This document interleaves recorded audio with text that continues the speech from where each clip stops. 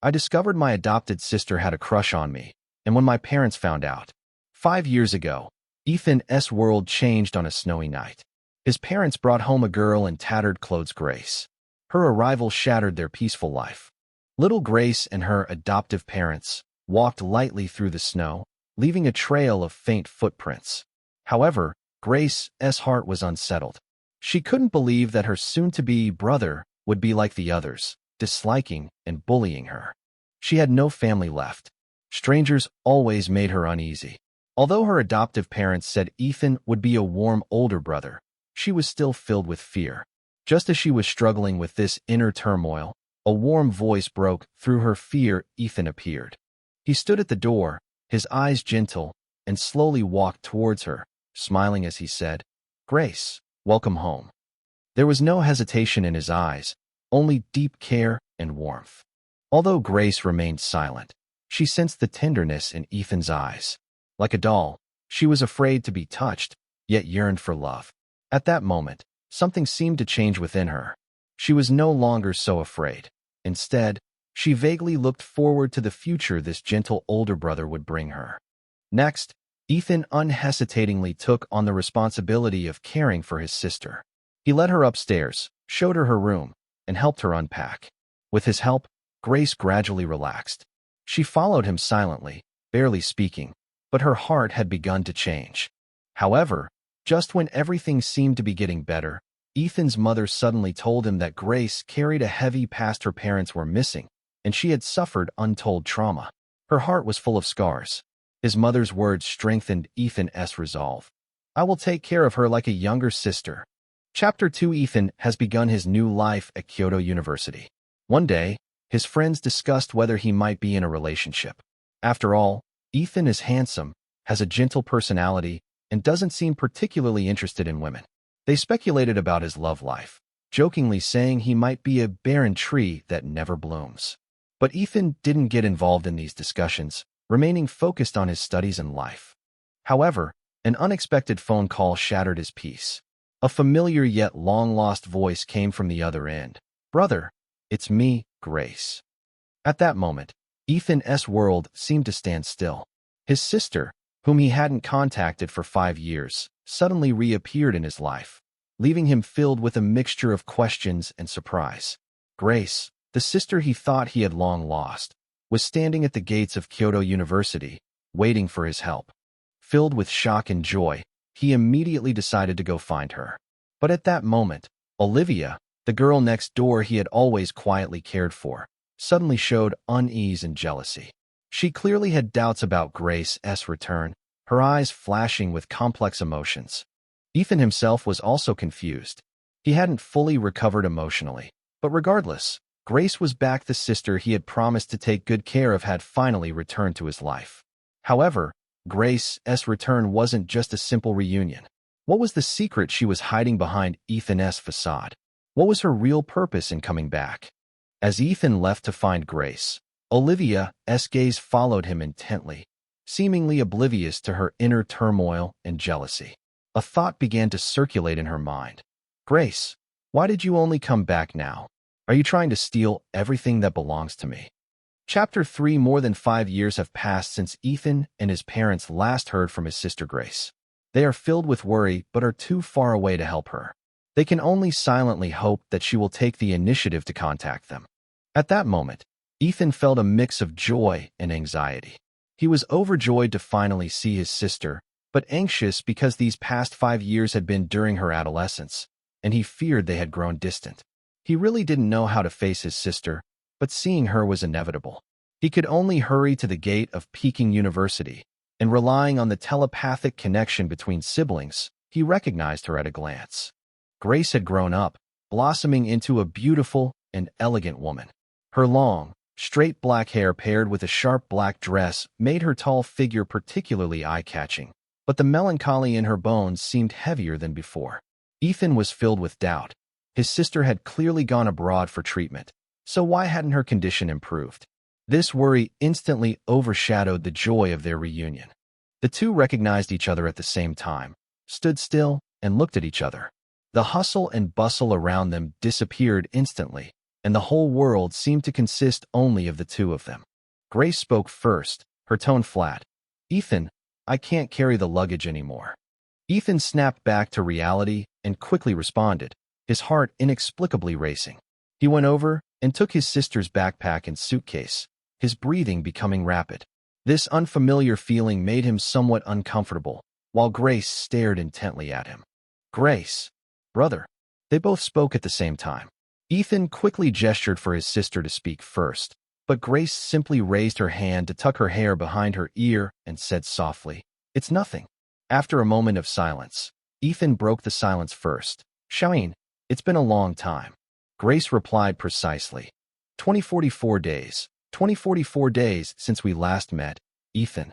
Another long silence followed, and even the warm weather seemed a bit chilly. Ethan was anxious to find a topic to talk about, but his mind was racing and he didn't know where to begin. Finally, Grace asked first, "How are Mom and Dad?" Ethan nodded quickly, his voice tinged with sadness. "They're both fine, but they miss you so much. Mom often cries secretly when she looks at your picture."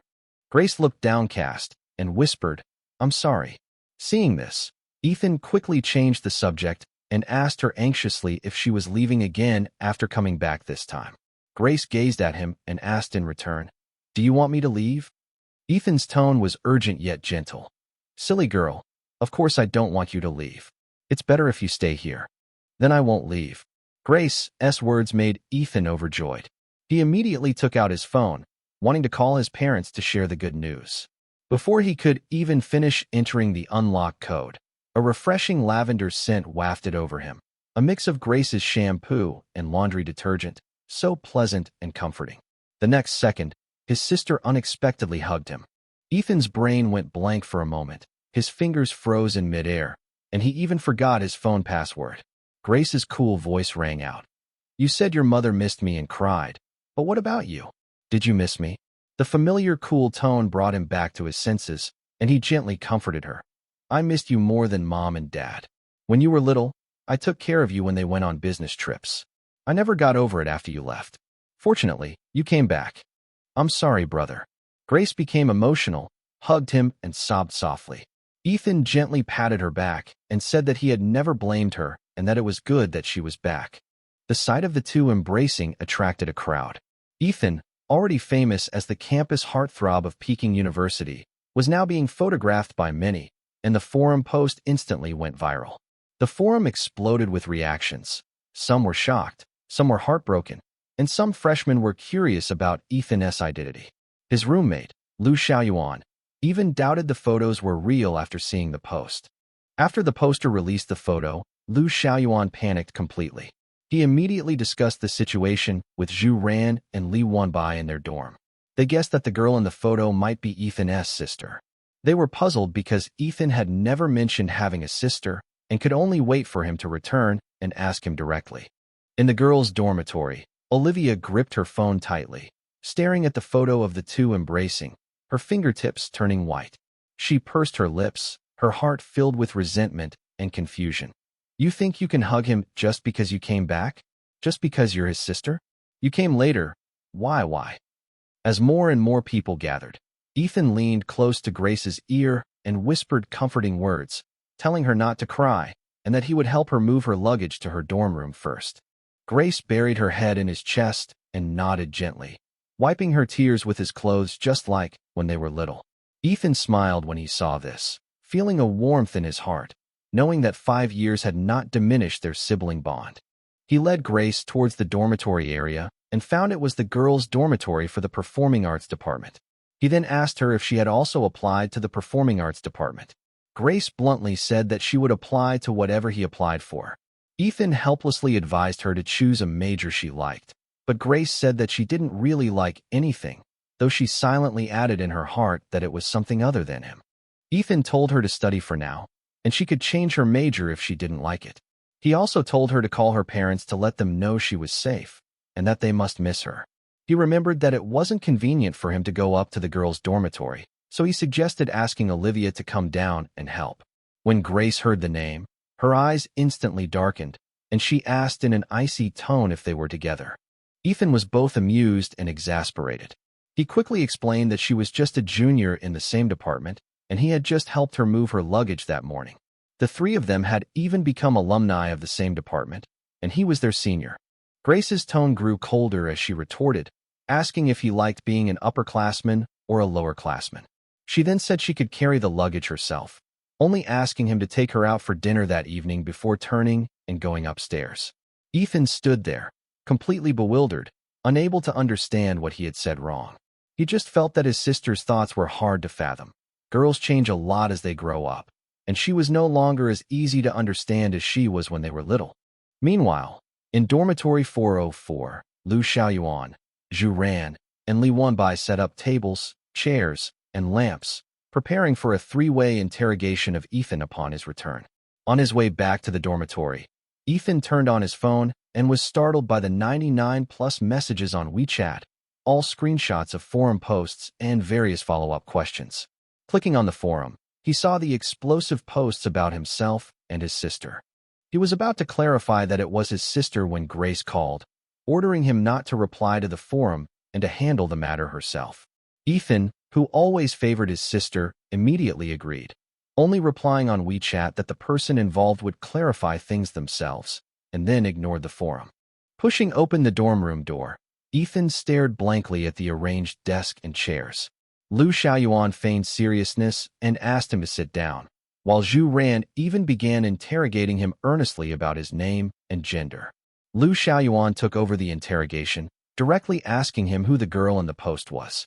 Ethan readily replied that it was his sister, Grace, but his roommate pressed him for the identity of the other girl from that morning. Ethan explained that it was Olivia from next door, and the three of them breathed a sigh of relief, but were also curious as to why he had never mentioned this girl who was the same age as them. Ethan admitted that she wasn't his biological sister, but that she was closer than a biological sister, and his roommates immediately dispelled their doubts, awkwardly laughing to smooth things over and quickly abandoning their interrogation-like stance. When her roommates pressed her for details about her sister's past, Ethan firmly refused, saying he needed Grace's permission to reveal anything and that he respected her privacy. Her roommates all expressed their understanding. Grace returned to her empty dorm room, tidied her things, and then saw Olivia's clarification comments on the forum. She then proactively messaged her to arrange a meeting. Olivia arrives at dormitory 303, and the two greet each other. Olivia bluntly states that Grace is both occupying the position of the younger sister and coveting Ethan, questioning why Grace, who has been absent for 5 years, still wants to continue to monopolize him. Grace readily admits this, and Olivia confesses that her feelings for Ethan are no less than hers, reminding Grace that after 5 years of absence, she should first get to know the current Ethan. When the two talked about their past friendship, they still acknowledged that they were friends. Grace couldn't help but ask Olivia if Ethan had been in a relationship in the past 5 years. Olivia frankly admitted that she hadn't, that she had waited for him for 5 years, but she was also jealous that Grace, even after disappearing, still received his unconditional favoritism. Olivia stated that she wouldn't give up and inquired about Grace's condition. After receiving a vague response, the two added each other on WeChat, and Olivia turned and left. After Olivia left, Grace looked at her mother's number on her phone, hesitated for a long time, and finally pressed the dial button. Chapter 5: My Sister's Kiss? A gentle voice came from the other end of the phone. It was Ethan's mother, Isabella, an elegant and mature woman.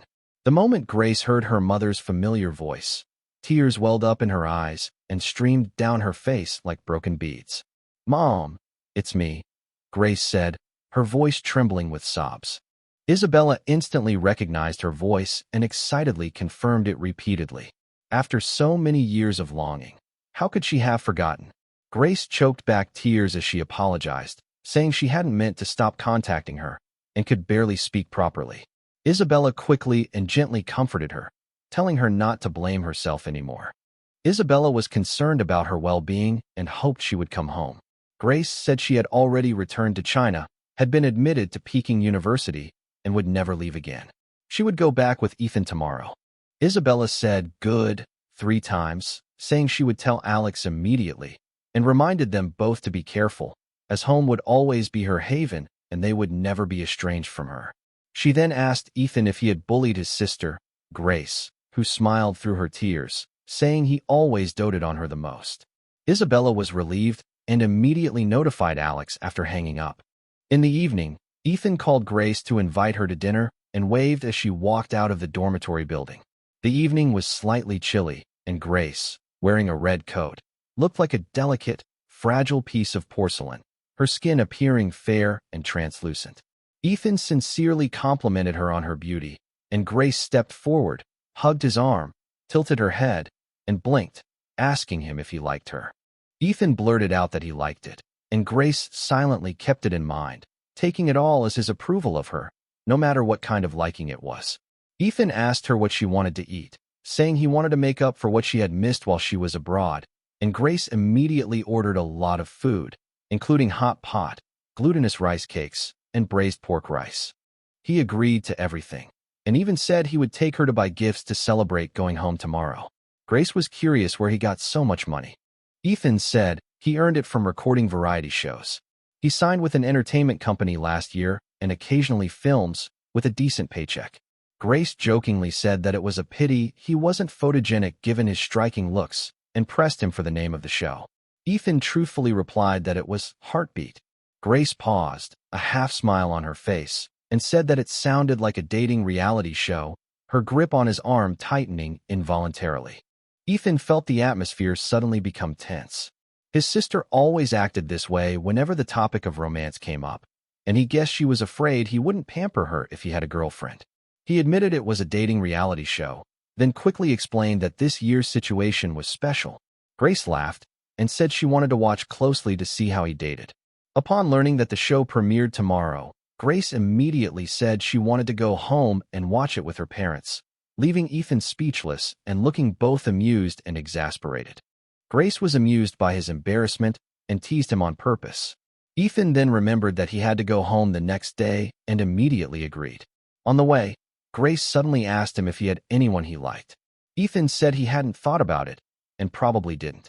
He thought his sister was afraid of being ignored and quickly comforted her. Grace said he was overthinking it, but in her heart, she didn't want to share him with anyone. Ethan thought her condition was improving, but he couldn't help asking how her depression treatment was going. Grace said the doctor told her to take her medication on time, keep her mood stable, and talk and communicate more, but she didn't want to communicate with others. Ethan told her to take it slow and that he would always be there for her. Grace asked him why he was being so kind to her. Ethan blurted out that it was because she was his sister, but Grace bluntly stated that she wasn't his biological sister. Ethan's steps slowed abruptly, a suffocating panic rising in his heart, thinking that his sister no longer wanted to acknowledge him as her brother. Grace noticed his expression and immediately realized she had said the wrong thing. Not wanting to hurt him, she decided to slow down and take things slowly. She stepped forward and gently hugged him, whispering an apology in his ear, saying she meant no harm. Ethan snapped out of his daze and softly told her that he and his parents would always be her family, always her support. Grace looked at him up close. His rosy lips, clearly defined, held a captivating allure tinged with a hint of grievance, almost making her lose control. She suppressed her impulse, stood on tiptoe, and gently placed a kiss on his forehead. Ethan froze on the spot, his mind blank, completely unable to process what had just happened. Grace was secretly pleased to see his petrified expression and deliberately said that it was normal for siblings to kiss, and that they often did that when they were little. Ethan stammered that he was all grown up now, but Grace, taking advantage of his affection, threw a tantrum and insisted on doing things her way. Ethan eventually had no choice but to give in. Grace knew she had appeased him and secretly thought he was naive and easy to please. She was afraid he would be deceived by others and just wanted to keep him by her side.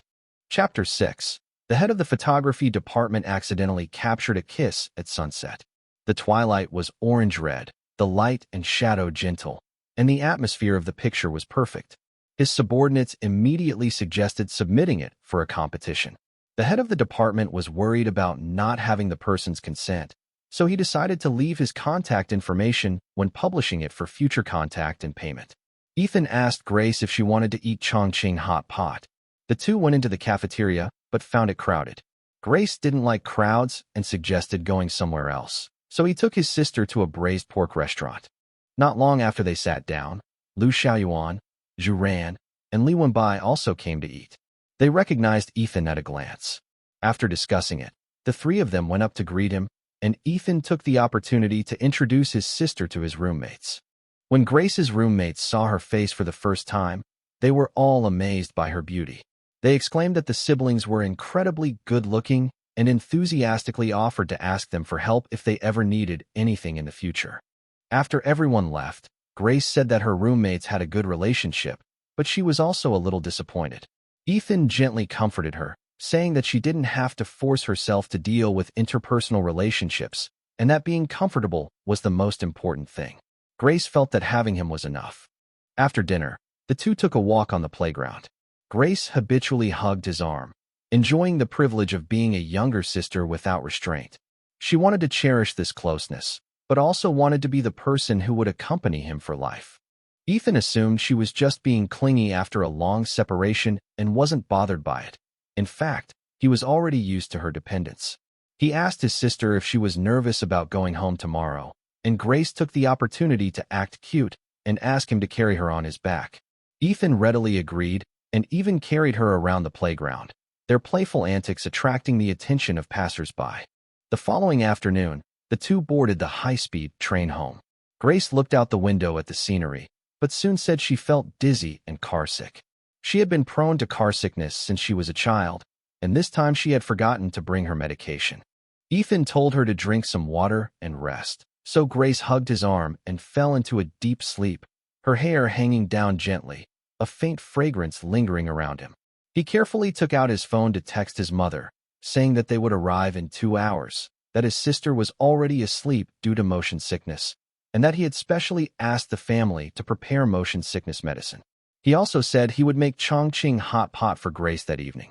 Just after I finished talking to my mom, Olivia sent me a message with a screenshot of a variety show trailer. The cover featured Ethan, and she teased him for secretly filming a dating reality show. Olivia jokingly asked if he was really dating and even invited him to watch a show together that night. Ethan admitted that he was on the high-speed train home with his sister and had to decline. Olivia smiled and said she would judge him alone, but she was secretly on guard. Ethan's lack of interest in the show didn't mean the female guests on it didn't have ulterior motives. Chapter 7. The high-speed train was about to arrive at the station. Ethan looked at Grace, who was fast asleep with her head on his shoulder, and his heart was filled with tenderness. He could only gently wake her up. Grace opened her eyes sleepily, her eyelashes fluttering slightly, looking both dazed and adorable. Ethan reached out to smooth her messy hair, asking if she was tired from sleeping. Seeing that she was about to meet her parents, Grace became visibly nervous and uneasy, her fingers trembling slightly. Ethan held her hand tightly, gently reassuring her not to be afraid. Upon exiting the station, Grace spotted her waiting parents and instantly threw herself into their arms, sobbing as she expressed her longing. The family was finally reunited. Ethan watched the three of them embracing, silently standing aside to savor the warmth. He then stepped forward, smiling as he wiped away his sister's tears with a tissue. Seeing the deep bond between the siblings, their parents were very pleased. Isabella took out some motion sickness medicine she had prepared and handed it to Grace. Grace looked at Ethan, a subtle smile playing on her lips. Ethan offered to drive, letting his parents and sister sit in the back. The family chatted and laughed in the car, and his mother even teased him, saying that he was bullying his sister, which made everyone laugh. When Grace got home, she found her room unchanged and spotless, which warmed her heart. She quickly thanked her brother and parents. Ethan wouldn't let his sister help in the kitchen and went to prepare the meal himself.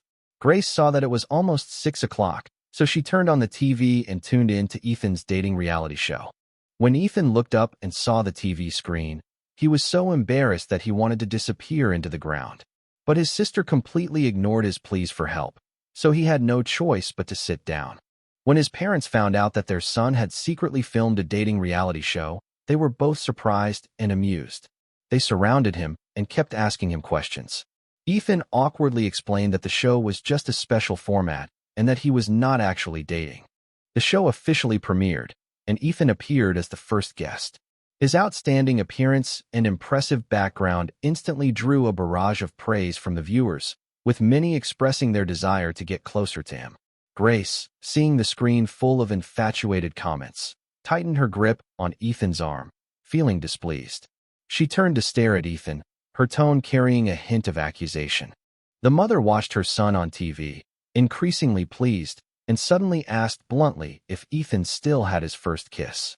Ethan awkwardly replied that he did, but Grace immediately said no, adding that she kissed him when she was little, making the scene instantly both funny and awkward.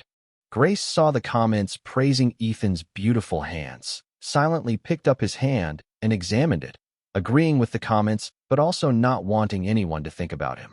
Chapter 8. Ethan stood at the entrance of the love variety show Villa, looking at the cameras everywhere, feeling extremely nervous. He was the first guest to arrive, completely unaware of the new rules, and could only bite the bullet and push the door open. The villa's interior was luxuriously decorated, with warm lighting and high-end furniture, exuding comfort and style. Ethan hadn't expected the production team to spend so much, and his already tense mood became even more flustered. He sat alone on the sofa to calm himself down, repeatedly telling himself not to be nervous. Fine beads of sweat appeared on his nose. Not long after, the second female guest, Lucy, walked in with a powerful aura. Lucy was dressed in a black hiking outfit, her ponytail tied high. She looked capable and heroic, exuding a chivalrous air. Ethan stood up to greet her, and in his nervousness, he blurted out, "Hello, my name is not nervous." Lucy was stunned on the spot, and Ethan was also instantly speechless. He quickly changed his self-introduction.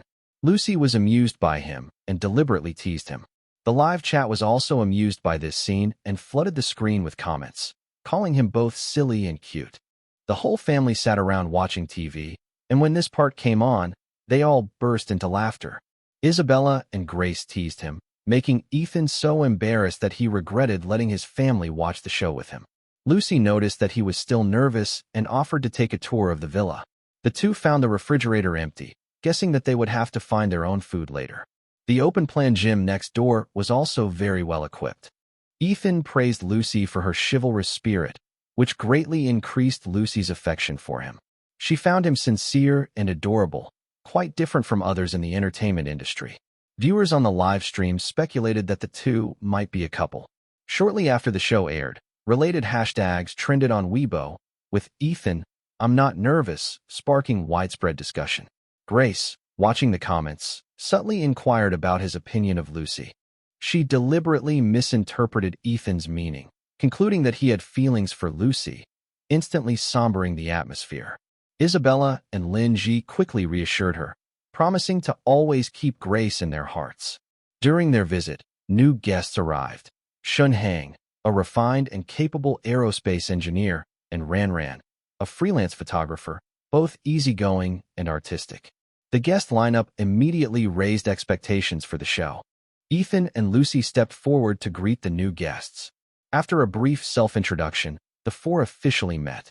The live chat was instantly flooded with comments about the guests' good looks, and viewers eagerly awaited the appearance of other guests. The director announced major changes for this season via loudspeaker. Only the first episode will be filmed at the villa, and subsequent episodes will be filmed in different locations and live. Viewers will also be invited to join the show after the first episode. Ethan exclaimed that he'd been tricked after hearing the rules. He never expected his first time recording a show would be live, and he'd have to face unknown new guests. His expression was one of utter despair, which amused the audience. Grace immediately decided to sign up after seeing the rules, hoping to use the show to get closer to Ethan. She even deliberately teased him with the nickname Yuko in the comments, her sarcastic manner making Ethan quickly lower his head and try to appease her. Watching the interaction between the brother and sister, their parents laughed and said that Grace had been Ethan's nemesis since she was little, and Ethan could only helplessly indulge her. After all, she was the little sister he had spoiled. The director announced the official start of recording, and the staff handed out the rule cards, which clearly stated that dinners must be purchased and prepared by the participants themselves, and that men and women must work together to prepare them. Each night, participants must also send a unique message expressing their feelings, and it is forbidden to confess their feelings in person. After reading the rules, the four quickly divided the tasks. Lucy and Ethan, who both knew how to cook, took the initiative to team up to prepare dinner. Shinhang could only cook noodles, while Ranran, who couldn't cook at all, could only take photos and cheer. Ethan carefully inquired about everyone's dietary restrictions. After finalizing the menu, he prepared to go out to shop. Ranran, who didn't know how to shop, asked Ethan to accompany her. Lucy suggested that the four of them go together to improve efficiency. Ethan asked the director to exchange his 100 yuan for smaller bills. His coquettish pleading was captured on camera, making him look playful and adorable. Lucy noticed this and her affection for him increased dramatically. Chapter 10. Grace stared blankly at Ethan on TV. She had never seen him like this before. In the past, he was always a steady and reliable older brother to her, a pillar she could rely on at will. This unfamiliarity filled her with disappointment. She greedily wanted every aspect of Ethan, but knew it was impossible, just as Ethan never knew that her feelings for him had long surpassed those of a brother and sister. She couldn't say when she started to become inseparable from him. Perhaps it was their first meeting as children, or his constant presence when she fell ill, or perhaps it was the greed that quietly grew from countless instances of favoritism. In the Lin family's living room, Isabella watched her son's expression on TV and jokingly teased him for being cute. Ethan then realized his involuntary expression and stammered for a long time before finally laughing it off to cover up his embarrassment. Isabella beckoned Ethan closer, pinched his chin, and examined him closely. She said the mole at the corner of his right eye was the culprit, adding to his cuteness, and told him to cover it up if he wanted to act aloof. Ethan reluctantly agreed, and as soon as he sat back down, Grace imitated her mother, pinching his face repeatedly to examine it, her eyes full of undisguised concern. Linji noticed that Lucy's expression towards Ethan was strange and asked Grace for her opinion. Grace didn't hear her clearly and looked to Ethan for help. After listening, she simply said that she couldn't tell. How could she not see it? She just didn't want to admit it. But the comments kept mentioning Lucy's different attitude towards Ethan, which made her feel very distressed, but she couldn't deliberately turn off the comments. While watching the live chat, Ethan suddenly remembered that his company had asked him to open a Weibo account, which he had completely forgotten about. He immediately took out his phone, registered a new account, and sent it to Lily, who was in charge of coordinating with him. In the show, the four of them discussed the division of purchasing tasks. Ethan said that there were seasonings in the kitchen, so he volunteered to buy grass carp and pork. He also specifically asked Lucy to buy more potatoes and help bring some starch. Lucy smiled and agreed. Shunhang casually offered to buy drinks, while the shy Ranran volunteered to buy steamed buns. After splitting the money, the four of them headed to the market together. Upon entering the market, they split up and went to their respective shopping areas. Ethan went straight to the meat section and carefully checked the freshness of the pork belly at a stall. When the stall owner saw Ethan and the cameraman, she greeted them with a smile, praising his good looks and saying that TV crews often came to her stall to buy meat. She insisted on giving him a free meal. Ethan felt that it wasn't easy for the old lady to run her business, so he insisted on paying. The old lady couldn't persuade him otherwise, so she agreed to sell it to him at a discount and even specially picked out the best piece of pork belly. After receiving the meat, Ethan politely asked the old lady where the fish was sold. She pointed in the direction of the fresh food section. He thanked her and hurriedly ran to the fresh food section with the meat in his arms. The old woman watched his departing figure, muttering to herself, praising him for his sweet talk, politeness, and good looks, and expressing her envy that her daughter could find a boyfriend like him. Chapter 11. Ethan arrived at the fresh food section, looking at the live fish, shrimp, and crabs in the glass cabinets, eager to eat them. But with limited money, he could only reluctantly look away and concentrate on finding the grass carp he wanted to buy.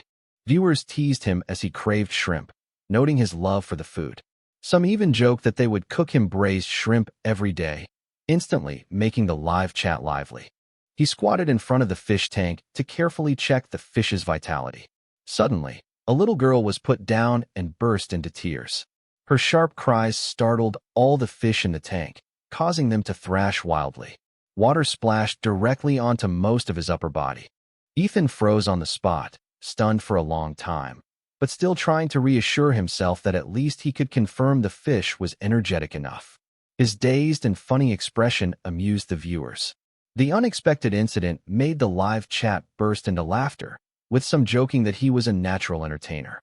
Others noticed his vaguely visible figure under his wet clothes, which the camera happened to capture in a close-up. The fishmonger quickly came over to apologize, but Ethan smiled and waved his hand, saying it was all right. He then turned and squatted down to comfort the crying little girl, taking out a piece of chocolate from his pocket and handing it to her. The little girl stopped crying immediately after receiving the chocolate.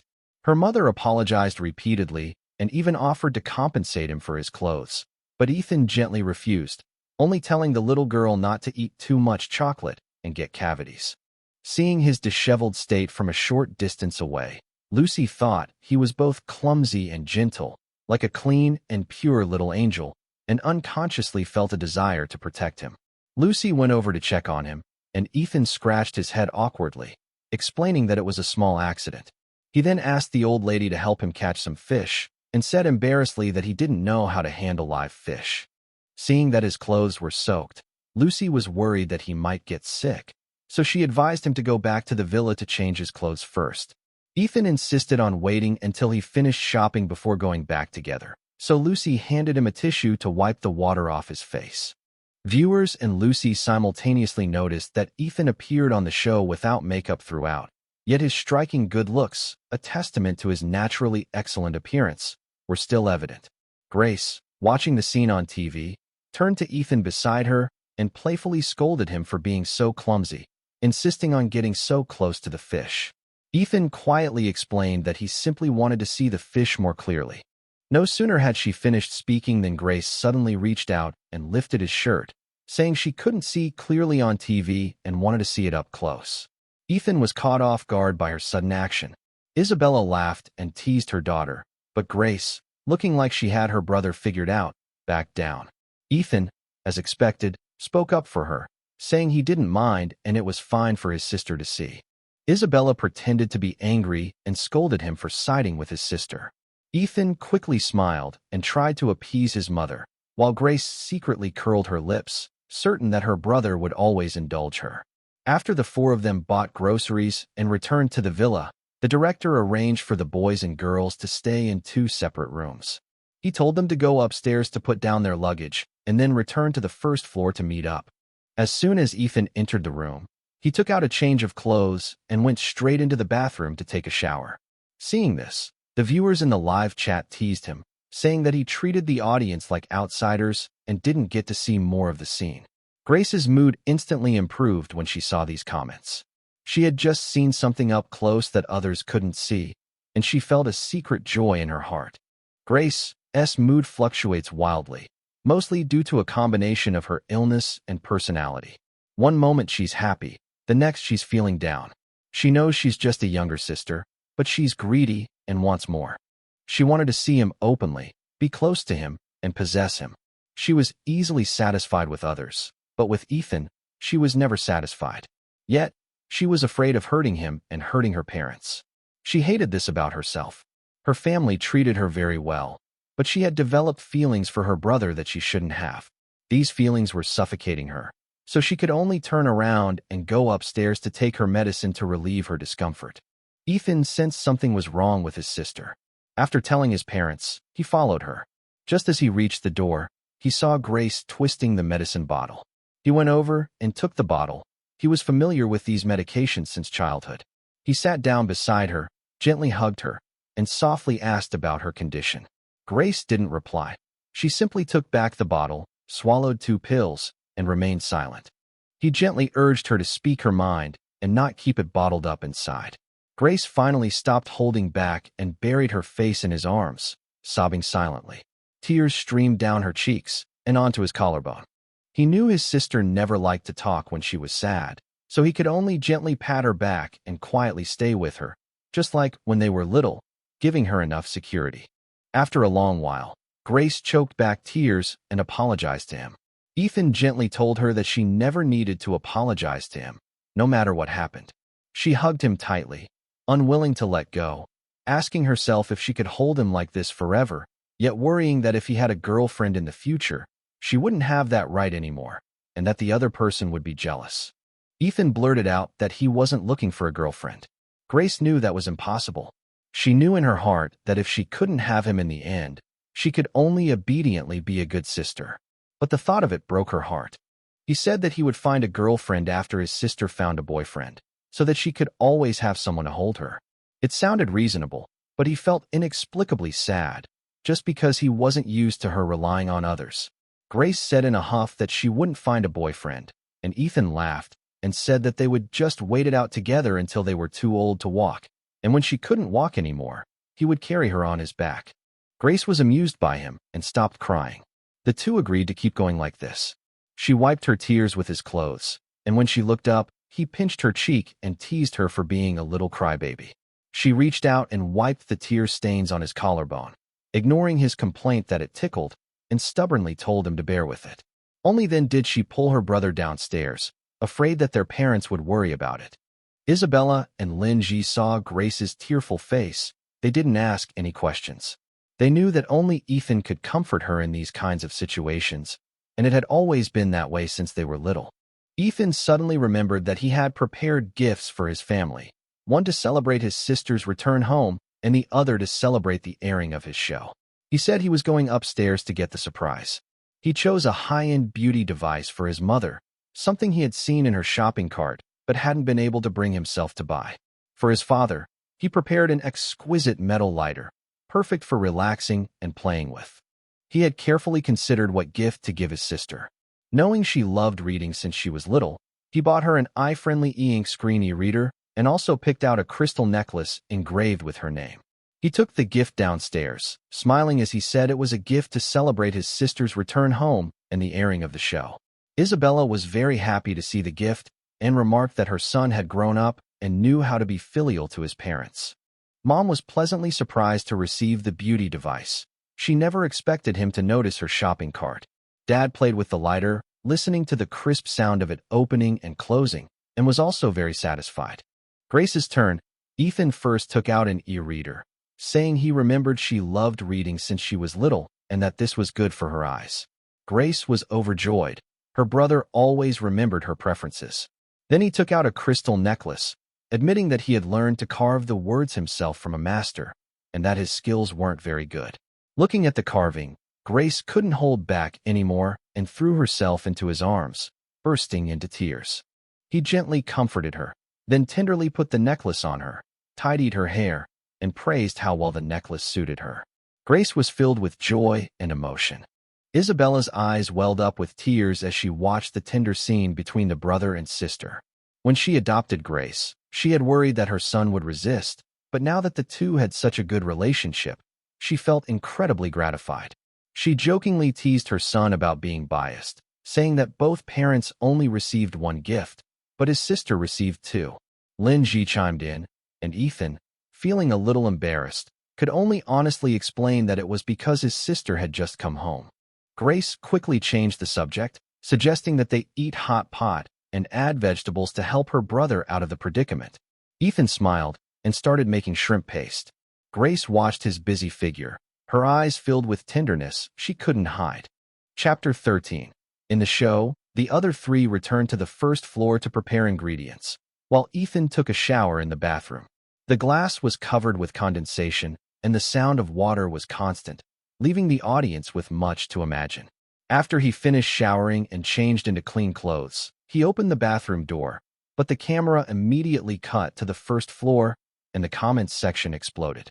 Many people complained that the editor was deliberately keeping them in suspense, and some even vaguely noticed that he was wearing pink clothes.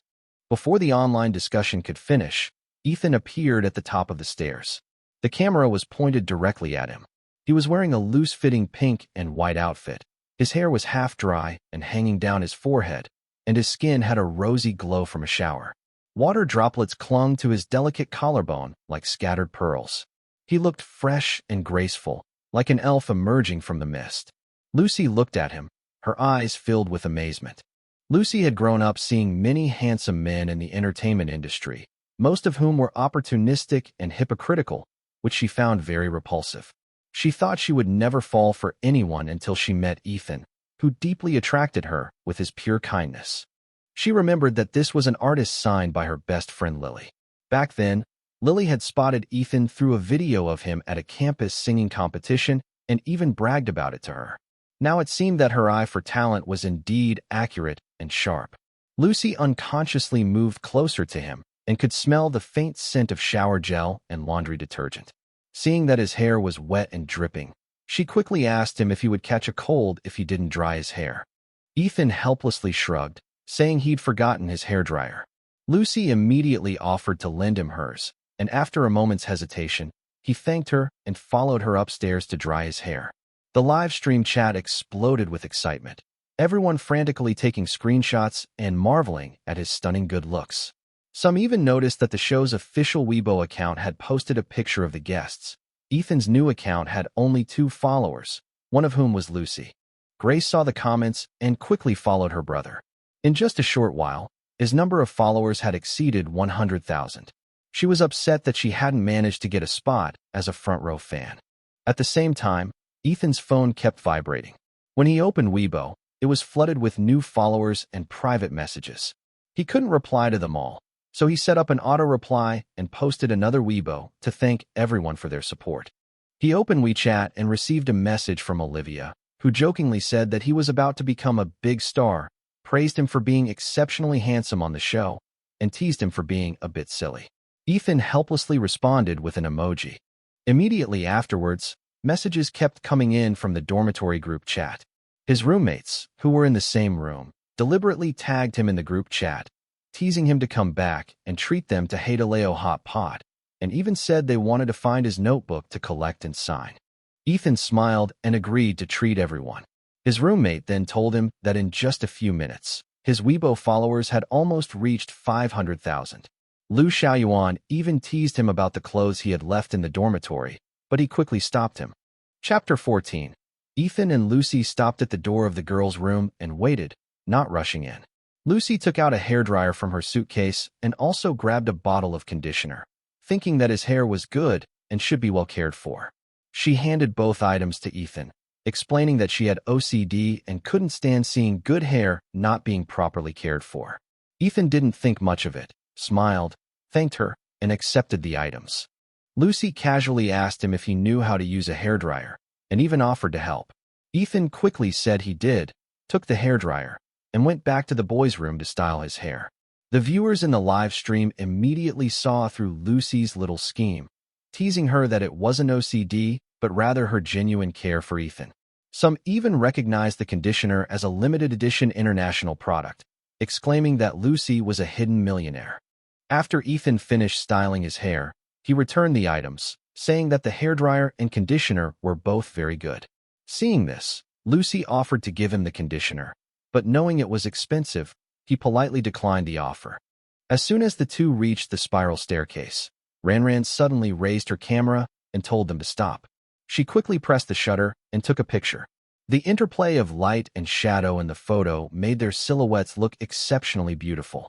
Ethan was very surprised, not expecting Ranran to have such a good effect with just a casual shot. Lucy also liked the photo very much and immediately asked for a copy. Ethan was too embarrassed to ask because there were other people in the photo.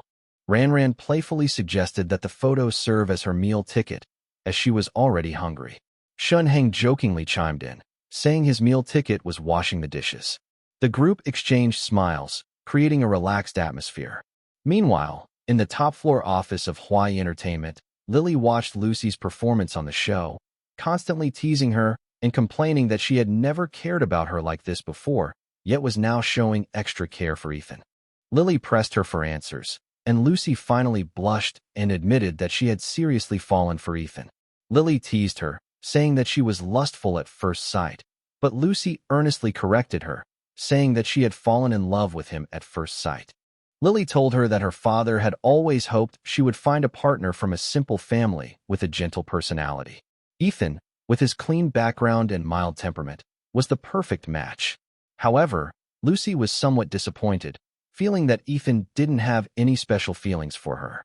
Lily advised her not to rush things, as Ethan worked for the company, giving her an advantage.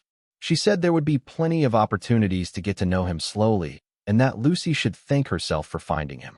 Lucy instructed Lily not to reveal her true identity to Ethan for the time being, fearing that he might distance himself from her if he found out.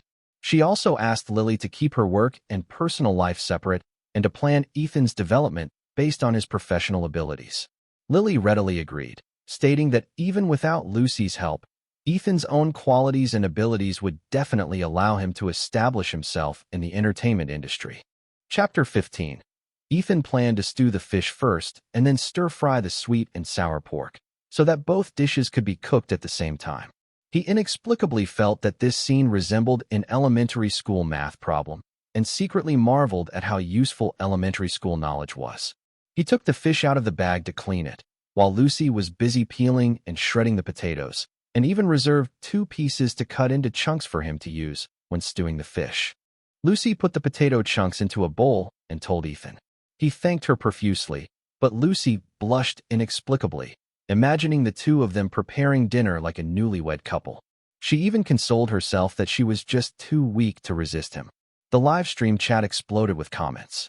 Some said the scene was warm and cozy, like a young couple. Some teased Lucy for blushing. Others said it was just a normal cooking task and praised Ethan for his calm and unfazed demeanor. Grace looked at the scene before her with mixed feelings. She turned to Ethan and whispered that she wanted to learn to cook. Ethan was very surprised, not expecting his sister to have such an idea. Ethan was puzzled because his sister ate in the school cafeteria and cooked for herself at home, so there was no need for her to cook at school. Grace, however, pretended to be unhappy and said she wanted to cook for him. Ethan immediately felt that his sister had grown up and happily agreed. Grace happily said that she would study hard and joked that she was afraid of poisoning him, and then she would have no brother. Isabella overheard the siblings' conversation and teased Grace for only cooking for Ethan and not mentioning herself. Grace quickly added that she would also cook for her parents. Linji advised Isabella not to interfere with the 2 children's cooking, but Isabella glared at him and asked if he didn't want to eat Grace's cooking. Linji reluctantly gave in and said that he really wanted to eat it. After a while, Isabella asked Ethan about his future career plans. After thinking about it, Ethan replied that he did not want to waste the musical instruments and vocal music he learned as a child, while also taking care of his acting major in college. Isabella confirmed that he wanted to make music and act at the same time, and Ethan nodded in agreement. Isabella reminded him that there aren't many dual-threat artists, and the pressure would be immense. Ethan firmly said that he would do his best. Isabella then asked Grace about her plans. Grace had already thought about this and said that she planned to become a screenwriter and lyricist, and after studying acting, she would act in movies with her brother. Isabella worried that Grace was just following her brother and didn't truly like what she wanted. Grace, however, said she didn't know, but she liked what her brother liked. Linji thought it was a good thing, as the siblings could help each other. Lin Ji-chong suggested that the siblings divide the work. Grace would write the lyrics and script, while Ethan would compose and sing the music and act together. The songs could even be used as theme songs for the TV series. Isabella agreed. Ethan also thought this plan was great, as it would allow him to be closer to his sister and take better care of her. However, the thought of his sister's illness made him feel somewhat lost, and he could only do his best to protect and accompany her. On the TV screen, Ethan was still fighting with the fish, but ended up with both of them injured. He wanted to cut the fish to add flavor, but after he finished cutting the fish, he also cut his left hand. Ethan put down the knife to check the wound, secretly complaining that everything was going wrong for him today, probably because he was experiencing Mercury retrograde. Lucy quickly noticed his injury and instinctively grabbed his hand to check it anxiously. Ethan was a little confused when his hand was suddenly grabbed. After realizing what was happening, he quickly pulled it back. Seeing this, Lucy asked him anxiously if he was all right. He quickly replied that he was fine, there was only a little blood, and it would stop soon. Lucy was about to get some bandages and disinfectant, saying the production team should have some spares.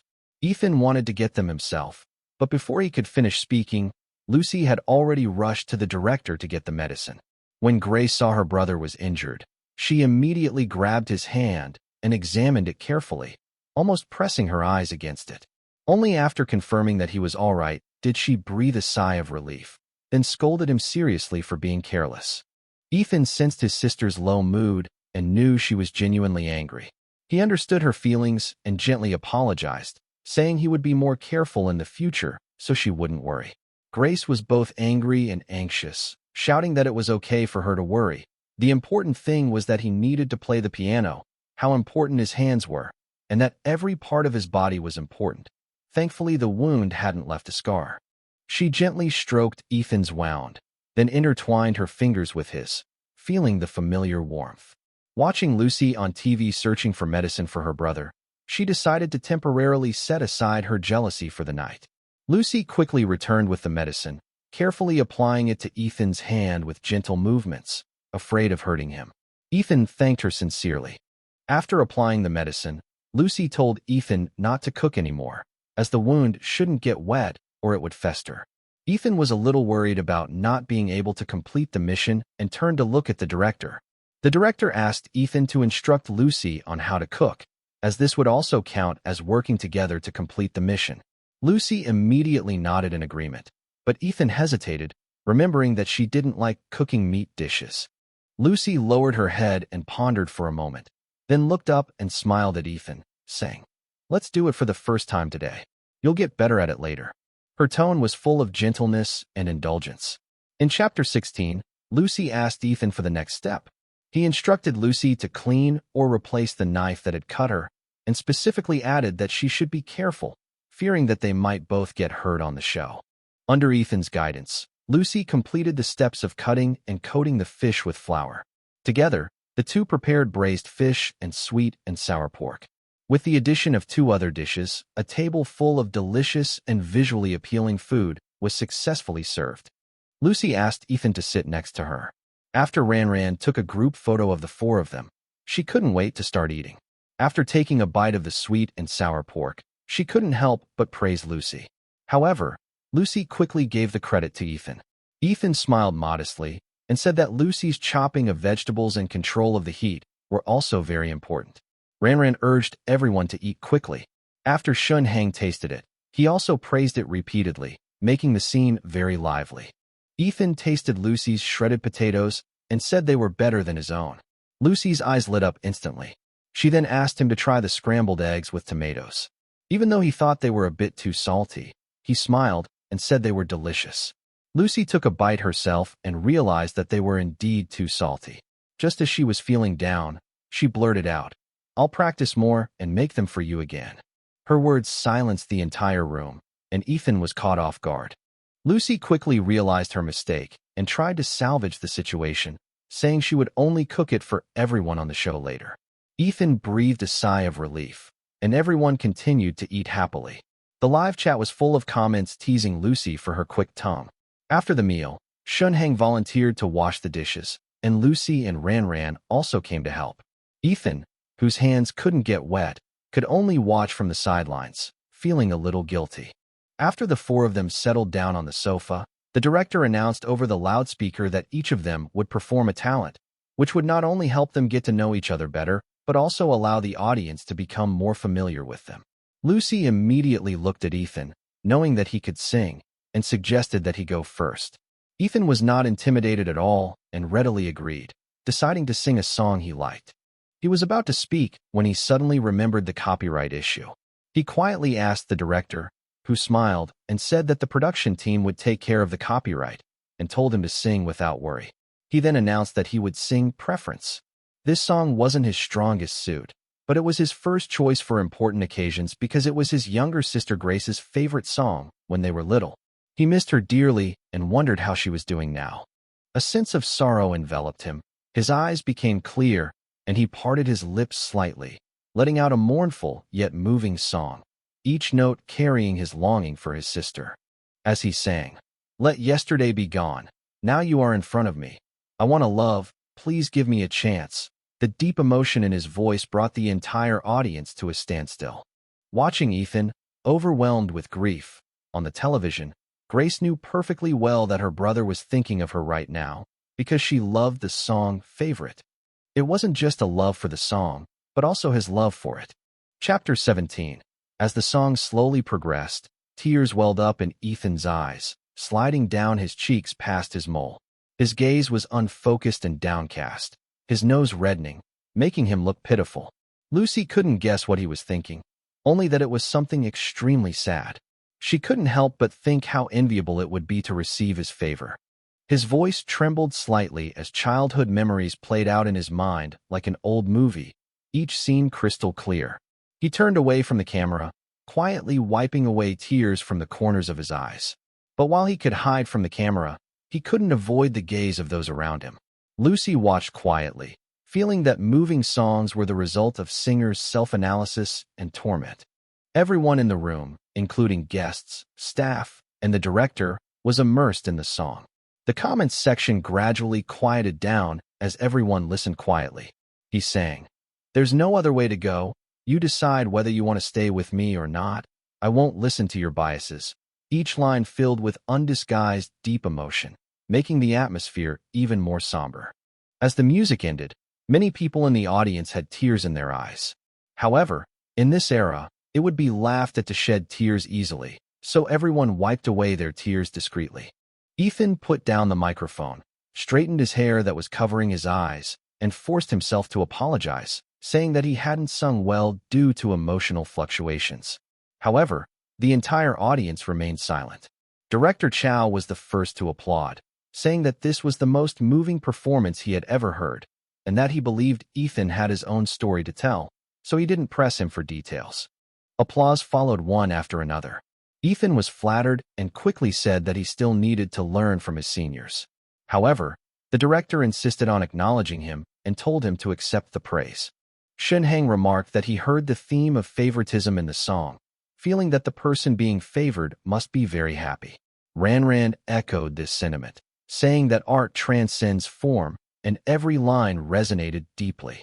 Lucy cautiously inquired about the person he favored, but Ethan looked hesitant and said it was inconvenient to say.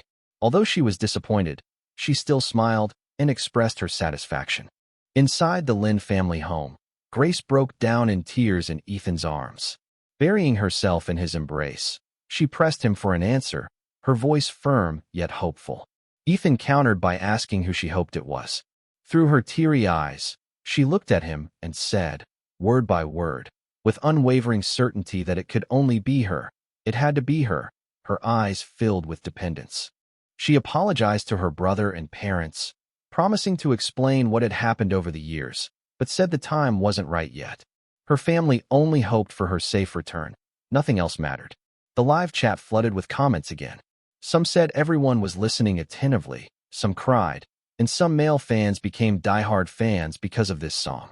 Everyone is speculating about who the favored person is, and they are amazed by the song clip's explosive popularity and #1 play count on Weibo, indicating that it will definitely top various charts in the future. Olivia watched the video, convinced he was singing Grace's name. She knew it would be difficult to beat Grace, but she wouldn't give up. She would fight for any chance she could get. At the top of Hawaii Entertainment, Lily watched the video and remarked that Preference was just as moving as the song from years ago. Lucy pressed her, asking if it was her ex-girlfriend, which Lily denied, saying she was an extremely important person. Lily produced the background check results, saying that Ethan had never dated anyone in junior or senior high school, and his household registration only included his parents and himself, ruling out girlfriends and deceased family members. Lucy's emotions gradually calmed down. Lily suggested making an album for Ethan, and Lucy fully supported it, saying that he deserved top-notch talent, and even suggested that he compose the music himself, while the team would handle the lyrics, music, and post-production. Lucy nodded in agreement, feeling a surge of anticipation for the future, while Lily was already preparing to discuss the album's details with Ethan. Chapter 18. After the four finished their talent show, the director announced free time. Ranran pulled Shin-hang to the back garden to film the Cool Male God series, while Lucy took Ethan to the fitness area, where the two jogged together on the treadmill. Lucy smiled and praised Ethan's singing, saying she would play it on repeat after the show aired. Ethan politely returned the compliment, saying her rendition of Love Song was excellent. Lucy claimed she was just an amateur and only sang karaoke, but Ethan still sincerely praised her. Lucy then curiously inquired about his hometown and learned he was from the ancient city of Yunqing. Lucy had visited the ancient city walls of Yunqing and was deeply impressed by its historical significance. She then asked him where he planned to work after graduation, and Ethan said he would most likely stay in Kyoto. Lucy was very happy, saying that she was a local from Kyoto and that they could get together often in the future. She also confidently said that Ethan would definitely become a big star after the show aired. Ethan smiled and thanked her for her good wishes. Ethan then inquired about Lucy's profession. Lucy only revealed that she worked in the entertainment industry, but deliberately kept the details a secret, telling him to find out later. Lucy jokingly told him that with his outstanding looks and good personality, he must be very popular at school, and then followed up by asking if he had a girlfriend. Ethan admitted that he didn't, saying that he was more easygoing about relationships. Lucy quietly revealed that she was 25 years old and had never been in a relationship, and was even a little embarrassed. Ethan quickly comforted her, saying that with her qualities, she just hadn't met the right person yet. Lucy sighed inwardly, worried that the person she liked didn't like her back, but she didn't say much. She then suggested that they set the treadmill speed to 10 and have a competition with Ethan to see who could last longer. At 10 p.m., the four returned to their room. The director announced the rules for the heart-fluttering messages through a loudspeaker. Each person had a cell phone labeled with their name in the room and could either send a message to the three of them or choose to give up. Lucy was very distressed, holding her phone. She repeatedly edited and deleted messages she sent to the person she liked, finally understanding the dilemmas of being in love. She wished she could immediately find a strategist to give her advice. Ranran was decisive and sent a message to Shen Hang, saying that she would add him as a friend and send him the photo album she had taken. Shen Hang simply replied that he agreed without any hesitation. Ethan didn't have anything he wanted to post. He just rested his chin on his hand and idly scrolled through his phone, not paying any attention to the message about his crush. After racking her brains for a long time, Lucy finally found a suitable reason to message Ethan, saying that she was worried that no one would message her, which would make the second episode more difficult, and also reminded him to make sure the medicine on his hands didn't get wet. Ethan was quite surprised to see the message and felt that Lucy was very thoughtful. He quickly replied with his thanks, and Lucy gently said that he was young and it was only right for her to take care of him. After sending their messages, the four of them put down their phones, washed up, and prepared to go to sleep. The first episode of the show officially came to an end, leaving many suspenseful questions for viewers to look forward to. At the Lin family's house, the program had ended, dinner was almost over, and the parents went upstairs to rest. Ethan turned off the TV and prepared to clear the table, but the sky outside the window suddenly changed color. The wind howled and shook the tree branches, swirling up fallen leaves. Dark clouds quickly covered the sky, making it instantly gloomy. An early autumn downpour was imminent, and the temperature dropped accordingly. Ethan told Grace to close the windows and cover herself with the blankets so she wouldn't catch a cold.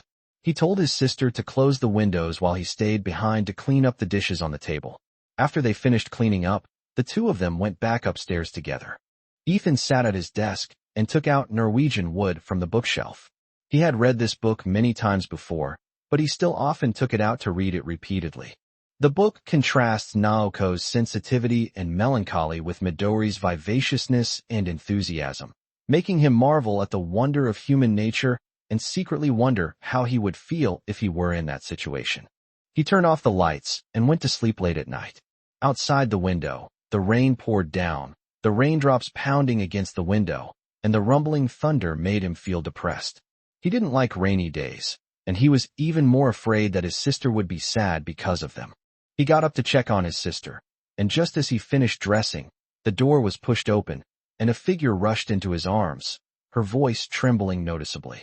Chapter 19. When Grace was little, every time it rained and thundered, she would run to Ethan's room in fear, hug him, and cry until she fell asleep. She was extremely afraid of the sound of rain and thunder at night. Over time, Ethan also began to hate rainy days. Ethan gently comforted his younger sister in his arms, carefully placed her on the bed, and covered her with a blanket. She ran over barefoot in her pajamas, clearly frightened by the thunder, but she refused to let go of his arms. Ethan sat on the edge of the bed, letting her snuggle up to him, and carefully tucked her in.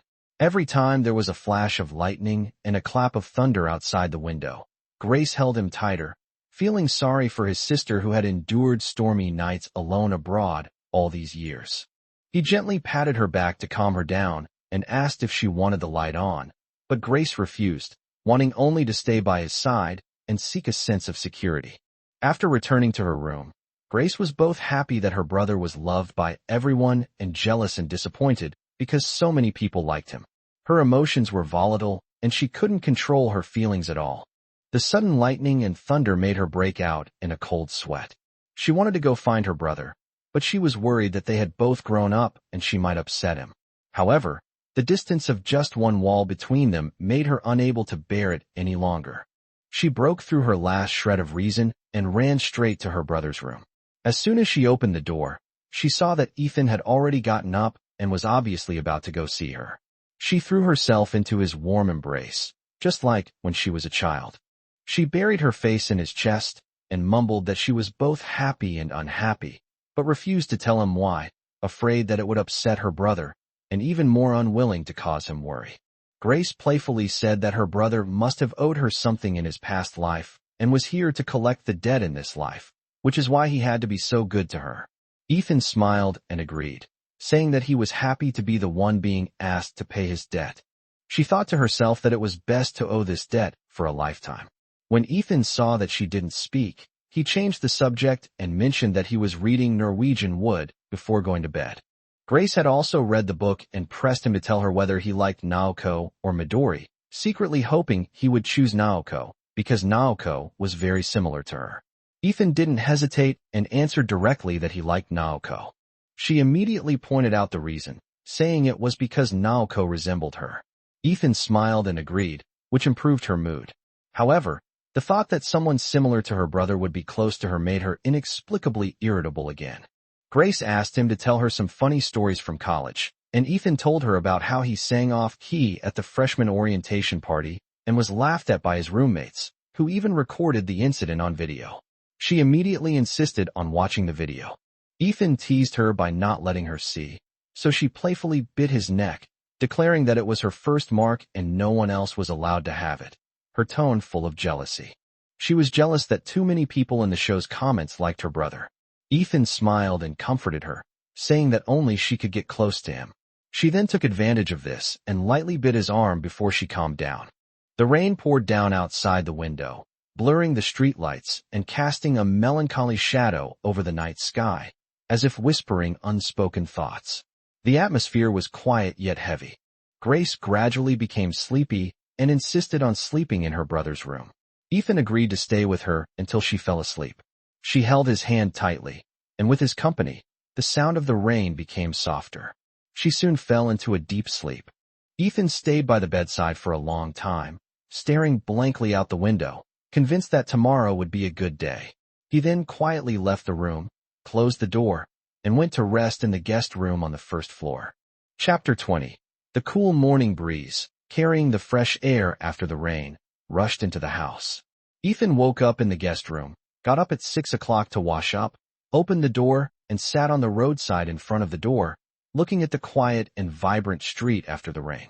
The road, washed clean by the heavy rain, was covered with puddles that reflected the outlines of buildings like mirrors.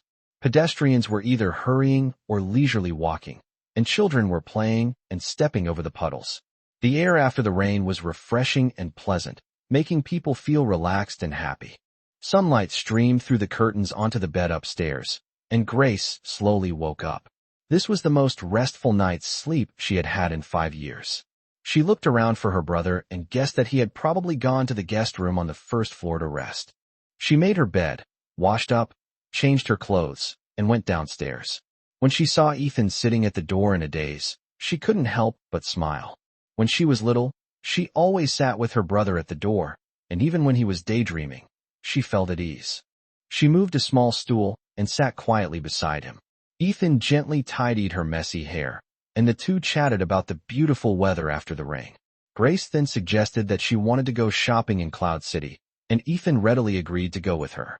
Ethan got up to prepare breakfast, asking his sister Grace what she liked. Grace ordered bread, blueberry jam, and fried eggs.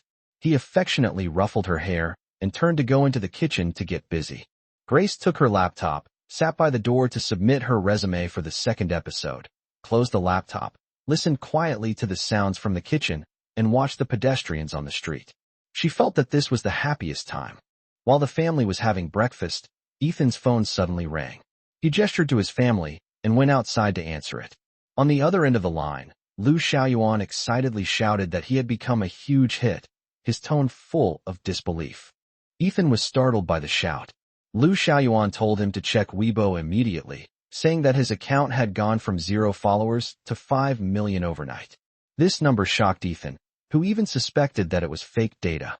He opened Weibo to check and was surprised to find that the number of followers was 5 million, far exceeding his previous expectations. Liu Xiaoyuan jokingly told him to cling to his coattails and teased him for being a rich second generation but having no heirs. Liu Xiaoyuan then got down to business. The school was going to hold a welcome performance for new students in a couple of days, and the counselor specifically asked Ethan to perform. He had no choice but to accept the arrangement. Ethan immediately recalled the embarrassing incident at last year's freshman welcome performance. He was so nervous about going on stage for the first time that he kept cracking his voice while singing, and his roommates even recorded videos of him laughing at him. He still feels incredibly embarrassed when he thinks about it now. Liu Xiaoyuan advised him that times had changed, his strength and popularity were no longer what they used to be, and even joked that the two of them should team up to do a crosstalk performance. Ethan decisively refused and told him to prepare the show himself. Liu Xiaoyuan reminded him to wear a mask and hat when he returned to school, as the school was now full of people who wanted to take photos and get autographs from him. Ethan agreed, and then the call was disconnected. However, he began to worry about the content of the program. When Grace saw him return with a worried look on his face, she quickly asked him what was wrong. When she learned that he was going to participate in the freshman welcome performance but didn't know what to perform, her eyes lit up and she offered to perform a duet with her brother. Ethan was a little surprised. Grace said that she was also a performing arts student and that this was a good opportunity to build her courage. Ethan readily agreed and decided that the two of them would discuss the program together and then report it to their advisor. He secretly breathed a sigh of relief. He wasn't nervous this year, and his sister would accompany him on stage. He figured he wouldn't mess up like last year. The performance was finally settled. Chapter 21. Brother, you're so childish. After breakfast, Grace was all ready and waiting for Ethan outside the door. Let's go, brother. Grace called him from outside the door to come out. He felt that Grace seemed more lively than usual today, and her voice was warmer than usual, so she must be in a good mood, which was quite rare, so he was happy as well. Coming, I replied first. Then he looked at his parents on the sofa in the living room. Mom and Dad, I'm taking Grace out for a walk. Isabella. Okay, go ahead. Grace should take a good break. You two be careful. Ethan. Okay, let's go then. Alex. Xiaoyu, do you want to drive there? Ethan. No need, Dad. We're just taking a walk on the way. We can take a taxi to any place that's far away. Alex. Okay, go ahead. She linked arms with Ethan and walked slowly along the street. People on the street would occasionally glance at the two exceptionally good-looking siblings and whisper among themselves. My brother is wearing a black cotton coat today. It feels very soft to the touch. The black color also diminishes his beautiful aura, making him look even more aloof. She secretly glanced at his profile. Her brother was really handsome, a true beauty. He had inherited all the best features from their parents. She couldn't get enough of looking at him. She liked him no matter what style he had. She took his hand as usual, something she did whenever she had the chance, as if it had become a habit. However, this caused Ethan's watch to be partially visible. She glanced at it, somewhat uncertain, and then rolled up her sleeves to take a closer look. She looked up at Ethan with a puzzled expression. So, brother, why are you wearing a little genius phone watch? Ethan didn't expect to be asked this. Well, it is indeed strange for a college student to bring this. Haha, I bought this watch for convenience when I was in high school. Don't be fooled by the fact that it's a children's watch. It actually has a lot of functions. I've gotten used to it, so I've been wearing it ever since. Grace, do you want to bring one too? It can also be used for location tracking, so you don't get lost. She thought to herself how childish her brother was, so she said it without hesitation. Yes, I'll take it. I'll go buy it in a bit. Ha ha ha, great. Hey, brother, have you decided what kind of show to put on? No. Grace, is there anything you'd like to perform? Yes, I'd like to play the violin. If it's the violin, how about I play the piano to accompany you? That's good, but does the school have a piano? I think so, but I'm also planning to buy a piano. I'm a bit rusty and need to practice more. I'll definitely need it in the future. But brother, where are you going to put it? You can't just put it in the dorm. Speaking of which, I was just about to tell you, Showing. I'm planning to rent a house near the school after I go back. I might have to go out to film shows and practice the piano from time to time, and staying in the dormitory will inevitably disturb my roommates. Oh, I see. Well, I'm planning to rent a 2-bedroom apartment, so that if you don't want to live in the dormitory, Grace, you can also live in a rented apartment, okay? Good. So, does that mean I'll have to live with my brother? A radiant smile danced in her eyes, and joy blossomed in her heart. The brother and sister strolled slowly to a small sand park where they often played together when they were children. Hey, brother, do you still remember that slide? Grace saw the familiar slide, ran over, pointed at it, and said, he certainly remembered that she loved that somewhat steep slide when she was little. Of course I remember. I still remember the first time I brought you here. You really liked this slide. I ran up and then slid down. I couldn't control it and fell down into the sand, getting covered in sand.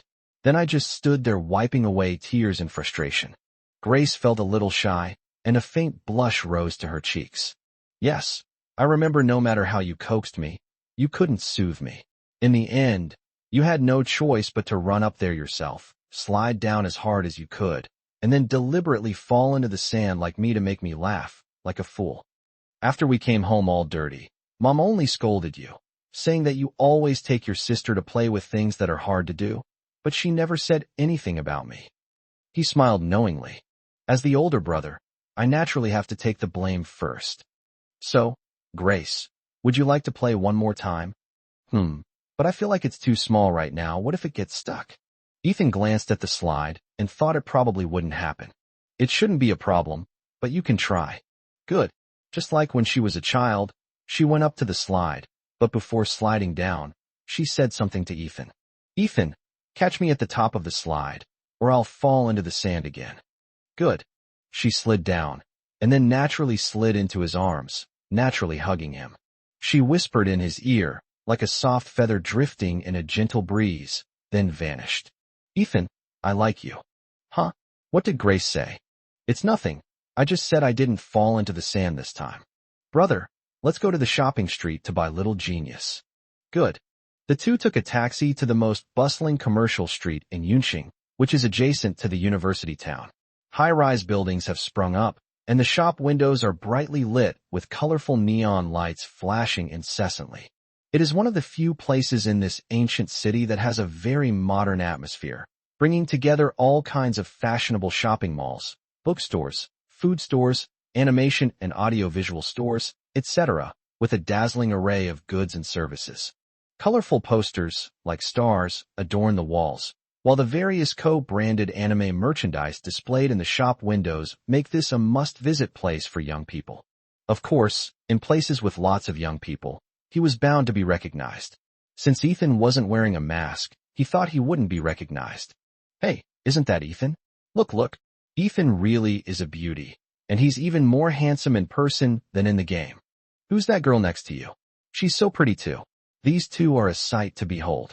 Could it be her girlfriend? No way. Ethan just said on the show that he's never been in a relationship. Never mind that for now. Should we go up and ask for a photo? Yes, let's go. Wait. Let me take a picture first and post it on my WeChat moments. As more and more people gathered around them, they realized something was wrong.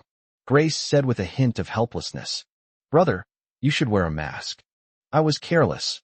I didn't expect to be recognized, he said helplessly. So, brother, what should we do?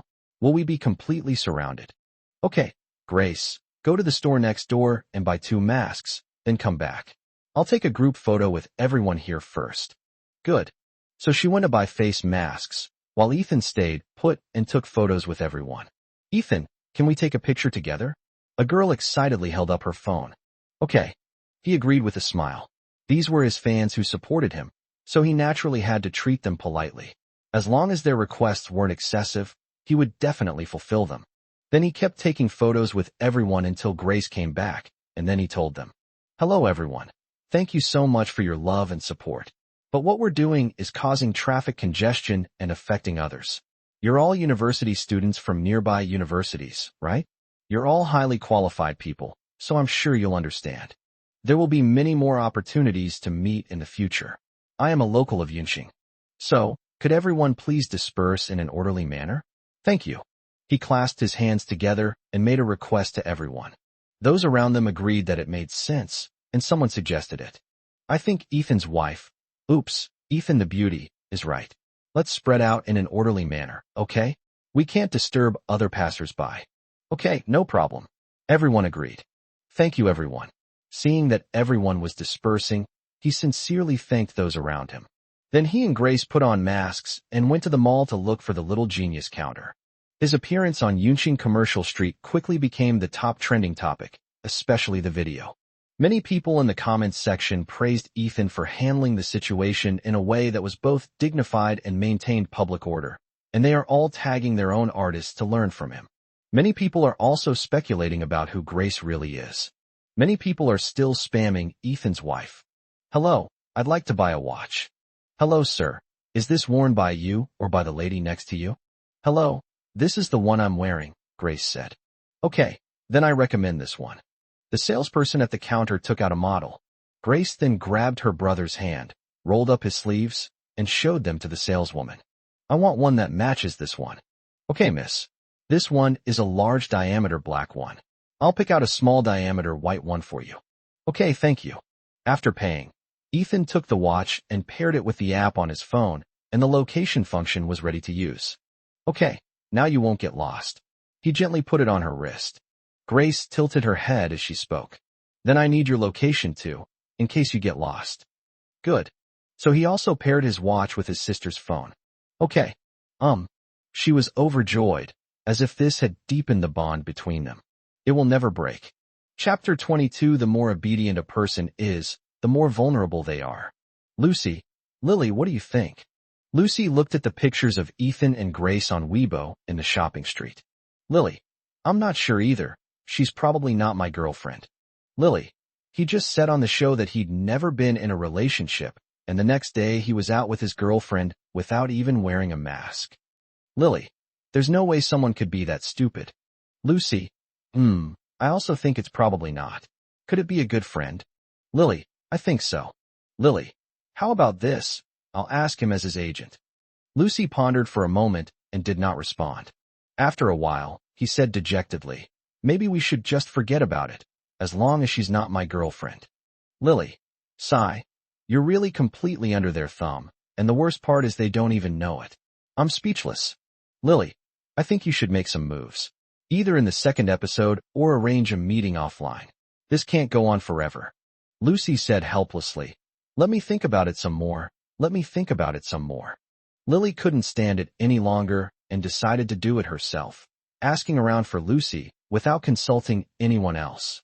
Lily left the office first, went to the coffee shop on the first floor, took out her phone, and sent a WeChat message to Ethan.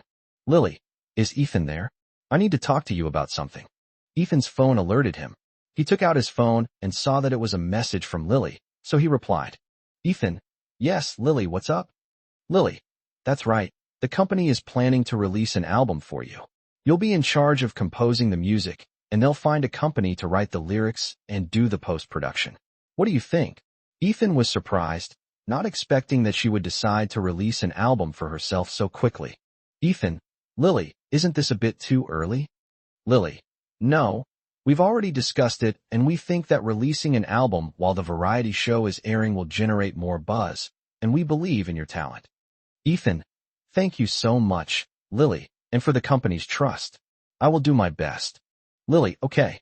Ethan knew his sister was good at writing lyrics, so he wanted to have her write the lyrics for his first album. It would be very meaningful, and it would also save the company the trouble of finding someone else. As for the quality, he figured his sister could just finish writing it and submit it to the company for review. He knew his sister's writing skills were definitely up to par, so he turned to Grace and asked, Grace, The company is preparing to make my first album. I will compose the music, and I would like to ask you to write the lyrics. Do you think you can do it? Grace was pleasantly surprised. Of course, she was happy to oblige. Really? I can do it. Will the company agree? It should be possible, let me ask. Ethan, Lily, can I find someone to write the lyrics myself? The quality is absolutely guaranteed. Once she finishes writing them, I'll send them to the company for review. Lily, of course, no problem. It's best to entrust your first album to someone you trust. Ethan, thank you, Lily. He happily handed his phone to his sister to look at.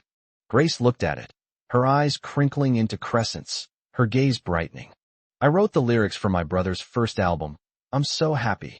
I'm also very happy, Grace. Let's do our best and not let the company down. Good. The phone rang again. Lily. Yes, there's another personal matter, Ethan. Ethan. Lily, just say it directly. Lily. Are you on Yunqing Commercial Street right now? Ethan. Yeah, how did Lily know? Lily. Because it's trending on Weibo. The pretty girl you're with isn't your girlfriend, right? Ethan. No, it's my sister. Lily. Your family information doesn't include a younger sister. Is she a cousin? Ethan. It's a complicated story, but she's my younger sister. He certainly treated Grace like his own sister, even though her household registration had been transferred.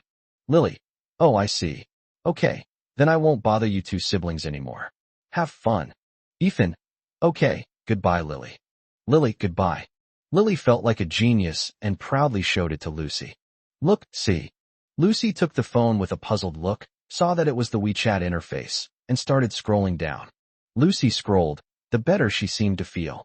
After watching it all, Lucy was full of energy again. Lily was truly disappointed in her daughter's behavior. All right, are you happy now? So it's her younger sister, her own sister. Just like him, she's so beautiful, I can't take my eyes off her. Lucy's tone was so happy as she looked at Lily with delight. Come on, let me give you some advice on how to marry the beauty as soon as possible. You do this like this. The two best friends then began studying Sun Tzu's Art of War. He took Grace out for a fun-filled day, visiting the ancient imperial city, her favorite bookstore, and even the cinema, until Grace said she was a little tired, at which point they went home. After arriving home, Grace said, Let's go back to school tomorrow. We need to buy a piano, rehearse for the show, rent a place, and move. There's a lot to do. The second episode of the welcome performance will be broadcast live in a few days, so don't miss it. So they discussed it with their parents, who also felt that the time was a bit tight, and told them to go back tomorrow. Anyway, it wasn't far, and they could come back often, so it wouldn't make a difference if they stayed a little longer. Grace stayed in his parents' room all night. He knew that neither Grace nor his parents wanted to leave, so he let them have a good chat all night. The next morning, Alex drove his brother and sister to the high-speed rail station, where Alex and Isabella watched them board the train with reluctance. It's all right. It's not like you're not coming back. Alex hugged Isabella and gently comforted her. Isabella. Yeah, I'm just too worried about Grace. I don't know if she'll be able to adjust, since she hasn't been back to China in a long time. Alex. It's okay, Xiaoyu is here. Xiaoyu takes better care of Grace than we do, doesn't she? Isabella. Yeah, with you around, it's always a bit reassuring. Isabella. Speaking of Xiaoyu, I received a lot of messages from my sisters today, all of whom wanted Xiaoyu to meet their children. When I looked at them, I saw that they all had daughters of childbearing age. Alex. Xiaoyu is a good kid and so outstanding. I'm sure many people will come to introduce her to others. Isabella. However, I don't think you is interested in dating, and I was also worried that Grace might feel uncomfortable, so I turned them all down. Isabella. Grace just returned to the country and is very dependent on Xiaoyu. She also seems very sensitive about Xiaoyu finding a girlfriend. If Xiaoyu were to introduce her to someone, Grace would definitely be upset. Alex. When Grace came back, Xiaoyu was obviously much happier. In the years since Grace left, Xiaoyu was always quiet and reserved, which was heartbreaking to see. Isabella. Sigh. Xiaoyan went through so many bad things when she was little. If it weren't for Xiaoyu always being there for her, I'm afraid, and she still hasn't recovered from her illness. As for Xiaoyu, although she seems well-behaved and sensible, the more she does that, the more worried I become. When we were kids, we didn't care enough about Xiaoyu and always favored Xiaoyin. But Xiaoyu was always so well behaved and never said anything. Grace's departure was a huge blow to him. Alex, Grace is sensitive and prone to overthinking, so we can only show her more care. Xiaoyu will understand. Isabella, it's precisely because Xiaoyu is so sensible that I feel she might not be as. Isabella choked up a little. Alex gently patted Isabella on the shoulder. Don't think too much about it. The children will eventually find their own solutions. Chapter 23, The Stranger. The two were on the high-speed train on their way back, just like when they came. Grace was by the window, and Ethan was next to her. This time, however, Ethan had prepared motion sickness medication in advance. Grace, is there any particular piece you'd like to perform? He planned to discuss the performance repertoire with his sister so he could report it to the instructor and avoid keeping the instructor waiting. Brother, I want to play the first movement of Beethoven's Moonlight Sonata. Why this piece of music? I think this piece of music is both melancholic and beautiful, just like its name, like the silver moonlight that spills across the earth at night. Okay, this one will do. He took out his phone, sent the piece he was playing to his advisor, and noted that it was a piano and violin duet. Although the original score is for piano solo, there are also many versions for violin and piano ensemble, and the score is not hard to find. Just then, Zining sent a message. Olivia, Ethan, when are you coming back? Ethan, I'm coming back today. I'm on the high-speed train now. Olivia, oh, that's great. Olivia, Ethan, I have a favor to ask you. Ethan, what is it? Olivia, well, I signed up for this year's freshman welcome performance, but I'm a little nervous about doing it alone. So could Ethan come with me? Ethan, Zining, I'm really sorry. I'm performing with Grace this year, and I just sent the performance setlist to our advisor. Olivia looked at the message Ethan had sent her on her phone and sighed helplessly. Well, she's almost used to it. Olivia, oh, I see. Okay then, be careful on your way back. Ethan, okay. He put his phone away. Grace still liked to look out the window, and he looked out the window too. Autumn is the season of decay. 2 leaves will eventually part ways. The wind blows, and they drift away to distant places, just as people always have to say goodbye. He hated separation and disliked autumn. The ancients spoke of lamenting the passing of spring and grieving the passing of autumn. Perhaps this was the meaning behind it.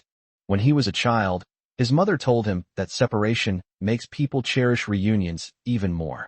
He didn't know if his mother was right, but if he could, he wished there had been no separation. Brother, what's wrong? Grace noticed that he seemed lost in thought, and his mood was off. It's nothing. I was just thinking about some trivial things. I want to hear it. She forced his head to turn and made him look into her eyes, even though his gaze was somewhat evasive. She had no idea about boundaries with Ethan.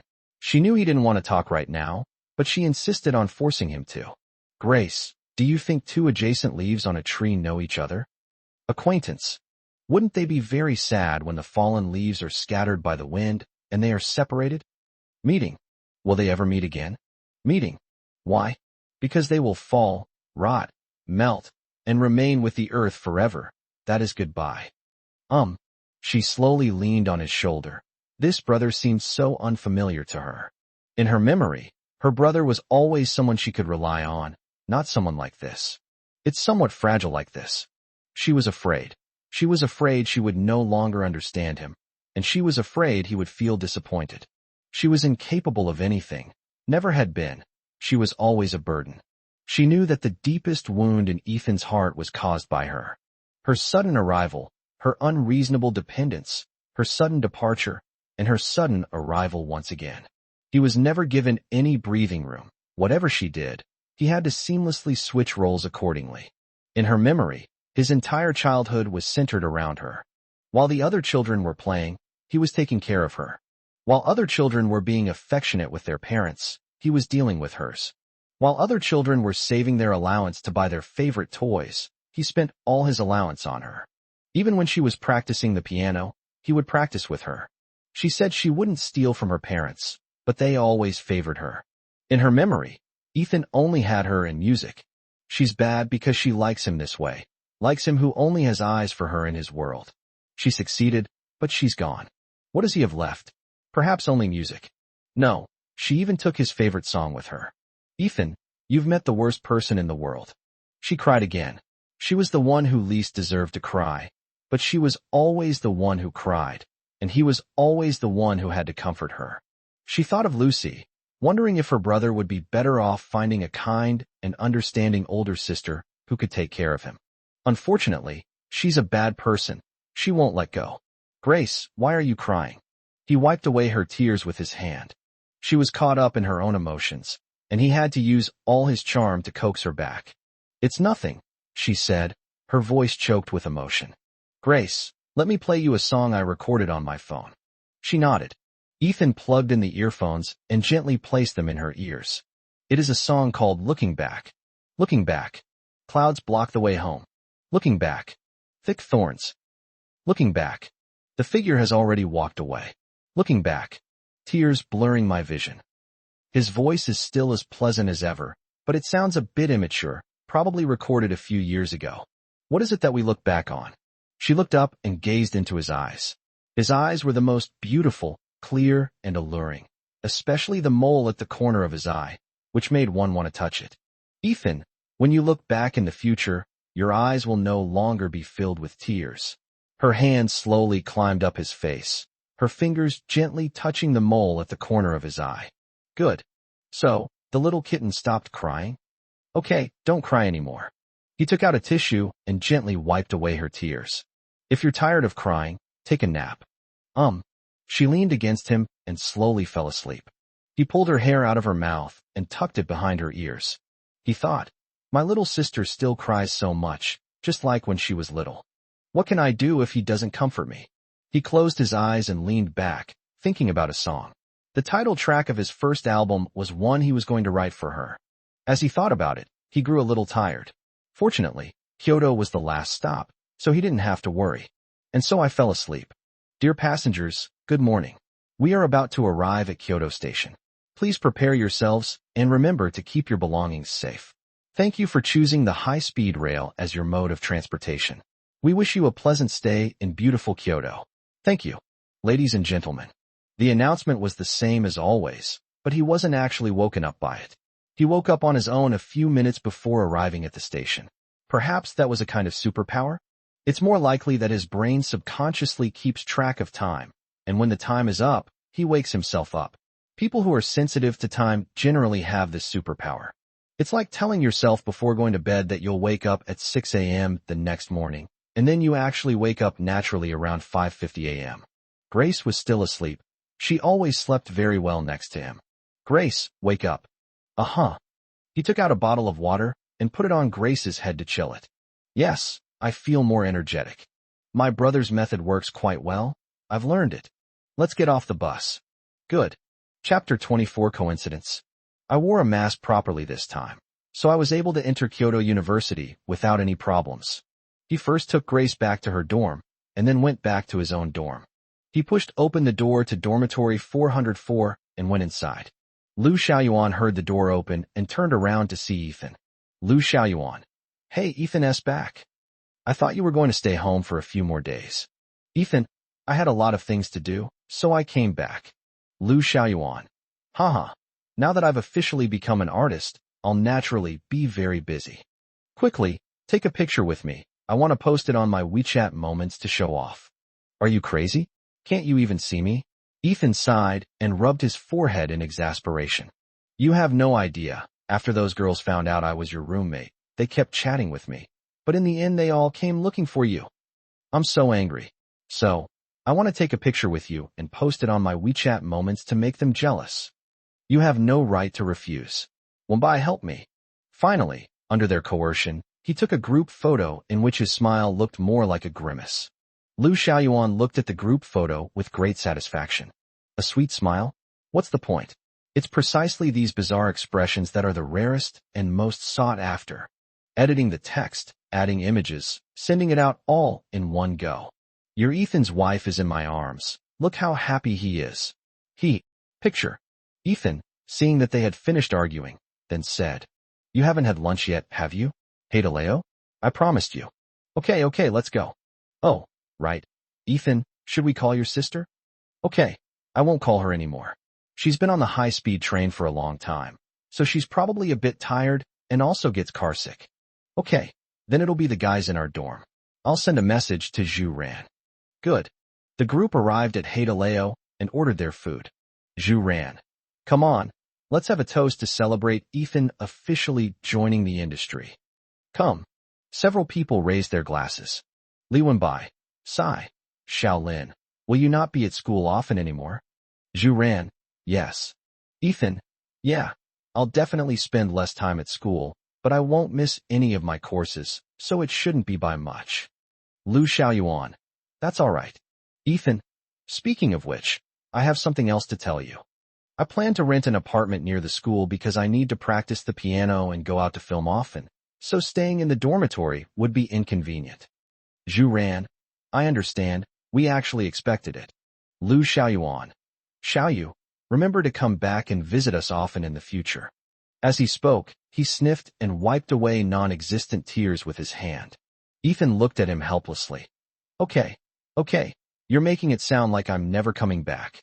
I won't move out of the dorms, and I'll rent a place around the school so we can see each other often. Li Wenbai. Well, that's pretty good. It was out of necessity, but luckily it's not far, so we can still get together often in the future. Ethan, Lu Xiaoyuan. All right, we're all grown men. Don't be so sentimental. Today is a celebration. Let's eat. In the afternoon, he and his sister decided to look for a place to live. Remembering that Lily had mentioned that her home was near Peking University, they decided to ask her if she had any reliable landlord recommendations, so they took out their phones. Ethan, is Lily there? I have something I want to ask Lily. Lily was looking at the data of the company's artists when her phone rang. She opened it and saw it was a message from Ethan. Lily. Yes, I'm here. What's up, Ethan? Ethan. Lily. I'd like to rent a place near Kyoto University. I remember you live near Kyoto University, so I'd like to ask if you have any reliable landlord recommendations. Lily couldn't help but laugh out loud when she saw the message. It was like a pillow being delivered just when she was sleepy. She was just wondering how to create opportunities for Lucy and Ethan, and now the opportunity had come knocking on her door, so she quickly replied. Lily. Haha. No need to look anymore. Your Lily's sister is the most reliable landlord. She happens to have 2 vacant apartments near Kyoto University, both on the same floor. After all, as a top agent at Hawaii Entertainment, he has considerable assets. Ethan, huh? Lily is also a landlord. Ethan was surprised by the coincidence. Lily. There's one left. I didn't want to rent it out because it was too much trouble, so it's been sitting idle. However, it's just sitting empty anyway, so renting it out to you will earn you some extra money. Besides, renting it to family members is always less troublesome, so don't worry. When are you free? I'll show you the house. Ethan, I'm available anytime. Lily. Okay, then let's do it at 4 o'clock this afternoon. I'll send you the address in a bit, and we'll meet at the apartment complex. Ethan. Okay, thank you, Lily. Lily looked at her phone with a smile, feeling her back straighten up even more. He excitedly ran up to find Lucy. Tap, tap, tap. Lily knocks on the door. Please come in. Lucy was working. Ahem. Well, thank me first. ? Lucy gave him a look that said, what are you up to now? Just thank me. I guarantee you won't lose out. Lily said with a smug look. Okay, thank you. All right, what is it? Tell me quickly. Here, see for yourself. Lucy quickly finished reading, then widened her beautiful eyes and looked up to ask. Lily. I remember you bought an entire floor in that apartment complex near Peking University. There were 2 units, right? That's right. How many are still available? They're all empty. Lily crossed her arms over her chest, becoming more and more proud as she spoke. Lucy hugged Lily tightly. Lily, you're simply my lucky star. Haha, how about it? She said her back is straighter now, and she feels so comfortable. She slowly pushed Lucy away. All right, stop hugging. What kind of behavior is this? It's 1:30 now, and I have an appointment with Ethan to meet at 4 o'clock to look at houses. So you have 2.5 hours to pretend you've been living there all along, so it won't seem so deliberate. As the saying goes, a coincidence that is created is not a coincidence. Good. So the two began a rapid move. Although it was called a move, Lily already had her things. She just moved her clothes and some personal belongings over. At 3:30, the two finished. Lily, all right, you just stay here and relax. I'll go talk to Ethan, and I guarantee I'll get it for you. Lucy, it's up to you, Lily. Lily, don't worry. Ethan's such an idiot. He'll be easy to win over. Lily, oh, right. When Ethan knocks on the door later, you have to act really surprised, but make it natural. Don't give yourself away, okay? Lucy, I'm very reliable, okay? Lucy said, quite unconvinced. Lily, I won't deny it. You're usually quite reliable, but when it comes to Ethan, you're not so reliable at all. Lily mocked mercilessly.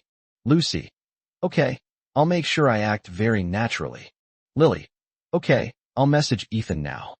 Lily took out her phone and opened WeChat. Lily, location information. Lily, Ethan, come on over. I arrived first and tidied up the house. Ethan, okay, it's close, I'll be there soon. Lily, okay. Chapter 25. It's Ethan. Ethan, I'm here. Ethan's presence was so striking that Lily spotted him from afar and waved to him. But why is there a girl next to Ethan? Holy crap, they're secretly living together? All right, I've caught you.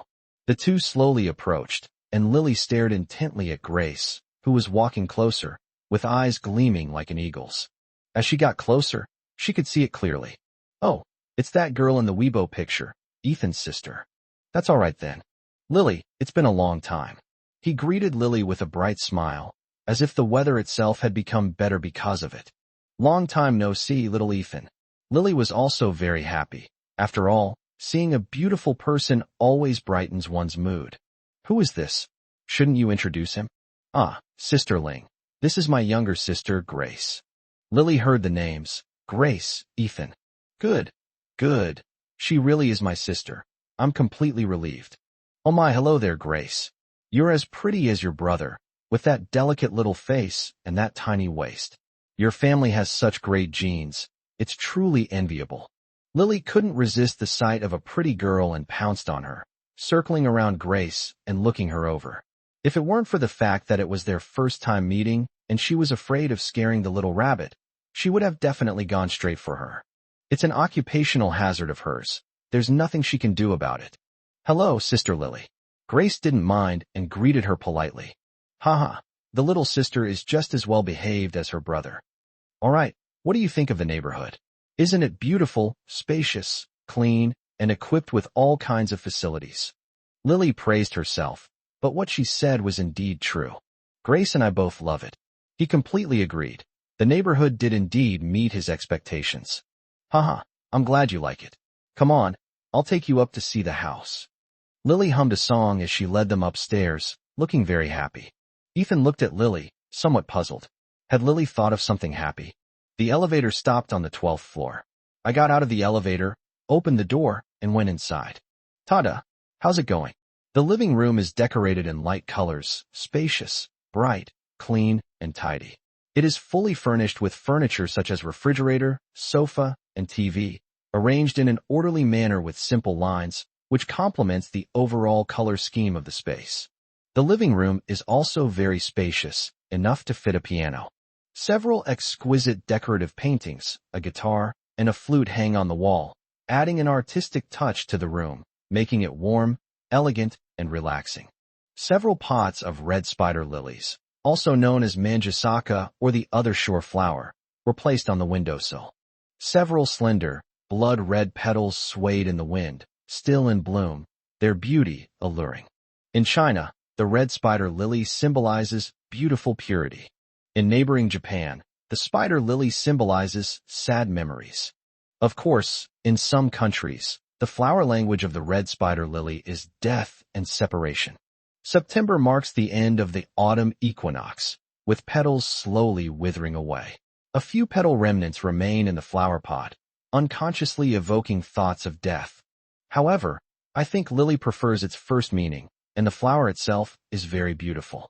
The house is so beautiful and exquisite, Sister Lily, Ethan exclaimed sincerely.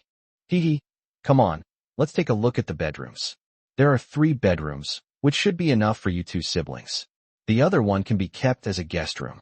The bedroom is spacious, complete with a bed, wardrobe, and air conditioner, all in excellent condition and appearing unused.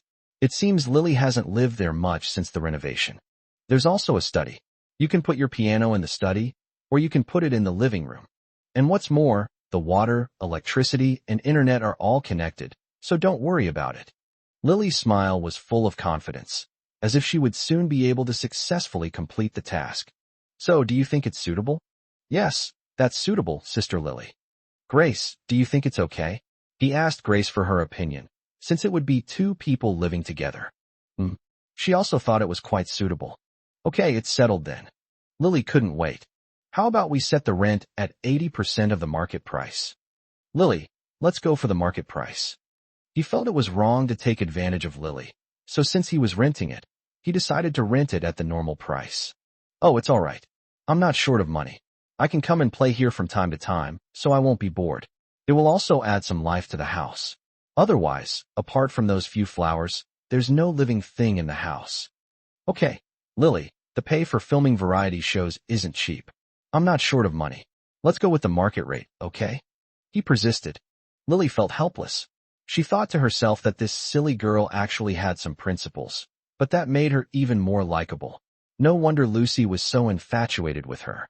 All right, then we'll go with the normal price.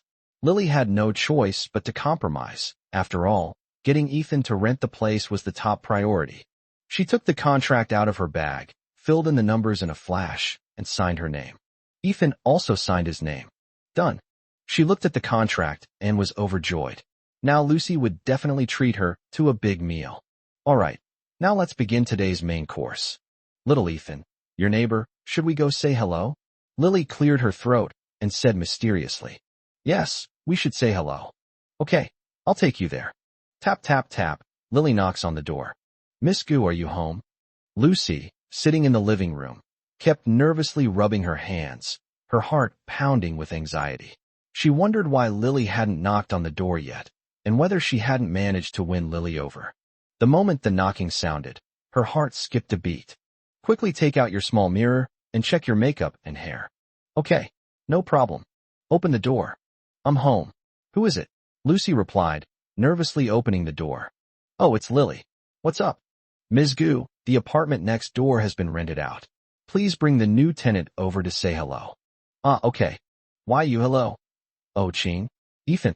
Lucy's performance, well, it's completely unrelated to nature. It's extremely exaggerated. Lily was speechless as she watched Lucy's superficial and over-the-top acting. This acting is terrible. As expected, every profession is like a mountain to climb. No, she's even less skilled than the average person. Never mind. Little Ethan's too dense. He probably won't notice. Lucy. Ethan's surprise was genuine. Lily observed Ethan's subtle expressions and silently made her own assessment. Yeah, as expected, the most authentic performance is the best performance. This is going to beat up all those Oscar-winning actors. Look at little Ethan's dilated pupils, huh? Oh dear, hold it in, don't laugh out loud. Grace had a gentle smile on her face, ready to greet the neighbors, but when she heard her brother's extremely surprised sister Lucy, her sweet smile almost vanished. Lucy? What a coincidence. She didn't believe it. The Sherlock Holmes voice appeared just in time. The reason is simple. As her brother's manager, how could Lily not watch the show, and how could she not know Lucy? Lucy before signing the contract? That's clearly a big problem. And look at Lucy's over-the-top performance. All right. Ethan's been tricked, and she's certain that with her brother's level of stupidity, he definitely won't figure out what's going on. Having such a stupid older brother is just unbearable. What a coincidence. Ethan, you're the new neighbor. Lucy continued to showcase her incredible acting skills. The place I just rented next door, is Sister Lucy living here? He hadn't recovered from the shock yet. The world was too small. Yes, I live here. What a coincidence. We'll be neighbors from now on. Please take care of me. Lucy extended her hand with a bright, radiant smile. Please give me your guidance. He gently shook her hand. Sister Lucy, this is my sister Grace. He introduced his sister to Lucy. Grace still wore that stiff smile. Upon hearing the name Grace, Lucy realized she was indeed her younger sister. How wonderful. Hello, Grace. Lucy greeted her warmly. After all, Grace was Ethan's younger sister, and she wanted to build a good relationship with her. "Hello, Sister Lucy." She tried to smile gently, but her smile was actually stiff. "Oh my, your little sister is so beautiful. She's the prettiest girl I've ever seen." However, she felt that Grace's expression was a little strange, but she couldn't quite put her finger on it. She was being very polite and smiling, so what was strange about her? "Thank you for the compliment, Sister Lucy. You re even more beautiful in person than on camera," she replied mechanically, her smile still stiff. Lucy nodded, then looked at Ethan. "Ethan, you're moving, right? Do you need my help? I happen to be free." "No need to trouble you, Sister Lucy. We don't have much. Thank you." "Okay, remember to call me if you need anything." "Good. Would you like to come in and have a seat, perhaps with a cup of coffee?" "No, we won't bother you any longer. We still need to move." "Good." Grace looked at Ethan, and sure enough, he didn't realize anything was wrong. She said he was easily fooled. "Well, even if my brother had known beforehand that Lucy was the neighbor, his decision wouldn't have changed. It makes no difference to the older brother who lives next door." As for herself, since it was her brother's agent's house, she couldn't very well refuse on behalf of her brother. Since the facts are already set in stone, there's nothing to be upset about. Chapter 26: Daydream and Tears. Saying goodbye to Lucy, Lily also said goodbye and left. Grace thought about it for a long time, but in the end she didn't say anything to Ethan. It was ultimately her business. The two began moving and worked until nightfall, finally finishing the move. Grace fertilized the few red spider lilies, hoping they would bloom longer and not wither so quickly. Perhaps the most beautiful moment for the red spider lily is when it is about to wither, truly achieving the unity of flower and flower language. He prepares dinner, and when he has the opportunity to cook, he still prefers to cook for himself. After dinner, Ethan planned to take Grace to the store to look at pianos. Lucy and Lily have already reunited at the company. "Lily, you're amazing." Lucy threw herself at Lily without any regard for her image. "Heh, I know I'm great, but I don't think you're great at all." Lily directly and mercilessly mocked. "What's wrong with me? Aren't I perfect?" Lucy was still feeling pretty good about herself. "Perfect? Could your performance be any more exaggerated, my dear sister?" Lily was speechless and rolled her eyes at Lucy. "Oh dear, this makes me even more surprised, haha," Lucy said with a sheepish grin. "Never mind, I don't think Ethan thought that much about it, but I think his little sister probably did," Lily reminded him. "Oh no, what should I do? Will it make my sister dislike me? If my sister doesn't like me, then it will be even more difficult for Ethan and me." Lucy instantly became frustrated. I don't think it's that bad. However, it's easy to imagine that if you want to take away someone's brother's love, they will definitely be a little unhappy. That's only human nature, right? So you must be careful to show goodwill and let your sister know that you will be a good partner to Ethan, and that you will be good to her as well as to Ethan. Understand. Understand. All right, I'm going to work now. I've been helping you all afternoon, and I still have to work overtime. Sigh. I don't know how someone is going to thank me. Hey, it's the weekend, you picked the place, let's have a big meal. That's more like it, let's go. Ethan was looking at wasn't in stock. The store only had a sample. After ordering, he would have to wait for the manufacturer to ship it, so he would probably still have to practice at the school's music room. Grace, on the other hand, bought the violin she liked without any trouble. Log into the school's official website to check if there are any available practice rooms. Well, it's probably because there aren't many people signing up for piano performances, so there's still plenty of free time in the practice room. The following afternoon, he arrived at the music room on time, but there was no one there. Grace, being a freshman, was on a school trip to the University History Museum and would arrive later. He gently opened the piano lid, and his long, slender, and fair fingers, with their distinct knuckles, touched the keys. He loved the piano. The piano, often called the king of instruments, has the widest range of notes besides the pipe organ, encompassing almost all musical tones in the musical system, and boasts a rich and varied timbre. Therefore, the piano can produce an infinitely rich combination of musical notes, whether softly or loudly. It can be played solo, in ensembles, or as accompaniment. However, he liked the piano not because of these reasons. Slender, delicate fingers slowly traced the surface of the piano keys. Amidst the close interplay of black and white keys, a familiar cool sensation traveled from the fingertips, flowing through the blood and reaching the depths of the heart. Memories surged in like a raging tide. Practicing the piano is always hard work. There are no shortcuts. The black and white keys are distinct, yet closely intertwined.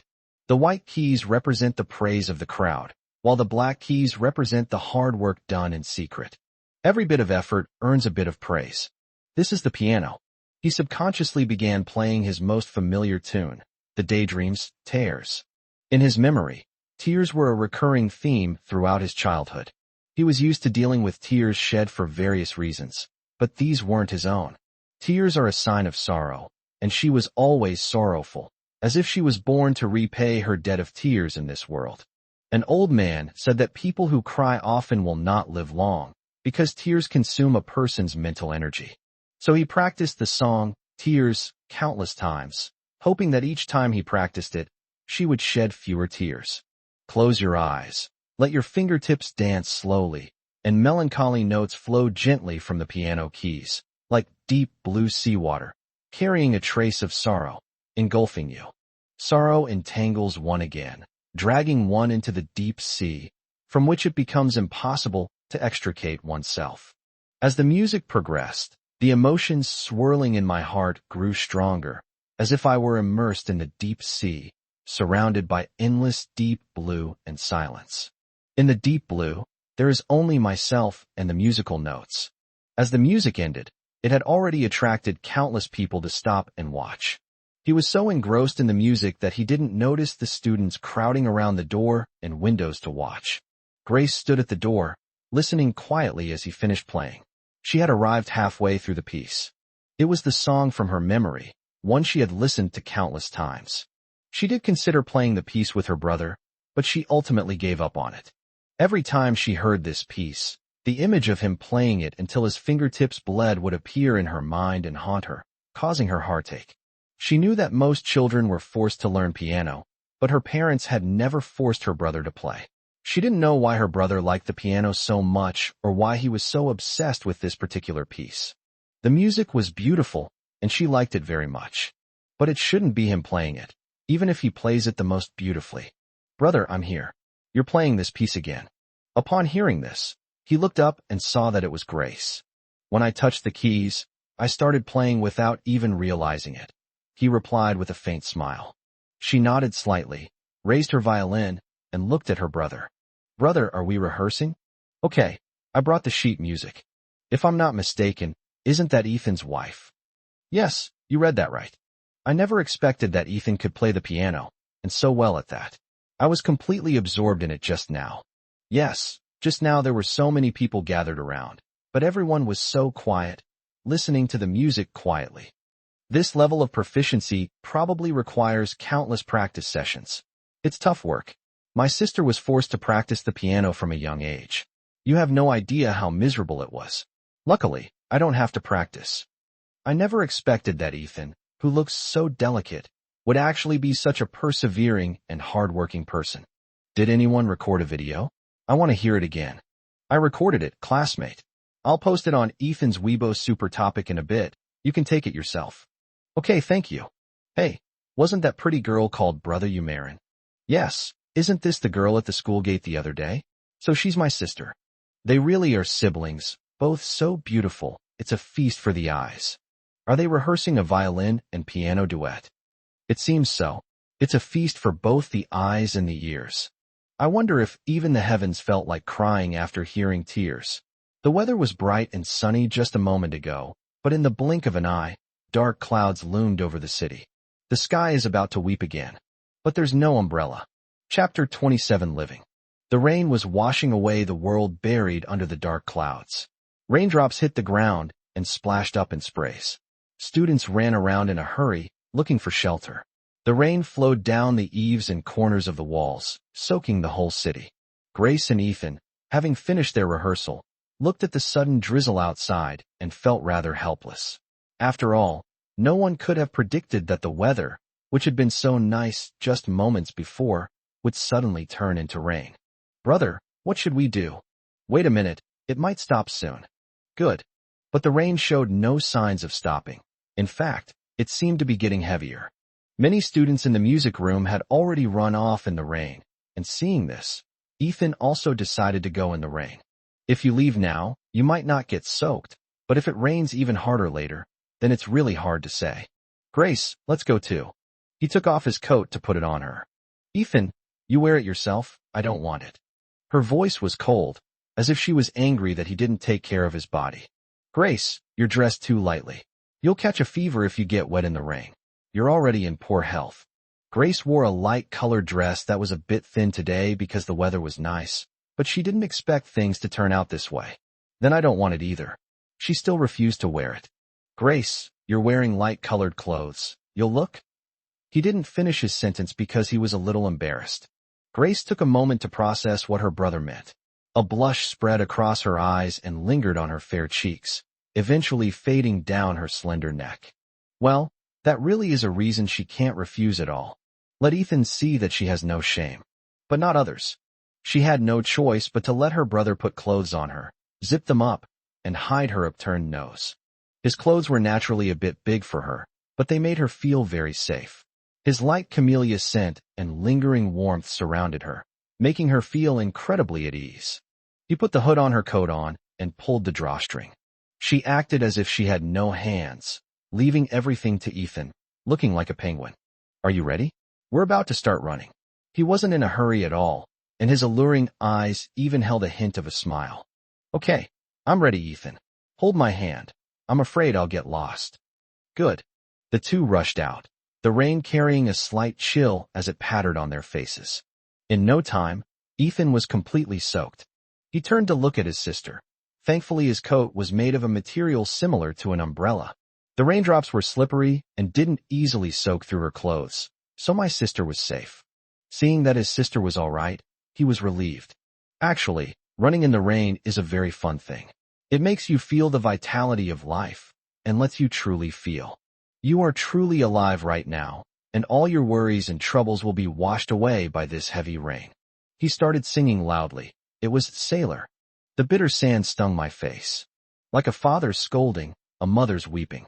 I will never forget my younger self.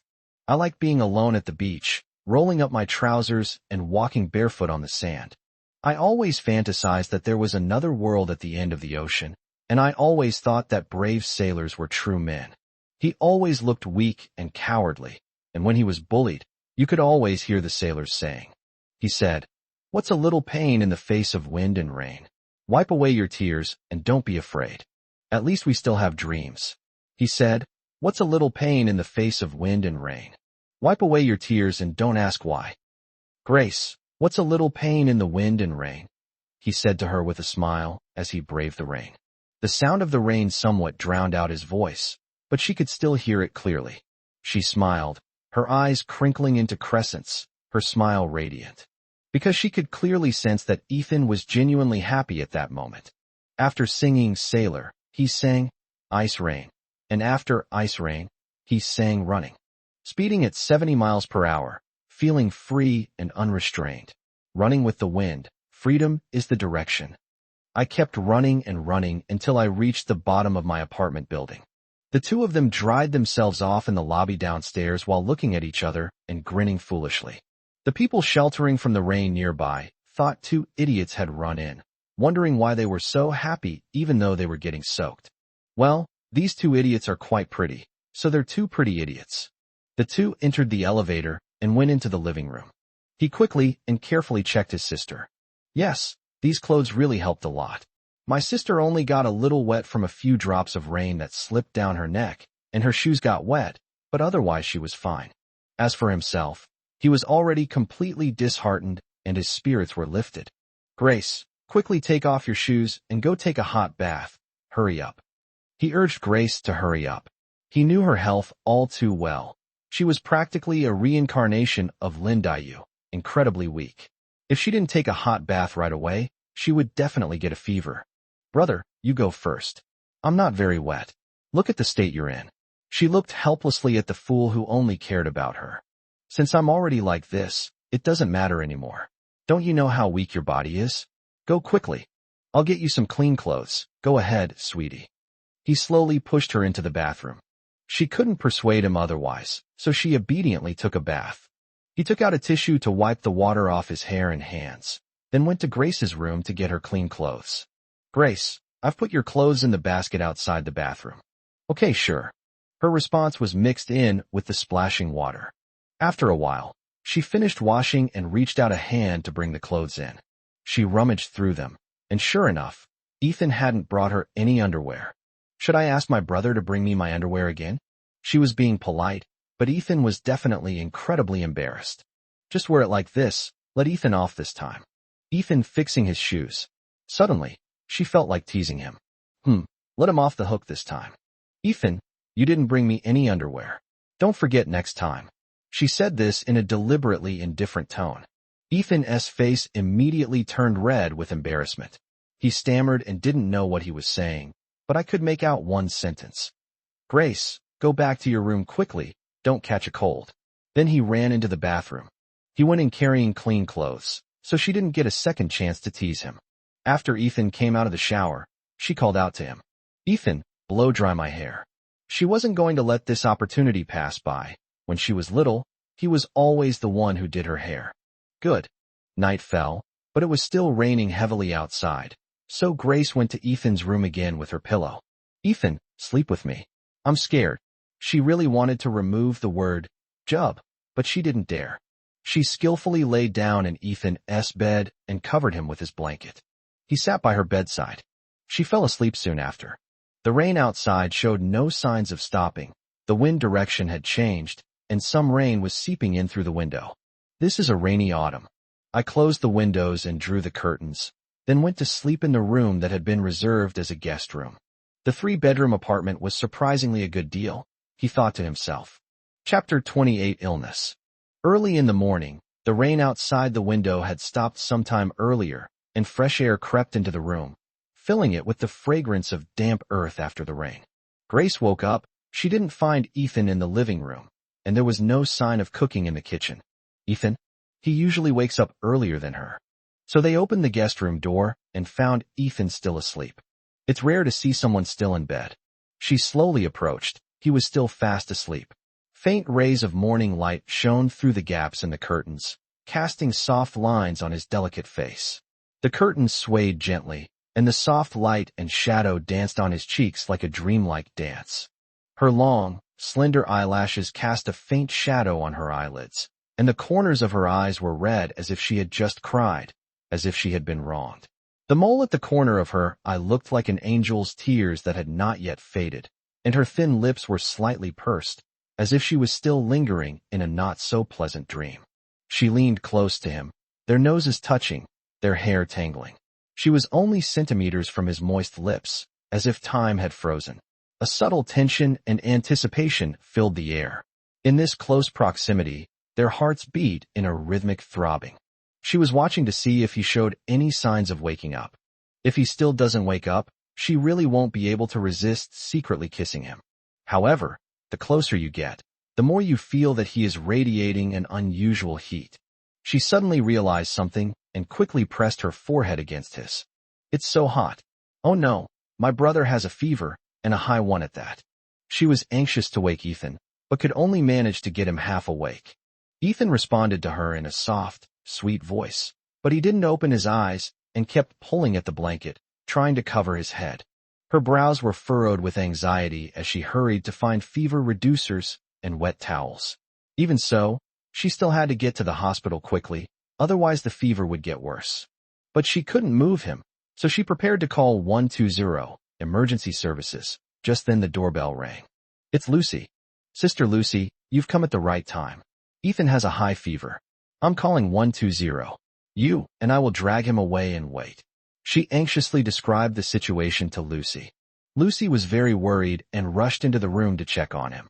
She touched his forehead and exclaimed, No, this is probably 40 degrees Celsius. Grace, his condition isn't good. Don't bother him. I happen to have a doctor friend. I'll ask him to come and examine Ethan, Lucy said, turning to Grace. That's great. Thank you, Sister Lucy. Lucy quickly went out to make a phone call, while Grace went to change his wet towel. Lucy's doctor friend arrived quickly. He was an elderly gentleman who looked very prestigious. The old man carefully examined Ethan's condition, then put Ethan on an 4-drip, instructed them on how to take the medicine, and told them to change the wet towels frequently. The two of them kept nodding, like chicks pecking at rice. Okay, Miss Gu, I'll be going now.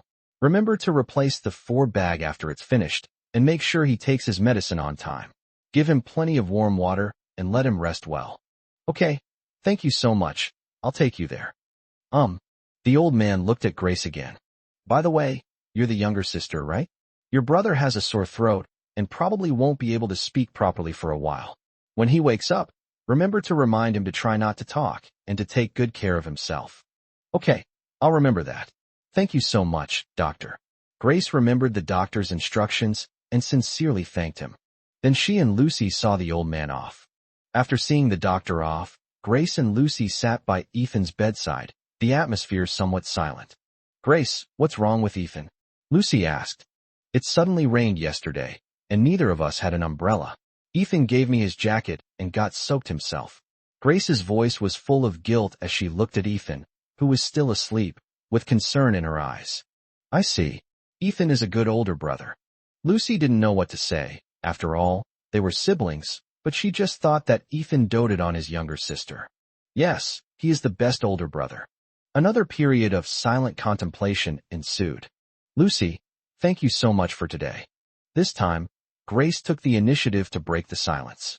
It's nothing, it's just a coincidence. I originally wanted to congratulate you on moving in, but it just so happens that I can help you out. Ethan wasn't sleeping soundly. He was moving around a lot. The 4-needle on the back of his hand was crooked, and he looked a little aggrieved, as if he were having a nightmare. Lucy was about to get up. He saw Grace gently tucking him in and holding his hand in hers to keep it from moving. These siblings really have a good relationship, Lucy thought to herself, watching Grace's gentle actions. Sister Lucy, could you help me wash the towel with cold water? It needs changing. Grace was still holding his hand to keep him from moving around and couldn't leave, so she asked Lucy. Good. Lucy returned from washing up. She gently changed the wet towel. She looked at Ethan up close, and perhaps because of his illness, Ethan looked like a wronged baby who had just cried because he didn't have candy. He was delicate and fragile, making people want to protect him. Her hand instinctively reached out to touch the corner of Ethan's reddened eyes, but before she could, Grace interrupted her. Thank you, Lucy. Grace said just in time as she saw Ethan's hand about to touch hers. Haha, you're welcome, Grace. Lucy quickly withdrew her hand and replied with an awkward laugh. It would be so embarrassing to take advantage of your brother and get caught red-handed by his sister. Lucy's phone rang. It was an urgent matter at the company, and she had to go there. Seeing that Ethan's condition had stabilized and that Grace was taking care of him, she figured nothing bad should happen. They had no choice but to leave reluctantly. Goodbye, Sister Lucy. When my brother gets better, I'll take him to thank you. Grace, thank you is enough. We're friends, it's nothing. I'll come back to see Ethan later. Good. Okay, goodbye, little sister. He was sweating slightly, and the hair at his temples was already a little damp. She found a towel and gently wiped away the fine beads of sweat from his face. Continuing downwards, she carefully wiped his damp neck and collarbone. She leaned down gently, her slightly moist lips gleaming alluringly, tracing a delicate and perfect curve, and whispered in Ethan's ear. Ethan, you idiot, you say I'm weak, but how good is your own body? I told you to go take a hot shower first, but you wouldn't. Do you know how much it breaks my heart to see you like this? Don't do it again next time. She knew he was still fast asleep and couldn't hear her. That's why she dared to openly express her feelings. Her soft lips covered the corner of his eye, then slowly slid down to kiss the tip of his delicate nose. Ethan, this is your punishment. If you don't take care of your body next time, I won't just kiss your eyes. Chapter 29 Porcelain Doll. The first 4-drip was finished quickly, and Grace promptly replaced it with the second one. Then she poured a glass of warm water, gently lifted him up and leaned him against the headboard, slowly fed Ethan the medicine, and then gently settled Ethan back into bed to lie down comfortably. Throughout the night, she continuously felt his body temperature, which was slowly decreasing. Perhaps for this reason, Ethan slept peacefully. Ethan has always been a very well-behaved person. Now, lying there quietly, he looks even more docile, like a sleeping beauty or a porcelain doll. He is really lovable. She was making some silly little gestures at him, but he was oblivious to them anyway. Ethan was sweating a lot, and his pajamas were soaked. Seeing this, she went to his closet and took out a clean set of pajamas. Ethan, you'll feel very uncomfortable wearing wet clothes like this, and it will make it harder for you to get better. So I'm going to change you into a nightgown now. If you don't say anything, I'll take that as your agreement. The room was silent. She didn't know whether she was trying to convince Ethan or herself. Okay, you agree. Ethan sweat off with a hot towel, change him into his pajamas, and gently cover him with a blanket. She wasn't taking advantage of her brother. She was just taking care of a sick person. Yes, this time it's really not. She hesitated whether to call her parents and explain Ethan's situation. After thinking about it, I decided against it. If Ethan were awake, he definitely wouldn't want his parents to worry. It was almost noon, so she decided to cook some porridge, since people with fevers should eat something light. When she was little and sick, he would always cook porridge for her. She always thought the porridge was very fragrant back then, so she wanted him to be able to drink fragrant porridge too. I just don't know if Ethan will wake up by noon. She had never cooked before, but making porridge was relatively simple. She just followed the instructions on her phone. After it was cooked, she put it in a thermos to keep it warm while waiting for Ethan to wake up.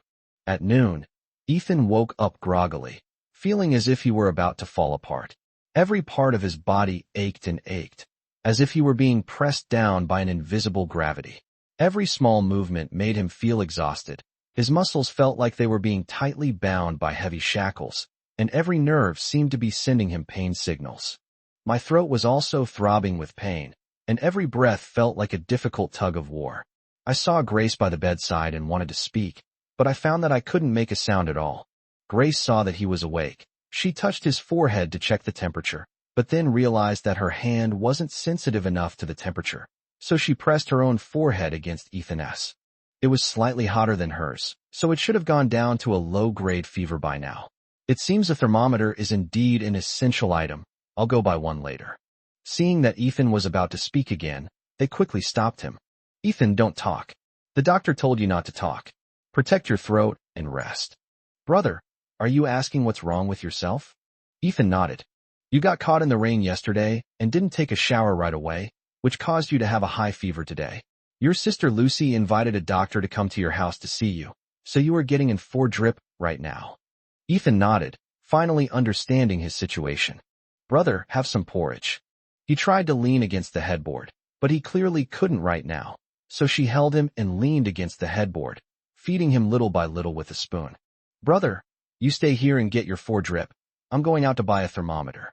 After a whole afternoon of relentless battle against his illness, Ethan was defeated. He still had a low-grade fever and couldn't make a sound. Grace, however, discovered something interesting. That is, no matter what she says or does, her brother can only obediently nod, just like a well-behaved porcelain doll. Ethan, don't do that again next time. Nod. Ethan, have some water. Nod. Ethan, take your medicine. Nod. Good boy. She patted his head. Nod. Oh wait, it seems like we don't need to order this time. Lucy came over in the evening, bringing some food for patients. Ethan, are you feeling better? Lucy asked with concern when she saw that Ethan was awake. Nod. Well, he felt like he had almost finished nodding his head for a lifetime in just one afternoon. Lucy with gratitude. Seeing that he wanted to speak but couldn't, Grace decided to speak for her brother. Sister Lucy, thank you so much. It's nothing, you're welcome. Ethan, your health is the most important thing. By the way, you siblings haven't eaten yet, have you? I brought some food for patients. After dinner, Lucy left, as it was quite late and she didn't want to stay and disturb the patient. By the way, Grace, if you need any more help, just knock on my door next door. Okay, thank you so much, Sister Lucy. Lucy is really good to Ethan. He doesn't dislike Lucy. She was just equally jealous of everyone who liked him. Jealousy and not disliking someone are not mutually exclusive. Brother, I'll sleep with you tonight so I can take care of you. 2 quilts. If you don't say anything, I'll take that as a yes.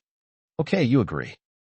She decisively ignored his only shake of the head that day. She placed the pillows and blankets beside him, crawled in, and looked at him sideways. There was a hint of unease in his eyes, and his cheeks, already flushed from illness, turned even redder. "What's wrong? Is your brother shy?" she teased the patient. His eyes darted away, and he turned away, unwilling to meet her gaze. "Who told you to get sick?" "Ethan, I'm your sister. What are you shy about? It's not like we've never slept in the same bed before." Still, she wanted to say, "You still see me more than just a little sister," but she stopped halfway through, saying it wasn't the right time yet. "Okay, turn off the lights and go to sleep. I hope my brother will be better tomorrow morning." In the darkness, even faint sounds seemed exceptionally clear. She gradually noticed that Ethan's breathing had become steady and regular. He must have fallen asleep. Patients fall asleep easily. After all, their immune system is working overtime and their bodies become extremely tired, so falling asleep becomes a natural way to release stress. His hair slid gently between her fingertips, and she felt its smooth texture. His hair was of excellent quality, shimmering with a delicate sheen under the dim light outside. The freshman welcome performance is tomorrow, and I wonder if Ethan will be all right. At that moment, Grace's phone, which was beside the bed, vibrated. She quickly turned the brightness down to the lowest setting so as not to wake Ethan, then clicked to view it and found it was an email. To Ms. Grace. Dear Ms. Grace, congratulations on your successful screening of the Heartbeat program. We cordially invite you to attend an interview at UEHA building at 1 p.m. on September 7th. Thank you for your participation. Wishing you a successful interview. Note, no reply is required to this email. From the Heartbeat program team. A smile quietly slipped into her beautiful eyes, gently rippling in her pupils. Chapter 30. I can hug you for a while, but you can't do anything else. The next morning, as the orange-white sunlight slowly rose into his eyes, Ethan woke up groggily and instinctively turned to his side, only to feel himself hugging something. He struggled to open his eyes, trying to see what he was holding. Is he holding someone? Ethan was sick and woke up later than usual, so she woke up first. So she turned to look at his profile. Against the orange-white light, his lines were clear and symmetrical, and his straight nose and perfect chin outlined a delicate contour. She was enjoying the show when he suddenly turned and hugged her. She was instantly at a loss. Her heart raced, and her brain raced. Could it be that Ethan also has feelings for me? Happiness came so suddenly. However, once she calmed down a bit, she realized that Ethan was still asleep. So, he was just tired of sleeping and wanted to turn over. Happiness can leave so suddenly. Ethan opened his eyes. He found himself staring right into his sister's eyes. They were so close that he could see the fine downy hairs on her face and even count how many eyelashes she had. He blinked innocently, his brain completely shutting down on the spot. What's going on?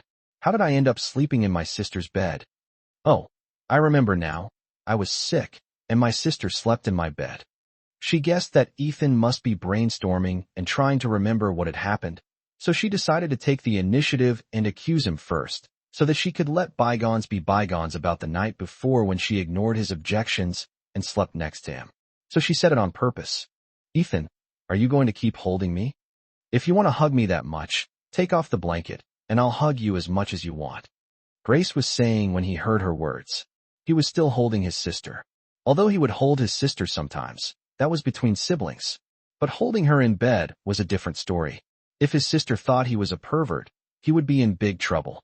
He quickly withdrew his hand, his eyes flushed with embarrassment, trying to explain that he hadn't fully woken up yet. But he found that he still couldn't make a sound. In fact, he could make a little sound, but only a little, and it was completely inaudible. So he gestured with his hands, trying to explain that he hadn't woken up yet. Grace understood what he was trying to say, but she chose to continue playing dumb. You mean you still want to hug me? Ethan, I never expected you to be this kind of brother. I'm going to tell Mom that you bullied me. Ethan felt like crying as he listened to his sister's words. What was all this about? He continued to gesture anxiously. Grace, of course, continued to play dumb. After all, if she wanted to pursue excitement, she might as well go all the way. She continued, feigning compromise. Sigh, I know my brother is also a teenage boy, I understand. You can hug me for a while, I won't tell Mom. How about that? Isn't my sister nice enough? But you can only hug me. You can't do anything else. She boldly crawled into Ethan's bed and hugged him tightly. In military strategy, this is called taking advantage of his weakness to kill him. She was certain that Ethan couldn't speak right now. Ethan froze, too afraid to move. They were both wearing thin pajamas, and they were hugging each other like that, so you could clearly feel the curves and warmth of their bodies. He stood frozen in place, not daring to move his hands even slightly, unsure of where to put them. Grace continued to push her luck. Brother, you didn't push me away. You really want to hug me. Do you like me, brother? He listened, realized what was happening, and quickly broke free from his sister's embrace.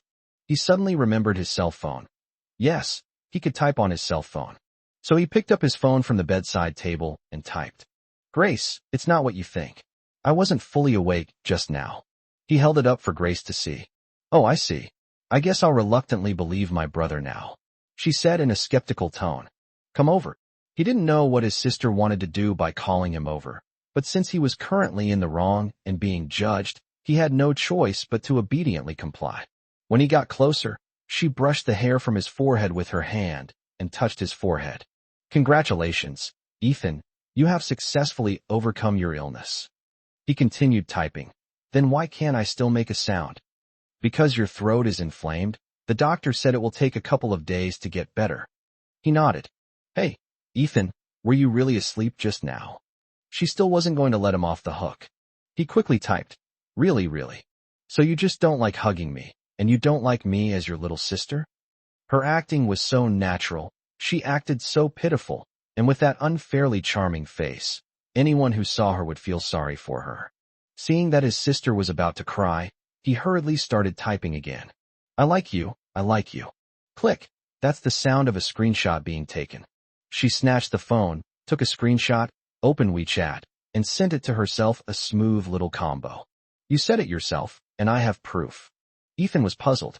What evidence was there to preserve? Did he not like his sister? Forget it. I can't figure it out. I'm not going to think about it anymore. Brother, what would you like to eat? I'll make breakfast. Ethan pointed to himself and then to the direction of the kitchen, meaning that he could do it. You've just recovered from your illness, so rest well. Your little sister will make you something. Fried egg, toast with ham, and hot milk, is that all right? He nodded. His sister went to cook, while he opened his phone and found that his advisor had sent him the performance schedule for the welcome performances yesterday. The welcome performance started at 6 p.m. and lasted until 10 p.m. It's probably because he has a popular variety show airing recently, so the school decided to give him and his sister a grand finale performance, which was the last one. After the two finished their meal, they went downstairs to buy some gifts, and then came up to knock on Lucy's door. Lucy helped him a lot, so he definitely needed to go and thank her properly. Da-da-da. They're here. Lucy opened the door and saw Ethan. Her eyes lit up instantly. Ethan, are you better from your fever? Ethan smiled and nodded to Lucy, then looked at Grace. Sister Lucy, my brother can't speak yet. We're here to thank Sister Lucy.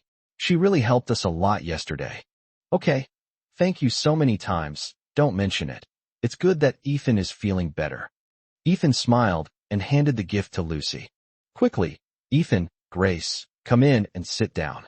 Lucy invited the siblings into the living room, made them a cup of coffee, and poured them a glass of warm water.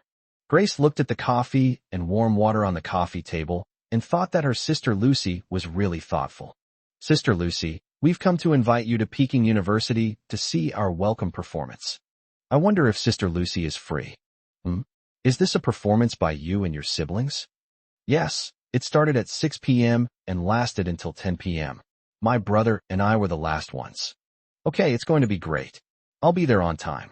Okay, then, Sister Lucy, we'll be going now. Are you leaving already? Won't you stay a little longer? I won't bother you any longer, Sister Lucy. My brother and I still need to go to school for a rehearsal. Okay, see you tonight. Goodbye. Ethan nodded to say goodbye. After the Lin siblings left, Lucy sent a message to Lily. Lucy, Lily, Ethan and his sister have a welcome performance today. Do you want to come with me? Lily, I was just about to tell you, but Ethan messaged me saying, let's do it together. Lucy, okay. Chapter 31 Madness. At 5 p.m., The Kyoto University Concert Hall was bustling with people, creating a lively and exciting scene. Cheers and laughter mingled together. The concert hall was decorated in a magnificent and exquisite style, and the colorful neon lights illuminated the entire venue, adding a touch of mystery and brilliance. The stage was beautifully decorated with various glamorous props and ornaments, and the sound equipment was top-notch. The host was rehearsing the opening, setting the stage for the exciting performance to come. The audience. "Sister Lucy, we're here." Grace greeted Lucy and Lily when she saw them arrive. "Wow, Lucy is such a beauty, in person." Lu Xiaoyuan rushed over excitedly as soon as he saw Lucy. Lucy looked at the happy Lu Xiaoyuan in front of her, then looked at Ethan beside her with a puzzled expression. Ethan's voice was temporarily hoarse. Lu Xiaoyuan took the initiative to introduce himself. "Hi Lucy, my name is Lu Xiaoyuan, and I'm Ethan's roommate." Lucy nodded slightly and reached out to shake hands with Lu Xiaoyuan. "Hello Lu, I'm Lucy. Nice to meet you." "Nice to meet you. Lucy looks good on TV, but she's even more beautiful in person." "Yes, thank you. Lu is very handsome too." "Hey, alright, this is Zhu Ran, and this is Li Wenbai. We are both Ethan's roommates." Lucy greeted everyone. Lily greeted everyone. She stared at Ethan. "Little Ethan, how come you've become mute after only 2 days?" "Poor thing." Ethan scratched his head, looking bewildered, and smiled awkwardly. "Haha, just kidding. Take good care of your voice. We're going to film the second episode of the show live in a couple of days. Hope you get well soon," Lily said playfully. Ethan smiled and nodded, indicating that he would take good care of it. "Huh? Wait a minute, little Ethan. If you can't speak, you can't sing. What will you perform tonight? It can't be a mime, can it?" Ethan made a gesture as if he were playing the piano with his hands, then looked at his sister and made a gesture as if he were playing the violin. Grace saw that he was having too much trouble expressing himself, so she spoke for Ethan. "Sister Lily, I'm playing the violin, and my brother is accompanying me." "Wow, siblings teaming up? I'm even more excited." "Brother Ethan, Grace." Olivia came over to greet the Lin siblings when she saw them. Grace turned her head and saw Olivia. "Zining, you've arrived." Hey, Ethan, why aren't you saying anything?" "My brother has a sore throat," Grace said, pointing to her throat. "Oh, are you all right?" "It's all right. The doctor said if you take your medicine properly, you'll get better soon. So don't worry too much, Zining." That's good. That's good. You scared me to death." She patted her chest and breathed a sigh of relief. Ethan was going to sing, so his voice absolutely couldn't be damaged. "Ethan, what happened to you? It's only been a short time since we last met, and you've already turned into this." Olivia asked him angrily. Ethan has truly experienced the suffering of people with disabilities. It's really not easy. It's so difficult to express anything. "Zining, it's because of me," Grace answered simply. Olivia listened and nodded silently, saying nothing. "Is this Lucy? I've seen her on TV." "I'm Olivia, Ethan and Grace's neighbor and good friend." Olivia smiled and extended her hand to Lucy. "Hello, Sister Zining." After everyone got to know each other, the performance was about to begin.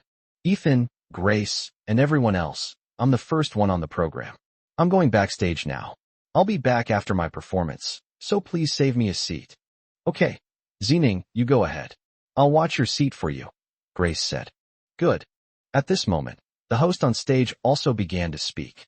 "Respected leaders, dear new students and alumni, good afternoon. Welcome to Kyoto University, and welcome to this year's welcome performance. It's an honor to be here with you all as we welcome the start of the new semester. Let us all look forward to this welcome performance, injecting joy and passion into the new semester. Please enjoy this wonderful moment and experience the unique charm of Kyoto University. We wish you all, especially the new students, an unforgettable and fulfilling time at Kyoto University. Now, let's welcome our first performer of the evening, who is also our freshman representative this year, Olivia from the Performing Arts Department. She will be performing the song, Ordinary Friends. Please welcome her." Zining slowly walked onto the stage, just like her name suggests, wearing a light purple dress with soft light rippling on the hem. Her slightly curly, fluffy hair cascaded down her back, and her delicate and beautiful face was even more captivating under the stage lights. She smiled brightly and sweetly, Her eyes fixed on Ethan's direction and slowly began to speak. This song, Ordinary Friends, is dedicated to someone who is in the audience right now. Just like the title of the song, I hope that we can no longer be ordinary friends. These words immediately sparked whispers among the audience. So, the first song in the welcome performance is a beautiful woman's confession? This is so exciting.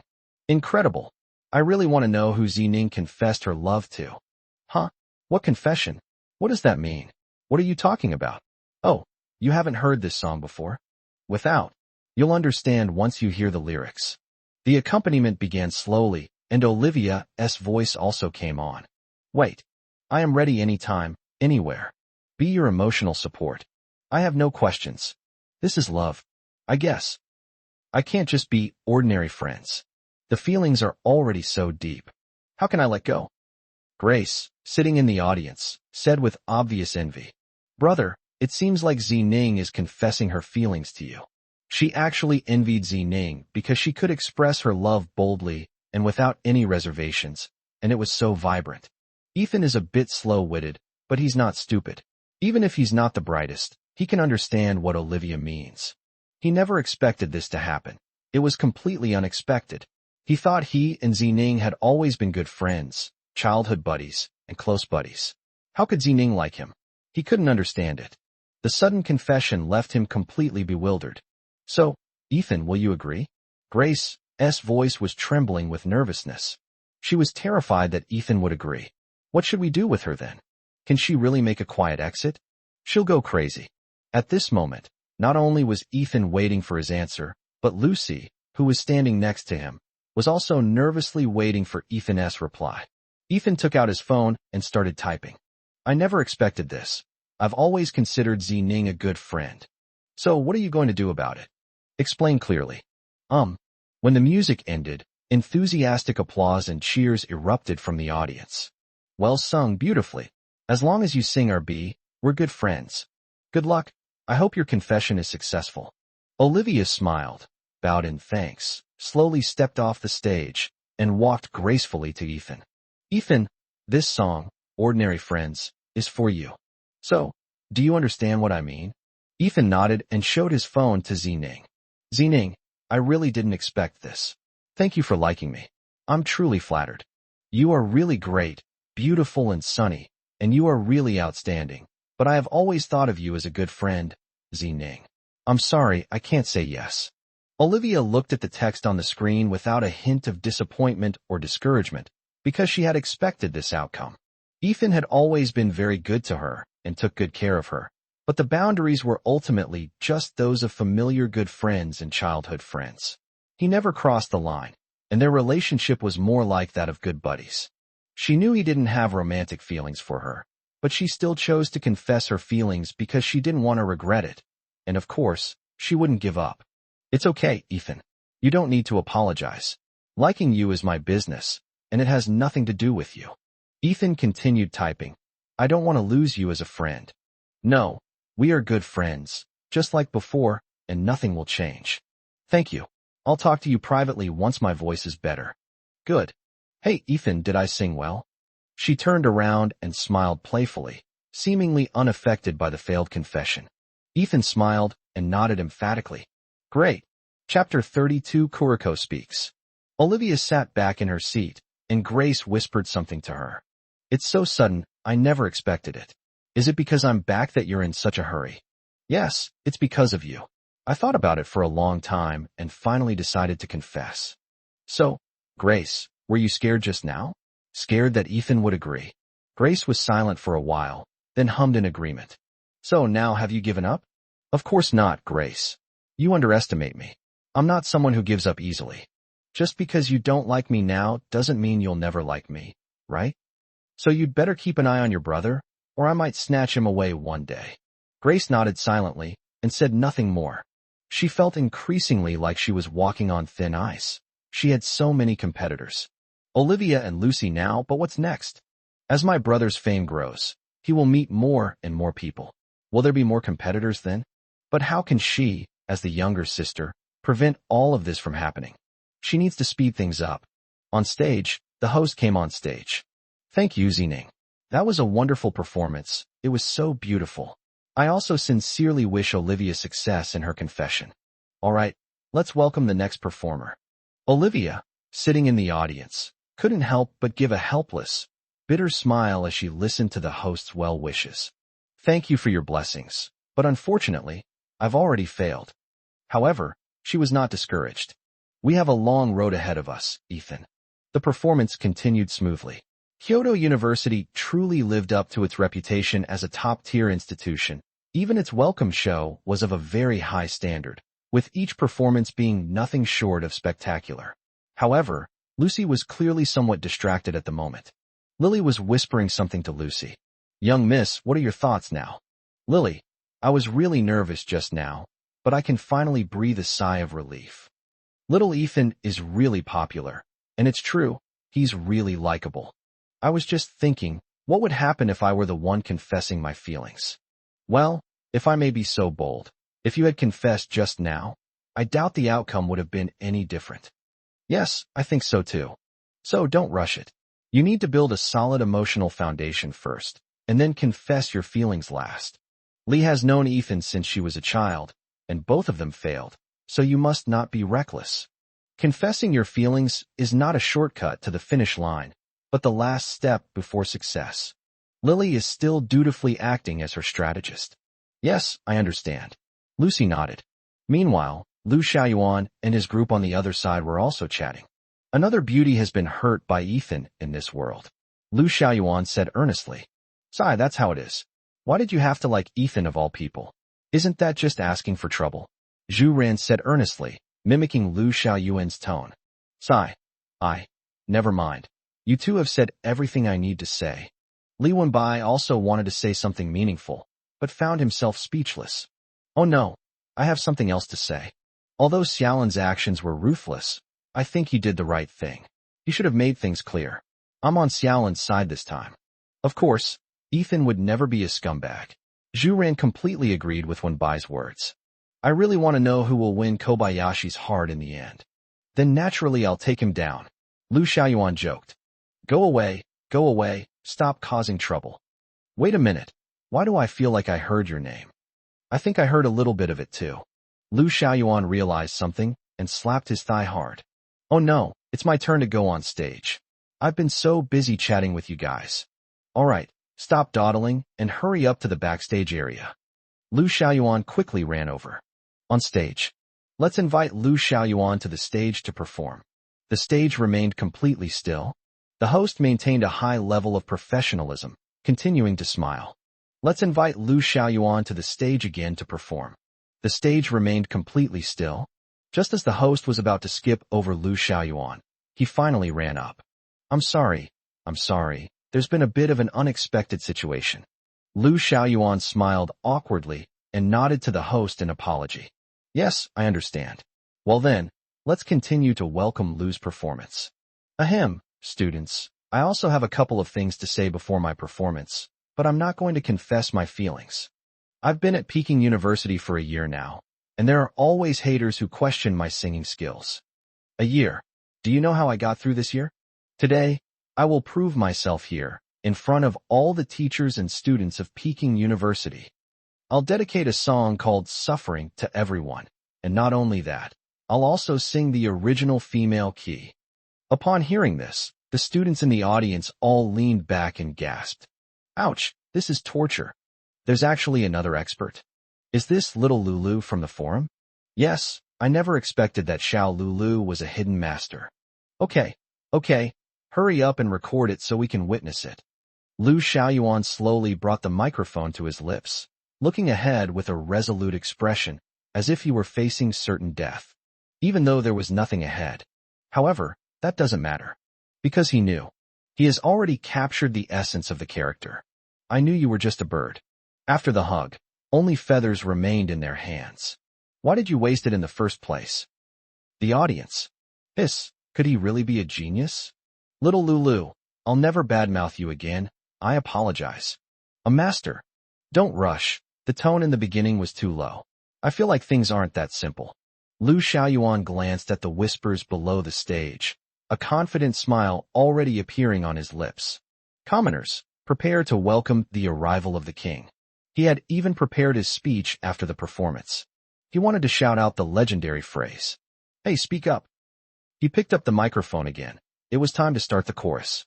My heart skipped a beat, and the torment of love began, voice cracked. Every minute of the voice cracking, every second of the voice cracking. The fire is burning. How wonderful it would be if it burned to ashes, voice cracks.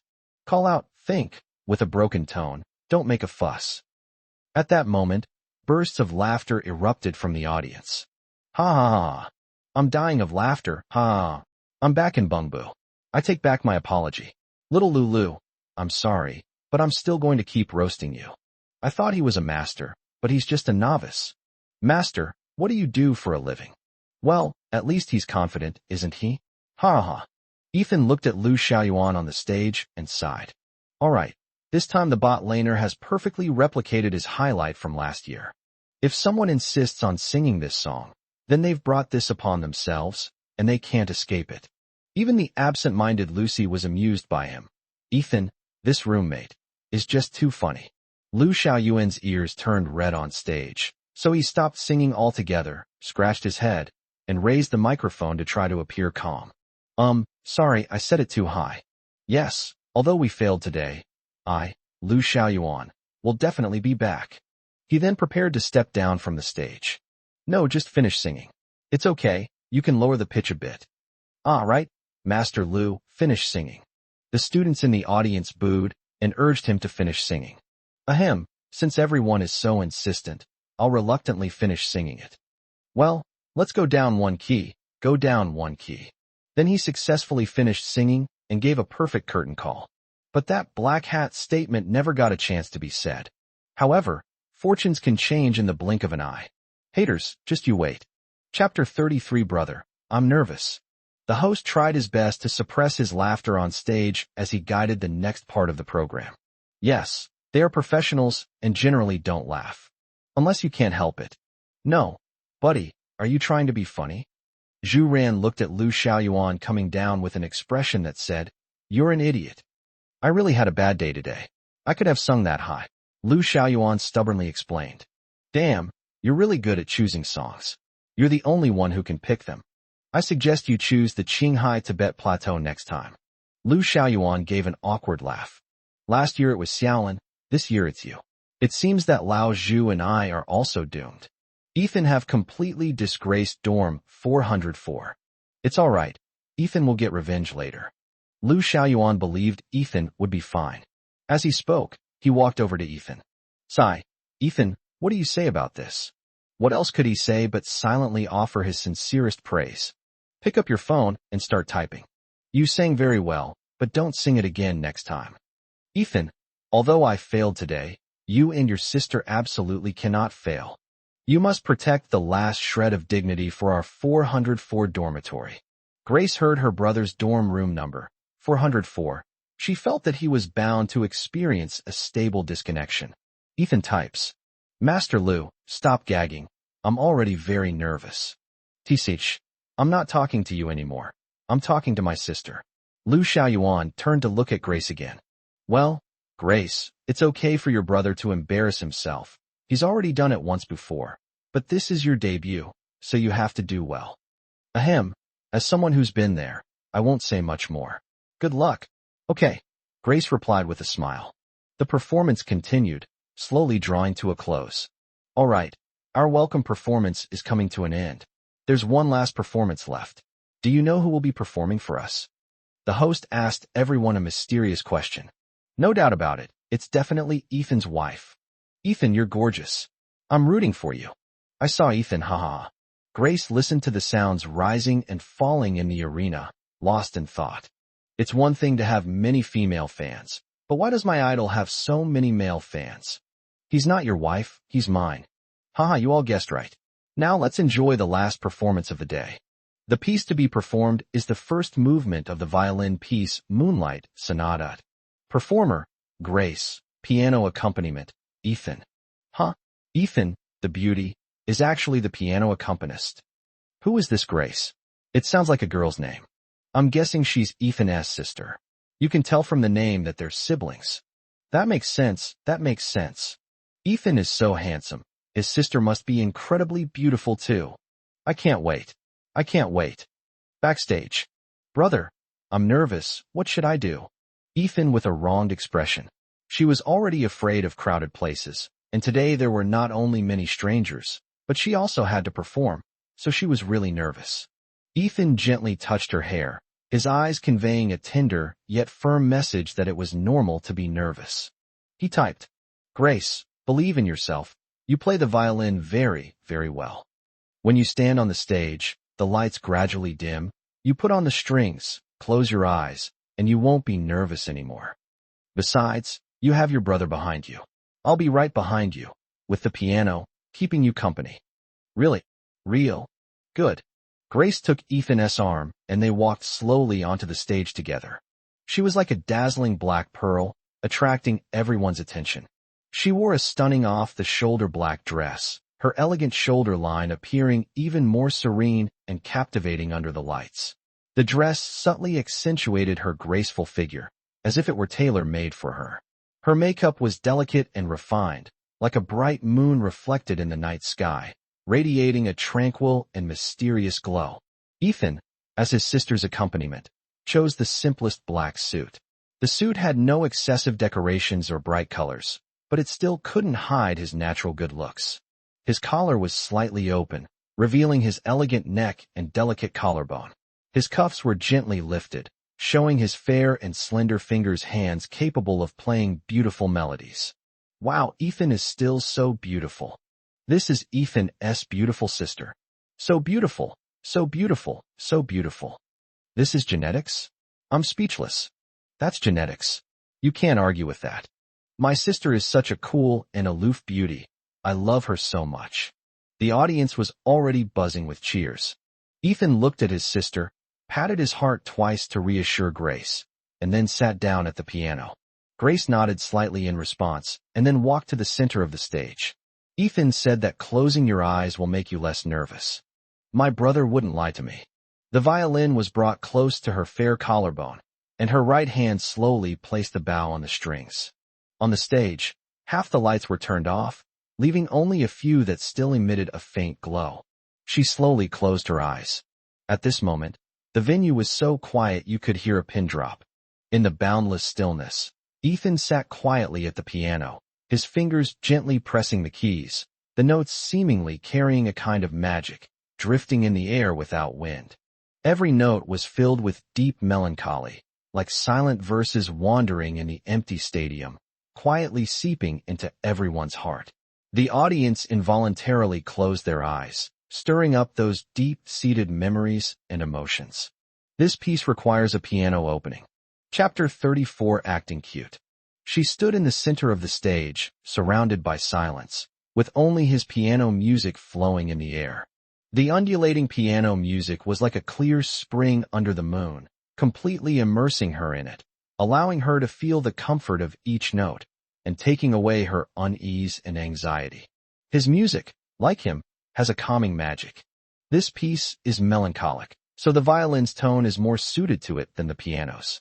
With a gentle sway of her lotus-root arm, the two musical notes intertwined instantly, perfectly in sync. She stood by the sea, gazing at the boundless ocean.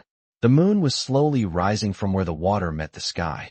He was drifting in a small boat, floating between the vast heaven and earth. On the sea, a gentle breeze ripples the surface. The moon rises higher and higher, and its light, like water, pours onto the sea, instantly filling the surface with silvery light. The audience felt as if they had entered a mysterious and illusory world. Dean Wong, what do you think? Professor Lee from the music department quietly asked Dean Wong from the music department in the corner. Dean Wong was still engrossed in the music, his eyes glued to the brother and sister on stage, but he didn't forget to respond to Teacher Lee. Beautiful, so beautiful, whether it's the piano or the violin. The piano didn't overshadow the instrument at all, and the violin was also amazing. The overall quality was exceptionally high. Rellstab once interpreted this piece as a scene of boating on Lake Lucerne in Switzerland under the moonlight, with the small boat bobbing on the shimmering water, where the sky and water blend into one. But I could never find that feeling, and today I finally experienced it. Perhaps only a brother and sister with such a deep understanding and perfect harmony could interpret this piece of music in such a way. Teacher Lee exclaimed, "It's really unexpected that the most beautiful musical performance tonight was presented by two students from the Performing Arts Department." Dean Wong, on the other hand, looked heartbroken and said, "Alas, our music department is utterly disgraced." Dean Wong, how can you say that? Your beloved granddaughter is also very talented. She just didn't sign up to participate this year. Haha, my little rascal, let's not even talk about her. Professor Lee smiled and said, "Haha, although he's cheeky, he has a high level of musical literacy. This isn't flattery. By the way, although these siblings aren't in the music department, they're both students at Peking University. It's not like they can't pursue a double degree." Dean Wong asked with a puzzled look. "Professor Lee, do you mean we can admit both of them to our music department?" "Ethan, who plays the piano. As for Grace, I major in piano, and I'm afraid teaching her would be a waste of her time. I'd like to try recommending her to Teacher Liu, who specializes in violin." "Oh, Teacher Lee, besides my granddaughter, you don't have any other students you've personally taught, do you?" "Yes." "Hee, good, good. It'll be a good opportunity for my little rascal to see that there are people more capable than herself. I never expected little Ethan to play the piano so well. We've really struck gold this time." Lily and Lucy were talking excitedly. After all, Ethan was someone she had signed with the company, and the more outstanding little Ethan was, the more proud she would be. "Yes, that's really unexpected. And Grace's violin playing is also fantastic. Wow, this brother and sister are a perfect match." Lucy looked at Lily with an expression that seemed to say, "Do you want to hear what you're saying?" Pa, what a perfect match. It should be two peerless beauties." "Lily, the legendary twins are two men." "Haha, never mind. There aren't many idioms to describe siblings. But anyway, they're all great." "Wow. From now on I'm a fan of the siblings. No, I should be a fan of the mom. Having two beautiful and outstanding kids at once is just too wonderful. Unbelievable. Do those siblings even know they have a parent like you?" Ha ha ha. The older brother is a newcomer to the entertainment industry, skilled in singing and playing the piano, while the younger sister is skilled in playing the violin. Don't you think this sounds a lot like that super popular novel that's been serialized on Tomato Novels recently? You mean that book, Secret Love? Yes, this is the one. You read it too. It's so popular, it's been at the top of the charts for a while, so I clicked to read it. The author's writing is just too good. Yes. The portrayal of the female lead's younger sister's inner turmoil and melancholy, filled with unrequited love yet unable to express it, was so well done. However, the male and female protagonists in the novel are not biological siblings, but Ethan and Grace should be biological siblings. So it must be a coincidence. It should be. On stage, the 5-minute piece had finished playing, and the lights suddenly came on. Grace looked at the sea of people below the stage and fell into a state of tension and fear again. She was really afraid of places with many strangers, especially standing on the stage and being stared at by everyone. Seeing Ethan approach, she immediately hid half of her body behind him, tightly gripping the hem of his clothes and carefully using his shoulder to cover her face. She whispered to him, "Brother, I'm scared." He knew that his younger sister was most afraid of this kind of scene, and since he couldn't say anything to comfort her, he secretly took her hand. "She's sweating. She must be really terrified. Gently squeeze your sister's palm to help distract her." Upon seeing this, the audience began to jeer. "Haha, my little sister is shy and is hiding behind her brother. So cute. Oh, you're even secretly holding hands. I saw it. Haha, so this is what siblings are like. Why don't they try to avoid suspicion at all? How can you talk like that? Ethan, you're just secretly holding hands with your sister. You're being a little discreet. Huh? Hey, is this too sweet? Are you trying to make me crave incest? Okay, I've become a fan of the brother-sister couple now. I'm sure this kind of PDA will be flying everywhere from now on, huh?" Olivia looked at the stage, her heart filled with mixed emotions. "I feel a pang of jealousy, but I don't know what I'm jealous of. Their sibling relationship is genuine. There's no reason to be jealous." "What? The clown is herself. Okay, you cried. Oh. Grace became even more shy and buried her face even deeper. The highly professional host quickly stepped in to defuse the situation. That was truly an amazing performance. As the saying goes, what is the starting point of art? It is imagination. And their performances gave us endless room for imagination.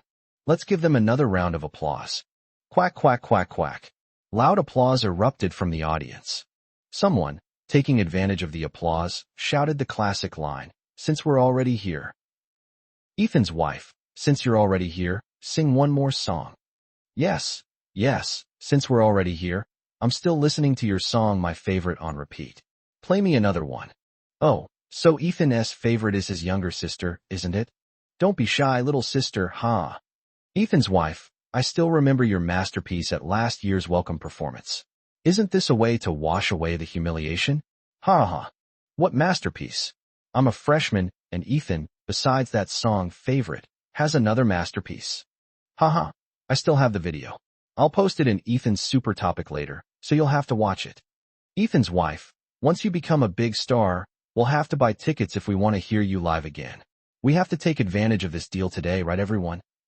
This line immediately ignited the atmosphere, since taking advantage of loopholes is a fine tradition among college students, and everyone started chanting and singing along.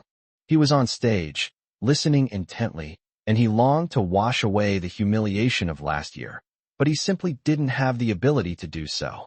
He smiled wryly, pointed to his throat, and made an X shape, trying to tell everyone that he couldn't make a sound for the time being. Grace was terrified, but she finally made up her mind. She gently took the microphone from her brother's hand, her voice trembling slightly with nervousness. "Hello everyone. Thank you for your support. Ethan has a sore throat and can't sing right now." Ethan pointed to his throat, smiled apologetically, and nodded to the audience. "But don't worry about your brother. He'll be fine soon." "Oh, I see. No wonder Ethan's wife hasn't said a word. It turns out she's become mute after being away for 3 days. How mean. But even though Ethan can't speak, he's so beautiful. A mute beauty. I really want to pet him." Then let the little sister sing. In ancient times, Mulan joined the army in place of her father. Now Grace sings for her brother. Ah, yes, yes, yes, yes. Everyone started egging Grace on to sing again, saying they wouldn't let her off the hook until she sang a song. Chapter 35, A Couple Who Cannot Be Together. My singing is nowhere near as good as my brother's. Her singing is only slightly better than that of a karaoke star. It's definitely not comparable to someone like her brother, who has practiced hard since childhood. "Oh, it's all right, it's all right." "Yeah, it's okay. Your brother's voice cracked so badly last year. As long as it's better than last year, haha." Yes, yes, a beautiful woman singing. Even if she doesn't sound good, she still sounds good. If she does, she sounds even better. In that case, I'll sing a song for my brother. Then she put down the microphone and whispered in Ethan's ear. "Brother, can you play the piece, Siblings?" Ethan shook his head blankly. He couldn't. Grace looked at him with a wronged expression, pursing her lips. Looking at his sister, he felt that it was absolutely unforgivable that she couldn't play this piece. "Then go and study." He nodded slightly. "In that case, I'd like to trouble you to find some background music, brother." "Good." He then went off stage to find accompaniment. While he was looking for accompaniment, she spoke to everyone on stage. "Since I'm singing for my brother, I'll sing Brother and Sister." She knew choosing this song was risky, but she had to speed things up, so she finally settled on it. Haha, she's so big now, and her little sister is still acting cute towards her big brother. Aren't you ashamed? Holy crap, is this really about orthopedics? Oh, what's wrong with this song? Judging from the title, it's about sibling love, right? I'm not quite sure how to describe it. Why don't you listen to the lyrics yourself in a bit? Oh, don't overthink it. They're siblings, just singing for fun. Maybe they just want the meaning behind the song title. That's true. It was probably just a spur-of-the-moment idea, and this song just came to mind. Haha, so we sibling CP fans are really enjoying this. TSK, TSK, TSK. The main characters are shamelessly throwing out sweetness. I'll just eat until I'm stuffed. Ethan had never heard this song before and was completely unaware that something was wrong. He was still busy looking for the instrumental version. After finding it, He waved to his sister on the stage to signal that they could begin. Grace nodded slightly, ready to begin. Be good to me, be good to me. So good there's no turning back. But I also really want someone to be with me. I don't want to offend you. So it was so circuitous. Advance and retreat at times. Maintain a safe range. This conspiracy makes me feel so ashamed. Enjoy the feeling of being loved. But it won't make you have any wild thoughts. Let us be hypocritical. Don't waste your feelings. A couple who cannot love each other. Dear like siblings. Love makes us hypocritical. Grace's singing isn't as good as Ethan's, but this song suits her so well that it's incredibly moving. The audience. Know this. I've really already imagined a whole orthopedic drama in my mind. To be honest, I also. Look at Ethan. Isn't he a little stunned too? In the corner, Ethan stared blankly at his sister, who was the center of attention on stage. He had never heard this song before. He thought it was about siblings based on the title, but now, after hearing the lyrics, he was slightly taken aback. A strange emotion was stirring within him, a tickling sensation in his heart, but he didn't know what it was, nor could he grasp it. The younger sister probably chose to play around with it. It's probably because the name is fitting that they sang it. Yes, that should be the case. But why do I always feel something strange in my heart? Lily was stunned and asked Lucy blankly. Lucy, this song. They were probably just singing for fun. How could siblings possibly be like that? Lucy smiled, but upon closer inspection, it looked somewhat forced. That's right, it's impossible. However, Ethan's 3 roommates knew that the two were not biological siblings, and they were secretly having a little meeting together. These 3 guys are like badger in a melon patch. It feels like everywhere you look, there are big melons. This isn't right. Zhu Ran looked at Lu Xiaoyuan and Li Wenbai in shock. Wow, I feel like I'm swimming in a melon patch right now. It's full of melons. I can't possibly eat them all. This is not simple. Li Wenbai leaned back tactically. If you say the song was chosen on a whim, that's one thing. But Lin Daiyu's singing is just too heartfelt. Lu Xiaoyuan's eyes gleamed. This is a poem by Lin Daiyu called Partiality, and another poem by Lin Daiyu called Siblings. They're not even blood-related siblings. It's hard for me not to have some ulterior motives, Li Wenbai analyzed seriously. That's exactly the point, Lu Xiaoyuan exclaimed, slapping his thigh. Damn it, keep your voice down. Someone might hear us. We have to keep this a secret. Zhu Ran quickly pulled Lu Xiaoyuan back. Yes, it's my fault. Lu Xiaoyuan quickly lowered his voice. Do you think Xiaolin likes Lin Daiyu? I think they like each other. Look at how they get along. I've never seen siblings with such a good relationship. All I've seen are siblings who fight, like my sister and me. We fight every day, Lu Xiaoyuan said with certainty. Moreover, Ethan is absolutely devoted to Lin Daiyu, spoiling her run. Even so, I think we still need to observe further before making any hasty judgments, Zhu Ran said calmly. If you ask me for my analysis, it's certain that Lin Daiyu likes Xiaolin, but it's still hard to say about Xiaolin. He definitely likes her, but the kind of liking remains to be seen, Li Wenbai said, stroking his chin as he analyzed carefully. Let's keep this a secret for now. After all, Ethan is a public figure now, and we need to be careful about his influence. Let's keep an eye on things, and help Lin Mimi out if necessary. Okay. On stage, the song was playing its interlude, and she looked at Ethan below the stage, her thoughts racing. Ethan, I don't expect you to change your feelings for me with just one song. I only want to influence you in a little way, just a tiny bit. I want you to ask yourself, do you truly only feel brotherly affection for me? If so, I'll leave.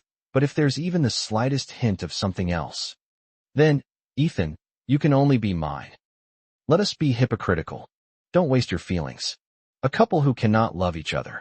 Dear like siblings. Love makes us hypocritical. I received a futile comfort. You also got the chance to imitate falling in love with someone. Cruel yet compassionate. What a perfect relationship. She didn't want to be like the characters in the lyrics, a couple who couldn't be together. Chapter 36, You Don't Understand Love. That evening, the performance concluded perfectly with Grace's rendition of Brother and Sister. Ethan and Grace's Moonlight Sonata also surged to the top of Weibo's trending topics with tremendous momentum, sparking heated discussions across the internet. The second song that followed was Grace's Brother and Sister. Meanwhile, a super topic for the brother-sister couple was created, and there were even mashups of Ethan and Grace in it. Many people have already started to ship them. Inside a hotel, Jiang Qingtian, a rising star under Huai Entertainment, stared at the trending topics on Weibo with a gloomy expression, with his manager standing next to him. Qingtian, who exactly is this kid? Why is he trending on social media every day lately? You do not know? I really don't know what's going on. Jiang Qingtian sneered. I found out through a friend's connections. Ethan is a Peking University student that Lily signed last year. I was initially puzzled that top agent Lily would sign a relatively unknown newcomer. Until recently, I saw his variety show, and that's when I found out what was going on. Is there something wrong with that variety show? Hee, there's nothing wrong with the variety show itself, but there's a lot of something wrong with the people who participate in it. You should know Lucy, right? Yes, I know, the guest on the show. You would never guess who she is. Who is it? Hee, she's the daughter of the chairman of Huai Entertainment, who just returned to China. She should have officially taken over the company by now, but it hasn't been announced to the public yet. By the way, don't tell anyone about this for now. So you mean Lucy is promoting Ethan? Of course, otherwise, how could a newcomer like him have such a lot of popularity every day? Lucy clearly likes that kid, but it seems Ethan doesn't know that Lucy is his boss. I heard that the company has already started to focus on his first album project. Is the first album a major project? Jiang Qingtian continued to sneer with a sinister expression. That's right. Would you believe it if I said Lucy wasn't promoting him? So what are you going to do? You've just secured your position at Hawaii. You can't let this kid ruin your plans. If he can get Lucy, why can't I? That kid is just a bit good looking. I'm not bad looking either. I don't believe that if I offered myself to Lucy, she would be unmoved. What are you going to do? Isn't that show still recruiting a couple of guests? I've already been interviewed. Well, it shouldn't be a big problem. Hawaii is an investor, and your traffic is currently booming, so there's no reason why you shouldn't be able to get in. Ethan, just you wait. You dare block my way? You'll regret it. Ethan's throat has healed, but he still doesn't talk much. Ever since his sister sang Brother and Sister that night, he began to feel agitated, and this feeling became more and more pronounced whenever he saw his sister. So much so that he has been deliberately avoiding his sister for the past 2 days. His sister left home at noon, and he didn't know what Grace was doing. She hadn't told him. He planned to meet with Zining and have a proper talk. They agreed to meet at a coffee shop located in a quaint alley. The wooden sign at the entrance bore the shop's rustic name, exuding an understated luxury. Upon entering, a rich aroma of coffee wafted through the air, mingling with a subtle woody scent. He had arrived and was sitting in his seat, quietly watching the passers-by through the window, thinking about his words. Ethan, you're here. Olivia had just pushed open the door when she saw Ethan staring blankly out the window. What would you like to drink? Then I'll have a latte. He waved to the waiter. Hello. Sir, what would you like to drink? 1 latte and 1 Americano, please. Okay, sir, please wait a moment. The waiter turned and left. Then the atmosphere fell silent again. He didn't know what to say. Ethan, you can speak now. Yes, it was just yesterday. Be more careful next time. You still have to sing. Okay, I will. The atmosphere gradually fell silent again, and neither of them spoke. Sir, madam, your coffee. Yes, thank you. Olivia ultimately chose to break her silence. Ethan, do you like me even a little bit? She stared intently at Ethan, trying to read something from his expression. Zining, we've known each other since we were a few years old. Yes, I've known you as long as I can remember. After all, we're neighbors. Yeah, so we've been friends since we were kids, right? Yes, but that doesn't affect my liking for you. So what does Zining like about me? If you like something, you just like it. Why can't you explain it in so many ways? Ethan, you don't seem to understand what liking someone means at all. Hearing this, he silently looked out at the ancient alley, his expression downcast. Zining, you seem to be right. I guess I really don't understand what liking someone means. He said softly. I can teach you. He gently shook his head. Zining, I'm sorry, I can't agree to that. Ethan, do you dislike me? I don't dislike it. Since you don't have anyone you like, And you don't dislike me? Why don't you give it a try with me? Olivia was a little agitated and grabbed his hand. I don't know. He withdrew his hand. Olivia chuckled self-deprecatingly. Ethan, I actually know why. Actually, you like. Stop talking, Zining. He interrupted her. He didn't want to hear it because he was afraid to hear that name. Sigh. Olivia sighed helplessly. No matter what, I will wait for you until you start dating someone else. Don't try to persuade me. I've already said it. Liking you is my own business, and your advice won't help. Olivia's tone was firm. There are some things you need to figure out for yourself. I'm leaving, Ethan. After saying that, Olivia left the coffee shop. He was absent-minded, wandering aimlessly through the streets, not knowing where he was going. Watch your step, young man. There's a lamppost ahead. He looked up and realized he was just a few steps away from bumping into the pillar. He nodded to the passerby and said thank you. A bookstore came into view, and he went inside. The bookshelf was filled with all kinds of books, but he didn't want to take any of them out, so he had to walk out again. The sky darkened again, and it started raining again. This rain is so annoying. He ran to the bus stop to take shelter from the rain. The rain soon began to pour down, and passers-by scrambled to find shelter. Ethan. He heard someone calling him and looked over. I don't think I know them. It really is you. Hello, my name is Wang Irue. Chapter 37 Wang Irue. Hello. Do I know you? We didn't know each other before, but we do now. We are all from Peking University. Oh. He nodded. You don't seem to be in a good mood. Why don't you come with me to play the piano? My teacher showed me a video of you, and you play the piano very well. My teacher asked me to learn from you, but I think I play just as well as you. So, how about we go have a friendly spar? Who is your teacher? Oh, Professor Li from the music department, Teacher Li Zhen. He had heard of Professor Li. He was a well-known pianist in China. He nodded. Since I don't know what else to do, and I'm going to play the piano anyway, then I'll just play the piano. When the rain stops, I'll take you to the music bar I frequent. It has a music room. We're here, how is it? So many people. It's a bar, so there will definitely be a lot of people. There will be even more people when it gets completely dark. He nodded slightly. Come on, I'll take you to the music room. The music room contained many musical instruments such as guitars, basses, drum kits, and violins, but the piano was the most eye-catching. Are these all things you usually use? You know how to use so many of them. No, it's just that sometimes when my friends come over, we play together, and that's all I know how to play the piano. So, shall we go first or shall we go first? Then I'll go first. Okay, but wait a bit.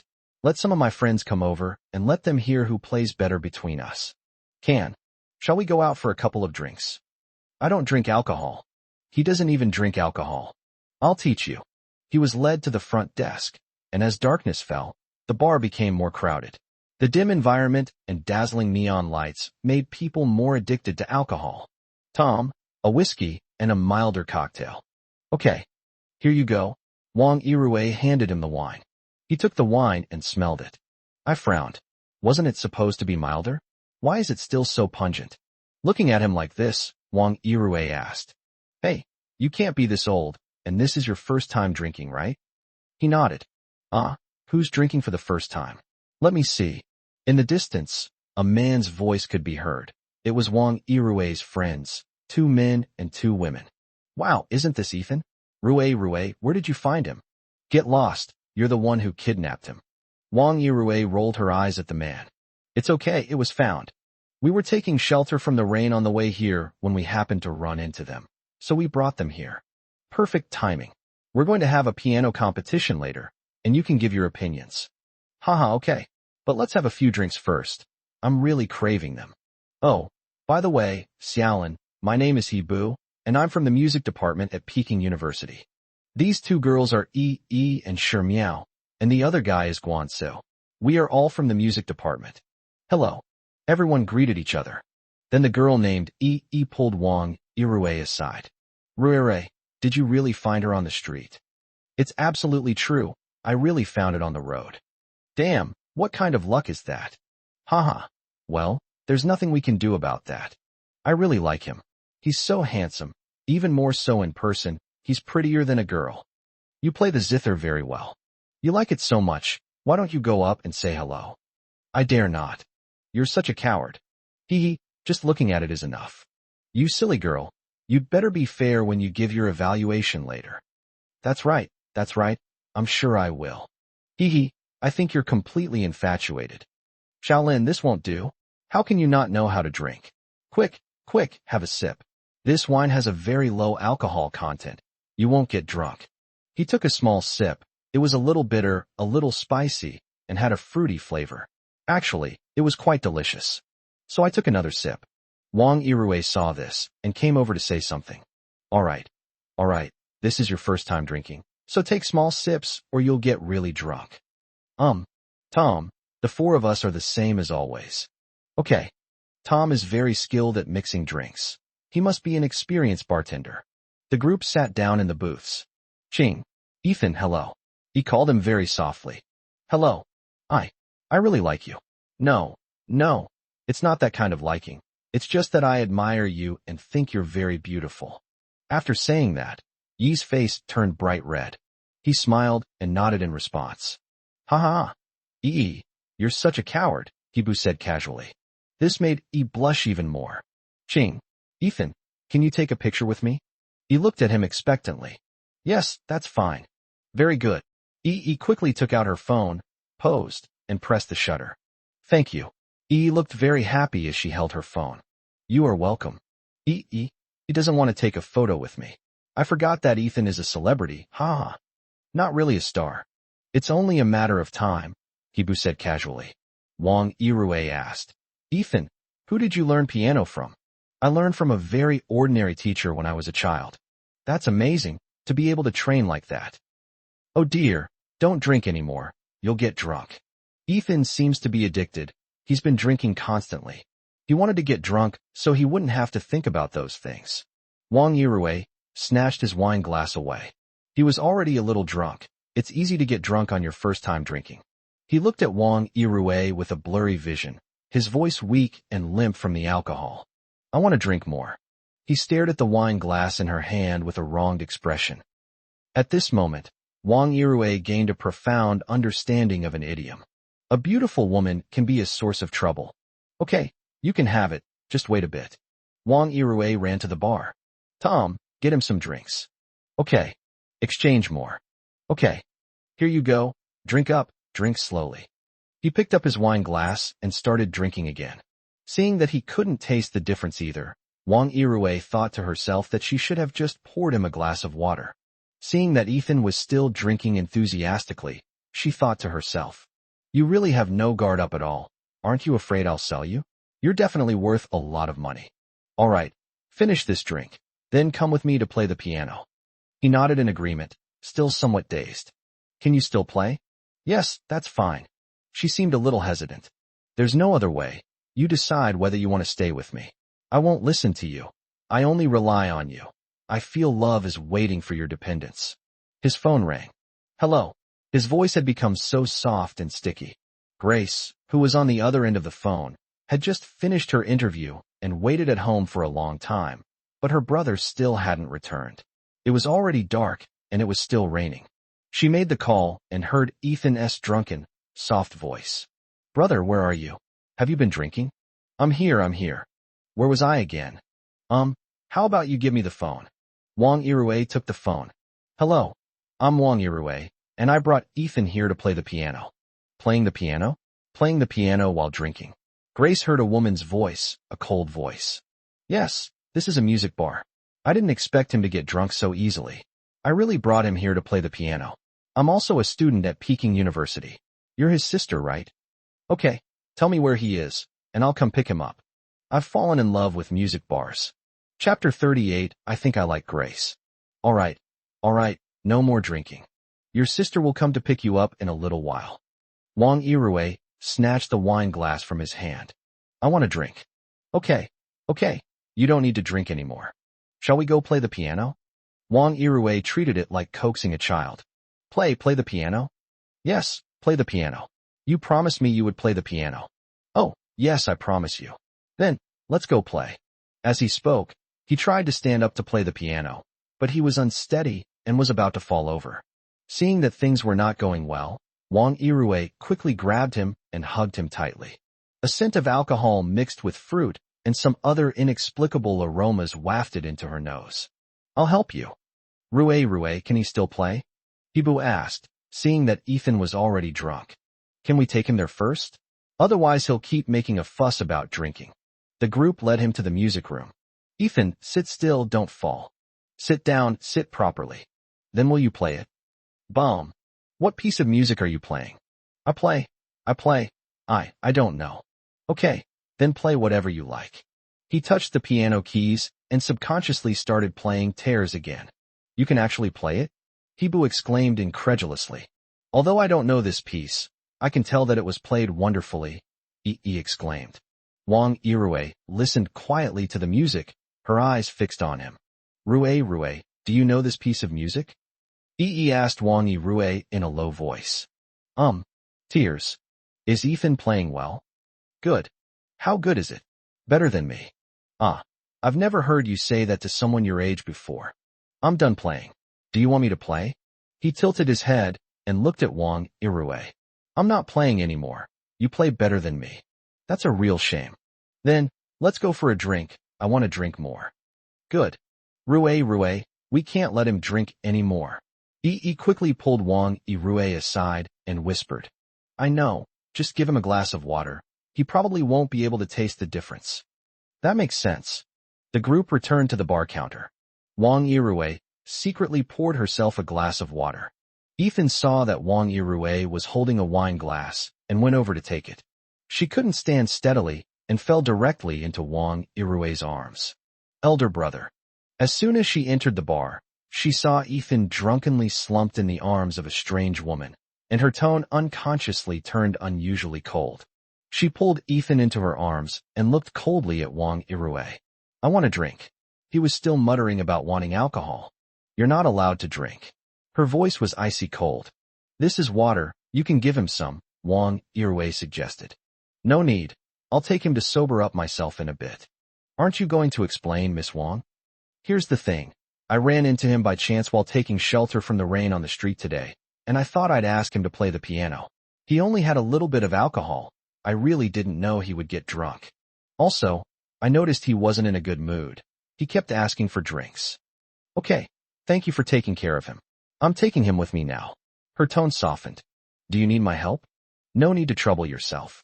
How much is the drink? That won't be necessary. How much is the drink? 58.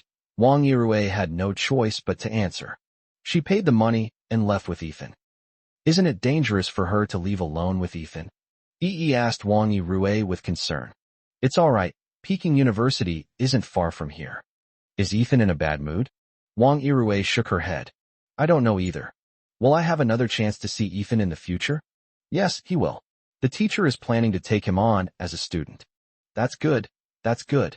Speaking of which, my sister is also very pretty, but she's so cold.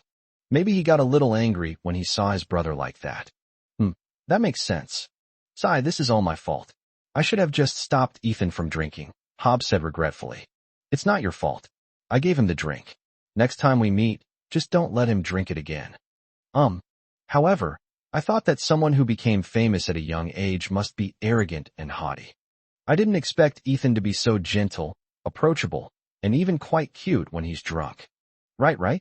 That's why I like him so much. Was swooning over him again. He plays the piano very well. Wang Irue left after saying that. Driver, Shuyuan residential area. Okay. What? Your boyfriend's drunk. You've come to pick him up? She paused slightly upon hearing this, then nodded. Haha. I think this young man is really handsome. We can't let him get drunk and stay out all night. Who knows, right? Perhaps it was because it was warm in the car, but Ethan felt even more dizzy and had already fallen asleep holding her. The warm, moist breath tickled her collarbone, sending a shiver down her spine. Ethan, don't sleep. You'll get sick again if you sleep like this. No, I won't sleep. Why won't you let me sleep? Who are you? She was furious when she heard that. Not only did he get so drunk after not seeing her for an afternoon, he was also lying in the arms of a strange woman, and she didn't even recognize him.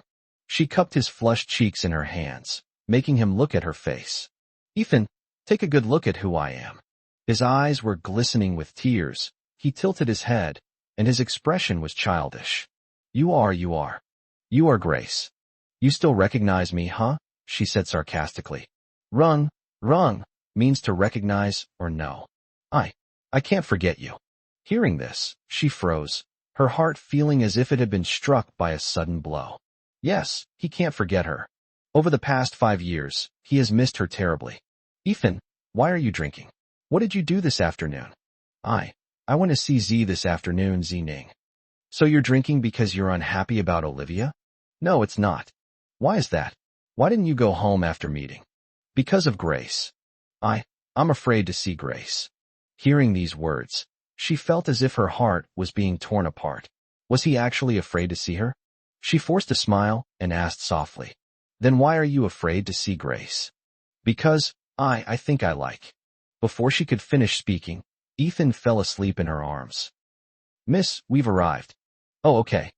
Thanks. Please take care. Back home, I put Ethan on the bed and poured him a glass of warm water. Brother, come on, have some water. Want some water? Okay, have some water. She slowly fed him water. She sensed that he had been avoiding her these past 2 days. I just didn't expect it to bother him so much. He never drinks. He certainly wouldn't avoid her. Ethan, I'm sorry, I was in a hurry. She gently stroked the corners of his reddened eyes. What sorry? What worried? It's okay, go to sleep. I covered him with the blanket, kissed his cheek, turned off the light, and left the room. Chapter 39 Love is the most romantic thing in the world. Back in her room, she collapsed onto the bed, staring intently at the ceiling. She regretted it. I shouldn't have hurt him. She plans to explain to Ethan tomorrow. We still need to take it slowly. She thought it was her song, Siblings, that was bothering Ethan. Sometimes, unexpected twists and turns happen in the unfinished sentence. A small error can lead to a huge difference. Absolutely true. The next day, early morning. He shook his head. It hurt. What happened yesterday? It seems like they've been drinking. Bar. Piano. Wang Yirui. And Grace. He thought for a long time and finally recalled a rough outline. Ethan, you're awake. She heard noises from his room and knew he was awake, so she pushed open the door and came in. Tone, Grace. Yes, I'm awake. His eyes darted away, because every time he saw her, he was reminded of the fact that he liked Grace. Drink some water, or your head will keep hurting. Ethan took the water and drank it slowly. Ethan, let's have a good talk. He stopped drinking water, forced a smile, and responded. Good. Ethan, you're avoiding me. Did you misunderstand because of the song I sang? I only chose this on the spur of the moment. Please stop avoiding me, okay? After she finished speaking, she seemed to have exhausted all her strength. Her eyes were empty as she tried to suppress the pain in her heart. How is this any different from being subjected to slow slicing herself? As Ethan listened, his heart felt as if it were being cruelly torn apart, and drops of blood stained his thoughts. She treated him like an older brother, but he harbored such filthy thoughts towards her. He felt dirty and wretched. The guilt was suffocating him, and his complicated feelings for Grace pushed him to the brink of a nervous breakdown. He forced a bitter smile. Good. Grace, I still have a bit of a headache and want to sleep. Okay, get some rest. She hugged Ethan, then turned and left.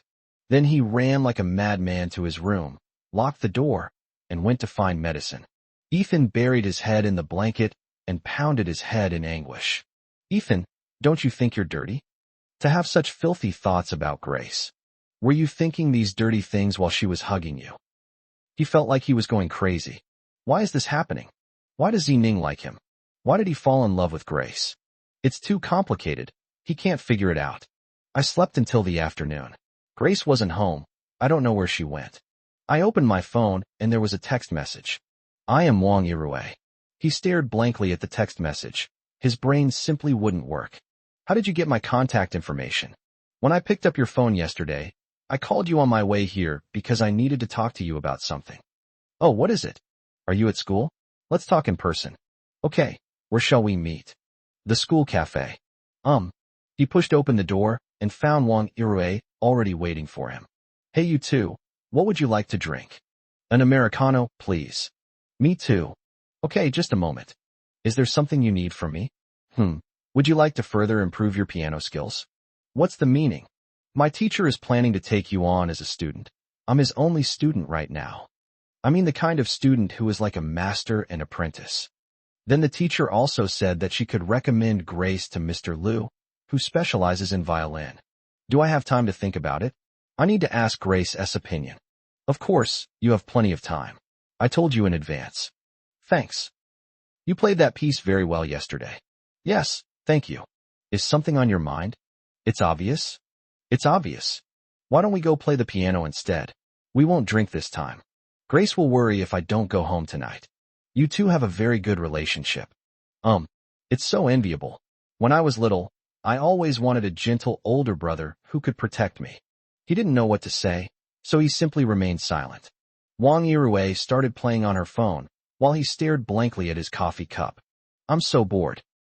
What are you thinking about? He shook his head and didn't say anything. You are very different from how you appear on TV. They were originally the same. That's really strange. You're not the same as when you're drunk. You're so cute when you're drunk. But you are very distant now. He did not respond. Look, your super topic. She held up her phone and showed it to him. It's all a mashup of him and Grace. He glanced at it and quickly looked away. You seem very afraid to see these things. Grace is my sister. Then why are you so nervous about these things? Let's change the subject. Then, I want to hear you sing. It's not convenient here. You can go outside. Have you always been this outgoing and familiar with people? Haha, no, that's not it. So, are you going to sing or not? I don't want to sing. I'll take you somewhere, and you'll want to sing. As darkness fell, the warm streetlights came on, and more people started running and playing football on the playground. On the lawn, there were also students who brought their own speakers and microphones to sing outdoors, a unique experience for universities. This place is brimming with the most youthful energy on the planet. Hey, Ethan S. here. Wang Yirue shouted at the crowd. The students flocked over. Is this what you meant by wanting to sing once you get here? She smiled slyly. No, I was just kidding. You'll have to sing once you get here. You are a bad person. Haha, whatever you say goes. Anyway, I can listen to you sing now. He decided to call Grace first. Hey, brother. Grace, I'm on the playground. I probably won't be able to walk for a while. You were recognized? Okay, Grace, go find something to eat yourself. I can't go back and cook. I'm coming to find you and bringing you something delicious. Then I want to eat candied hawthorn. You can't just eat this, it will upset your stomach. Let me bring you another pancake. Good. You two really have a good relationship. You even have to let each other know when you're apart for a little while. All right, you've succeeded. Say it. What do you want to hear? Preference to. Change to another one. This one isn't good. Let's change to another one. Okay. Then, cultivating love.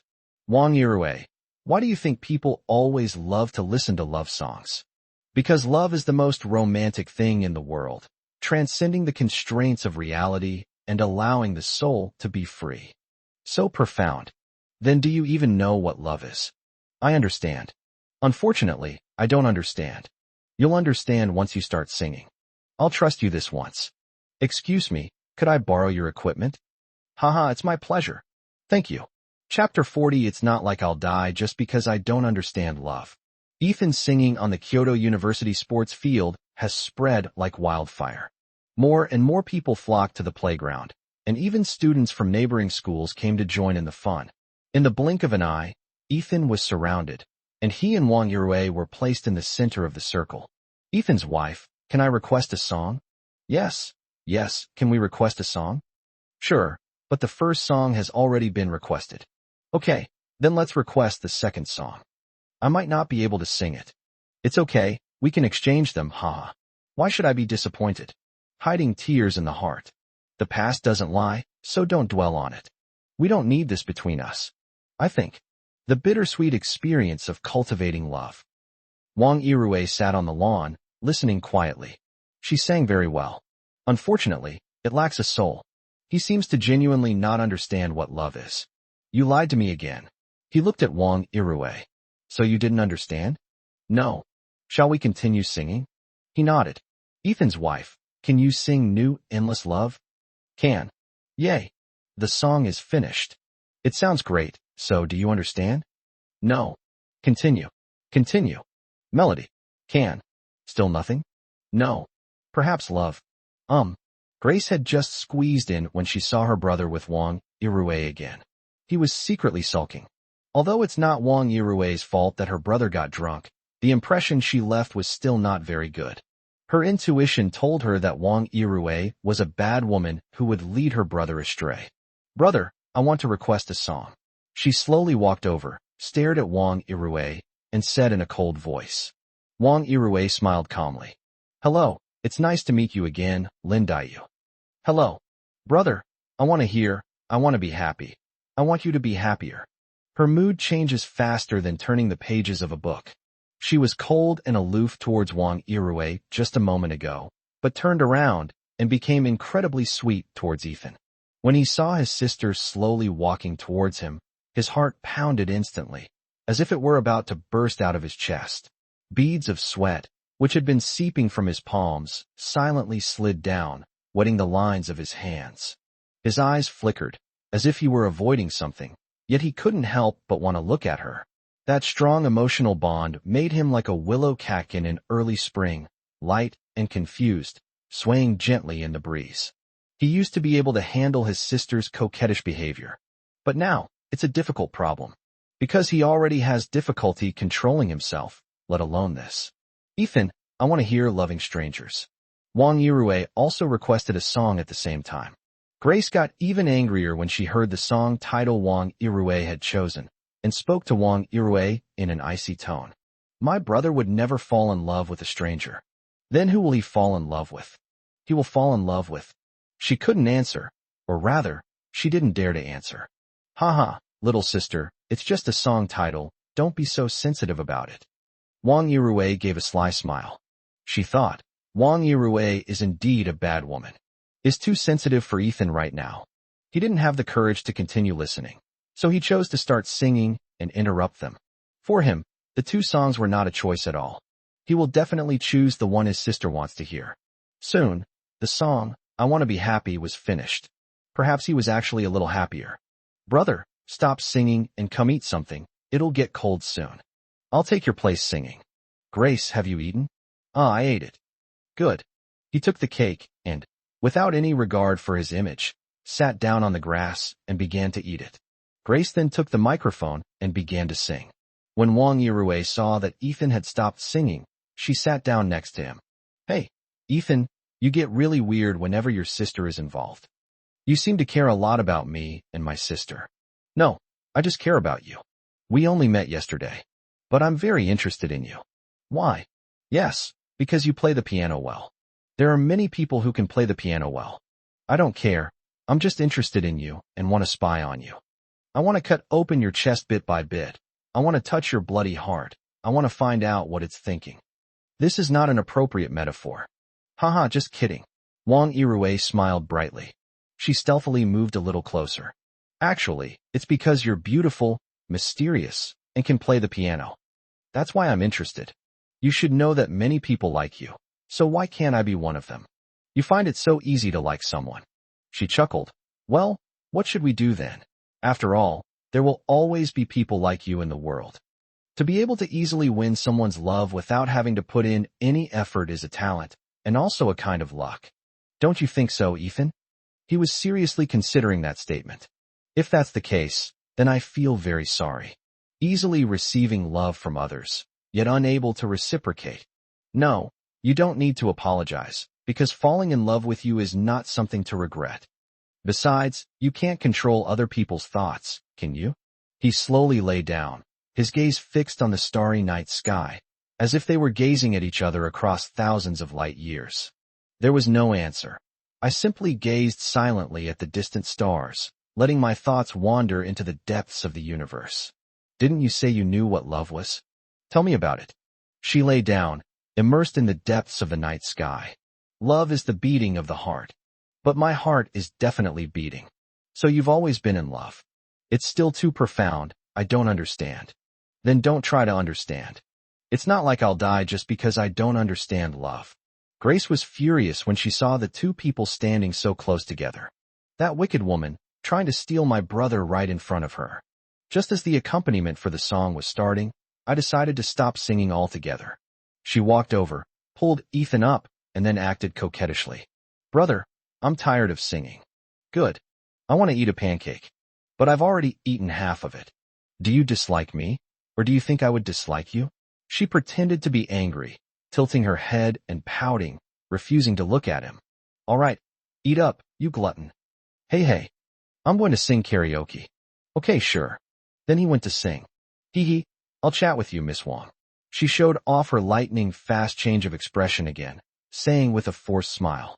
Okay, why does Miss Wong keep bothering my brother? I'm interested in him. Grace was taken aback by her bluntness. Are you jealous, Lindayu? So many people like your brother. If you're this jealous, you won't be able to handle them all, Wang Yirui said in a flippant and provocative tone. She was speechless. Chapter 41 Anyway, my brother spoils me. However, Grace is also a person who doesn't give up easily, and she always has to tease back. So what if I'm jealous? Anyway, my brother spoils me. Now it was Wang Yirui's turn to be speechless. There's no way around it. Ethan really spoils her. You are just his sister. Your brother will eventually fall in love and get married. By then, his affection for you will transfer to that other person. Wang Yirui mercilessly poked at her sore spots. Grace spoke each word carefully. He won't. He will always love me the most. Wang Yirui wore an ambiguous smile. Okay, even if he loves you the most, what about you? You've never dated or gotten married either? It's none of your business. Her tone grew increasingly cold. She disliked this wicked woman. I'm really curious about what kind of relationship you two have. Would ordinary siblings have this kind of relationship? Wang Yirui stared straight at her, her gaze seemingly trying to pierce through her. However, she showed no fear and retorted. Anyway, the feelings are very deep, many times deeper than those between you and someone I just met. The tension was building, and the atmosphere was getting increasingly tense when Ethan finished his song. Classmates, we're tired today, so let's not sing anymore, okay? Haha. Okay, we've already gotten so many songs for free today, we're satisfied. Yes, thank you, Ethan. Thank you too, little sister. Okay, thank you everyone. Ethan's words diverted their attention. She ran over and hugged his arm, pressing very close. The unique fragrance of a young girl enveloped Ethan. Brother, let's go home. Ethan was silently reciting the heart-cleansing mantra. Good. Well then, Wang Yirui, let's go home. Okay, don't forget to consider that matter. He nodded slightly. Goodbye. Goodbye. Goodbye, little sister too. Hee goodbye. Grace seemed determined to get back at Ethan for the days he avoided her, and she clung to him relentlessly. Brother, what was it that Wang Yirui told you to consider? Grace, have you heard of Professor Li Jun from the music department? I've heard of him. Isn't he a famous piano master? Yes, Professor Li is Wang Yirui's teacher. Professor Li wants to take me on as his student, and said he can recommend you to Professor Liu, who specializes in violin. Oh, I see. So, brother, you haven't agreed yet? Well, I'd like to ask for your opinion. If you're willing, then I'll agree. If you're not, then I'll refuse. Does that mean Professor Li Jun only has Wang Yirui as a student? Yes, that's right. I see. Let me think about it. Good. She naturally didn't want her brother to have any more contact with Wang Yirui, but this was indeed a rare opportunity. She was conflicted. I secretly told her that I disagreed, but that would deprive my brother of this opportunity. However, she quickly figured it out. Even if my brother doesn't become Professor Li's student, will Wang Yirui stop bothering him? That's definitely impossible. If that's the case, why not agree? Brother, agree. After all, both Professor Li Jun and Professor Liu are masters in their respective fields. This is a rare opportunity. Okay, sure. Brother, I'm hungry. Huh? Didn't Grace just say she was going to eat? I was just kidding. I was in a hurry to find you and didn't have time to eat. She gave a sheepish, guilty smile. He poked her forehead with his finger. You. Brother, cook me some noodles. Good. When he got home, Ethan went to the kitchen to cook noodles. He was going to make a bowl of plain noodles, which his younger sister loved to eat when they were little. Grace secretly ran to Ethan's room. She was hungry and tired, so she decided to come to Ethan's room to get some of her brother's energy. She rushed into her brother's bed and covered him with his blanket. The familiar fragrance enveloped me once again. My brother smells so good. She recalled that morning on this bed when she hugged her brother tightly. It was so fragrant and soft, I really wanted more. Unfortunately, such opportunities are rare. As she was thinking, she fell asleep. Ethan made the noodles, placed them on the dining table, and called for his sister, but there was no response. He found it strange. He wondered if she had gone out again, as it was so late and dangerous. He pushed open his sister's door, but no one was there, and the guest room was also empty. After thinking about it, I realized it might be in my room. He pushed open the door and saw his younger sister sleeping peacefully in his blanket. He approached and looked at his sister. My little sister is a good sleeper. She lies quietly in bed. Her posture is elegant as a blooming, fragrant jasmine, breathing softly as if telling a sweet dream. Moonlight streamed through the window, illuminating her face and highlighting her delicate features. Her long eyelashes cast a faint shadow on her eyelids. Her lips curved slightly upward, and her tranquility and beauty made one want to protect her forever. Ethan is once again caught in a vortex of moral constraints and intense emotions, the two intertwined and pulling him into an endless abyss. He struggled on the edge of chaos, the oppressive feeling ever present and suffocating. He longed for liberation, yet he was bound and unable to move, caught in a spiritual catastrophe. No matter what, I'll focus on being a good older brother first. Grace's illness hasn't healed yet. She can't handle too much stress. Grace, it's dawn. He rubbed her fair face and woke her up. Grace opened her eyes groggily and saw her brother. Ah, brother, it's already dawn. Haha, just kidding. Get up and eat some plain noodles. Good. Sleeping in his bed means you'll see him the moment you wake up, and you can even eat the noodles he cooks. It felt unreal, like a dream, yet it made one yearn for it. She's selfish, which is why she won't give these things away to others. She was eating noodles. It smells delicious. My brother's cooking skills are getting better and better. He was looking at emails on his phone. It's an email from the production team. The second episode will be recorded the day after tomorrow. The production team emailed him to inform him that he should fly to the designated location the next day, arriving a day early. The production team would take care of some preparations, and the plane tickets had already been booked for them. He looked at his younger sister who was eating noodles. Grace, I'm going out tomorrow to record a show. Oh, really? Do you want to come with me? I'm worried about you staying here alone. I'm not going. This was unexpected. He thought she would definitely want to join in. Actually, it's because she also received an email informing her that she passed the interview and that the production team had notified her to go tomorrow and that they had already bought her a plane ticket. She also made a special statement that, for the sake of the show's effect, she was not allowed to tell the other guests that she was a new guest. Considering the relationship between Grace and Ethan, the production team thoughtfully booked 2 different flights, with Grace on the flight after Ethan's. That's why she said she wouldn't go, because she wanted to go secretly and scare him. Chapter 42 No Blood Relation. I like him. As she ate her noodles, she kept replaying the interview scene in her mind, still feeling lingering fear. The interview took place at Ueha Building on the day of the interview. Grace took a taxi to this place, which is located in the heart of Kyoto.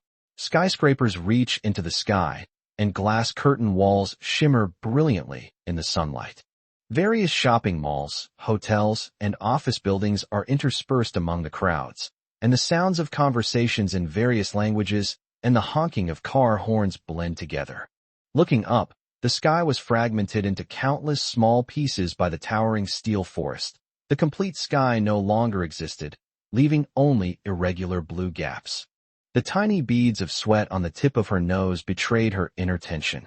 The tension didn't stem from the noisy surroundings, but from the upcoming interview.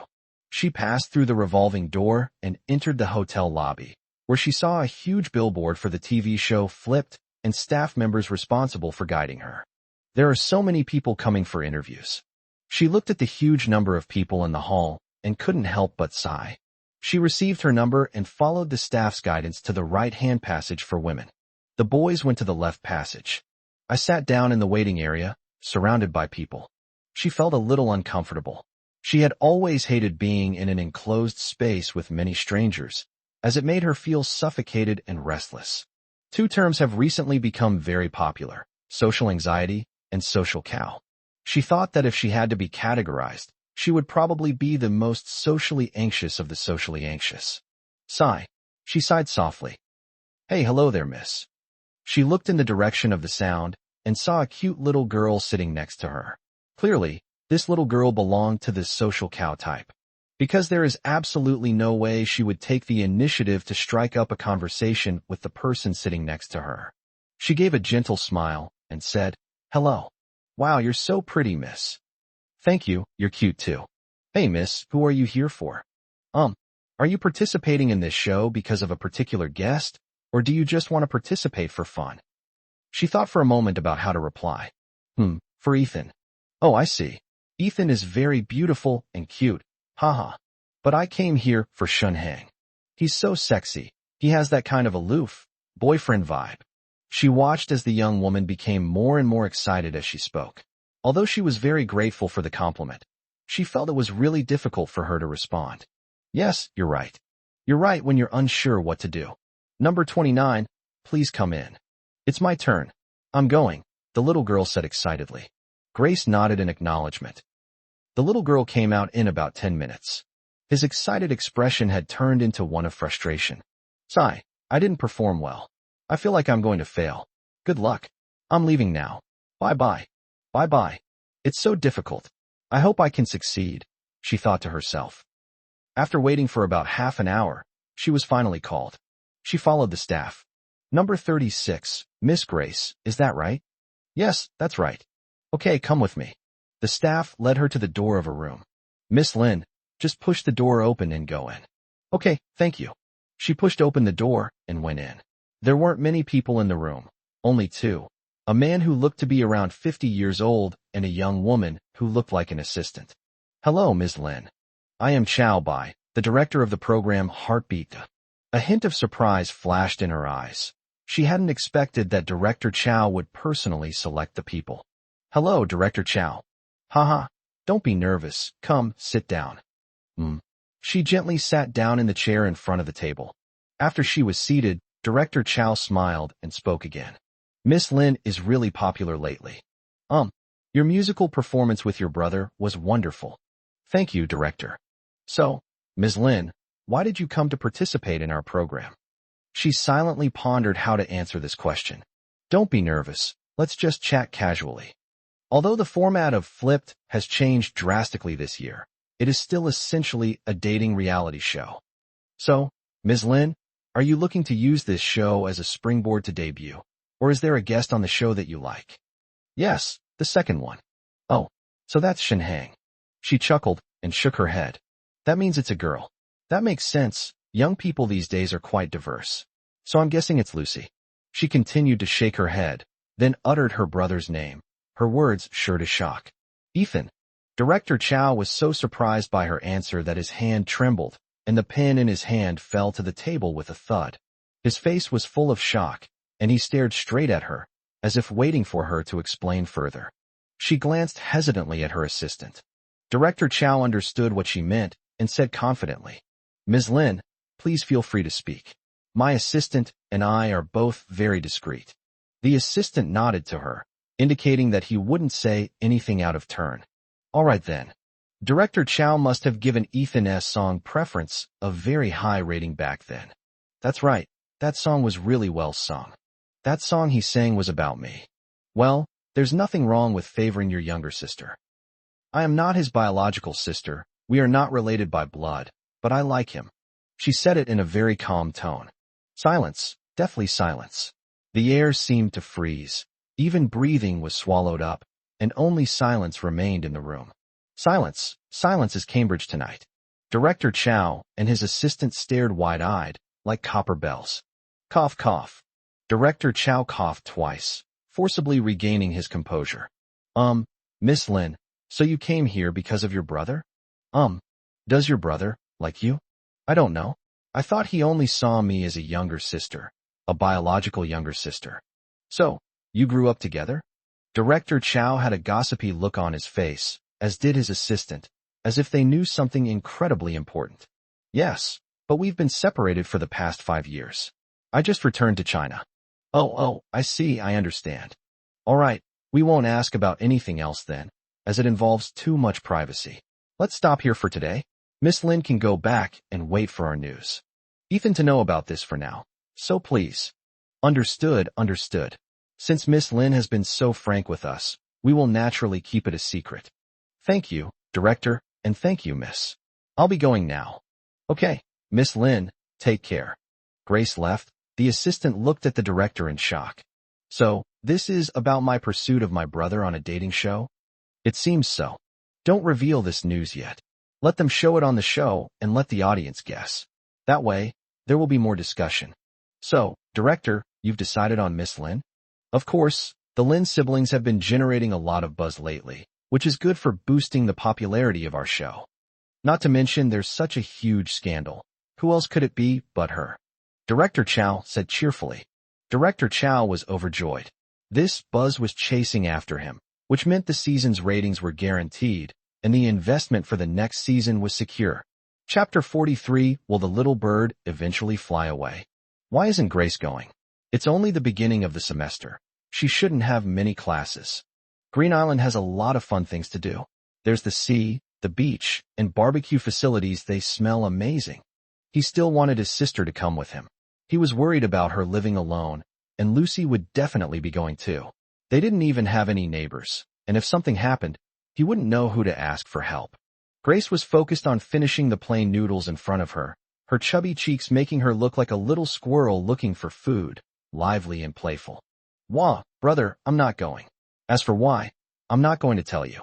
Looking at her self-righteous demeanor, he could only manage a helpless, bitter smile. Okay, if you don't want to go, then don't go. Swallow your noodles first before you talk, or you'll choke. Okay, I understand. Then please be careful at home. Remember to lock the door at night, and don't open it no matter who knocks. Okay, I'm not a child anymore. She continued to devour her food, while he suddenly became melancholic.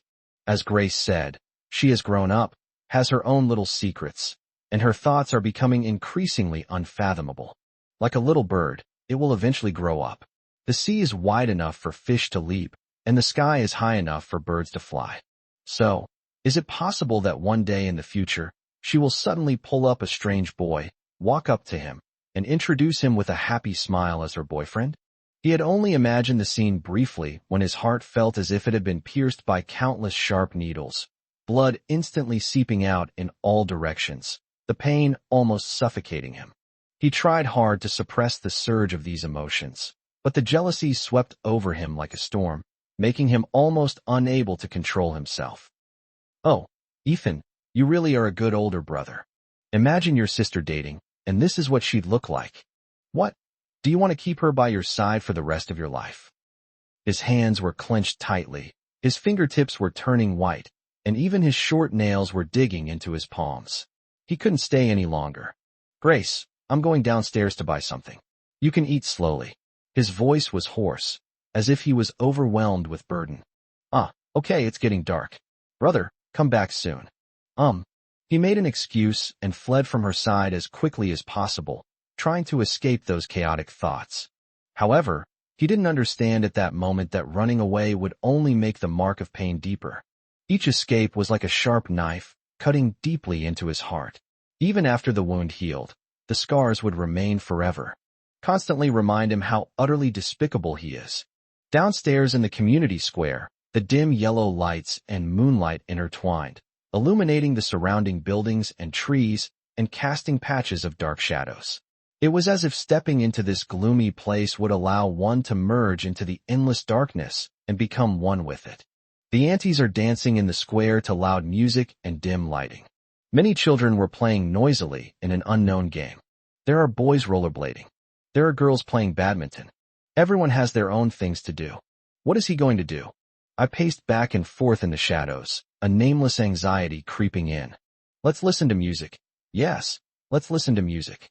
I opened Tomato Music, clicked the search box, and inexplicably typed in the words brother and sister. Take a deep breath, take a deep breath. Looking at the bright orange search button, I ultimately didn't have the courage to press it, and gently clicked the exit button instead. Read a book. Reading brings peace. So he opened Tomato Reading again and randomly clicked on the novel that was #1 on the bestseller list. I glanced at the introduction, the first sentence. I've fallen in love with my brother. Take another deep breath. I took a deep look at the book title. Unrequited Love was written by Shirley. The reason I looked at the book title was so that I wouldn't click on it again next time. Close this book and switch to the second book on the list. Yes, this time it's watchable.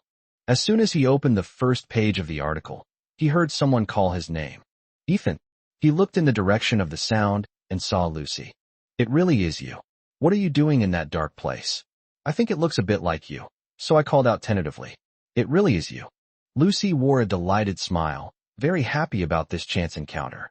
I was reading a book. Why go to such a dark place to read? I was reading a horror novel. The dark parts were more immersive. Although his reasoning was abstract, it still had some merit. Oh, I see. Lucy gave an I see look. See, I said it had some merit, and people believed me. Although it was a trivial lie, he still felt somewhat ashamed, as lying is not a behavior to be encouraged. Lucy, why are you out so late? Ugh, don't even mention it. I just got back from where I came out. I worked overtime today.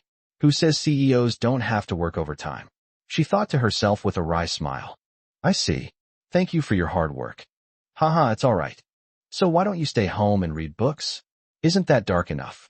He wanted to quickly skip the topic, because one lie always needs another to cover it up, and the best way was to skip it. He looked up at the night sky. The moon is pretty round tonight, right? Yes, it's quite round. Lucy also looked up. How can something so awkward succeed? He thought to himself. Oh, right, Ethan. Did you receive the email from the production team? Lucy suddenly remembered this. Yes, I received it. What's your flight number? We're both in Kyoto, so I'm guessing we're on the same flight. He opened the email and compared it with Lucy's. They really were on the same flight. Then, Ethan, shall we go together tomorrow? Is there any way we can not go together? We're on the same flight. He was a little confused by Lucy's words. Haha, that's true. Shall we go upstairs? I want to go to the convenience store to buy some things. You can go upstairs first. Then I'll buy it too, Lucy said hastily. Haha, I'm always like this. When I see others shopping, I can't help but want to go shopping with them. That makes a lot of sense. I think I would do that too. Walk. The two entered a 24-hour convenience store in the residential area. Incidentally, the number of this convenience store is 444. This made him take a look at the employee list hanging on the wall. He wanted to see if the sales assistants at this store were named Zhao, Li, and Dong Qing. Oh, thank goodness it isn't. It seems there are no ghosts in this world. Ethan, what are you looking at? Lucy asked, puzzled as he stared at the employee list. Oh, it's nothing. I'm just confirming something strange. Oh, I see. Why is Ethan acting so strangely today? She felt very puzzled. Ethan, what are you here to buy? I bought some treats for my sister and put them in the fridge. Aren't we leaving to record a show? Oh, I wish Ethan would be this considerate to me someday. Sigh. She thought to herself silently. Chapter 44 Blood Red Dream. What should I buy for Grace? I said I'd teach Grace how to cook, but I just haven't had the time. How about we buy some hot pot ingredients? Grace definitely knows how to make hot pot. Okay, I'll buy this one. Ethan, what are you thinking about? Lucy noticed that he was standing still, staring blankly at the shelf in front of him. Oh, I'm thinking about what to buy for Grace. How about we buy some snacks? Girls love snacks. Is that so? Okay then. I'll go with you to pick some. I know which snacks are delicious and won't make you gain weight. Grace is so pretty. She must care a lot about her weight. Good. Then Lucy took him to buy lots and lots of things, including dark chocolate, green plums, seaweed, jicama chips, yellow peach crisps, and coconut chips. This was something he was unfamiliar with. He really didn't know that these snacks were low in calories and wouldn't make him fat. I silently made a note of it. If Grace likes it, I can buy it again next time. Lucy felt like she and Ethan were a couple, buying delicious snacks for her cute little sister together, and she felt so happy. Pay the bill and go home. Hey Ethan, can I come over to your place for a bit? I'm pretty bored at home all by myself. Lucy looked at him expectantly. Okay. He figured it wasn't like they were a man and a woman alone together at night, and Grace was home too, so there wasn't anything inconvenient about it. He opened the door and came in. His name was Grace. Grace, Lucy is here to play. However, no one responded. Excuse me, Lucy, Grace is probably asleep. I'll go check on her. Feel free to wander around. That's the study. There are lots of books there. Take a look. I'll pour you a cup of tea. Don't mention it. Go see Grace. He poured the tea and said softly, Okay, sure. He pushed open the door to Grace's room, but no one was there. But this time he knew she was definitely in his room. Pushing open his door, I found Grace fast asleep. Sigh. This girl, she's sleeping in this room again. He gently closed the door and left. I didn't want to wake her up. I guess she was really tired. She fell asleep as soon as she got home. I woke her up, ate some noodles, and then she fell asleep again. Is Grace asleep? Lucy asked quietly when she saw him come out. I guess he's tired. He nodded slightly. Then I won't bother you any longer. Don't wake Grace up. See you tomorrow, Ethan. Lucy apologetically. It's all right, it's all right. We're so close. There will be plenty of opportunities to play together, so this one won't make a difference, Lucy said with a nonchalant laugh. Good. I send you. Lucy had just gotten up when she saw Grace rush out. Ethan, you're all right. That's great. That's great. Grace, whether woken up or not, suddenly rushed out of his bedroom, wrapped her arms tightly around him, and cried her heart out. Tears streamed down her face like broken pearls, wetting her fair skin and making her look even more pitiful, like a lotus flower whose heart had been disturbed, filled with indescribable panic and helplessness. He could feel her trembling from sobbing. He couldn't bear to see her cry. Every time her tears fell, it was like tearing a wound in his heart. Her sorrow was like a heavy hammer, hitting his heart hard, making him feel it as if it were his own, and causing him great pain. Grace, what's wrong? I'm fine, I'm right here. He gently patted Grace's back while comforting her in a soft voice. I dreamt that something happened to you. No matter how hard I call you, you just lie there quietly and won't respond to me. I thought you had abandoned me. What am I supposed to do if something happens to you? She choked back tears, each word breaking into fragments, her voice sounding like it was shattering in the wind. Grace, dreams are always the opposite of reality. So I'll definitely be fine. I will not abandon you either. Really? Really? Real? Grace, please sit down. He led Grace to sit on the sofa, but her tears seemed endless, and she remained tightly nestled in his arms, unwilling to be separated for even a moment. He knew that Grace needed to take her medication, otherwise she would remain immersed in her sadness and no one could save her. In her dream, she found herself in a pure white room, everything around her appearing blurry and unreal. She saw him lying quietly on the hospital bed, his face pale and his eyes closed. Ethan, are you asleep? There was no response, and she noticed that his face was pale and something seemed wrong. Ethan, why don't you speak? Why don't you look at me? Get up. Get up. I command you to get up, she screamed, shaking herself frantically. Don't you always do what I say? I want you to get up. Do you hear me? Do you hear me?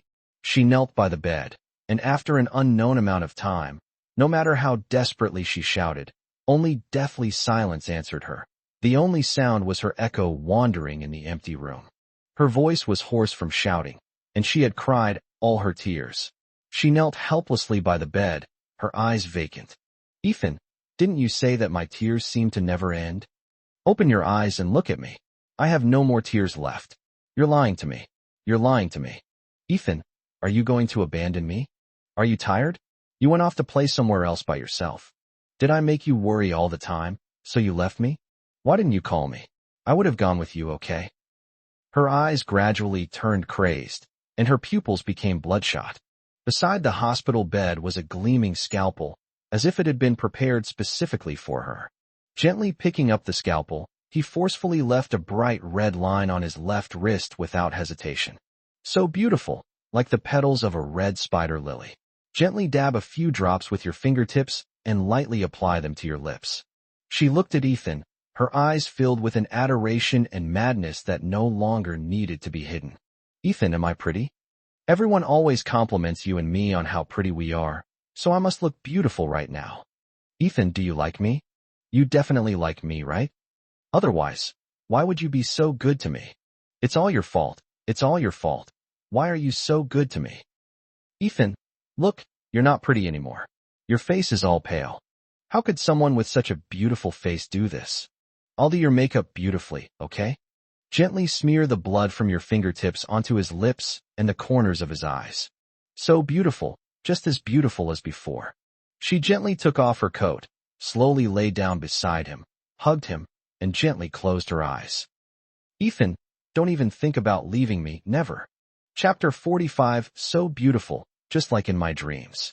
While comforting Grace, he gestured to Lucy with his eyes, asking her to help look after Grace because he needed to get his medication. Lucy understood and took Grace into her arms. However, it took some effort, as Grace still refused to let go of Ethan's arms. He gently coaxed her. Grace, sweetie, I'll go get your medicine. I'll be right back. Really, I'll be back right away. Grace, look, your room is right there. It's very close, isn't it? Okay. She was reluctant to let him go slowly. He quickly ran to her room cabinet to find the medicine. Here, Grace, take your medicine. As soon as he returned, she quickly snuggled into his arms. After taking the medicine, she slowly emerged from the dream and calmed down a little, but she was still sobbing. Lucy witnessed the whole thing and was filled with deep shock. What's wrong with Grace, little sister? She glanced at the name of the medicine, made a mental note of it, and planned to look it up when she got back. She finally understood why Ethan and Grace's relationship seemed far more intimate than usual. There was actually a reason behind it. Grace's dependence on Ethan had clearly reached an abnormal level, which she suspected might be due to the illness, but that was just a guess. Ethan patiently comforted Grace, and once Grace's condition stabilized, Lucy prepared to leave. Ethan, I'm leaving now. Good. He saw Lucy to the door, and Lucy pulled him a little closer, half closing the door slightly, and whispered with a puzzled look on her face. Ethan, what's wrong with Grace? She finally couldn't help but ask. Yes, Lucy, you see, Grace is sick. When did this happen? Did you seek treatment? It happened when she was a child. She went to see a doctor, who said that medication can only be used as an adjunct treatment. It's a psychological illness, and we need to let Grace get better on her own. Lucy nodded and didn't ask any more questions. Asking too many questions wouldn't be good, since it was all other people's privacy. Understood. You go back and take care of your sister. I'm going back now. See you tomorrow. Good. Lucy immediately went to her study, turned on her computer, quickly typed in the name of the medicine she had just memorized, and clicked search. It has a calming effect and is used to treat depression, panic, and bipolar disorder. She was genuinely surprised. She couldn't believe that Grace, who usually seemed so well-behaved, would have such a disease. Sigh. He let out a deep sigh and shut down the computer. Grace standing behind the door. He felt an invisible, gloomy aura tightly enveloping Grace, as if the surrounding air itself was about to freeze. There were still tear stains at the corners of her eyes, but her gaze was sharp and her expression was somewhat indifferent. Ethan, what are you whispering to Lucy? Can't I listen? She was at a very sensitive time, and the slightest disturbance made her think that Ethan was going to abandon her. Just like in a dream. She had actually overheard his conversation with Lucy, but she insisted on asking again.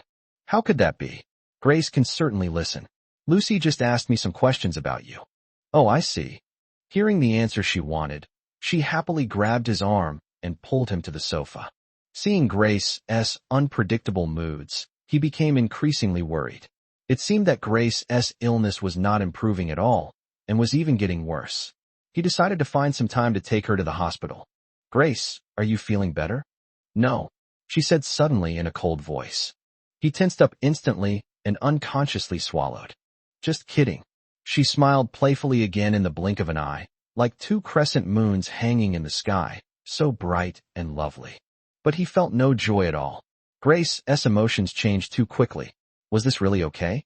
Grace, why don't you come to Green Island with me instead? Okay. After this incident, he is now completely worried about leaving her alone here. I don't want to go. You have to record a show and don't have time to spend with me.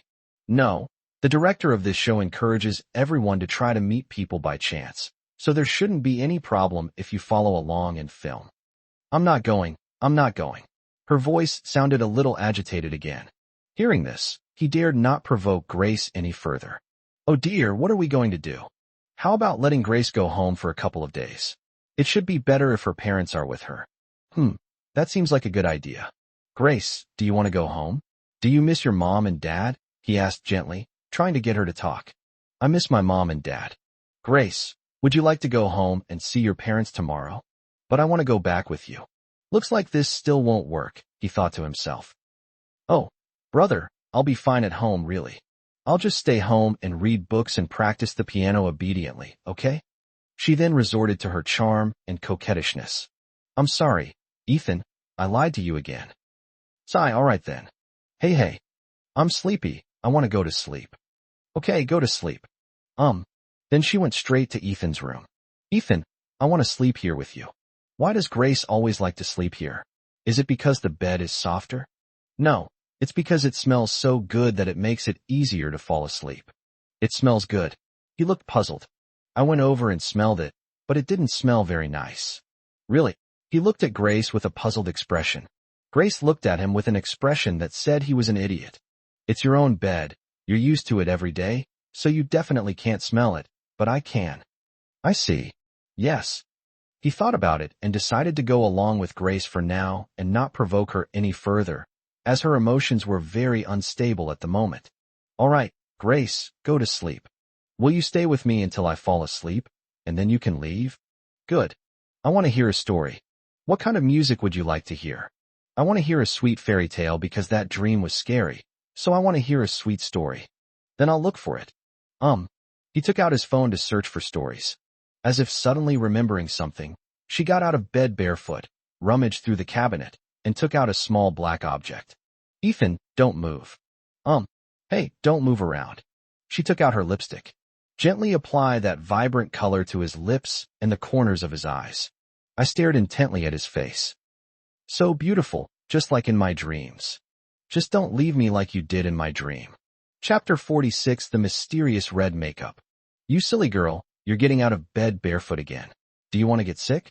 Go back upstairs. He said helplessly. I want you to carry me upstairs. Grace, stop fooling around. Be good, go upstairs quickly. Okay, I got it. She quickly crawled under the covers. He was still looking for fairy tales, but after searching and searching, he found that fairy tales were not sweet at all. Grace, can it not be a fairy tale? He asked tentatively. Good. He carefully selected a heartwarming little story and was just about to tell it to her when he found that she had already breathed steadily and quietly fallen asleep. A few strands of hair drifted lightly to the tip of her nose, her expression serene. It seemed she was now immersed in a sweet dream, undisturbed by nightmares. He gently brushed the few strands of hair aside, covered her with the blanket, and then quietly left. He turned and went to the bathroom to look in the mirror. He wondered what she had drawn on him earlier, and he was going to take a look. In the mirror, his lips and the corners of his eyes were adorned with lipstick, making him look exceptionally alluring, subtly revealing a chilling and eerie feeling. He stared intently at himself in the mirror, and gradually, he seemed to feel the air around him growing colder and colder. He kept replaying what Grace had just said in his mind. Grace seemed to have murmured, "So beautiful, just like in my dreams." So, this is what I looked like in my dream. What exactly was that dream?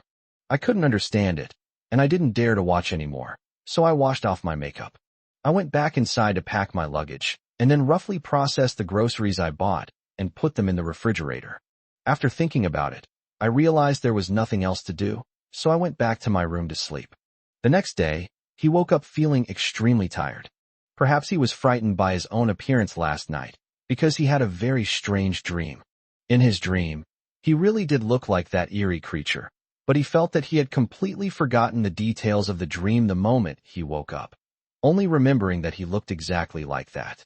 I guess I stared at myself in the mirror for too long last night, which caused it to penetrate too deeply into my subconscious, he thought to himself. After he got up and washed up, he found that Grace was already awake. He checked the time and realized that he had overslept. Fortunately, it wasn't too late, and he had packed his luggage last night. Brother, I've made breakfast. It's still hot. Eat up. Grace seemed to be all right now, which put him at ease. Good. A knocking sound rang out on the door. He figured Lucy was probably calling him to leave. Grace has already gone to open the door. Sister Lucy. She greeted her with a polite smile. Lucy carefully observed Grace's expression, trying to gauge her current state. It seems like Lin Dayu has returned to normal? That's good. Grace from last night. She really wouldn't know how to get along with her. Hello, Lin Dayu. Lucy smiled and waved in greeting. The three of them tacitly refrained from mentioning what happened last night. Ethan, are you still eating breakfast? Am I too early? Lucy felt a little embarrassed when she saw that Ethan was still eating. No, I overslept. I'll finish eating right away, sorry. He devoured his breakfast in a flash. Then the three of them went to the airport. Ethan, can I take a picture with you? I want one too. Ethan, can you sign my clothes? Lucy, can I take a picture with you? I love you so much. As soon as they arrived at the airport, they discovered that many fans had already been waiting there. They were quite surprised. Was the flight number leaked? That's strange.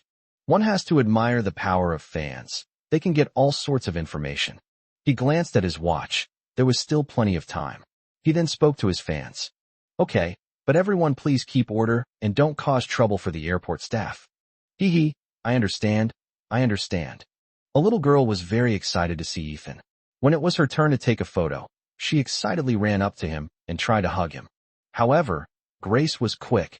Before anyone could hug her, she was sandwiched between them, and in the end, the little girl got to hug her. Little sister, you can take a photo with me, but no hugging allowed. Grace's lips curved into a smile, but there was no hint of a smile in her eyes, which was quite eerie and gave the little girl the creeps. Haha. Okay, sorry, I got too excited. The little girl looked embarrassed, but after seeing Grace's expression, she immediately cheered up again. You must be Ethan's sister. I've seen your videos on Weibo. Wow, you're so beautiful in person. Could you take a picture with me too? Sure. Can I ask for something even more outrageous? Let the three of us take a group photo. Sure. The three of them took a group photo, but Grace was still in the middle, not giving the little girl a chance to get close to Ethan. Thank you, Ethan, and thank you to Ethan's sister too. The little girl happily posted on her WeChat moments to show off. Dear passengers, this is a boarding reminder. Your flight SC2333 will depart in 30 minutes. Please complete security check as soon as possible and proceed to your gate. Please keep your ticket and boarding pass with you and maintain social distancing. If you have any questions, please contact airport staff. We wish you a pleasant and safe journey. Parting is always sad, and Ethan was clearly not in a good mood, carefully giving her instructions out of concern. Grace, we need to go in and board the plane. There are prepared ingredients in the refrigerator. If you don't want to eat out, you can make hot pot at home, but be careful not to burn yourself. I also bought some snacks and put them in your room, but you're not allowed to eat too many at once, or you'll get a stomachache. Also, if anything happens, remember to call me, or call your parents, okay? The weather has been getting colder lately, so remember to close the windows and cover yourself with a blanket when you go to bed at night. If you have nightmares again, remember to call me right away, and be a good girl and take your medicine, okay? Good. She kept nodding quietly and obediently. She was also very depressed. Although she would go to Green Island, she would still unconsciously fall into sadness in such farewell scenes. Her ability to control her emotions was almost gone, especially when it came to things related to him. She threw herself into his arms and began to sob again. Lucy, watching from the side, wasn't so surprised, having already learned from last night's experience. I still can't help but sigh at how good their relationship is. She finally understood why Ethan had absolutely no interest in romance. Because his heart is probably already filled with his sister, there's no room left for her. Chapter 47 Hidden Love. Ethan and his sister have such a great relationship. It's truly enviable. Yes. Filming a show should only take 2 or 3 days apart at most, but it feels like a life or death separation. Sigh. I wish my sister and I could have such a good relationship. Why does my sister always bully me? What a coincidence. I wish I could beat my brother to death every day. Yes, my house is like it's during World War II every day. No, we have to take a picture right away. This is another sweet treat for the CP fans. That makes sense, bid immediately. Ahem, Otoyu CP fans. I'm here to give you some sweet moments. Let's celebrate. Video. Picture. Picture. No need to thank me. Just remember that my surname is Lei. Opie is such a good person. I'm bumping this thread. Wow, they hugged me. They hugged me. What's the big deal? It's just a sibling hug. I even slept in the same bed with my brother when I was little. How can that be the same? They've all grown up, and look at that face, that figure, that aura. They'd be so beautiful together. Is this Lin Dayu seeing Ethan off? She's crying so sadly. Yes. I'm sick of seeing this kind of sweetness. It's so much better than the forced sweetness from those fake couples in the Chinese entertainment industry. But Otoyu isn't a real couple either. The person upstairs is mistaken. Although they're not a couple, they're even better than one. It's not only sickeningly sweet, but also incredibly plentiful. Tell me, do you like it or not? We'll still do the kowtowing, haha. I felt that Lin Dayu, was a crybaby. She seemed quite aloof, but I never expected her to be such a sweet and cuddly girl who cried so easily. Speaking of which, Sister Dayu also has the surname Lin, and she also loves to cry. Grace, don't cry, okay? I'll be back in a couple of days. He continued to gently and patiently comfort her. I always cry. Won't you get annoyed with me? Grace's eyes were filled with tears, her voice tinged with unspeakable grievances, making one's heart ache. No, even if Grace keeps crying, I won't be annoyed at all. But crying all the time is bad for your health, isn't it? Yes, I won't cry anymore. He used his sleeve to wipe her tears. The fabric was soft and wouldn't hurt her delicate skin. Be careful on your way home. I'll call you after I get off the plane. Good. Grace, we're leaving now. Please take good care of yourself, okay? Goodbye, Grace. Lucy also stepped forward to say goodbye. Okay, I will. Goodbye. Then she watched them go inside with reluctance. At the corner, Ethan turned back and waved, signaling her to go home. She nodded. When she got home, she saw a large bag of snacks on her bedside table. I sat on the edge of the bed, tore open a bag, and started eating. It's so delicious. As expected, everything he buys for me tastes so good, hee. She stared at the snack packaging and grinned foolishly, her eyes crinkling like crescent moons. Although it was a sealed packaged food, she just felt that if someone else had bought it for her, it definitely wouldn't taste this good. Looking at the time, I need to pack my bags. I have to catch my flight. Ethan's room while she was tidying up. She suddenly realized that with Ethan gone, she could do whatever she wanted. She opened his closet and looked for his underwear, because she couldn't take Ethan's bed, but she could sneak his clothes. His scent lingers on my clothes. I'm sure I'll sleep very soundly while cuddling him. She found a sweatshirt, hugged it, buried her head in it, and giggled foolishly. Hee, it smells so good. I'll treat you like he is for a few days. I'll just secretly put it back when I get back. When will I be able to hold him while I sleep? She ran to Ethan's bed, grabbed his pillow, and buried herself in it. Pillow, you're too big. I can't take you with me. She spoke earnestly to the pillow. She just stole the hoodie and put it in her suitcase. I packed some snacks too, and then headed to the airport again. She was completely unaware that she had forgotten to bring the most important thing. Her medicine. Green Island Airport. Ethan kept thinking about whether Grace would get home safely and whether something would happen to her at home. Lucy struck up a conversation with him. He seemed a little distracted. Although he was on the plane, his mind was still on Grace. He felt like he was going crazy. He knew Grace wasn't a child anymore, but he couldn't stop worrying about her. Grace immediately after I got off the plane. Beep, beep, beep. The call is connected. Fortunately, the connection was established. If it hadn't been established, he felt he wouldn't have been able to leave Green Island Airport and would have had to take a plane back to Kyoto. Grace, are you home safely? I've arrived. Has my brother arrived at Green Island too? That's good. Yes, I've arrived. Good. Lucy looked at Ethan and sighed inwardly in despair. They really can't stand being apart for even a short while. I have this feeling that even if Ethan has a girlfriend, his most precious girl will always be Grace. Well, Ethan had just finished a call with Grace when another call came in. It was from Lu Xiaoyuan, and he answered the phone. Ahem, Ethan, guess where I am right now? At school. Where else could it be? He asked, puzzled. Wrong. Utterly wrong. I'm on Green Island. Ha ha ha. You didn't expect that, did you? Huh. Ethan was completely baffled. Ha ha. Look up and look ahead. Tell me, what did you see? I saw you. Ha ha ha. Lu Xiaoyuan's laughter slowly spread from the phone into reality, and he ran up and gave him a big bear hug. How should I put it? Are you moved? I came early on purpose, just to give you a surprise. How did you know I would come to Green Island? Ethan was still confused.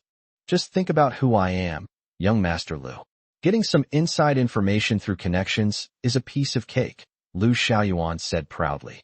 All I can say is that I knew your flight number even earlier than you did, haha. You're something else.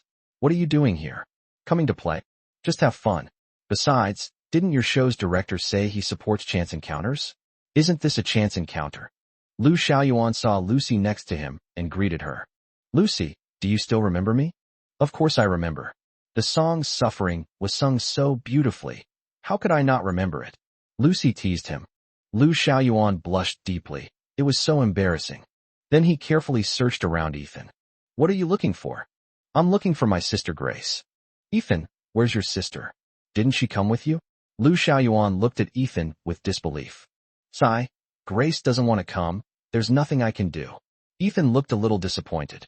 That's really strange. Miss Gu, Mr. Lin, hello. The staff from the program crew who were picking them up at the airport spotted them. It was a woman dressed in business attire. Hello. The staff member looked at the unfamiliar Lu Xiaoyuan and asked curiously, Mr. Lin, and who is this? Lu Xiaoyuan then spoke up himself. Oh, miss, I'm Ethan's friend. You don't need to worry about me. Just do your job. Okay, sure. Please follow me. Gentlemen, I will take you to the hotel. Okay, thank you. Kyoto Airport. Grace had just hung up on Ethan at the airport. She had been waiting for this call, praying that it would come before she boarded her flight. Thank goodness, I received it just before boarding. If they call after I've boarded the plane, I won't be able to answer, and Ethan will be worried sick. I miss him so much, even though we've only been apart for a few hours. Luckily, I'll see him tomorrow, I'm going to hug you as soon as we meet. I don't care about cameras or live broadcasts. She then opened her phone's photo album, where there was a picture she had secretly taken of Ethan sleeping soundly. She gazed intently at his features, her eyes filled with an intense, almost overflowing, adoration. Chapter 48 Makeup Trial. Mr. Lin, Ms. Lucy, and Mr. Lu, we've arrived at the hotel. You can get out of the car now. Okay, thank you. Green Island, a coastal city in northern China, is renowned for its unique natural environment. Because it is located on the coast, this city is one of the few places in the north with a mild and humid climate and pleasant weather. Whether it is the green willows in spring, the sea breeze in summer, the red leaves in autumn, or the snow scene in winter, it is a place that people linger in. The humid air here is so refreshing, Lucy exclaimed as she took a deep breath after getting out of the car. Yes, I felt the same way when I first arrived. Lu Xiaoyuan nodded silently, deeply agreeing. Mr. Lin, Ms. Lucy, I'll take you to your room. Well, as for Mr. Lu, he'll probably have to book his own room. Haha, of course. What's Ethan's room number? I'll book the one next to his. Number 404. Ethan and Lu Xiaoyuan exchanged a glance, and smiles involuntarily appeared on their faces. Ethan, what a coincidence. Yes, what a coincidence. Lucy looked completely bewildered, utterly unable to understand the riddles these two were exchanging. Ethan, what are you talking about? What do you mean by what a coincidence? Our dormitory number at Peking University is also 404. Oh, I see. That's quite a coincidence. You're home again. Lu Xiaoyuan laughed when he heard Lucy's words. Haha, Lucy is so good at talking. Mr. Lin, the director also gave me a task, the staff member said, looking at Ethan. Yes, what is it? Please speak. The director requests that you have a makeup trial.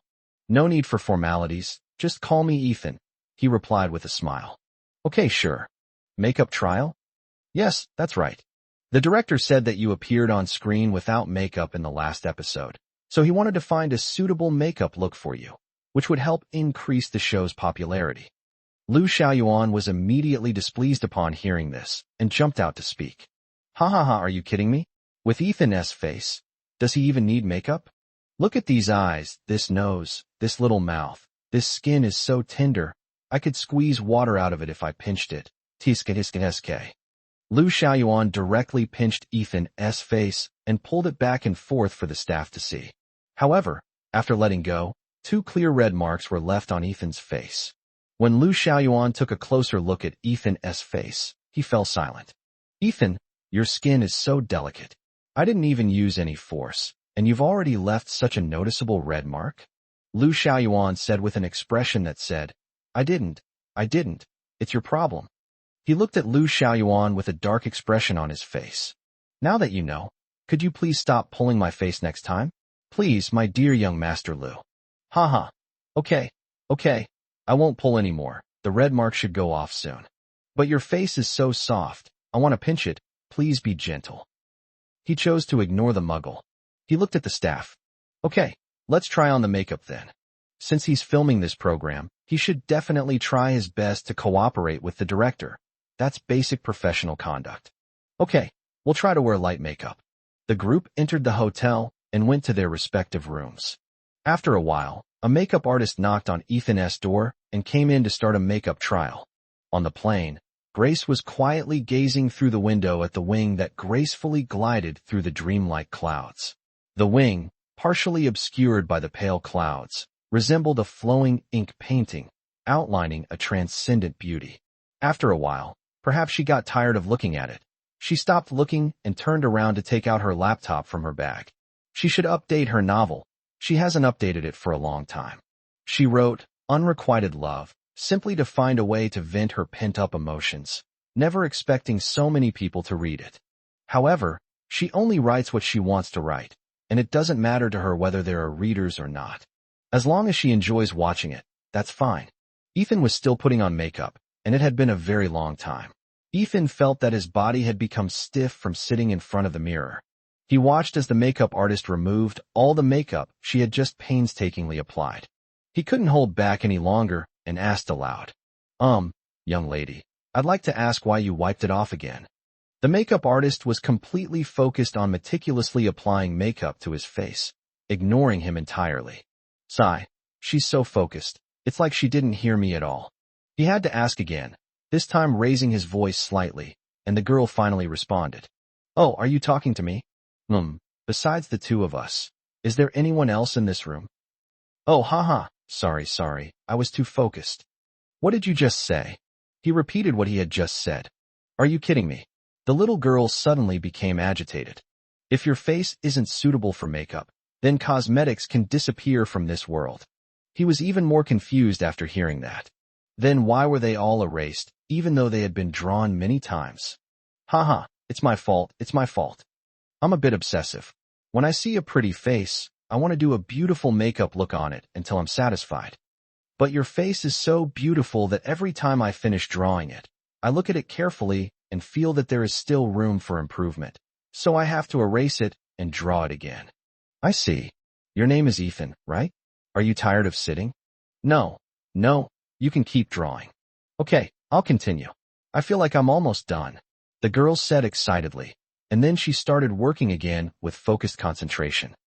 What else can he say? The person drawing didn't complain about being tired, so how could he, sitting there being drawn, have the nerve to complain about being tired?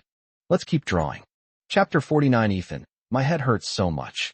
Lucy, do you think Ethan might have been murdered in his room? It's been so long. I feel like Ethan should have finished drawing by now, even if he had 10 faces. I don't know either. It has indeed been quite a while.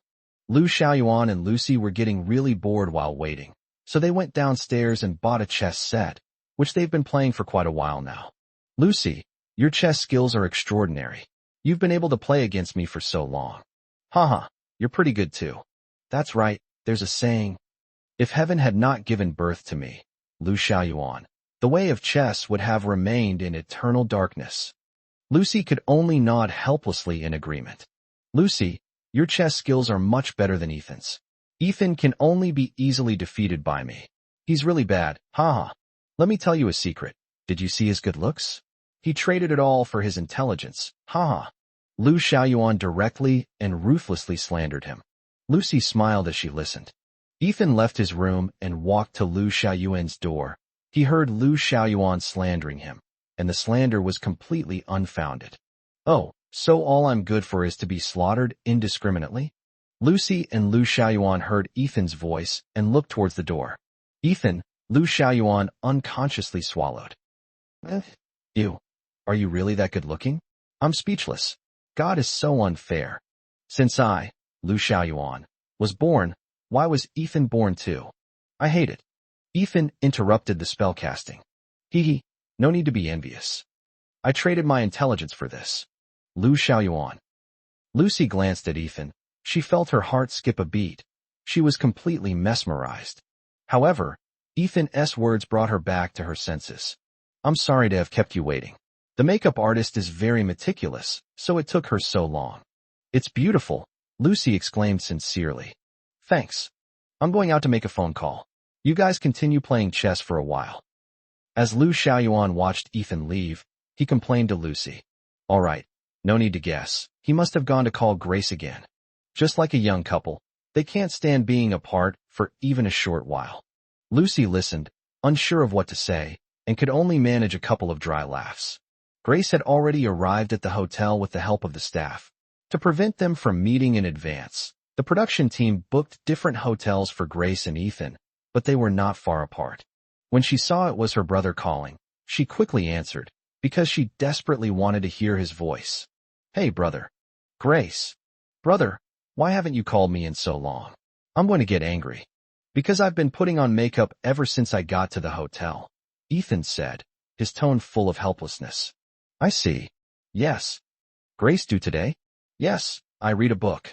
Reading your own book is still reading, so I'm not lying to you this time. Grace is such a good girl. Did you eat well? Some. Knock, knock, knock. There was a knock on Grace's hotel room door. Luckily, the sound wasn't loud, and Ethan probably couldn't hear it. Brother, I'm going to continue reading. I'm currently reading a really exciting part. Oh, okay, see. Remember to eat well tonight. Good. She hung up the phone and went to open the door. She discovered it was a girl carrying a makeup case. Hello. I'm here from the production team to give you a makeup trial. Goodness, another stunning beauty has arrived. What a wonderful day it is today. When she saw Grace's face, her eyes lit up as if she were looking at a pitiful and weak lamb waiting to be slaughtered. Then Grace learned why Ethan's makeup took so long. After another long and arduous process, the makeup artist finished and left, and Grace went to the bathroom to look in the mirror. It's really beautiful. The craftsmanship is excellent. Will Ethan fall in love with me after seeing this? She was very happy and ran to the bed to sit and eat snacks. She ate a lot, looking like a little hamster. Then she looked at the empty snack bags and suddenly thought of something. Oh dear, Ethan doesn't let me eat so many snacks. He just told me to eat dinner properly. If I get food poisoning, he'll definitely worry. I think I'll go out and have a proper meal. It was already dark outside, and the streets were ablaze with neon lights, a vibrant and bustling scene. She went out into the street to find something to eat, but unexpectedly, she saw her brother. And Lucy too. Lu Xiaoyuan had just suggested having seafood barbecue, so the three of them went to a barbecue stall. Halfway through, Lu Xiaoyuan wanted to drink beer, so he went to the stall owner to get some.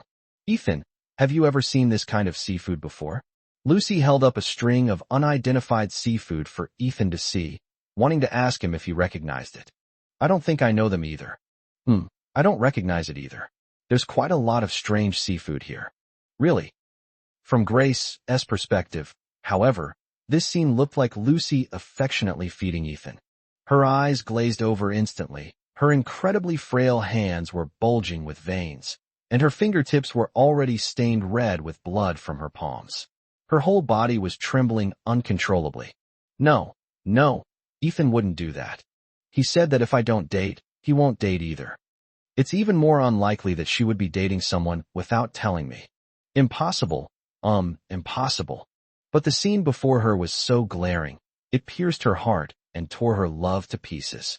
It felt like 1,000 ants gnawing at my heart, like being slowly sliced to death. Every breath she took felt like her heart and lungs were being torn apart. It hurt so much, she was in so much pain. Ethan, didn't you say you wouldn't abandon me? I won't allow you to lie to me. I won't allow you to lie to me. Tears welled up in her eyes. Ethan, do you want a drink? Lu Xiaoyuan returned with the beer and wanted to hand it to Ethan. Ethan turned his head and looked at him, saying, I don't drink alcohol. I get drunk very easily, so I won't drink. Okay, okay, so does Lucy want a drink? Shall I have some? Great, great, I get bored drinking by myself, haha. Lu Xiaoyuan brought back the wine and rearranged the positions of the group. Grace was able to see the truth clearly. I knew it, Ethan wouldn't do that. They didn't eat alone, and they weren't fed anything. Hee, Ethan only has eyes for me. I won't like anyone else. I miss you so much, Ethan. 1 second they were heartbroken, the next they were happy. She was completely unaware of just how quickly her emotions were shifting. She felt a sharp pain in her head, and she longed to throw herself into his arms, but reason told her that she couldn't. Yes, she can take her medicine. Ethan said she should remember to take her medicine, and she definitely should. She ran frantically back to the hotel and opened her suitcase. Where's my medicine? Where's my medicine? Where's my medicine? Where's my medicine? She frantically searched, her clothes scattered all over the bed and floor, bloodstains from her fingertips smeared everywhere. No medicine. What do we do if there's no medicine? It hurts so much. My head hurts so much. Ethan, where are you? I miss you. I miss you. She regretted it. She should have run into his arms instead of coming back. They shouldn't have come back. But she has such a headache that she can't walk at all and can't go back to find him. Yes, the phone. She turned on her phone, her hands trembling, and dialed his number. Ethan, please come find me. I miss you so much. My head hurts so much. Please come find me, please. It was impossible to tell whether the sobs were mixed with words, or the words were mixed with sobs. Chapter 50 Glassy Sky. Grace's almost fragmented words on the phone. His heart, along with hers, sank, withered, and rotted. It emitted a nauseating, fishy odor. Grace's broken voice seemed to rip out his rotting heart. Throw it on the ground, trample it, and ravage it. Grace, don't be afraid, don't be afraid. Brother will come to find you right now, okay? I'll come right now. Grace, take your medicine. Go take your medicine first, okay? I'll be right back. Grace, go take your medicine, okay? I have no medicine. Ethan, I have no medicine. No. Her voice echoed in the quiet night, each word seeming to tug at the heartstrings. Like broken piano strings swaying in the wind, each note carries an unspeakable plea. I miss you, come find me soon. Please come quickly. I want to see you. My head hurts so much. My head really hurts so much. On the other end of the phone came the dull thud of Grace banging her head against the wall. The sound was like a heavy hammer. One blow after another. Each one a heavy hammer blow to his heart. One blow after another. He smashed his heart to pieces. Yes, I'll go right away. Grace, don't hurt yourself. Trust your brother. I'll be back soon. Please don't hurt yourself, okay? Xiaoyuan, book me a plane ticket. Back to Kyoto, right now, quick. Uncle Lu, please help me. Please hurry. You have to be quick. I beg you. Lu Xiaoyuan and Lucy were completely stunned by Ethan's manic behavior. They had never seen Ethan like this before. Passers-by on the street stopped and gathered around, pointing and talking amongst themselves. At this moment, Ethan's emotions had spiraled out of control. His bewitching pupils were filled with blood-red threads. His pupils were unfocused and dilated, and every word he uttered was a heart-wrenching scream. His face lost its color, his eyes became empty and numb, and his breathing became rapid and heavy. Lu Xiaoyuan didn't know what had happened, but Ethan's crazed state was enough for him to realize the seriousness of the situation. Not daring to delay even a moment, he immediately took out his phone to call his father. He planned to have his father use his connections at the airline to book a special ticket as quickly as possible. No scheduled flights? Even if it's not there, it must be. Lucy immediately took out her phone, ready to contact her friend at the airline. Ethan, don't go back to Kyoto. Don't go back. I'm on Green Island. I'm here. Where am I? Ethan, I don't remember where I am. I don't remember. My head hurts. I can't remember. What should I do, Ethan? I want to see you. What should I do? Ethan no longer had time to think about why Grace was on Green Island. He just wanted to be by her side immediately. He was afraid something might happen to her. He was afraid she would hurt him. He was afraid of losing her. He might as well die. But his brain was already out of control. Calm down, calm down. Ethan, calm down. He bit his lip hard, drawing blood. She bit his slender wrist. Crimson blood instantly stained his thin lips. The stench of fresh blood filled my mouth.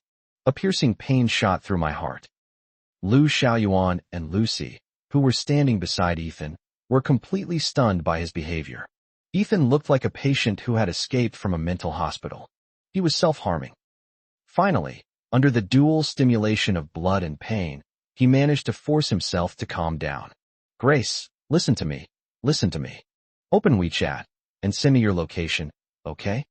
That green icon. Grace, be good. Open it and send me your location. I'll be right there, okay? Okay, I'll be good. I'll listen. She kept swiping her phone back and forth. Where? Green. Yes, green. Found it. Ethan, I'm good. I'm obedient. I've made it. Okay, I'll be right there, Grace. Don't hurt yourself before I get there. Okay, Grace has always been a good girl, hasn't she? You'll definitely listen to your brother obediently, won't you? Yes, I'm a good girl, I won't. Okay, Grace is such a good girl, don't hang up the phone. Xiao Yuan, don't make a reservation. Grace is in Green Island. I'm going now, there's no time to explain. Okay, go quickly. The cool moon still hangs high in the crystal clear night sky. But Ethan's heart had already fallen into the dark depths of the sea. What they have in common is, they all exist within the ink. The difference is, the moon is silver. My heart is gray. Sorrow is like fine snow, sprinkling a silvery glow, yet unable to illuminate the darkness in the heart.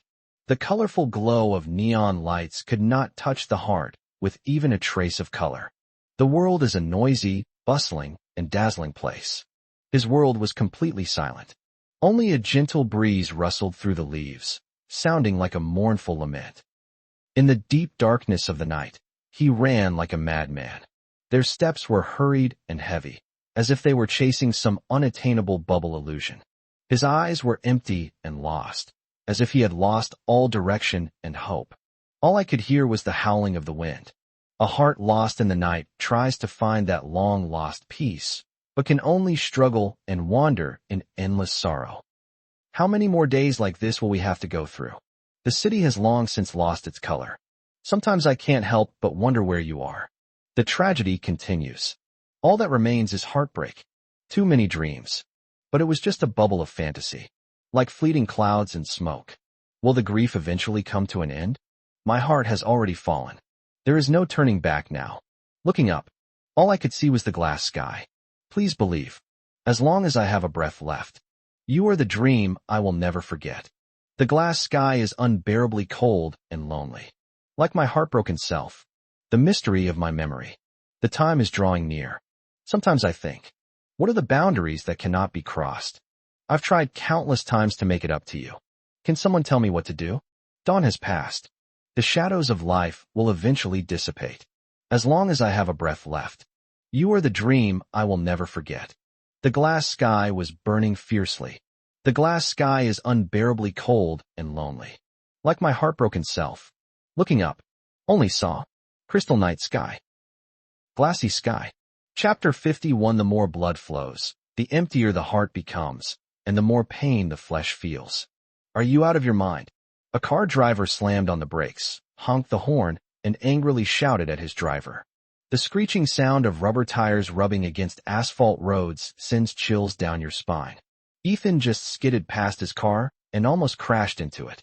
If they really collide, the car is insured, so he'll be fine, but a human life is only once.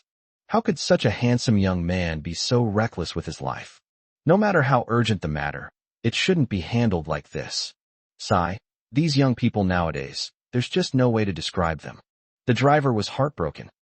This is the hotel. He finally reached it. It was only a 10-minute walk, but he felt like he had traveled countless light years.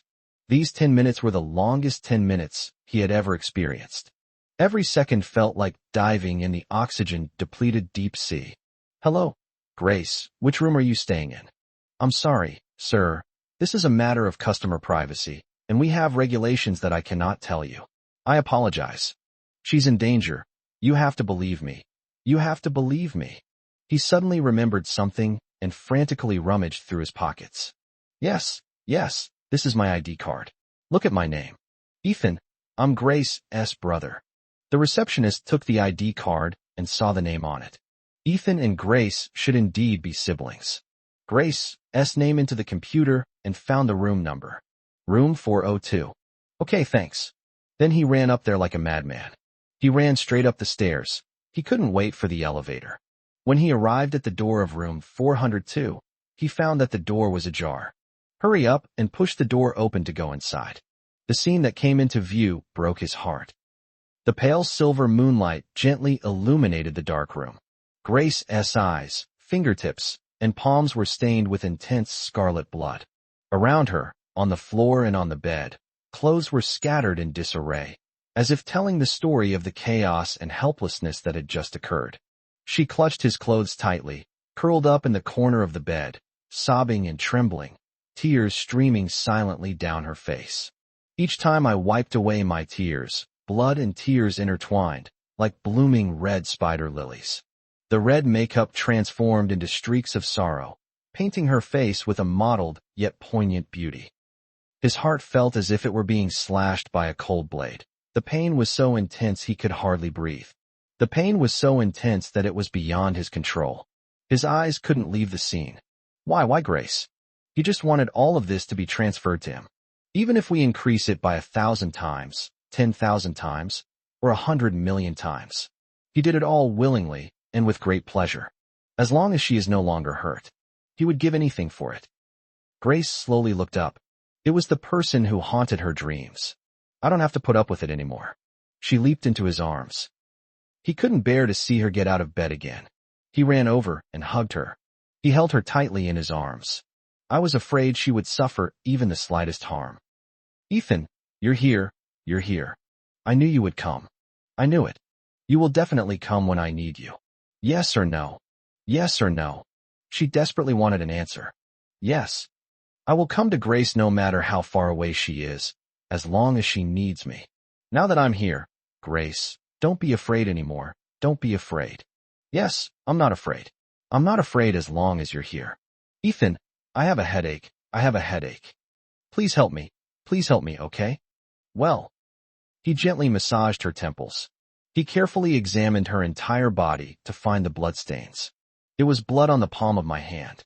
Those are all marks from embedded fingernails. He knew he couldn't ask Grace what had happened now. That would only make things worse. What he needs to do is the same as when he was a child. To accompany and comfort. He wanted to wipe away the tear stains at the corners of her eyes with his fingertips. But he found his hands were covered in blood. There was simply no way to begin. Grace noticed that his wrists, fingertips, and even lips were covered in blood. She gripped his wrist tightly. Ethan, what's going on? Why are you bleeding so much? Tell me what happened. He dared not tell her. He knew that Grace was very emotionally unstable right now. It was on the verge of collapse. He lied to her. No, this is not my blood. This is all Grace's blood. I was holding Grace when it accidentally got on me. Really? Yes, really. Look, my wrist is very strong. It's not injured. That's good. I won't allow you to get hurt. Did you hear me? Yes, I heard you. Ethan, I want you to say it to me again. You will never leave me. I will never abandon you. If I don't date, you're not allowed to date either. If Grace doesn't date, I won't date either. You can only have me and your mother in your heart. There are only 2 girls in my heart, you and Mom. You are not allowed to fall in love with anyone else. I will not fall in love with anyone else. You're not allowed to like Lucy. Lucy and I are just ordinary friends. You're not allowed to like Olivia either. I've already rejected Zining. Do you remember, Grace? Yes, I remember. You are not allowed to like Wang Irue either. I've only just met her, and we might not even be friends yet. Hee, that's good. Silly girl. Does your head still hurt, Grace? Hee, it doesn't hurt anymore. If you hold me, I won't feel any pain. But I'm sleepy. Then Grace, go to sleep. Hold me while I sleep. Don't leave. Okay, I won't go. Sleep, sleep, I'm here with you. Okay, I'm going to sleep. He is very scared now. Grace's emotional problems are really serious. The change happened too fast, far too fast. She won't be able to stand it. There will eventually come a day when my heartstrings snap. He didn't even dare to think about what would happen. No, we can't delay any longer. We have to go to the hospital again. But Grace was too resistant to hospitals. Grace would throw things wildly whenever the topic of going to the hospital came up. He absolutely refused to go. He coaxed and lied, and it took him a long time before he could finally manage to take her there. After going there, not only did it not get better, it even got worse. What to do? What to do? He has read countless psychology books over the years. However, he is still not professional enough. He plans to find a psychology expert to learn from, to learn formally and systematically. Grace dislikes hospitals and doctors, but not him. This is the only way. Grace fell asleep in his arms, and she looked so beautiful in her sleep. Lucy and Lu Xiaoyuan also arrived. Seeing this scene before me, I was utterly shocked. Blood, tears, disarray, and an embrace. This looks like a scene from a movie, but it actually happened right before their eyes. Ethan gestured for them to be quiet, afraid they would wake Grace. He took out his phone and sent a message to Lu Xiaoyuan. Xiaoyuan, help me buy some of this medicine. It's a prescription drug, but I believe you have the means to get it. Also, buy some wound medicine and disinfectant cotton balls. Please hurry, I'm begging you. Looking at the poignant scene before him, Lu Xiaoyuan knew just how urgent the situation was. He nodded and went out to take care of it. Lucy went along too. Grace, I will protect you for the rest of my life. Don't be afraid. Spoke softly to the sleeping Grace. Chapter 52, Alienation. Her eyes were tightly closed. Her face was as pale as paper. Her forehead was covered in cold sweat. Her hands gripped his wrists tightly, and her body trembled slightly.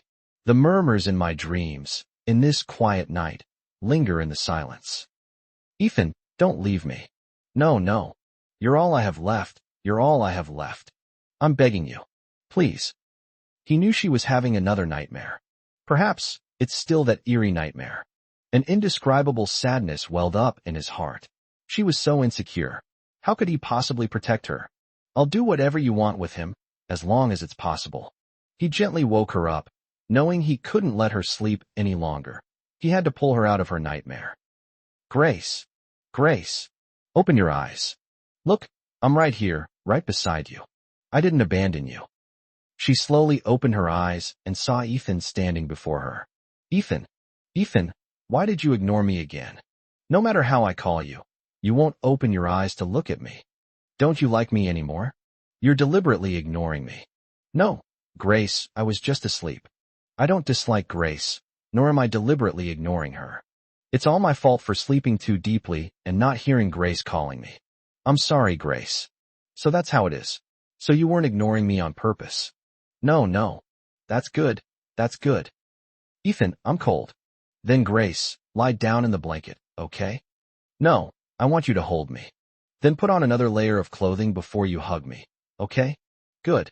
I want to wear that one. She pointed to his hoodie. Good.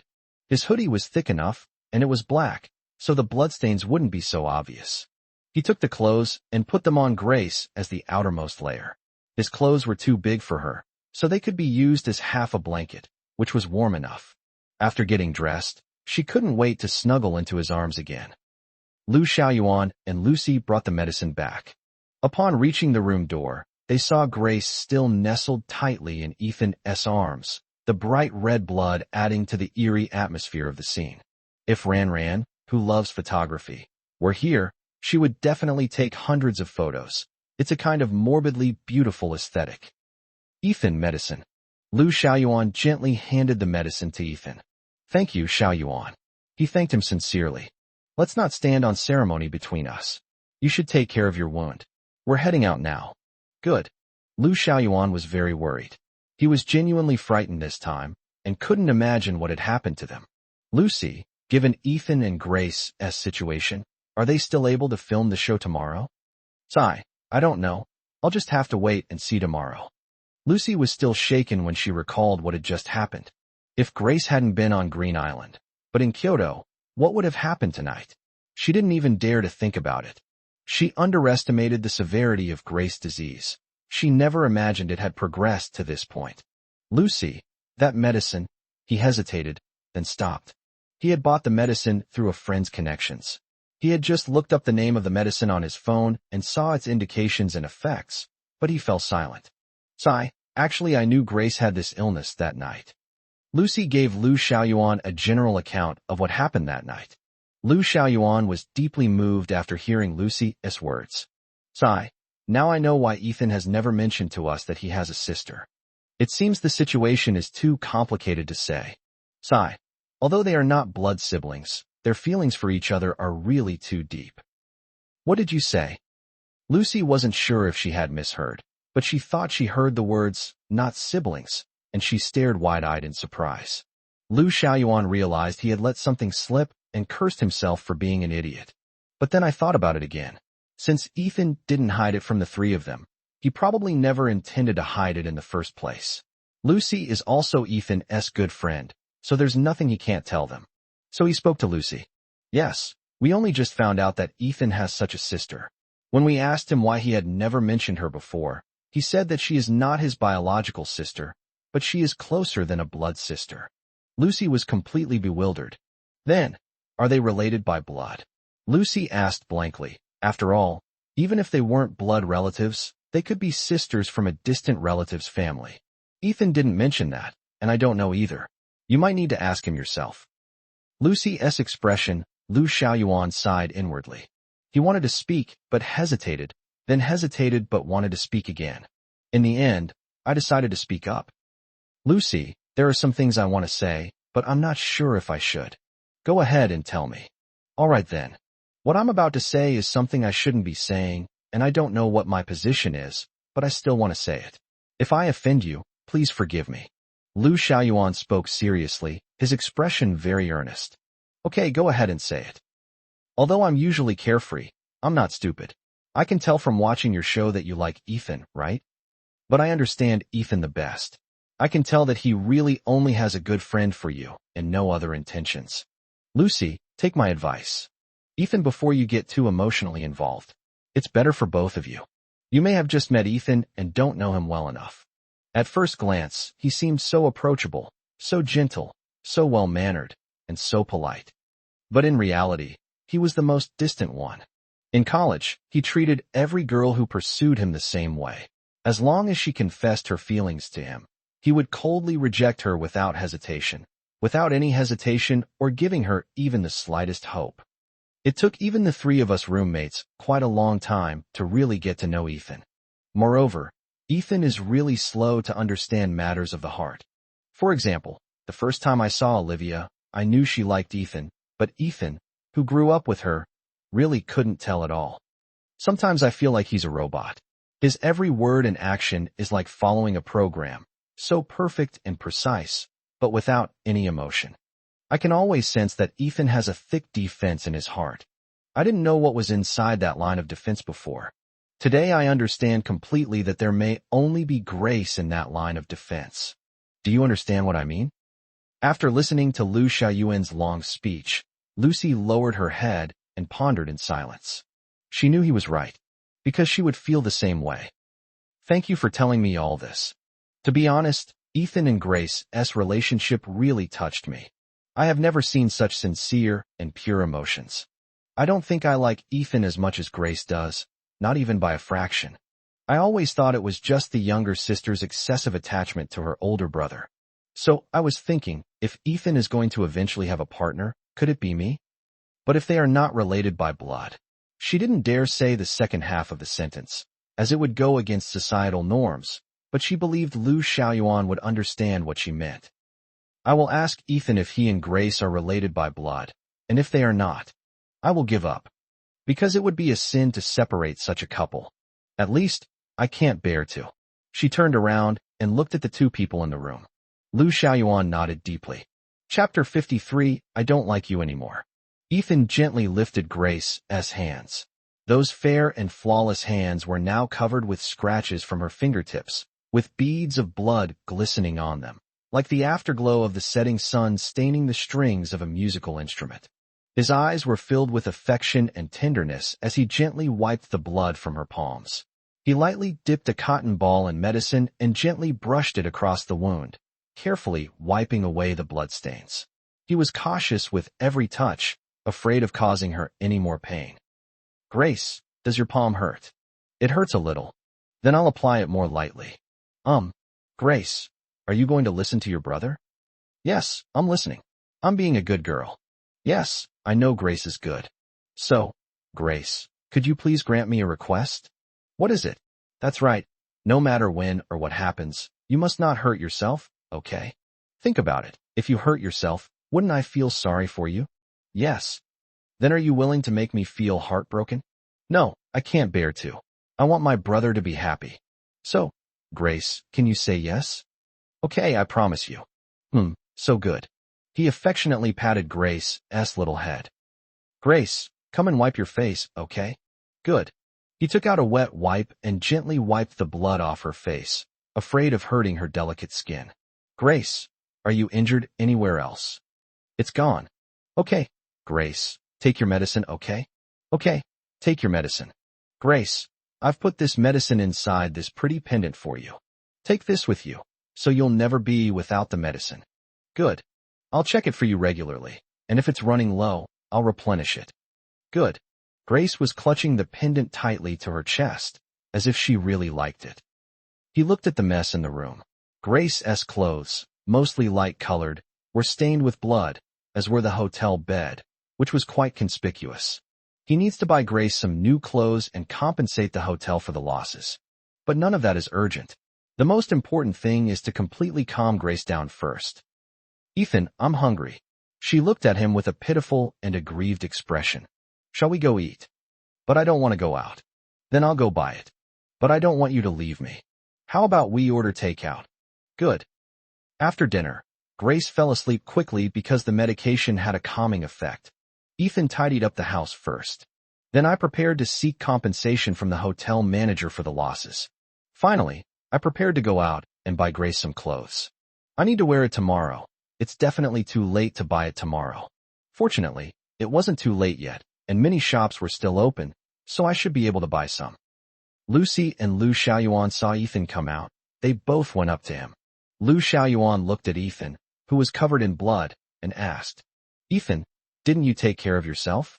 Ethan patted his head and said with a wry smile, "I was so focused on taking care of Grace that I forgot about myself. Thank goodness you reminded me. Otherwise I would have scared people if I went out like this." "All right, go on now. Remember to disinfect the wound properly to prevent infection." Ethan finished dealing with the situation. He told them he was going out to buy Grace some clothes. Lucy said she wanted to come along, saying that girls understand girls' clothes better. Actually, she wanted to find an opportunity to ask Ethan clearly. Lu Xiaoyuan naturally knew what Lucy was going to do, so he didn't go with her.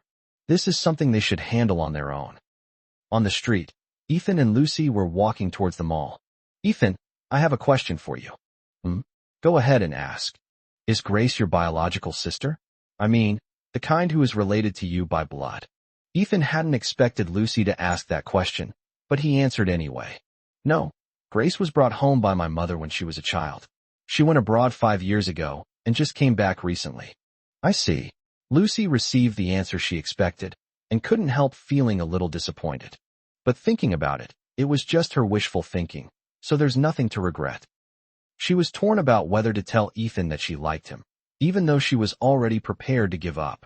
"Speak up, you'll definitely regret it if you don't. Being formally rejected makes me feel a little better." Thinking this, she stopped and looked at Ethan seriously. "Ethan, I have something to tell you. Please don't speak yet. Wait until I finish speaking before you speak, okay?" "Can."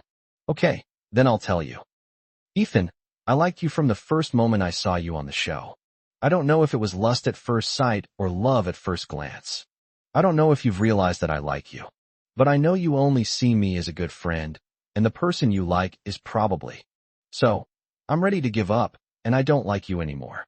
I'm done talking." Lucy took a deep breath and felt much lighter. Ethan couldn't understand what it was about him that made him likable, and he couldn't figure it out. He looked at Lucy and said very seriously, "Lucy, Someone told me that there are always people in the world who can easily win other people's favor without putting in any effort. She said that's the kind of person I am.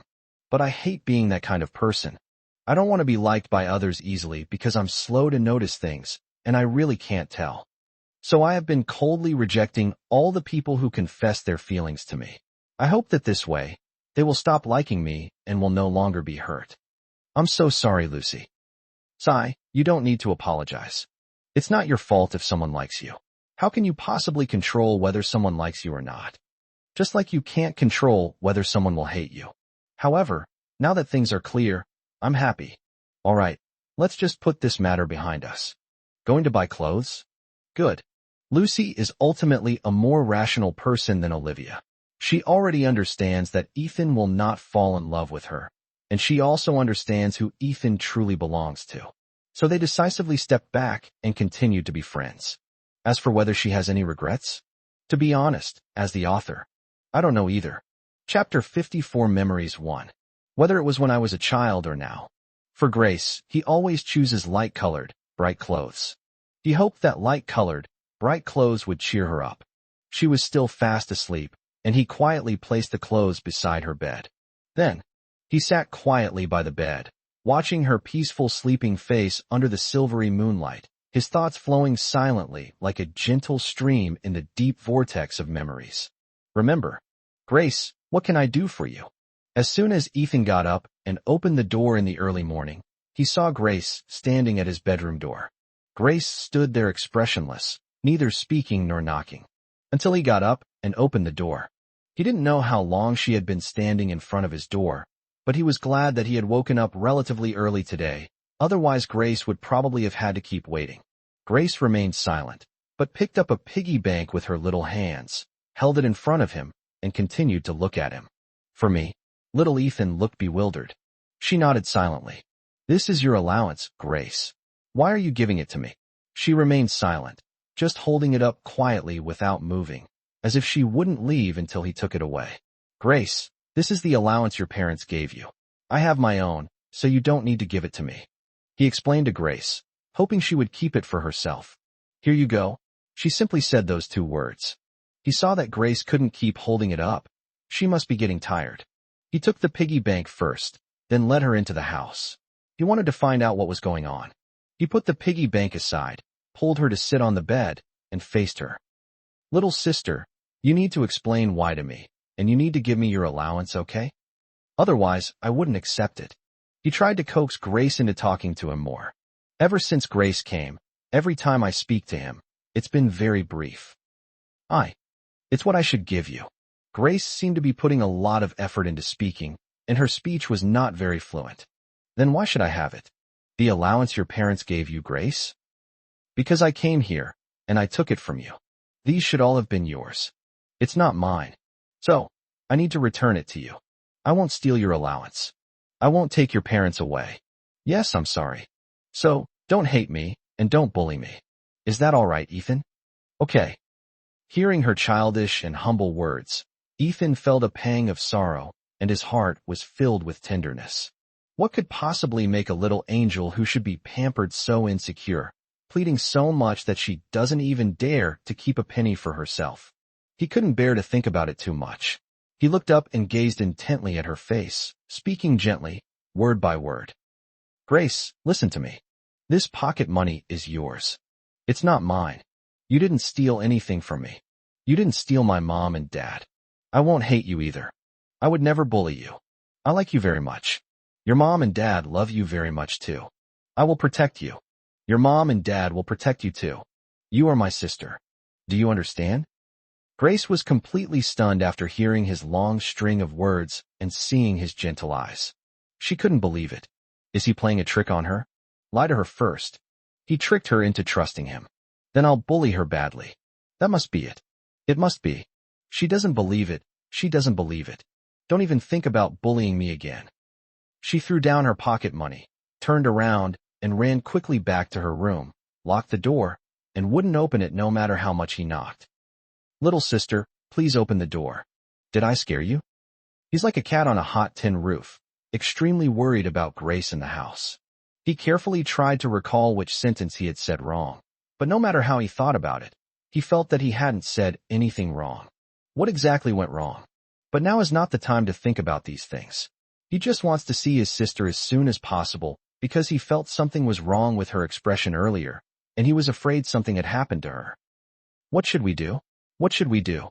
Oh right, food. It's morning, my sister must not have eaten yet. She must be hungry. Grace, are you hungry? I'll go make you some food, okay? There was no response from inside, so he decided to go and cook. He quickly prepared the meal and then knocked on the door again. Grace, I've made breakfast. Shall we come out and eat? It's very uncomfortable to be hungry. Grace, inside the house, huddled in a corner with a pillow, listening to the knocking on the door. But she just wouldn't go and drive it. I don't know why. I heard the urgent knocking on the door. She heard him anxiously calling her name. She felt inexplicably happy and sweet. That's because he cares about her. Whether it's true or false, she now treats it as true. She wanted to listen a little longer, just a little longer, so she refused to open the door. She knew it was wrong of her to do this, but she couldn't help it. She just wanted to. She felt a little disappointed when she heard that he had gone to cook for her. The knocking stopped. Why did you leave? Could you call me a little longer? Will you come back after you've cooked dinner? After a while, she heard him call her to dinner again. Her eyes curved involuntarily. My heart feels sweet. He's back. His voice is so nice. She's also very good looking. Could it be that heaven is really going to send me a gentle and handsome older brother for free? Really? Would someone as wonderful as me like a bad kid? Don't open the door. Wait a little longer, just a little longer. Maybe he'll get tired soon. Maybe he'll give up soon. The knocking stopped, not because Ethan was tired, but because he was going to get breakfast. Since talking didn't work, we'll lure my sister out with the aroma of food. The sound has stopped. Is he tired? They must be tired. Grace, you're so mean. They've already been so good to you. And yet you treat them like this. She was already content, because Ethan had been knocking for a very long time. Little sister, smell it. Does it smell good? His gentle voice came in again, accompanied by the enticing aroma of breakfast. She wasn't hungry, but his persistence made her extremely happy. 5 more minutes, okay? Hold on for 5 more minutes, and I'll let you go. 5 minutes later, Ethan was still persisting. Her eyes were already filled with a sweet smile. I'll let you off this time, Ethan. She got out of bed and opened the door. Chapter 55 Memories 2. Ethan was overjoyed to see her come out. Sure enough, food is still the most effective. Little sister, eat quickly, it'll get cold soon. She ate slowly and deliberately, with both elegance and quietness. Grace, is it delicious? He asked her with expectant eyes. Tasty. That's good, as long as you like it. I'll make it for you every day from now on, okay? You? You make it for me every day? Grace looked at him with a surprised expression, as if she had heard something unbelievable. Yes. Oh, good. Why does this breakfast taste sweeter and sweeter? Did he add sugar? Strangeness. While she was eating at the restaurant, he ran off to put the coin jar back in his sister's room. I also put my pocket money in there on the way. He basically has nowhere to spend money except for things like stationery. He noticed that the girls in his class often bought hair accessories and small jewelry, and he felt that his younger sister should need pocket money more than he did. She had no idea what he had gone off to do. She was focused on finishing the breakfast in front of her. This is a cute scene divider. Ethan, Mom is taking your little sister to buy clothes. Do you want to come along and play? Grace's mother was holding his little hand, standing at the door, calling to him. Mom, I haven't practiced the piano well enough for today. He really wanted to go, but he hadn't practiced the piano yet today. Sigh. Okay, I'll take my sister with me then. Good. Mom, my brother needs new clothes too. Grace suddenly tugged at her mother's clothes and said in a soft, sweet voice. Grace, your brother already has new clothes. Mom squatted down and pinched her chubby little face. Yes, Grace, I already have new clothes. I see. Then, Ethan, would you like to come with me? Grace, you should call him brother, her mother corrected her. Okay, brother, will you come with me? His sister's voice was like magic, making him nod as if possessed. Well done, Ethan. You practice the piano when your mother tells you to, but you don't have to practice when your sister tells you to, right? Mom pretended to be annoyed and teased Ethan. Ah, no. Okay, okay, hurry up and get dressed. Let's go out. Oh well. Oh, Isabella, this must be Grace. She's so beautiful. It's my first time meeting her. I'm Aunt Man-Man. Come here, let Annie give you a hug. Ethan looked at his younger sister's bewildered expression and her little face being repeatedly pinched and tossed around by their mother's best friend, and found it both cute and funny. My mom's best friend is named Dong Man. She always calls him Aunt Man-Man and often comes to her house to visit my mom. Today, they arranged to come together to buy clothes for Grace, which is also to see Grace. Hey, little Ethan, it's been a long time. Hello, Aunt Man-Man. Well, and then you end up being the one who gets trampled on. Oh, Isabella, how come your two kids are both so beautiful and so well-behaved? I'm so envious. Haha, what's mine is yours. Haha, that's true. Grace listened to the aunt praising her for being well-behaved and silently berated herself in her heart. Ethan is quite well-behaved, but I'm anything but. Maybe all I have left is my cute appearance. Then Aunt Man-Man took his hand, and Mom took Grace's hand, and they went shopping. Ethan, I want this. Grace pointed to a white puppy plush toy in a passing claw machine, looking at him longingly. Ethan saw that it was a claw machine. He also started to worry. He played it. Yeah, really bad. Grace, how about we buy a doll? This claw machine, I'm not very good at playing it. He scratched his head awkwardly, feeling incredibly embarrassed in front of his sister. I don't want it. I want the one you caught for me. Aunt Man-Man found the two children quite amusing. Okay, I'll give it a try. What else could we do? My sister had spoken. Let's arrest her. Mom, can you buy me some coins? Little Ethan, I'll buy it for you. Whether your sister can get her beloved doll depends on you. Aunt Man-Man bought him 20 coins, which allowed him to try his luck 10 times.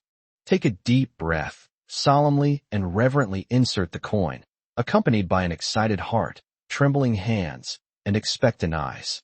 Then, fail, fail, fail, fail. Soon, all 10 chances were used up. He looked at his sister with a face full of shame, only to find that she was secretly laughing. He thought they were laughing at him, and his face turned even redder. She wasn't actually laughing at him. She was just happy to see him working so hard for her.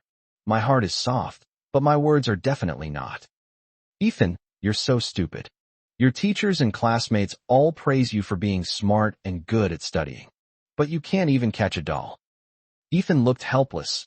This was much harder than studying. Xiaoyin, let Annie help you hold it, okay? Aunt Man-Man said to her. No, I want Ethan to catch it for me. All right.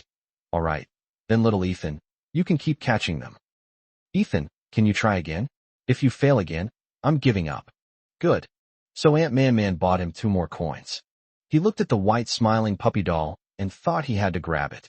He looked extremely serious and his attention was exceptionally focused. He felt even more attentive than when he was taking an exam. Take a deep breath. The finger moved little by little. Dive the hook. The hook has caught it. Moving. Snap. It's gone. It failed. Ethan was completely devastated. Who designed this? Is it really possible for someone to catch them? He expressed strong doubt. He looked at his sister with a dejected expression.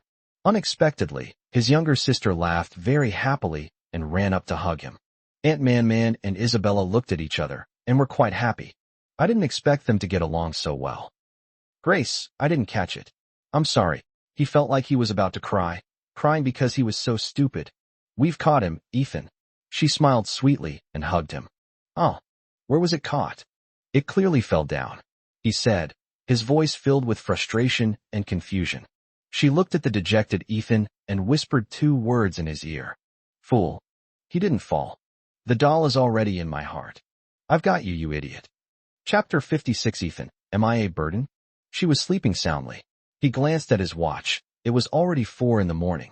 He sat by her bedside the whole time, showing no signs of fatigue. Outside the window, the moon and stars were few and far between. The silvery moonlight, like flowing water, spilled onto the quiet earth, scattered like pearls on black velvet. However, there is always one star whose light shines particularly dimly, as if it carries more sorrow. Gradually, the moon set, dawn broke, and a soft, pale white appeared on the eastern horizon. The tall buildings, shrouded in a light mist, gradually became clearer in the hazy morning light. The city has woken up. She woke up too. The first thing you notice is his exquisite profile. Ethan was still staring blankly at the sunrise outside the window, lost in thought, unaware that she had already woken up. He seems to be spacing out more and more. Did he not sleep all night? I've made him worry again. Grace, you're such a burden. You can't do anything right. It will only make him worry. Ethan, she called to him softly. He turned to look at her. Grace is awake. Her hair was disheveled, her eyes were sleepy, and her voice was soft and sweet. Ethan, aren't you asleep? She was a little angry. He wasn't taking good care of himself again. I was asleep. I just got here and wanted to check on you. He chose to lie, not wanting her to worry. He's been telling more and more lies lately. That's good. Her expression softened. She gently came over and hugged him. The smell of blood mixed with his fragrance entered her brain, stimulating her nerves and making her more awake. Ethan, actually I'm a new guest on the show. Yeah, we think we've got it. I wanted to give you a surprise, but it seems like it failed. I'm so stupid. I'll only cause you trouble and worry you. I'm just a burden. Ethan, am I a burden? Will you hate me? She cried again. She didn't want to. She didn't want to. Ethan felt more and more heartbroken as he listened. Grace was still just like she was when she was a child, so insecure. What should we do? So how can we give Grace enough security? After what happened last night, he sat beside her and thought about it all night. He figured it out. He was worried and unwilling to hand Grace over to any man. He wanted to confess his feelings to Grace. But he was afraid. He was afraid of scaring Grace. If it worsens Grace's condition? What if Mom and Dad don't agree? Even without blood ties, many constraints still exist, making it hard for him to breathe. Grace isn't stupid. Grace is not a burden either. Grace is my favorite character. How could I dislike Grace? Really? Yes, really. Only you would think that way. No, Grace is wonderful. She's the best. She didn't reply, but just hugged me tighter and tighter. Gradually, she cried herself out. Ethan, I want to take a shower. No, that's not allowed. Your hands must not get wet, or they will get infected. But I feel terrible. She looked at him pitifully with a pleading expression, tears still clinging to the corners of her eyes. And this Band-Aid is waterproof, right? She looked at the white Band-Aid in her palm. That won't work either. Okay. Her voice sounded incredibly aggrieved. Seeing her aggrieved expression, he couldn't help but soften his heart again. How about this? I'll wet a towel, and Grace can wipe herself down, but be careful not to let the wet towel touch the wound on your palm. Good. But you still need to wash your hair, otherwise how can you film the show, right, Ethan? Ethan, will you wash my hair for me? She looked incredibly pitiful when she put on a show. Okay, sure. He tested the water temperature and felt it wasn't too cold. He dipped his fingertip in the dab and touched it to Grace's cheek. Grace, is the water cold? It's not cold. Her hair cascaded down like a waterfall, flowing with an inky sheen that made her skin appear even whiter and more flawless. Slowly lather up the shampoo, and the air will be filled with the fresh scent of shampoo, with a hint of sweetness. Gently cupping a strand of damp hair, I lightly massaged the girl's head with my fingertips. Water droplets slid down her hair, splashing onto her fair collarbone, creating tiny water droplets. He gently wiped her down with a towel, his movements as tender as if he were petting a kitten. She enjoyed his gentle care. Sometimes she wondered if he would take such tender care of her for the rest of his life and never leave her. Then, with her as a burden, he definitely won't be able to find a girlfriend, so he'll only have her. It seems pretty good. But he would definitely be very tired if he did that. Although she was selfish, she couldn't bear to see him so tired. However, for now, she can try to prolong the time as much as possible. She deliberately moved around, splashing water on him and accidentally getting it in his eyes. He used one hand to wipe her eyes while gently washing them with the other. Grace, be good and don't move around. She wouldn't listen to reason. She wished the bath would last longer.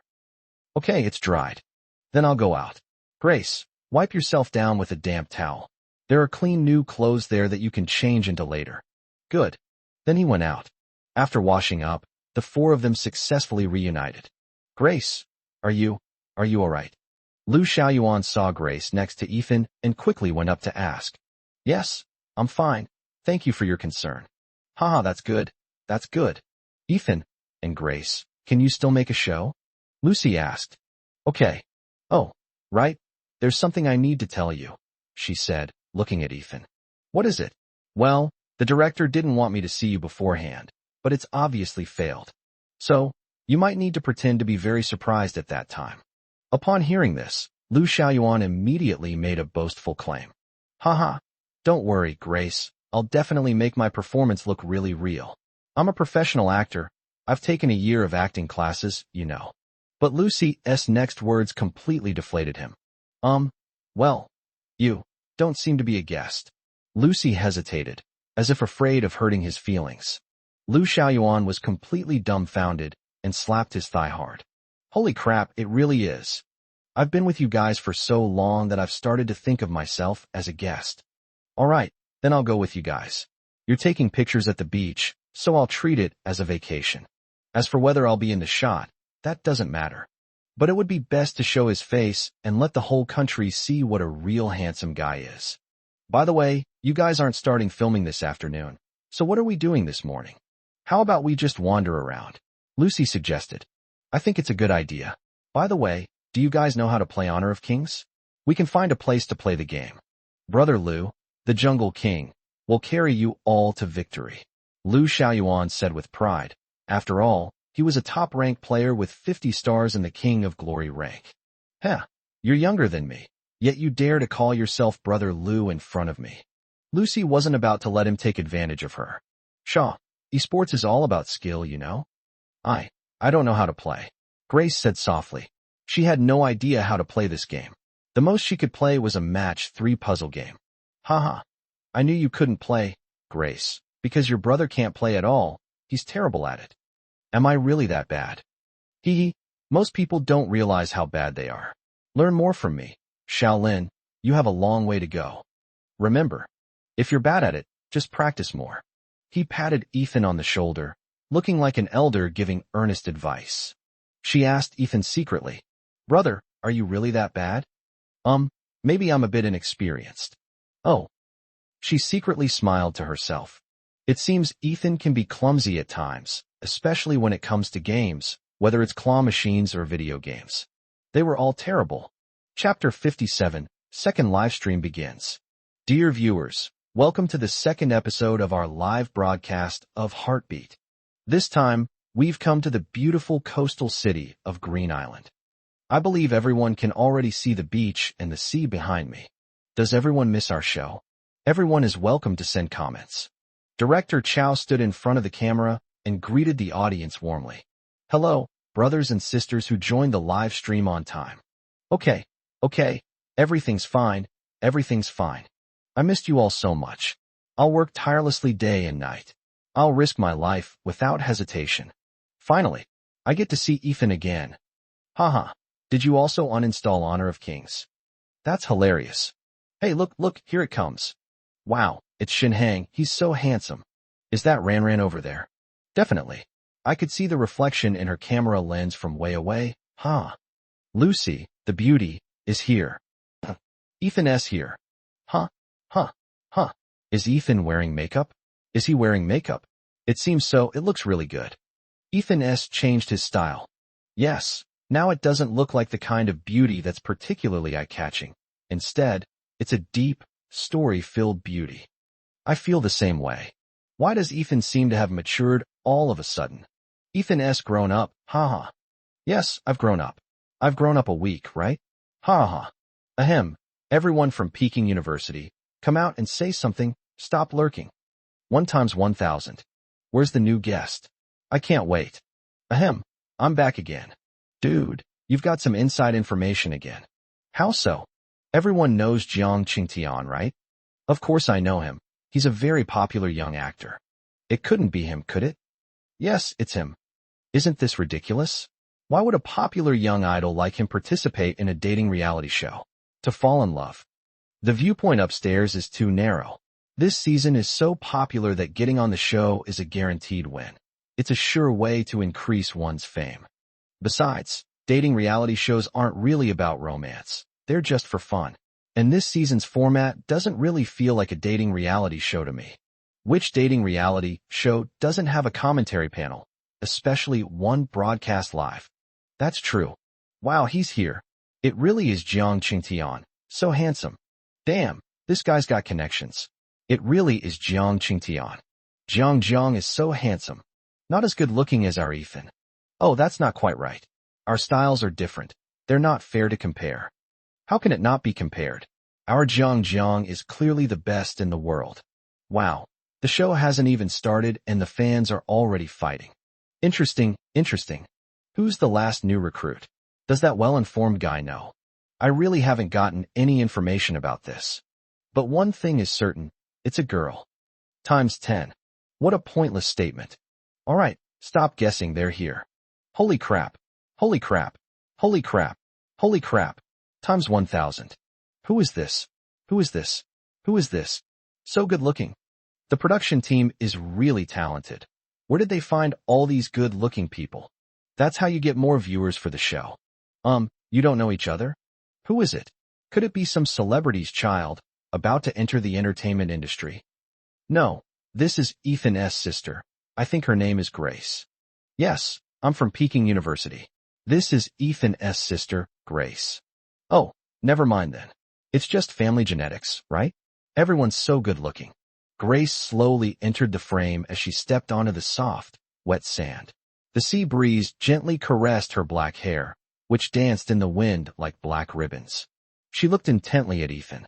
I didn't look closely yesterday, but I only realized today that this is what Ethan looks like with makeup on. The style is completely different now, much more profound. With his sister on stage, it was Ethan's turn to perform. Ethan's pupils dilated slightly, and he took a half step back, looking utterly shocked. The camera quickly zoomed in on him. Looking at Ethan, she thought to herself that he was indeed a trained actor. His acting was so convincing that she would have been fooled if she hadn't known. I'm dying of laughter. Look at Ethan's expression. Haha, are you serious about taking that half step back? What's it like to participate in the same dating reality show as your own sister? It's hilarious. It's hard to keep up. Grace ran over and threw herself into his arms, right in front of the several cameras. This was part of her plan, but it wasn't something we discussed with him beforehand.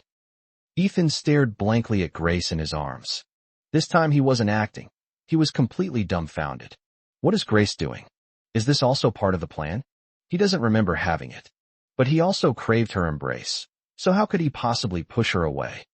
Ethan, are you surprised? I'm the new guest. She continued her performance in his arms. Ethan continued to cooperate. Grace, it's you. Huh, what did I just see? This is so exciting right from the start. Are the siblings really that close? Is this appropriate? What's inappropriate? Can't siblings hug? Yes, he can, but it's rare to see someone this big still able to hold someone. Haha, that's because you guys don't know. We UCP fans know this all too well.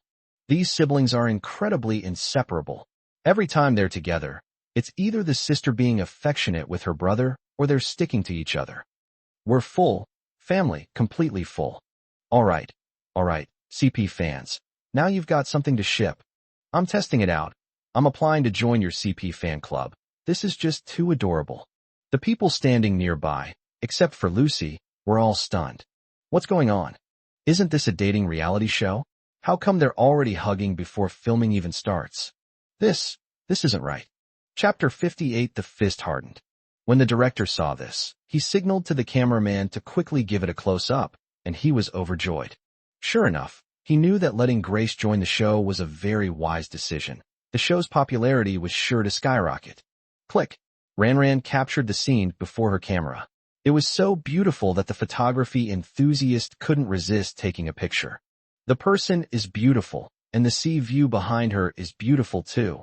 Together they are framed in the viewfinder, making it even more beautiful. She went up to Grace and showed her.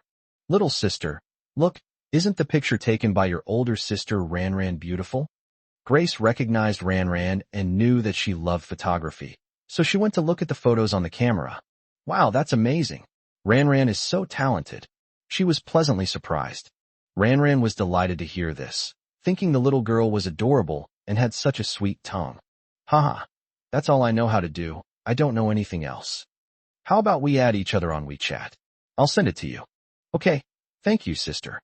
By the way, little sister, what's your name? I'll add it to your contacts. Grace, she replied. Grace. Ethan. She turned to look at Kobayashi to the side and asked in confusion. Kobayashi, so this isn't your sister, is it? Yes. No wonder. She pinched Grace's little cheek. Then I'll call you Shine from now on. Haha. Ranran thought she was a genius at naming. Shinhang also came over to greet Ethan and Grace. Ethan, it's been a week. Yeah, it's been a week. Hello, Lindayu. I am Shinhang. Hello. Ranran looked at Shinhang and said, Hey, Shinhang, did you receive the photos I took for you? I received it. Thank you so much. You even went out of your way to print it out and mailed me a physical copy. Haha, that's a must. I have to guarantee that the photos I take are developed using the best ink. I don't trust the ink you use. Shinhang scratched his head. He really didn't understand any of this. Hi Lucy, I'm Jiang Qingtian. Jiang Qingtian also ran over and took the initiative to greet Lucy. Hello. Lucy shook hands with him lightly. She knew Jiang Qingtian, who was an artist under Hawaii, but she had just returned and had never interacted with him before, only seen his information. He's a currently popular young actor, mainly focused on film and television, but I've heard he's considering a career in music, and his company is currently discussing it. Lucy, I watched the last episode, and I came here specifically for you. Jiang Qingtian chose to be direct. He knew that when dealing with a capable woman like this, he couldn't beat around the bush. He had to appear sincere. As long as he successfully gets close to Lucy, he will definitely receive full support from Hawaii Entertainment, and his future will be limitless. Besides, this woman is quite good-looking, so he's not at a loss. As for the possibility of fans leaving the fandom because of this, he has his own way of dealing with it. Lucy's lips twitched as she listened to Jiang Qingtian's words. Were they after her? Is she yet another person trying to use her to achieve instant success? Wait, it seems she hasn't revealed her identity yet. Could it be that he actually likes her? She looked at Jiang Qingtian, and for some reason, although he was good-looking, she inexplicably felt that he was a bit bitchy and didn't like him. However, considering that these were artists from her company, she couldn't make things too ugly, so she said politely, Mr. Jiang, I don't seem to have any feelings for you, but thank you anyway. It's okay, I understand. We can be friends for now. This was within his expectations. Lucy could only nod slightly upon hearing his words. My heart is broken, my Jiang. Me too. Jiang Qingtian's fans probably watched this variety show because of him, but they didn't expect him to pull off such a big stunt right from the start. Ha ha ha, that's hilarious. Have Jiang Qingtian's dreams been shattered? No. It's just that the girlfriend fans' dreams are shattered. We career-oriented fans are unaffected at all. We mom fans are fine too. Seeing that everyone had gotten to know each other, Director Chow was ready to get down to business. Hello, 6 guests, welcome to Heartbeat. At the same time, we would also like to welcome our 2 new guests, Jiang Qingtian and Grace. Alright, now I'll announce everyone's tasks for this session. In this episode, the production team prepared some flags, which are hidden in the bustling streets next to this beach. We will give each of you a map with the approximate location of the flag on it. You will need to find the flag using the map. Of course, you may need to complete some tasks during this period, which depends on your luck. The 6 of you need to enter the block individually, and you are not allowed to go together. If you encounter any guests of the opposite sex half an hour later, you must go together. Finally, the 2 players with the fewest flags will be punished. Local viewers of Green Island, if you want to make things more difficult for the guests, then come and bump into them. Alright, let's begin the show. 6 staff members gave each of them a map, and then each took them away.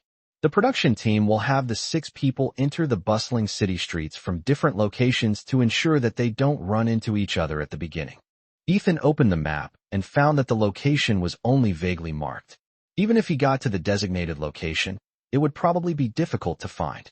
Moreover, judging from the director's words, there should be another mission. Ethan wants to find his sister, but he doesn't know where to start. Grace had the same thought. She didn't want to be separated from Ethan for even a moment, but she didn't know where to look for him. There's nothing we can do but leave it to fate. Ethan decided to go to the nearest marker first.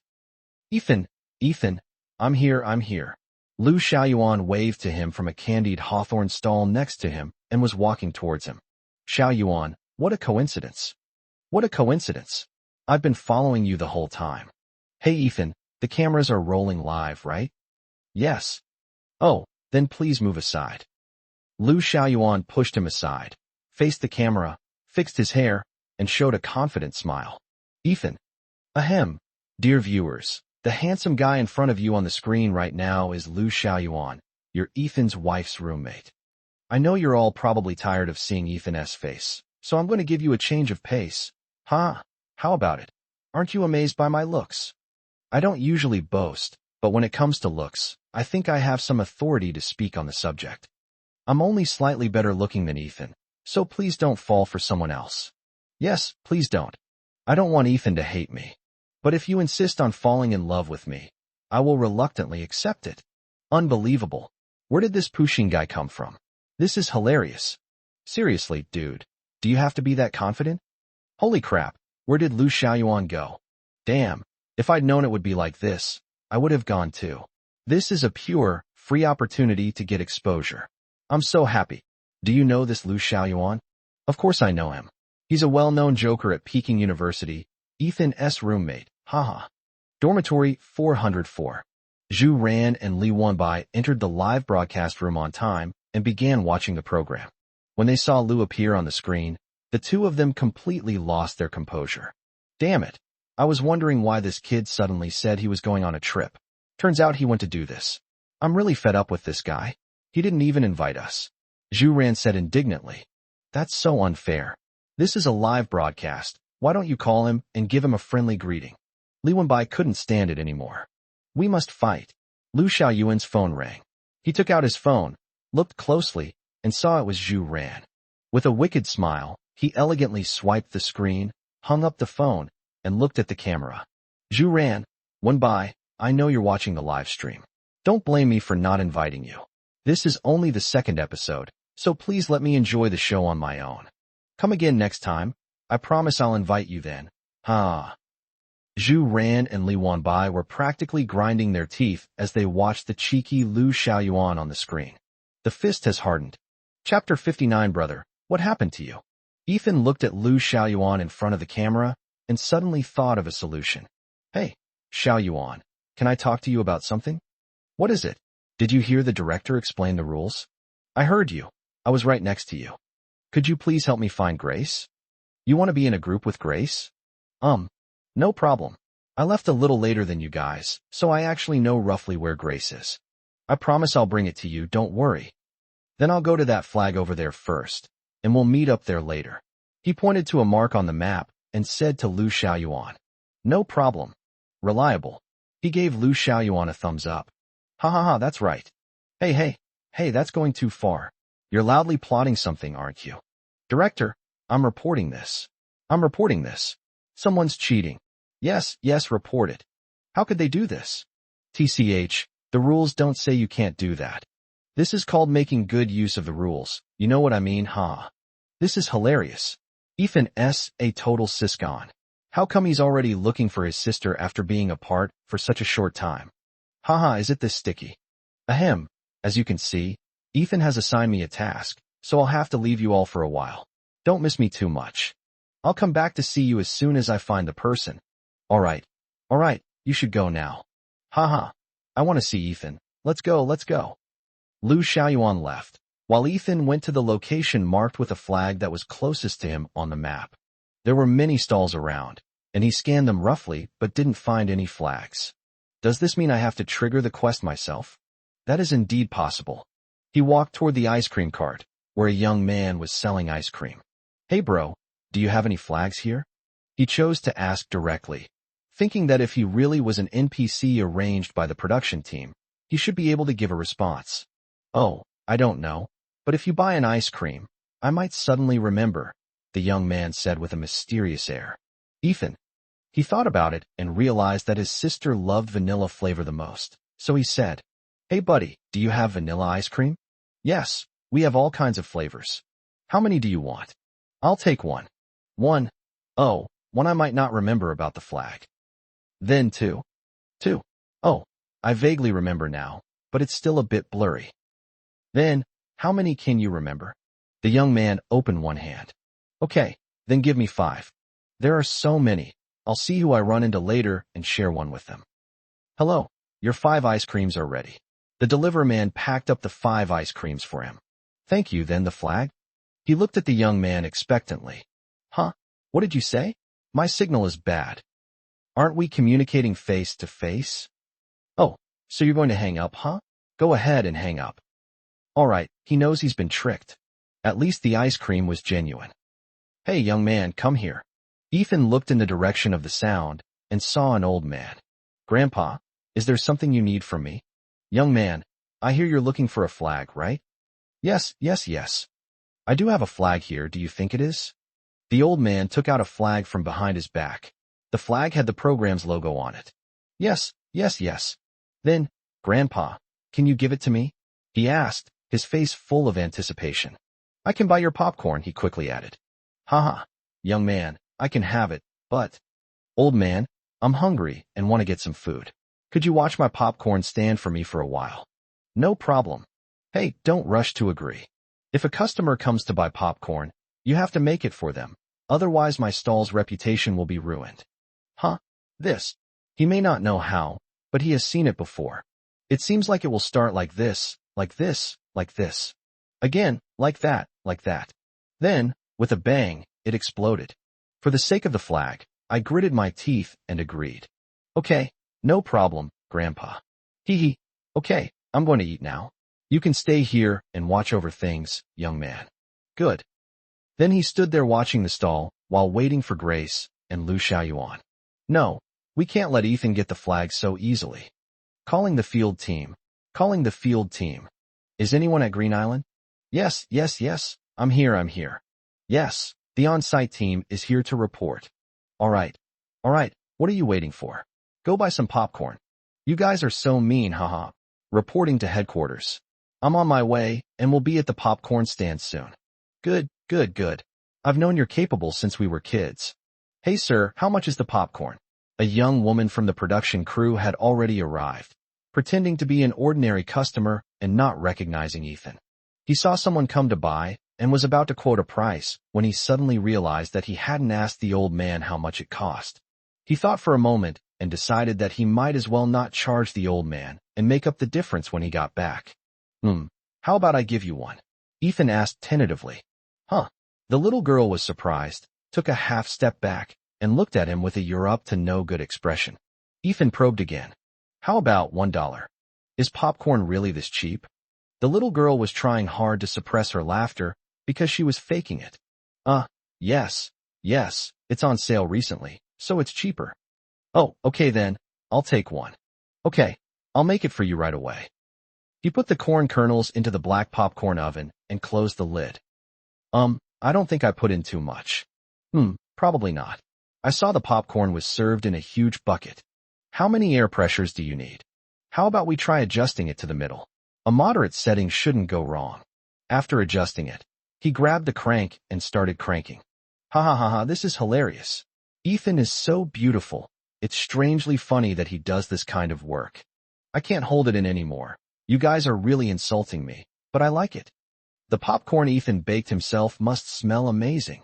I really want to eat it too. It's been 15 minutes. It should be about time, he thought. Young lady, could you please move a little further away? Why? Yes, I'm afraid I'll hurt you. All right.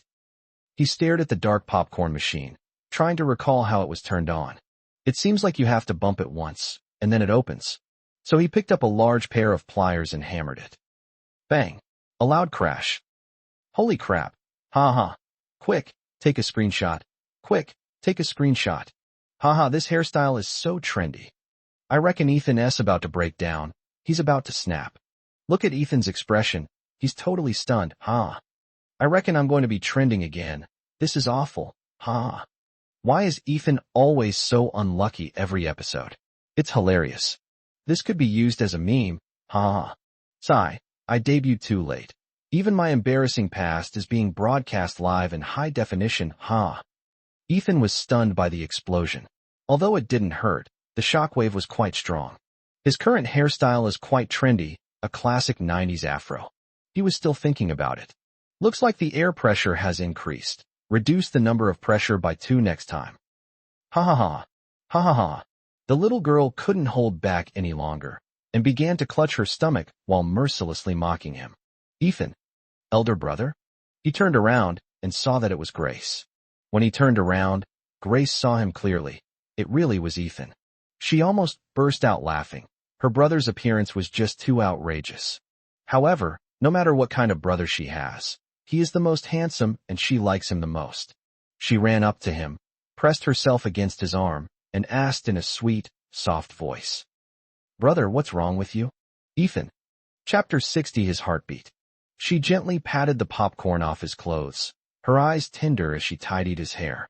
A gentle breeze, like the whispers of lovers, softly stirs the dust in the air. That ray of orange sunlight, like a painter's palette, refracted through the blue glass and fell precisely on the ends of her hair. Her long, flowing hair, like a waterfall, shimmered with a faint golden light under the sunlight. She stood quietly in that corner of the world, right there in his heart, stirring with emotion. The wind was gentle. She was gentle too. Ethan, why are you stunned? Her silvery voice pulled him back to reality from that colorful dream world. No, it's nothing. He looked a little unnatural, and his words were somewhat hesitant. Ethan, did you get brain damage from the popcorn? Grace gently massaged his temples with her fingertips, and a faint fragrance wafted to his nose. No, I'm not stupid. His eyes were lowered slightly, his gaze drifting, and he dared not look directly into her eyes. Even if they only make eye contact for a moment, he might become so engrossed that he would never be able to escape. That's good. But even if you're mentally challenged, I won't look down on you. Her thin lips parted slightly, and her words were more delightful than anything else. Okay. They're so sweet. Yes, that's right. If you hadn't told me they were siblings, I would have definitely thought they were a couple. This is just like a scene from a romance light novel. What a nice view. Hey Ethan, it's only been half an hour. What happened to your appearance? Lu Xiaoyuan had been very tactful in not disturbing them, but now he could tease Ethan to his heart's content, since such opportunities were rare.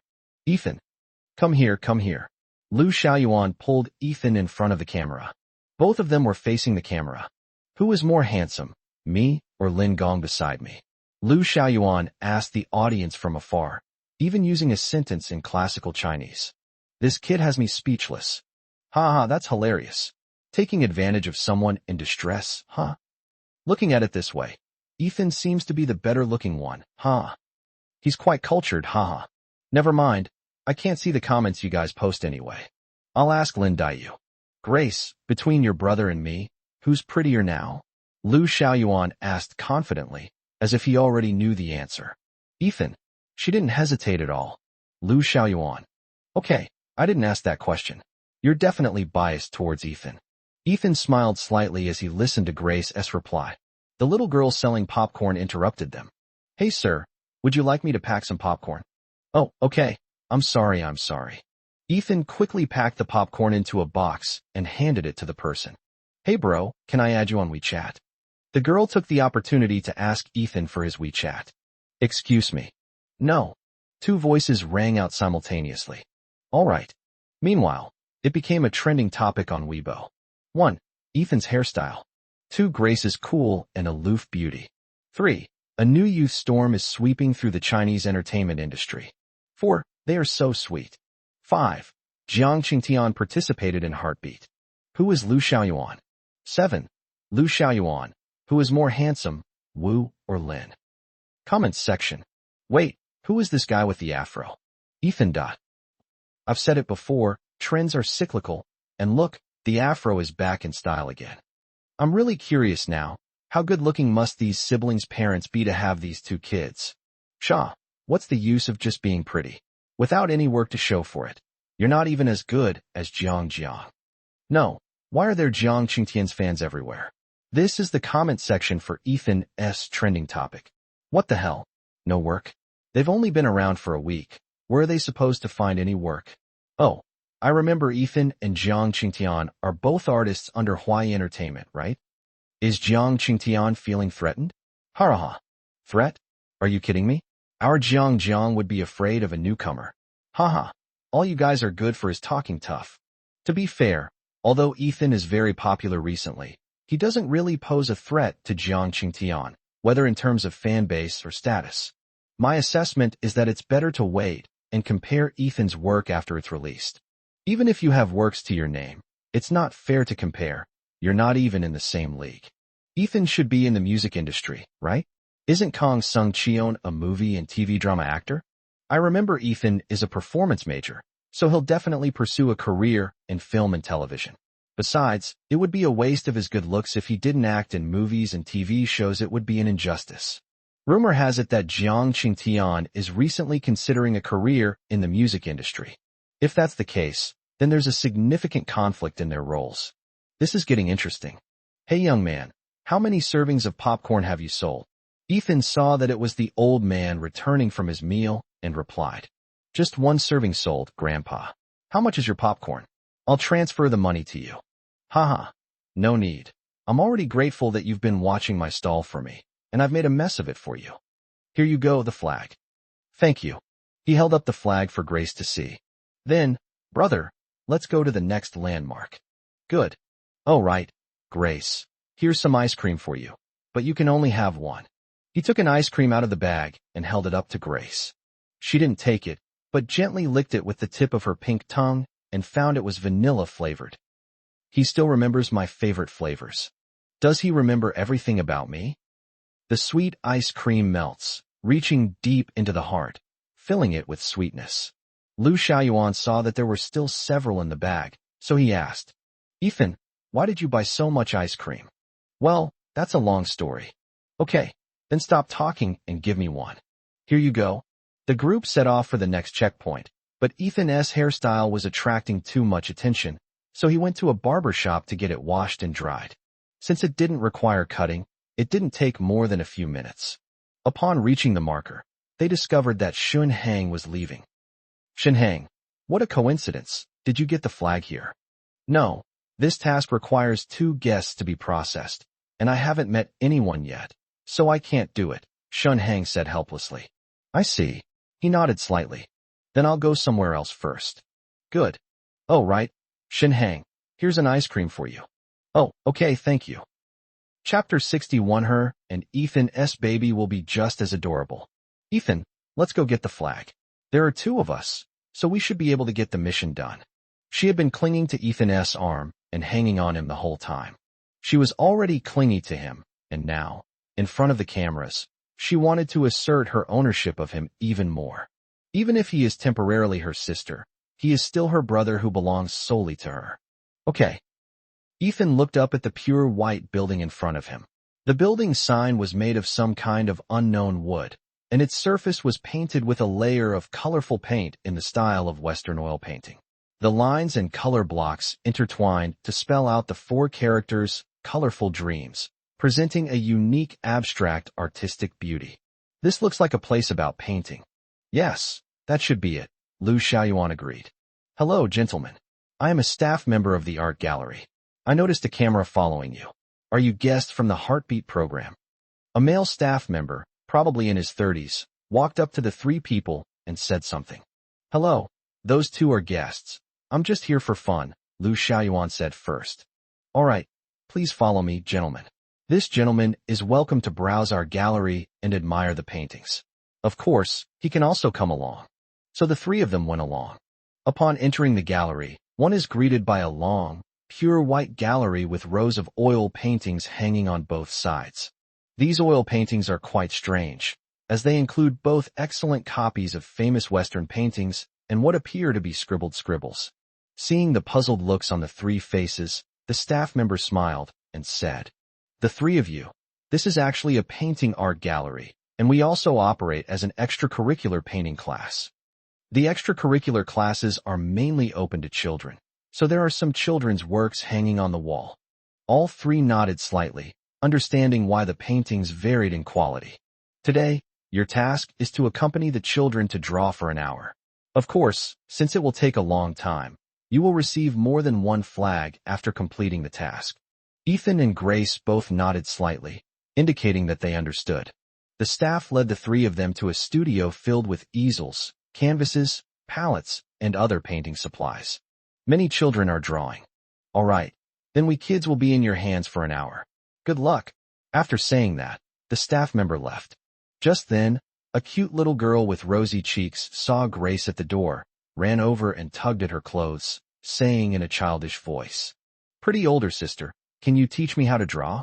She slowly squatted down, gently pinching the little baby's rosy cheeks with her fingertips, and said softly, "But big sister can't draw, so she can't teach you. But big sister can draw with you." All right. The little girl pursed her lips, looking quite disappointed. Seeing the little girl's disappointed look, Lu Xiaoyuan squatted down and said something. "Little friend, shall I teach you to draw? I can draw." Unexpectedly, the child burst into tears when he saw Lu Xiaoyuan approaching. The crying completely stunned Lu Xiaoyuan, who looked at Ethan with a look of utter despair. "Ethan, do I look that scary?" "No, you may have approached too quickly and scared the little baby. Please move gently and slowly." "All right. I don't know how to comfort children either. I just arrived and she's already crying. What should I do?" Lu Xiaoyuan looked at the wailing little girl and felt very worried. "I'll do it."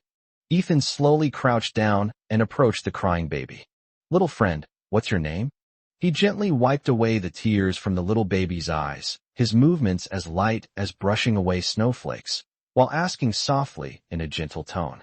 Grace watched his gentle demeanor and couldn't help but feel a pang of jealousy. She just couldn't stand him sharing his tenderness with others. She wanted to have it all to herself. However, she knew she shouldn't be jealous of a little kid, and she couldn't help but curse herself inwardly. "Grace, you're even jealous of a little kid? Aren't you ashamed? If you and Ethan have a baby later, will you still be jealous of your own baby?" Ethan's skill in comforting children stems from his extensive experience comforting you when you were little. "No more eating, do you hear me?" When the child saw Ethan, he stopped crying so hard and answered while sniffling. "Big brother, my name is Yaya." "Yaya, don't cry anymore, okay? The big brother next to you didn't mean to scare you." Yes, big brother didn't mean it." Lu Xiaoyuan also tried to keep his voice down as he responded. "Okay, Yaya, stop crying." Ethan in her childish voice. "Okay, big brother will teach you to draw, and big sister will draw with you too, okay?" "Okay." The little boy's emotions came and went quickly, and in the blink of an eye, he went from tears to laughter. "Yaya, why don't you take your older brother and sister to see what you're drawing?" "Good." Then Yaya, holding Ethan's hand in one hand and Grace's hand in the other, went to her own canvas. Lu Xiaoyuan followed suit and learned how to coax little children, so he went to teach other children to draw. "Big brother, big sister, I can't seem to draw this egg well," the little child said, pointing to the canvas with a wronged expression. He looked at the canvas. It was actually quite good, but there were some issues with the perspective. However, it was a bit beyond the scope of a child's abilities. It seems the teachers at the art gallery want to use Leonardo da Vinci's experiences to teach children. "Yaya, do you know what perspective is?" "I don't know." Yaya shook her head. "Well, to put it simply, it makes the things you draw look three-dimensional." "Yaya, look, isn't the egg you drew a bit too flat? It doesn't have any sense of depth." "It seems that's really true, big brother." "So, if we assume there's a light there, what would it look like if the light shone on the egg?" Ethan pointed to the upper side of the egg and patiently explained, trying to help the child understand. Will there be a shadow cast on the table?" Yaya is so smart. He gently pinched Yaya's little face and praised her. "Should Yaya draw her shadow on it?" "Want?" Yaya picked up a paintbrush, but didn't know how to draw. "Big brother, I don't think I know how to draw shadows. What should I do?" The little child said, about to cry again. Grace also picked up a paintbrush, dipped it in black ink, and gently drew a few strokes next to the egg. Then she spoke softly to the child. "Yaya, doesn't this look like the shadow of an egg?" "Wow, that's so true. Big sister is amazing." Yaya ran over and hugged Grace tightly. She gently held Yaya in her arms, looking at Ethan, who was equally gentle in front of her. She felt as if she and Ethan were comforting their own child, her heart filled with sweet rainbow candies. She was already imagining whether her and Ethan's baby would be as cute as Yaya. She thought, it definitely will. Chapter 62 Shackles. Ethan, do you like children? Her casual, sudden question caught him off guard. Does he like children? He had never thought about this question, so it seems he didn't dislike it. Children possess both a transparent and innocent goodness, and an evil side hidden in their nature due to lack of education. The two cannot be separated. We should not only see the child's innocent side, but also not only see the child's selfish side. Perhaps being a parent is the most difficult job in the world, with no work standards and no precedent to follow. There is likely no necessary connection between what kind of person parents want their children to become and what kind of person the children will ultimately become. In fact, things may sometimes turn out differently than intended. His thoughts seemed to drift uncontrollably into the distance. If he and Grace had a child in the future, and a blank sheet of paper was placed in front of them, would they be able to fill that blank sheet with the colors of kindness and love? He was suddenly startled by his own thought. Why would he connect this to his and Grace's child? He forced his muddled mind to clear and stop thinking. He has been trying to convince himself to accept the fact that he likes Grace. However, his identity as the elder brother was like an iron shackle sleeping beneath the ice of a river, binding him tightly, becoming heavier and colder, until he suffocated at the bottom of the icy river. He could convince himself that he and Grace were not related by blood, but it wasn't just a matter of blood relations. His identification with his elder brother was genuine, and this identification had existed for over a decade. He couldn't possibly deceive himself about that. Now he has to change this identity, to touch that taboo in his heart. That sense of oppression makes it difficult for him to move forward, as if he is walking on thin ice. Whenever he unconsciously touches that forbidden edge, he must force himself to come to his senses and take a step back. He didn't know what to do. Grace's illness, the taboo in his heart, his parents' attitude, the looks from others, and so many other things made his thoughts a jumbled mess, impossible to unravel. Ethan had a headache, his brows furrowed slightly, and his eyes showed a hint of pain. A fly landed in front of him. Flying insects were not very common at the end of September. It was clear that compared to the plump insects of summer, this fly was exceptionally shriveled, even emaciated. Its movements were unusually slow, its two front legs rubbing weakly together, yet despite this, its wings were still flapping vigorously, emitting a repulsive buzzing sound. He stared at the fly, listening to the buzzing of its wings, and his agitation grew stronger. Ethan. She noticed his unusual behavior. She noticed that he was becoming increasingly absent-minded lately, and she often saw him spacing out. He seemed not to hear her, staring intently at the dying fly. Grace shooed the fly away, pulling him back to reality. Ethan, what's wrong? She placed her fingertips on his brow, trying to smooth his furrowed brow. Sorry, I was daydreaming. A barely perceptible flicker crossed his eyes. Big sister, big brother must like little kids, because big brother likes Yaya, and Yaya is a little kid. Yaya answered for him. Grace hugged Yaya and pinched her little nose. Yaya is right. Yes, Yaya is really smart, Ethan agreed. Ethan looked at Grace holding Yaya and thought that Grace seemed to really like children. But his thoughts drifted away again. He also thought about what he would do if Grace had children in the future, but they were with someone else.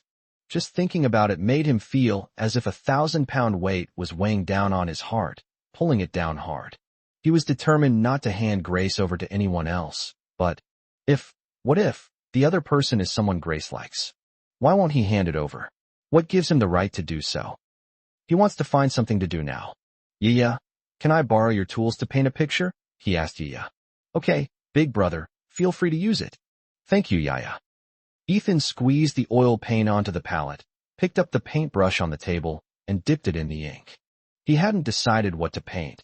He simply used the paintbrush as an extension of his emotions, and it didn't matter what he ultimately painted.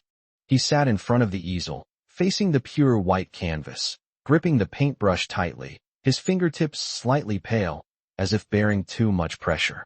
The paintbrush spun at my fingertips, then moved across the canvas, the colors blending with my emotions to create complex, mottled marks.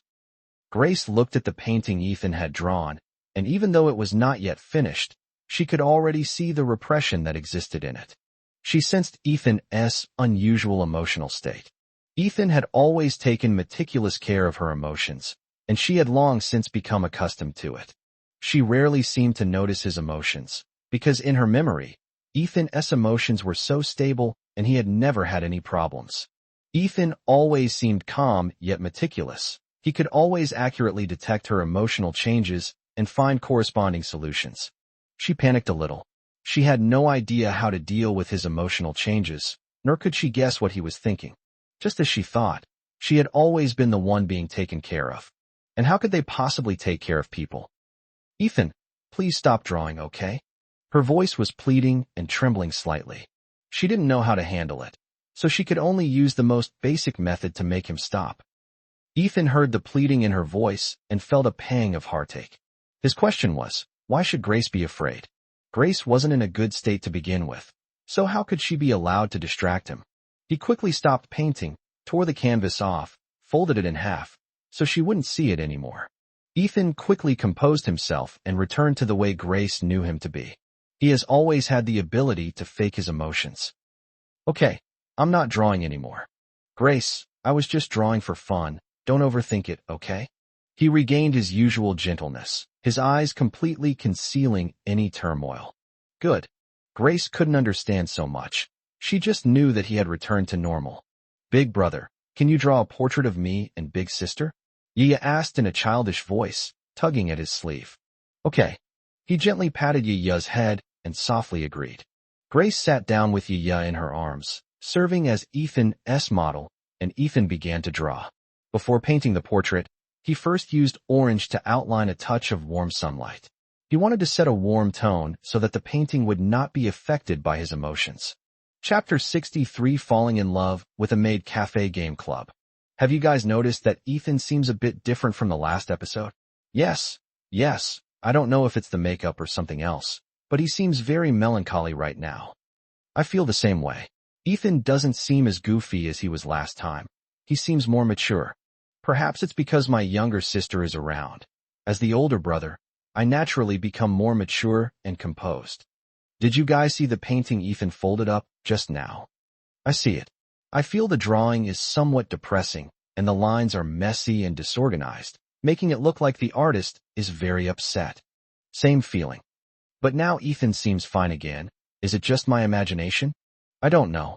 Speaking of which, it's surprising that Ethan can draw. This portrait he just drew is really beautiful. He's a real gem. I wonder what other skills Ethan has up his sleeve. I'm really looking forward to it. Indeed, haha. I studied graphic design, and Ethan's skill level suggests he's practiced. While he might not be exceptionally good, it's quite good for an amateur. Considering he didn't specialize in it, it's already quite impressive. Wow, she's the quintessential other people's child. She plays the piano well, sings well, can draw, and oh yeah, she's good looking too. On the other hand, all I do is eat, haha. Me too, huh? Grace, Yaya, you're done drawing.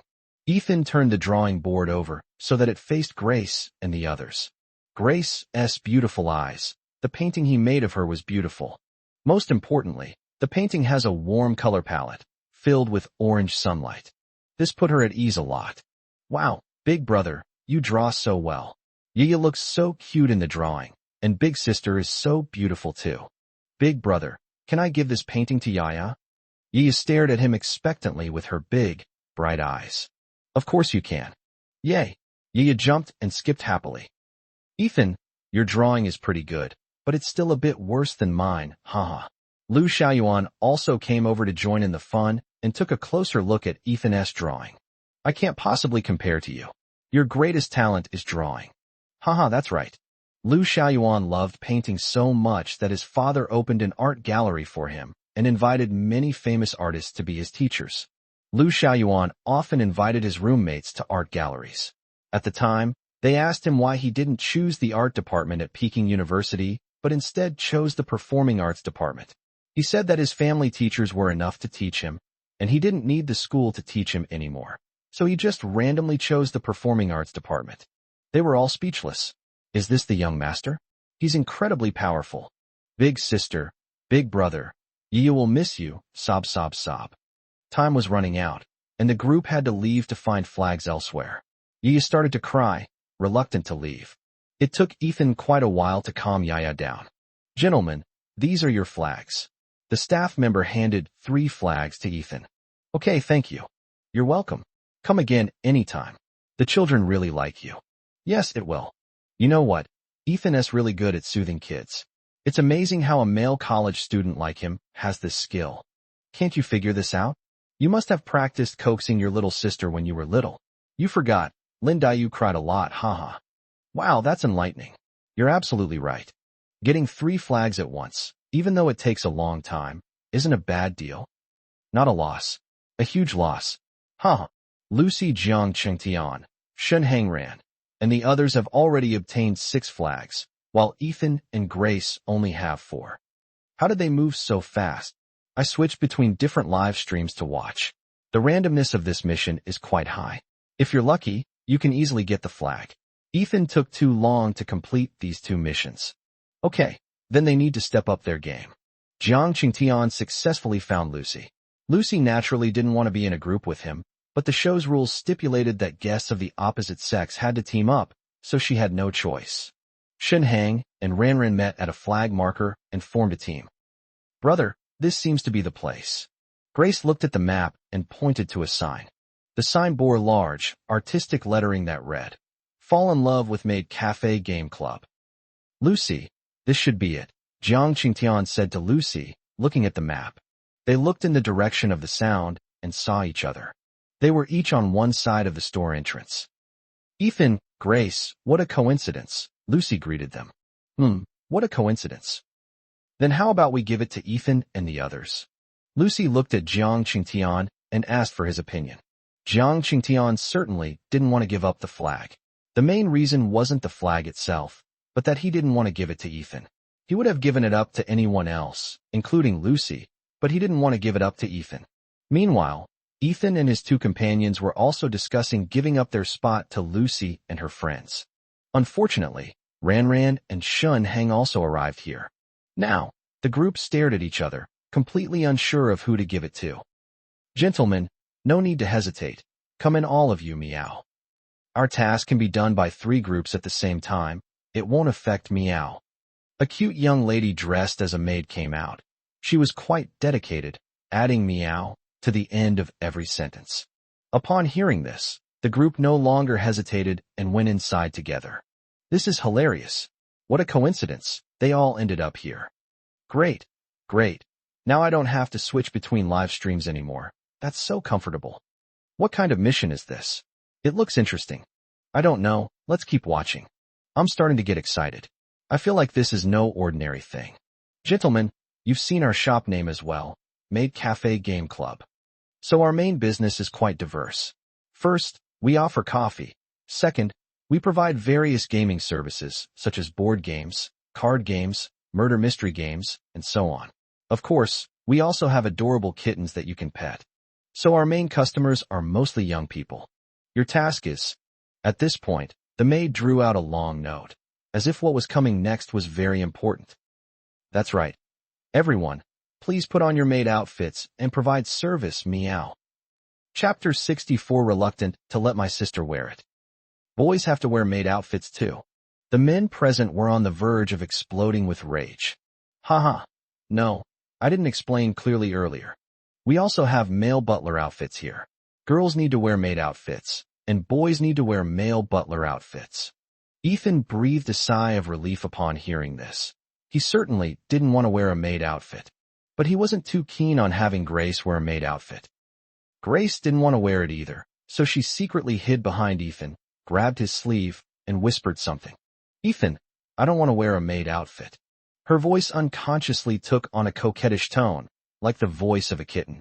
Grace, how about we go outside and try a different mission? But brother, we've already come in. Wouldn't it be bad to go out now? What if the audience gets upset? How about I talk to that staff member and see if I can complete the mission without wearing a maid outfit? Good. Ethan quietly pulled the staff member dressed as a maid to a corner and whispered something to her. Hello, may I ask you something? Ethan said softly, handing her an ice cream. It's always a little bribery to ask someone for a favor. The maid dress swallowed hard, her eyes reluctantly leaving the ice cream, and said in a very righteous tone, "This guest, things can be discussed, but we'll have to skip the ice cream for now." Ethan couldn't help but feel a sense of respect upon seeing that this was a selfless and dedicated staff member. "Then I'll tell you. My sister, that guest, is very shy and really can't wear a maid outfit. Could you please make an exception and let her wear her own clothes while she's on her mission?" "Well, it's not impossible." "That's great, thank you." "Wait, I haven't finished yet, don't thank me. Your sister doesn't need to wear it, but you have to. I think you're pretty, so it won't look out of place for you to wear women's clothes." This. Ethan hesitated slightly. He found it somewhat difficult to accept. "Hey, don't hesitate. I'll pick out an outfit for you that isn't revealing at all, okay? We have a lot of flags here. If you don't wear it, your sister will have to." The maid dress seemed to have some kind of wicked sense of humor, her eyes gleaming with a devilish glint as she whispered seductively, trying to tempt Ethan to agree. "Okay, but it has to be something that doesn't expose me. I can barely accept that." Ethan decided to agree. The thought of his sister being seen in a maid outfit by others filled him with jealousy, making him incredibly sour. Upon hearing Ethan's agreement, the maid in the maid outfit couldn't help but smile, a triumphant smile, but she quickly suppressed it. "Don't worry. Hey, give me the ice cream." She then stretched out her hand and asked Ethan for ice cream. Huh? Wasn't it exempted? Ethan had just seen her being selfless and righteous, but how come she suddenly started asking him for ice cream with such a self-righteous attitude? Didn't we just say temporarily? Now that we've reached an agreement, we don't need to waive it. Give. Vanilla flavor, not bad, not bad. Ethan left. The girl in the maid outfit secretly picked up her phone, turned on the live stream, and sent a comment. Reporting to headquarters, the field team's maids have completed their mission. Good job, good job. Ethan agreed to wear the maid outfit. Of course, I easily got my hands on little Ethan, and I even won an ice cream. Little Ethan really dotes on his sister. He agreed to this, haha. Holy crap. Haha, you guys are so mean. So, the mission wasn't supposed to require wearing uniforms. Yes, but as Ethan's die-hard fans, how can we not make it a bit more difficult for him? You guys are such great fans. If Ethan knew, he'd be ecstatic, huh? Why are Ethan's fans all so peculiar? They're always trying to sabotage him. I'm living in Bungbu. So the others were just innocent bystanders caught in the crossfire? This is also for the benefit of the audience. I've already apologized to them in my heart, huh? By the way, have you all arrived yet? I'll be taking them to change clothes in a bit. Almost there, almost there. What do you mean? It seems you have other plans. Inevitable. Gentlemen, these are your clothes. Please come with me to change. She led each of them to an empty room to change. Lucy looked at the clothes in her hands, her face turning red. This was too embarrassing. Ran, on the other hand, didn't care at all and carefully examined her clothes. Grace realized that the girl really hadn't given her any clothes and wondered what method the brother had used. Ethan stood in the room, staring at the maid outfit before him, his hands trembling, too afraid to even touch it. Fine, I'll grit my teeth and go for it. I'll inevitably have to wear all sorts of strange clothes when filming in the future, so consider this a good practice session. If you don't wear it, your sister will. Are you willing to let her wear it? Ethan successfully prepared himself mentally and put it on. Fortunately, she hadn't lied. It really didn't reveal any skin, which made him feel a little better. Wow, Lucy is so pretty. Ran is very pretty too. Jiang Qingtian looks quite handsome in this outfit. Good-looking people look good in anything. I think Shinhang is just as good. He's practically a cold-blooded killer. Where's Ethan? Where's Ethan? Come out here right now. I want to see Ethan in women's clothing. Here they come. In the shot, Ethan is wearing a long, covered-up maid dress. The black and white color scheme is classic and elegant. The dress has smooth lines and fits his figure perfectly. Ethan is already quite slender, and the dress makes him look even thinner. Given his naturally fair skin, the long dress suited him perfectly. If he wore a wig, it would be impossible to tell his gender without close inspection. Of course, there are some awkward moments, such as Ethan's embarrassed expression that looks like he's about to dig out a 3-bedroom apartment. Grace stared at Ethan as he walked out, frozen in place. Overwhelmed by grief, she knew how Ethan had done it. It turns out it was for her. Chapter 65. Grace's illness returns. It's always the same, just like before. She clearly didn't want to wear those clothes, but Ethan had to bear the consequences. She was a burden, someone who only depended on him, who only took his kindness for granted, but never shared any of his burdens. She cried again. She shouldn't have cried. She had nothing to be upset about. Why should he treat her any better? But she couldn't control her emotions. Like a child, she would laugh when she was happy and cry when she was unhappy. She buried her face in Ethan's chest and sobbed, completely ignoring the many people present, the cameras, and the online viewers. Ethan, I'm sorry, I'm so sorry. Ethan, please take it off. I'll wear it. Take it off, okay? Ethan seemed to sense the chill of late autumn in her voice, as if he were in a deep mountain shrouded in thick fog, surrounded by silence, with only her poignant voice echoing in the gray mist. The sorrow spread slowly like mist, enveloping him completely, and seeping into his bones drop by drop. The chill seeped into my bones. Ethan panicked, completely unaware of what had upset Grace. Everyone present was astonished by this sudden turn of events. Even Lucy and Lu Xiaoyuan, who knew the situation, were completely surprised that Grace would do such a thing. Ethan didn't want too many people to know about Grace's illness, especially since it was being broadcast live. While gently comforting Grace, he said to everyone, "I'm sorry, everyone. I'll take Grace away for a bit. Please continue. I'm sorry." He then quickly carried Grace to an empty room and locked the door. The camera tried to continue following, but Lu Xiaoyuan forcibly stopped it. "Grace, what's wrong?" He spoke in the gentlest tone, afraid of frightening Grace. Grace was crying so hard she couldn't speak. She just held him and kept crying and crying. She hugged him while reaching her hand inside his clothes, as if she wanted to take them off. He simply let her be, gently comforting her. "Ethan, is it because of me that you have to wear clothes you don't like again?" Grace finally spoke, but she was still crying, her face streaked with tears, looking utterly pitiful. Ethan understood what was going on and quickly explained. "Grace, it's not what you think. It's not because of you. It's because I wanted to wear it. This will bring popularity to the show, right?" No, you're lying to me. You're lying to me. You're lying to me." Grace suddenly became agitated, her voice sharp and piercing, and she tightened her grip on his arms. "Ethan, I have a headache. She kept banging her head against Ethan's chest, her brows furrowed and her eyes filled with pain. Ethan quickly pulled off the pendant from her chest and poured out a few pills. "Grace, be good. Take your medicine, okay? It won't hurt anymore if you take the medicine." "Good. I won't eat it." Grace slammed her head down hard with her hand, as if countless insects were gnawing at her. Ethan couldn't bear to see her hurt herself like that. It hurt more than being torn to pieces. He quickly pulled her arm over and held it tightly, preventing her from hurting herself any further.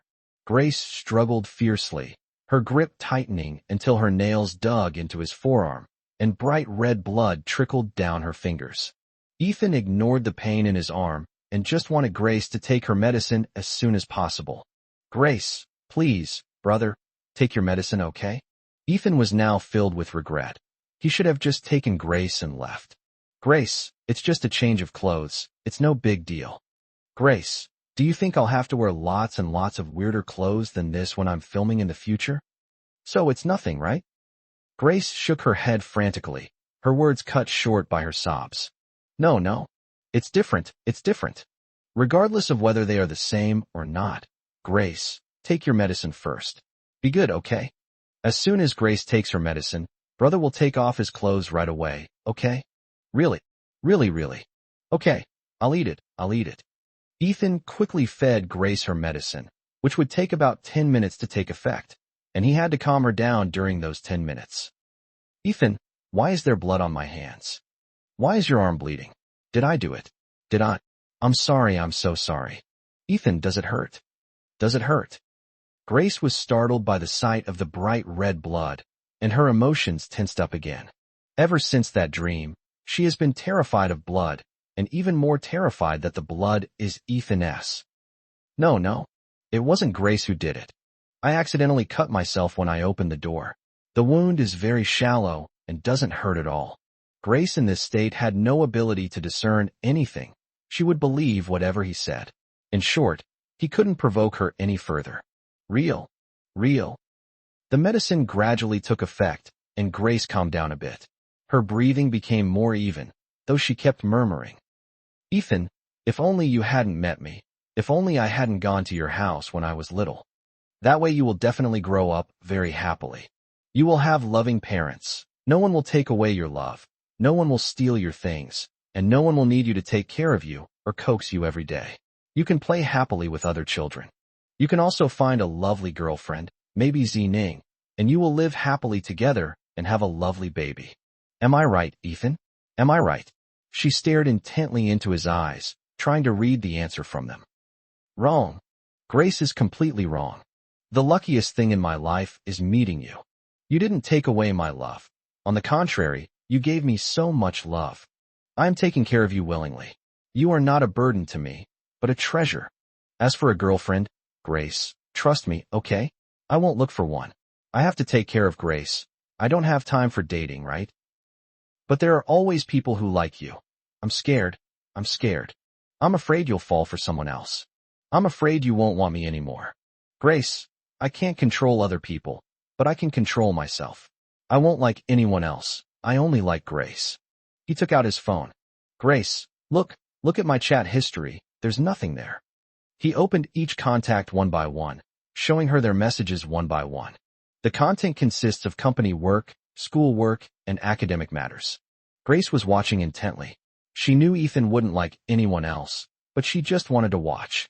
She just likes to possess everything about him. She just likes that he has no secrets from her. Then I can watch it any time I want, and you have to give it to me any time I want. Okay, anytime is fine. Your phone password is your birthday. Grace cheered up again, hugged him sweetly, and continued looking at his phone. But Ethan couldn't be happy at all. He felt very depressed. He couldn't delay any longer. Once he returned to Kyoto, he had to find a way to take her to the hospital. Today it was just about wearing an outfit, a very small thing, so small that he never expected Grace to react this way. He couldn't imagine it today, but will something unexpected happen tomorrow? He feared that one day, something irreversible would happen to Grace. Chapter 66, I really want to kiss him. Ethan, I don't want to do this mission anymore. Let's go somewhere else, okay?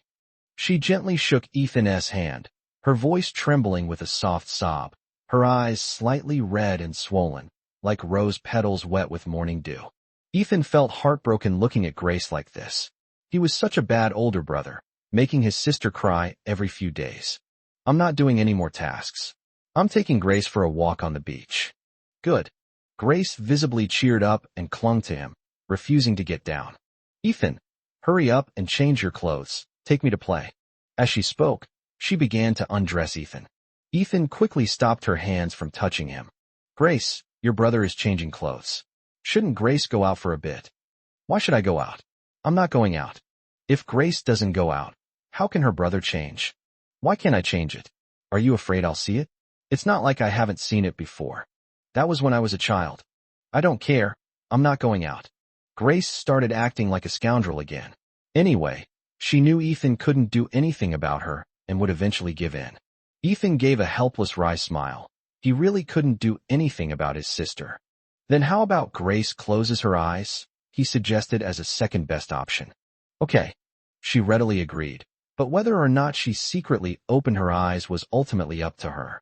Ethan changed his clothes, while Grace pretended to cover her eyes with her hands, though the gaps between her fingers were only a tiny bit. Ethan's shoulders were slender, as if meticulously carved from warm, smooth mutton fat jade, with soft and elegant lines. His skin was like solidified cream, fair and flawless, radiating a faint glow. His neck was long and slender, perfectly connecting with his shoulders. His delicate collarbone was faintly visible on his thin shoulders. His whole being seemed to exude fragrance, inspiring the imagination. Grace lowered her eyes slightly and swallowed softly, seemingly trying to suppress the pounding in her heart. Ethan is so beautiful. I can't hold back any longer. I really want to kiss her. Grace's mind is now filled with the image of her rushing up to kiss Ethan. In an instant, a blush appeared on her fair skin. She decided to do something. Ethan, I feel like my head is hurting again. She feigned a pitiful and aggrieved tone, gently rubbing her forehead with her fingertips as if she had a terrible headache. She knew that Ethan would definitely not be able to stand seeing her like this. Sure enough, Ethan heard this and ran over to see her while he was halfway through taking off his clothes. She naturally wrapped her arms around Ethan, her arms touching his smooth skin, her heart racing and her breathing becoming rapid. Her warm, moist breath gently brushed against Ethan's collarbone, and his fair skin was just centimeters from her lips. She really wanted to kiss him. Unfortunately, she didn't dare. I don't dare to kiss, but I dare to bite. If I bite lightly, it's no different from a kiss. She gently bit down, her pink little tongue even secretly licking Ethan's. It was so light that Ethan probably wouldn't notice. How come Ethan, who's so big, still smells like milk? Ethan thought she had bitten him because she had another headache, and he was busy comforting Grace. Grace, why do you have a headache again? Let me rub it for you, okay? Oh no, I'll just hold him for a little while, and then I'll be fine. Her hands slowly roamed over Ethan's body. Ethan was wearing women's clothing at the time, and the clothes were very form-fitting. She could clearly feel his lines and his warmth. Grace, please, don't move your hands around, okay? I feel a little itchy. Grace reluctantly stopped touching her hands, but her mouth didn't stop. She was still gently biting. Ethan felt a ticklish sensation in his heart from Grace's actions, and could even feel the warmth and moisture of her thin lips. However, he dared not push Grace away, fearing that Grace's emotions would be affected again, so he kept suppressing his inner turmoil.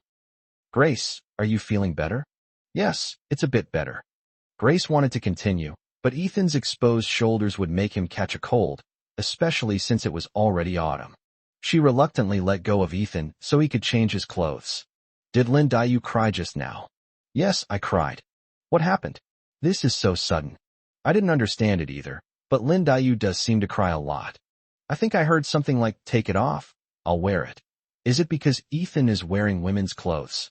Oh no, it's just cross-dressing. Aren't there cross-dressing masters everywhere these days? Perhaps it has some special meaning for Yandere.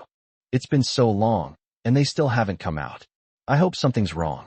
Ethan changed his clothes and slowly led Grace out, but Grace was terrified and hid behind Ethan, refusing to look at anyone. Everyone, I'm really sorry, Grace isn't in a good mood, so we're giving up on this mission. I'll take Grace to the beach to cheer her up. Ethan looked at everyone and the camera and said apologetically. Then Ethan took Grace away, and Lu Xiaoyuan followed. He also wanted to go to the beach for a while, but he wouldn't disturb Ethan and Grace. The cameraman thought for a moment and followed suit. Although it wasn't a task, it didn't mean he couldn't film. A gentle sea breeze swept across the beach, bringing a faint salty taste and coolness. The waves gently lapped against the beach, like lovers' whispers, a constant murmur. As the sun sets, the sky is painted with a thick layer of golden oil paint, and the ripples on the sea surface shimmer with orange waves in the afterglow of the sunset, like twinkling stars, a beauty that takes your breath away.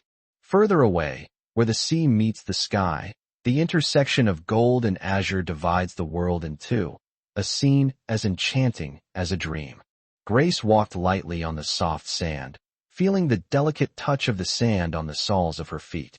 The sand slipped between my toes, leaving a trail of tiny footprints. Ethan initially didn't want her to walk barefoot on the beach, but he couldn't resist her persistent pleading and cajoling, and eventually had to agree. Ethan gazed at Grace, who was bouncing around a dozen meters away from him.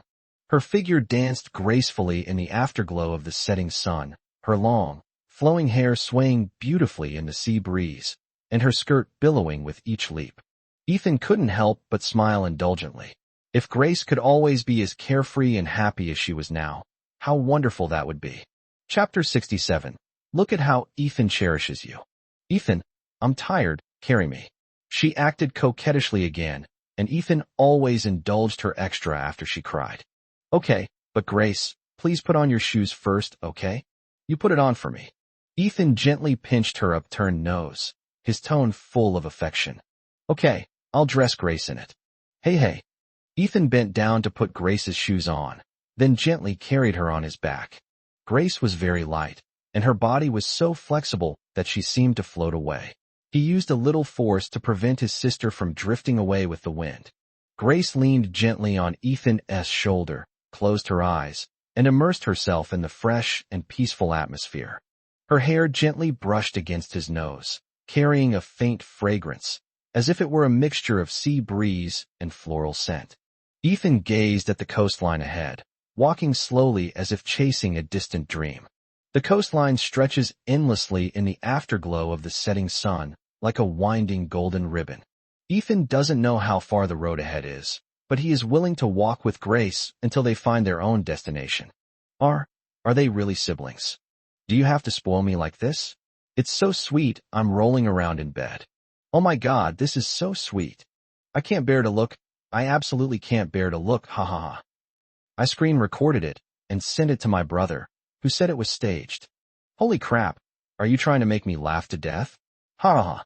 These two people are like characters from an anime. They're so beautiful. So beautiful it's beyond description, one can't bear to desecrate it. However, these two siblings aren't doing any more missions. They'll definitely have the fewest flags later. I wonder what their punishment will be.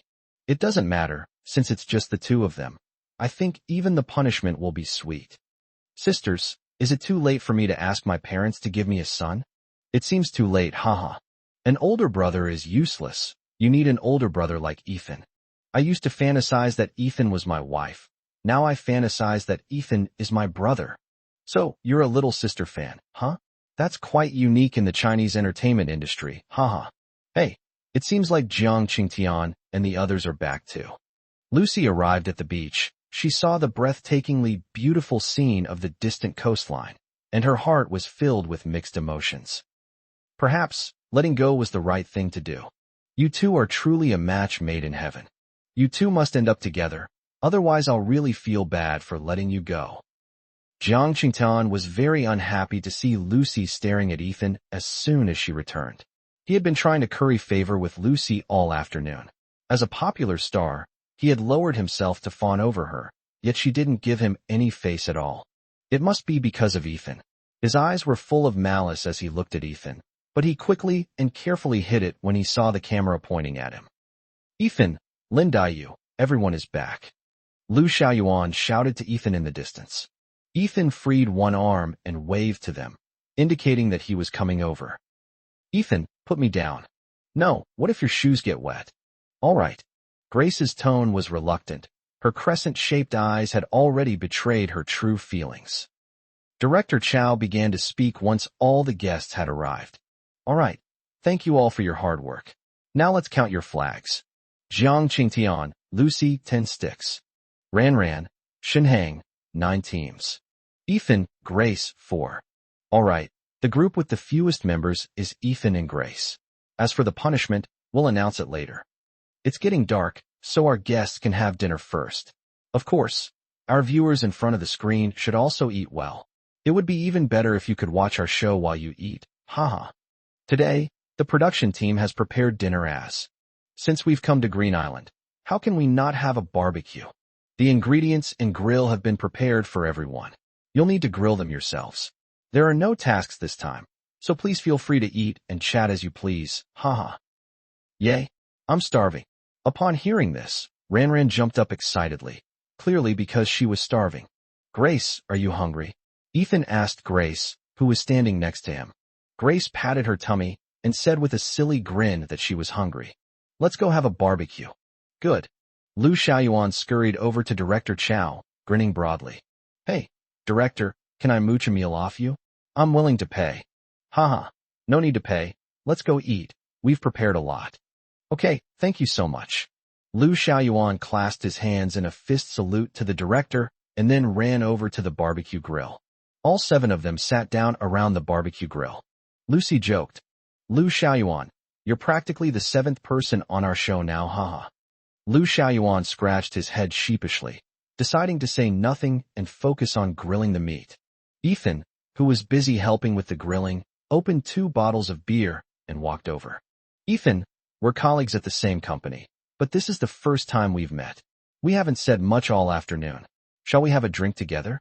Ethan saw that it was Jiang Qingtian. He only knew that Jiang Qingtian was in the same company as him and was quite popular now. He knew almost nothing else about Jiang Qingtian, so he replied with a smile. You're older than me, so I'll call you Brother Jiang. Brother Jiang, I'm really sorry, I get drunk easily, so let's use soft drinks instead.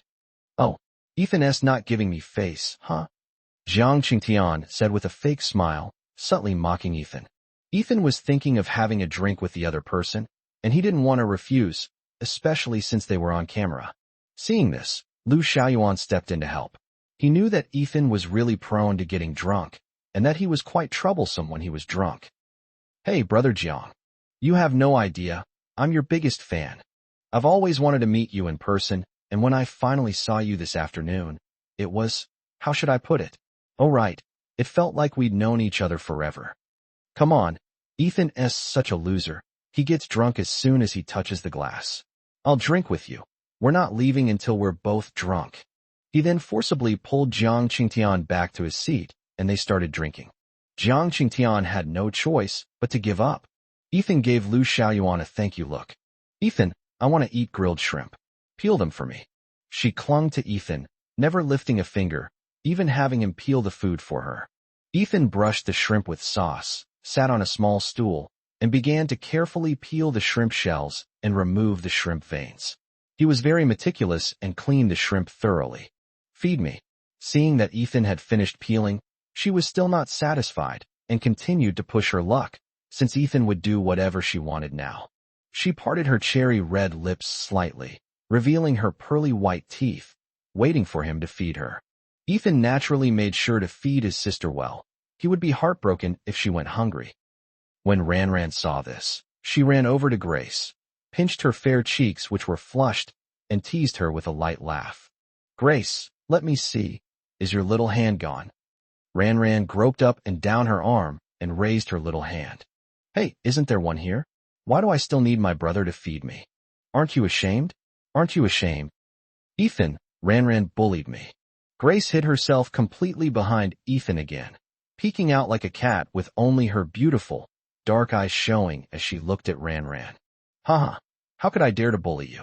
Look how much your brother cherishes you. If I really bullied you, your brother would be furious with me. Isn't that right, little Ethan?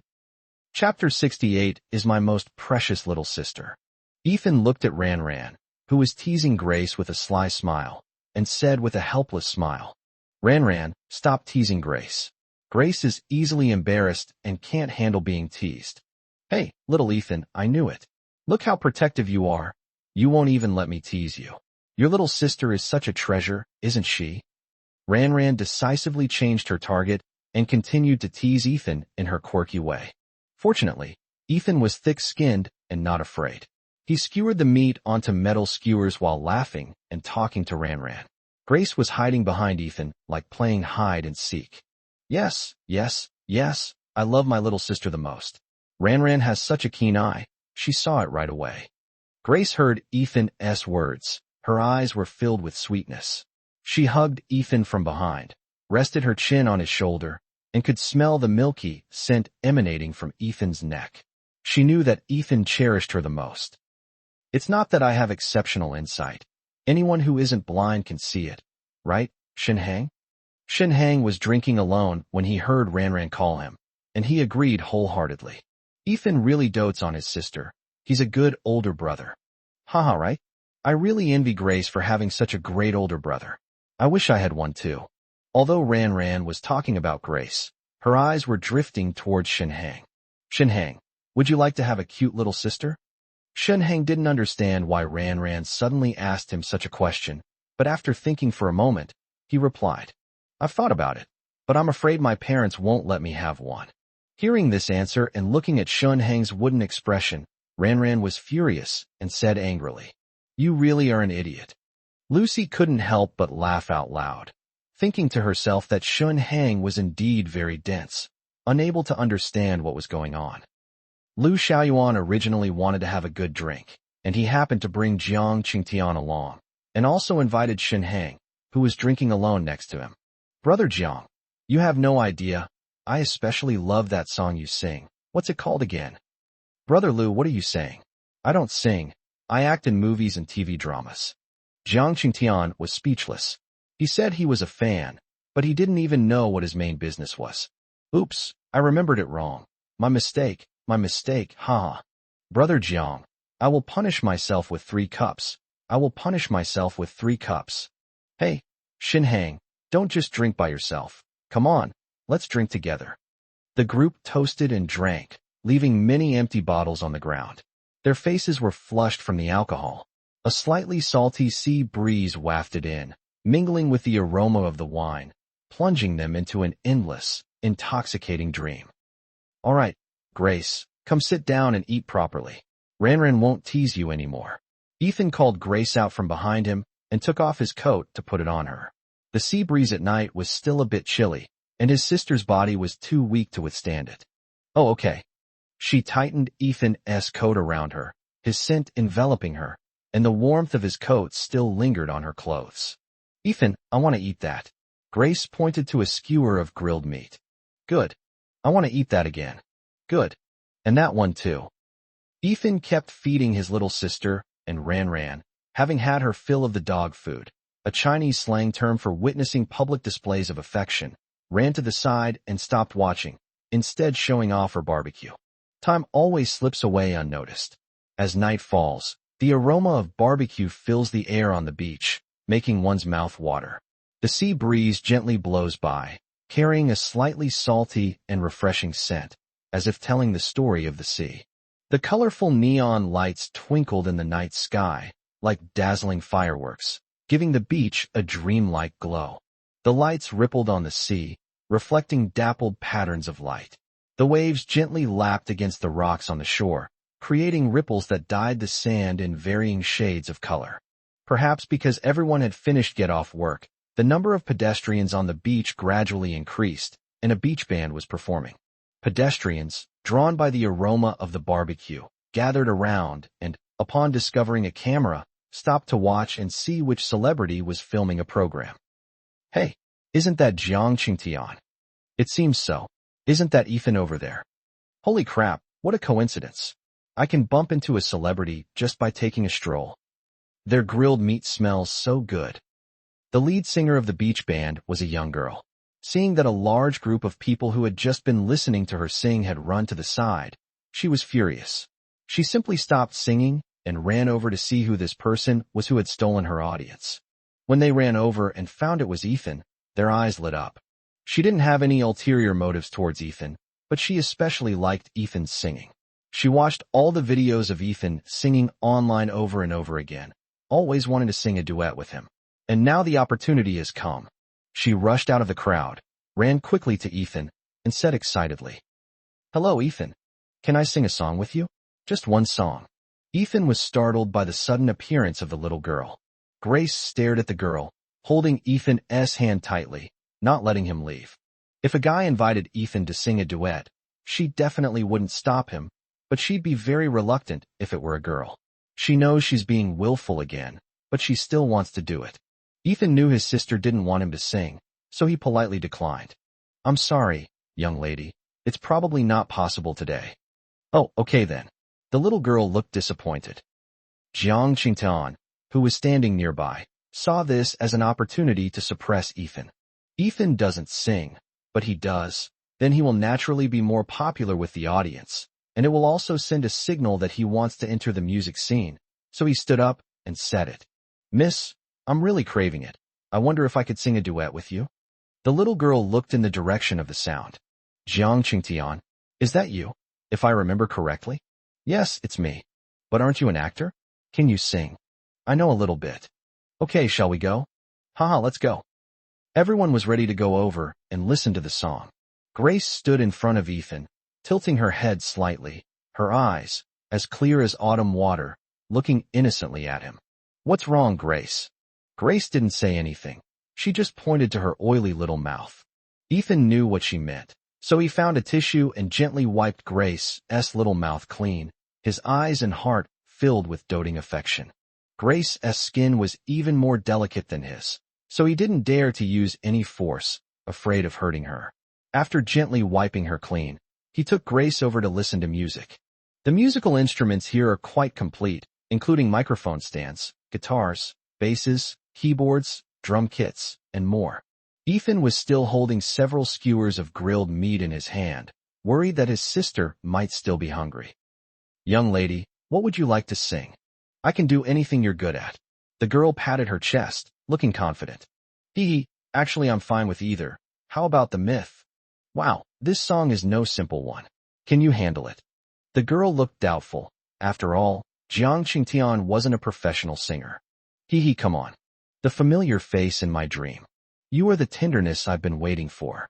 Even if tears drown the heavens and earth. I never expected Jiang Qingtian to sing so well.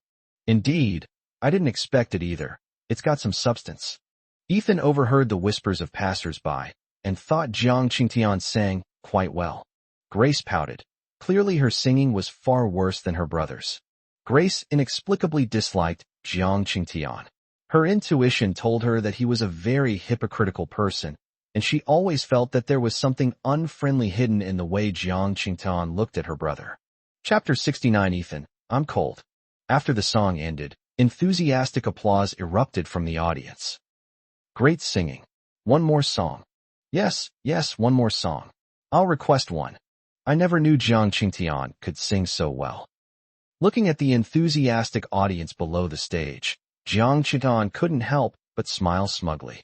She glanced defiantly in Ethan's direction, only to find that Ethan wasn't even looking at the stage.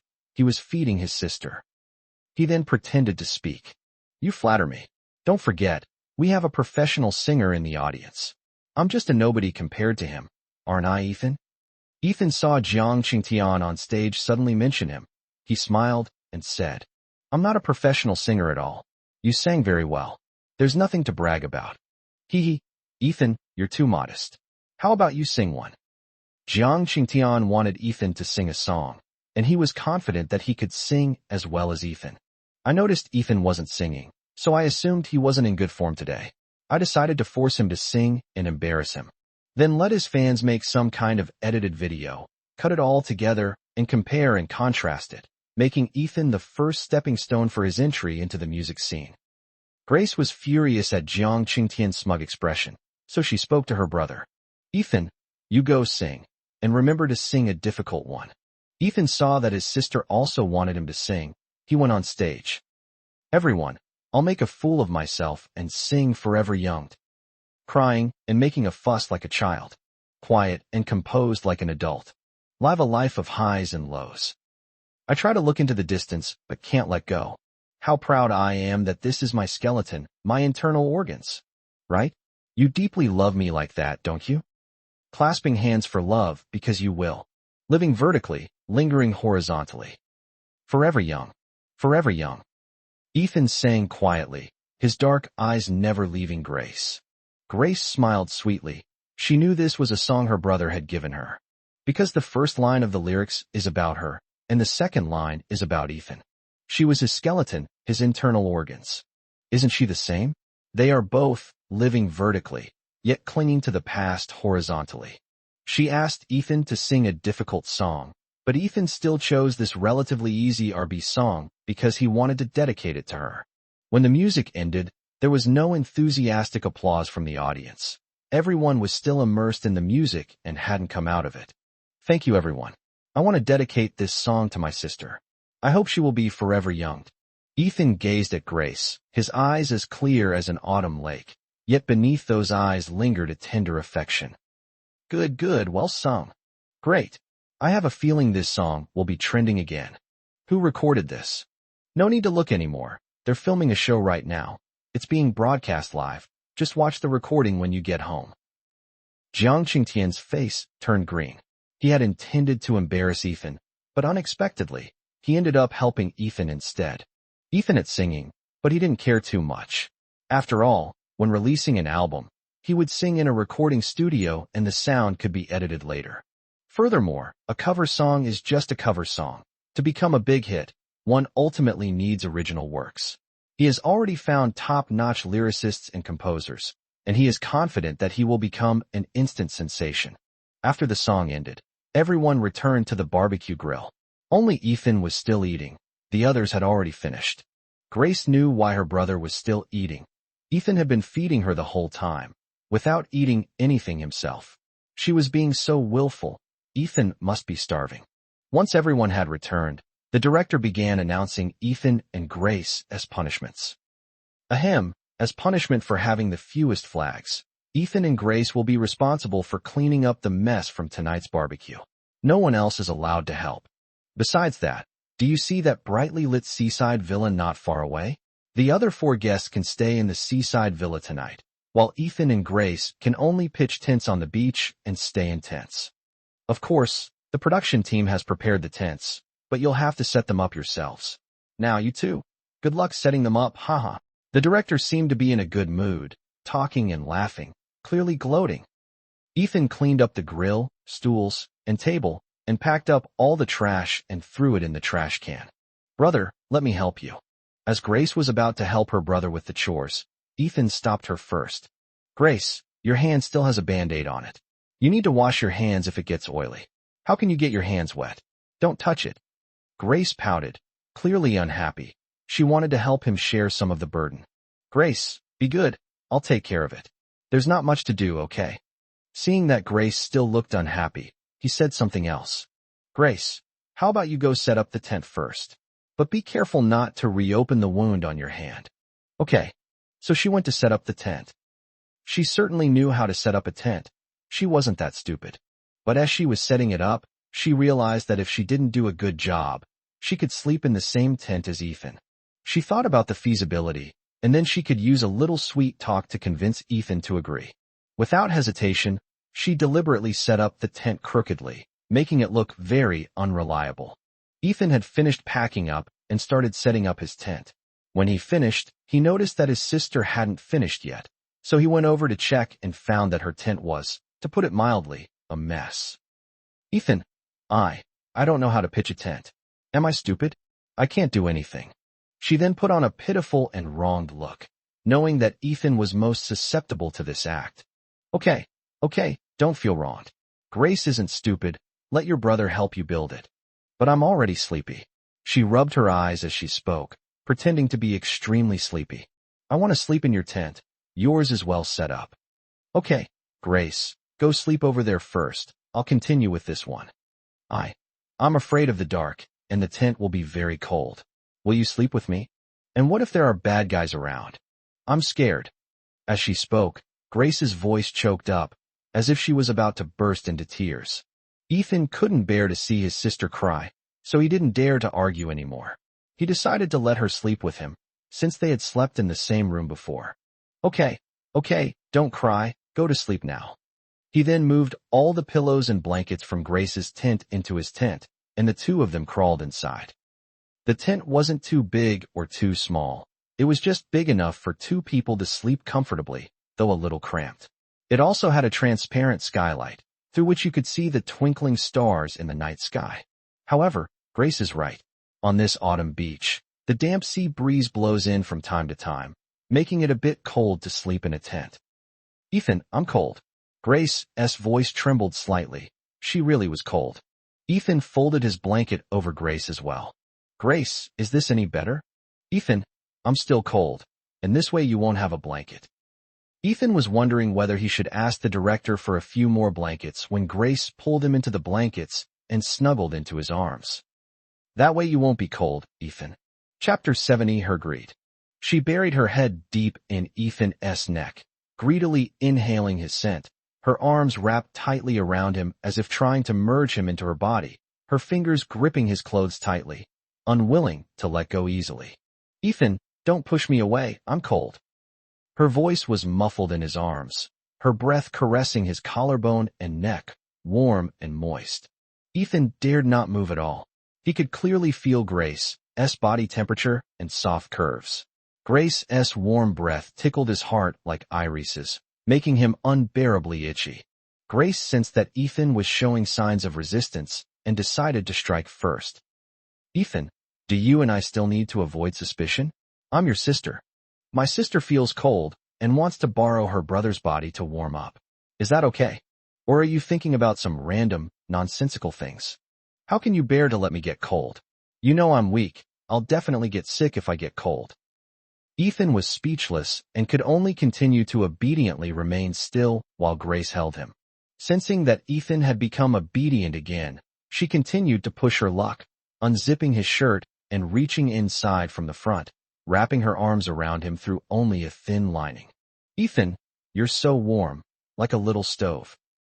Her gaze was unfocused, as if she had lost herself in the ambiguous and sweet atmosphere, and even wanted to remove the last layer of her shirt to touch his delicate skin directly. Fortunately, Ethan remained rational and stopped it in time. Grace, don't move. Ethan's voice was low and hoarse, containing countless indescribable meanings. Okay, then I'll hold you like this, and you're not allowed to resist. This is her privilege. She can possess Ethan without restraint. As long as she reveals her identity as his sister, Ethan is helpless, and no one else will suspect anything.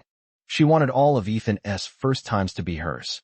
The first embrace, the first kiss, and even, although she didn't dare to kiss him now, she was content just to be held so intimately. She wanted to constantly test his bottom line, then gradually erode it, making that bottom line retreat again and again until there was nowhere left to retreat. She was really greedy. She wanted to possess him, but she didn't dare to confess her feelings. She was afraid that if she confessed her feelings and Ethan disagreed, or if her parents disagreed, she would lose even the privileges she already had. So she just kept demanding that Ethan not find a girlfriend. As long as he wasn't dating, she could keep dragging things out and continue to possess him without feeling guilty. If Ethan weren't so likable, if she's the only one who likes Ethan, if Ethan's world only revolves around her, that would be wonderful. Even if the whole world abandons Ethan, she will not abandon him. Or rather, she even somewhat hoped that the world would abandon Ethan, so that Ethan would have no choice but to obediently return to her arms. She was such a bad person, yet she met the best Ethan. The stars, like pearls and jade, were scattered on the dark curtain, shining brightly. The bright moonlight poured down, casting a silvery glow across the sea, making it shimmer and resemble a fairyland. A gentle breeze stirred up ripples on the silvery sea, accompanied by a soft rustling sound. The wind carried the scent of the sea, a damp, salty aroma permeating the air. The cool sea breeze blew straight into his heart, gradually calming Ethan's restless mind and stopping him from thinking about those messy things. Ethan, is the wound on your arm healed? It's all set. I want to see. It's really healed. Grace doesn't need to look at it. I insist on seeing it. She lifted Ethan's arm and, by the moonlight, examined his injuries. But those were clearly the lunulum marks on the fingernails, not scratches from the door. So this is how she got hurt. Ethan, does it hurt? Her voice trembled slightly, filled with self-blame and heartache. It doesn't hurt at all. That's a lie. No, it really doesn't hurt. Ethan, are you tired? What? Aren't you tired of taking care of me all the time? Won't. Yes, I believe you. I won't let you get tired either. You have to take care of me. You have no chance to regret this now. It's all because you took care of me when I was little, so I'm clinging to you now. Sure, I'd love to. Ethan, the doctors abroad keep saying I'm sick, and that I'm very sick. If my illness never gets better, will you stay with me forever? Yes, it will. The night at the beach was quiet, with only the sound of the sea washing over the sand and her soft sobs. Then I hope my illness will never get better. Silly girl, I'll stay with you even after you get better. So, be good and get proper treatment. Do you know? The only response he received was the sound of the waves and her increasingly loud sobs. She didn't believe it. She was afraid that if she got better, Ethan would leave her, go on to date and get married, and live his own life. She didn't want that. She'd rather her illness never get better than lose him. If Ethan didn't have her in his life, she would definitely do something unimaginable. Why is Grace crying again? Gently brushing across the corner of her eye, my fingertips touched her glistening tears. It's nothing, I just want to cry. Then cry. You'll be happy after you cry. With tears streaming down her face, Grace gradually exhausted her strength, nestled in his arms. Her breathing slowly became even, her eyelids grew heavy, and she drifted off to sleep. The moonlight shone on her delicate face, leaving a soft glow. He gently held her in his arms and looked up at the starry night sky. Night fell, the air cool as ink on paper. The moonlight was bright and clear, and the sea breeze was gentle on my face. In the stillness, my thoughts wandered.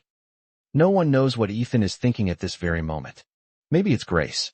Perhaps it's a memory. Or perhaps it will be tomorrow. Chapter 71. You sleep with Ethan?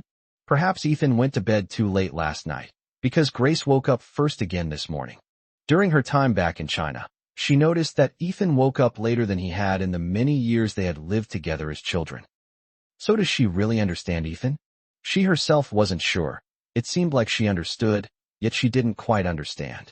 It was like trying to see flowers through the fog or the moon's reflection in the water, always separated by a thin layer of mist, making it difficult to see clearly. Or perhaps it was during her 5-year absence that he changed a little. She noticed that Ethan seemed to be preoccupied, as if he had a lot on his mind. It is also very changeable. Sometimes it looks very innocent and cute, but at other times it is deep in thought. She was trying to remember what Ethan looked like when he was a child. As a child, Ethan was very sensible and well-behaved, just like the perfect child in the eyes of other parents, and also the perfect older brother in her eyes. She could no longer imagine what someone better than Ethan would look like. However, one thing she was certain of was that no matter how Ethan changed, his love for her would never change.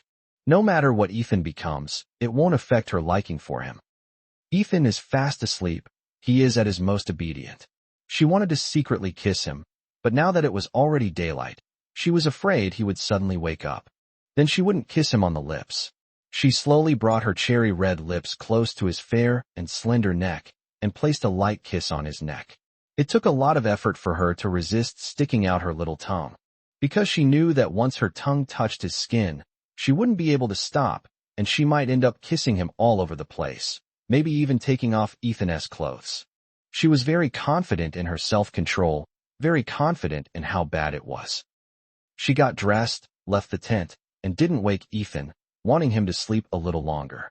However, she didn't wake Ethan, but Lu Xiaoyuan came over early to greet him. Lin Daiyu, where is Ethan? Still sleeping. He can't sleep in. I'm going to wake him. Grace couldn't stop him and had no choice but to let him go and call Ethan. Nobody's here, Lin Mimi. Where's Ethan? When Lu Xiaoyuan saw Grace come out of this tent, he instinctively went to look for Ethan in the other tent, but it was empty. In this tent, Grace said without batting an eye. Lu Xiaoyuan's pupils visibly dilated for a moment. His expression froze, and he stammered. You slept with Ethan?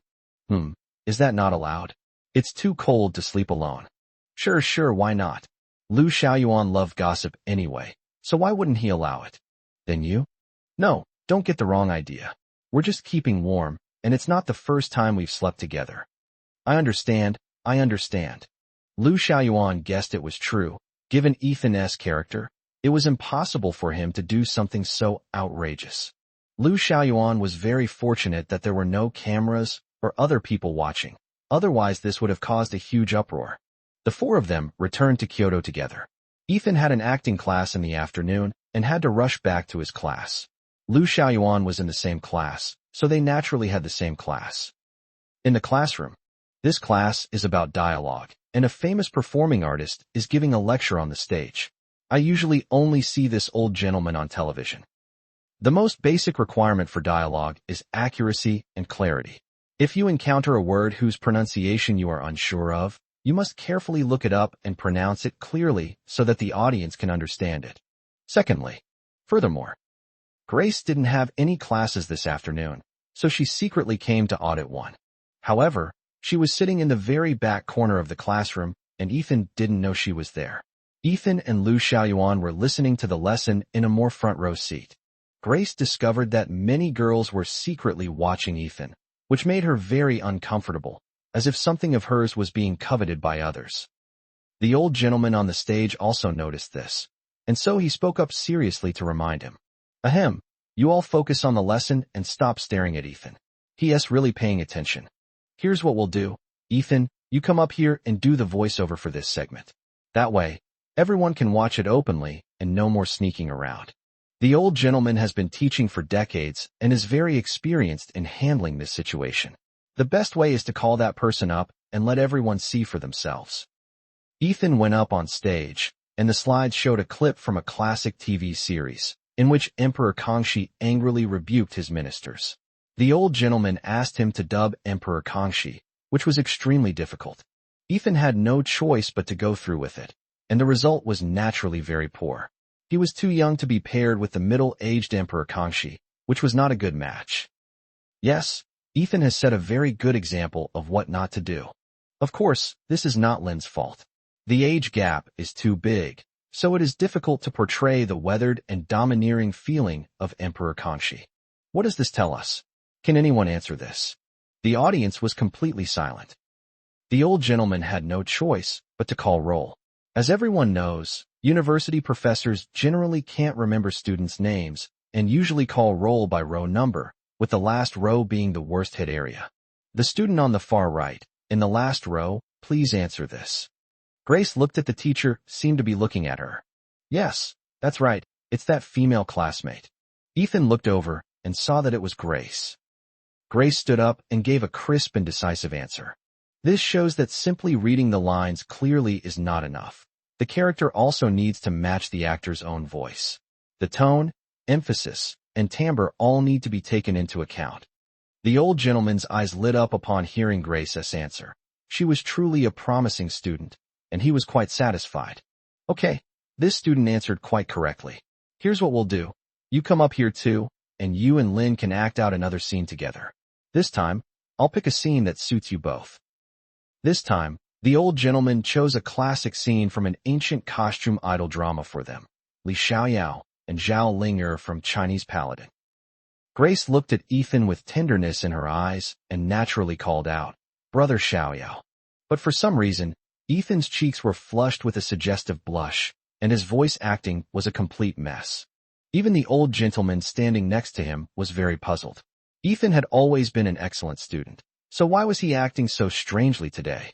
Logically speaking, the role of Li Xiaoyao was very suitable for him, so he shouldn't have performed so poorly. Ethan was in a state of confusion. Li Xiaoyao and Zhao Ling'er were a couple, and having him act alongside Grace was like having his thin layer of pretense ripped through right there and then. He couldn't lie to himself. He simply loved Grace. All right, you two can go now. Classmates, Ethan has once again set a very good example of what not to do.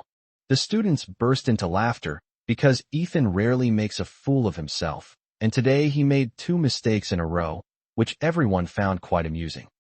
Lu Xiaoyuan, sitting in the audience, couldn't hold back any longer and started complaining as soon as Ethan came down. "Ethan, you cooked well today." Okay. I'm a noob." Lu Xiaoyuan was sitting to Ethan's right, and to his left was a girl from their class who also spoke up to ask Ethan a question. "Hey, Ethan, what's wrong with you today?" "No, it's nothing." Grace saw Ethan talking to the girl next to him, even though she knew it was just a short sentence and probably nothing important. But she was still angry, and she almost crushed her phone in her hand. Next time she came, she would sit next to Ethan and let Lu Xiaoyuan sit on the other side, separating Ethan from all the girls. At that moment, a guy next to Grace started chatting her up. "Hey beautiful, you don't look familiar. You're not in our class, are you?" Grace was still angry, so she casually replied, "No. Hey beautiful, let's add each other on WeChat." Grace replied in a voice as cold as frost, "I'm accompanying my boyfriend to class. Do you want to add me on WeChat too?" "Who is your boyfriend?" The boy was still not giving up, thinking that Grace was just making up an excuse to fob him off. Grace replied casually with a sweet smile that could freeze a person to death. Li Xiaoyao. Chapter 72. They've all been investigated and found to be on duty, right? Grace's reply, the boy left dejectedly. Time slipped by unnoticed by Grace, and class ended soon after. She wasn't paying attention in class. Instead, she kept watching Ethan's videos. Anyway, she'd take the class again in her sophomore year, and then she could listen to it again. She sat quietly in her seat, waiting for Ethan to come to her. She knew Ethan would definitely come. Ethan wanted to come and find his sister, but he was surrounded by a huge crowd asking for her WeChat, so he couldn't get out. Of course, it wasn't his classmates who wanted it, because he and his classmates were all in the same class group and already knew Ethan's WeChat ID, so there was no need for them to ask for it. Students from other classes outside the classroom rushed in and surrounded Ethan. Of course, Lu Xiaoyuan, who was innocently caught in the crossfire, was also surrounded. "Ethan, can I add you on WeChat? Ethan, can we take a picture together? Can I get my clothes signed, Ethan? Ethan, I especially love listening to you sing. I heard you're going to be taking on a role. Ethan, this is for you."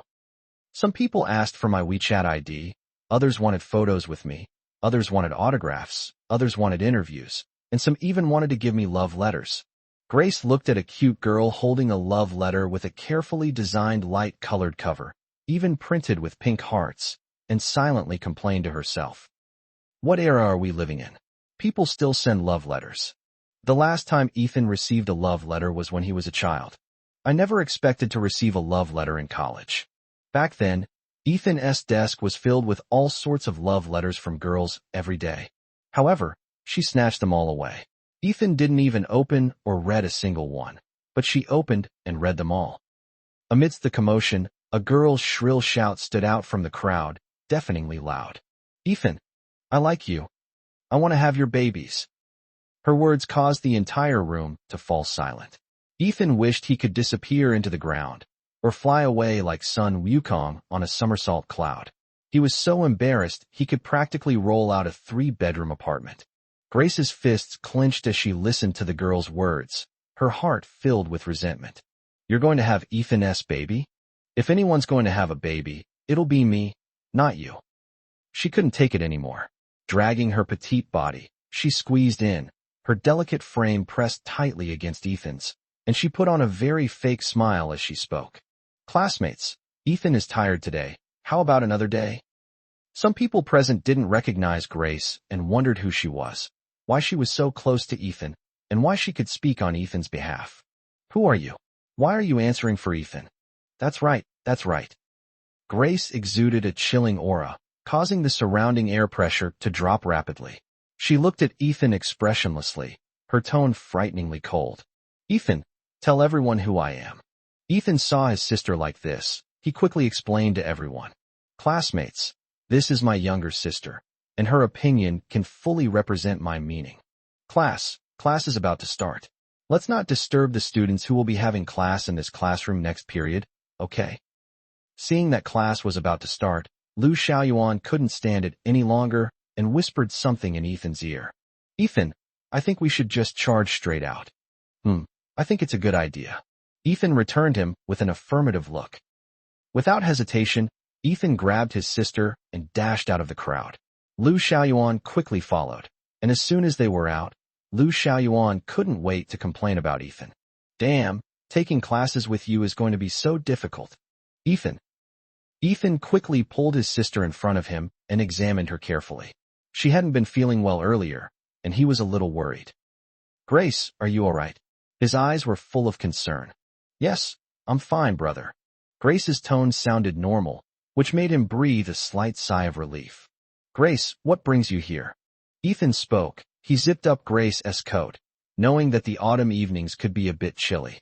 Grace stood quietly in front of him, letting Ethan take care of her. "I don't have any classes, I'm just bored, so I thought I'd come and audit a class with you." "Oh, I have a class soon. Grace, would you like to come with me?" "Of course." Grace held his hand tightly, as if afraid he would run away. His fingers were long and slender, with delicate and warm skin, making it very comfortable to hold. In this class, she sat next to Ethan, and Lu Xiaoyuan sat next to her, separating all the girls from Ethan. Because Ethan was right next to her, she felt safe and focused during the lesson. She pulled Ethan's left hand under her table, hooking his fingers with her little finger and gently tickling his palm with her fingertips. Ethan's palm was slightly sweaty and very damp. She played like that for the entire class period. The end of get out of class went smoothly this time, perhaps because they ran fast, or perhaps because it was lunchtime and everyone was hungry and rushing to eat. The three of them also walked towards the cafeteria. On an autumn evening, Golden sunlight shines through sparse clouds onto the path covered with fallen leaves, turning the campus into a flowing oil painting. On the campus paths, students stroll alone or gather in twos and threes, laughing and chatting, sharing their interesting stories. University is a haven for youth, where young hearts and wonderful thoughts intertwine, creating endless vitality. Brother, I'm full. Ethan looked at the 2/3 of rice still left in Grace's bowl, deliberately put on a stern face, and said in a very serious tone, Grace, you've only eaten this little bit, you can't eat properly.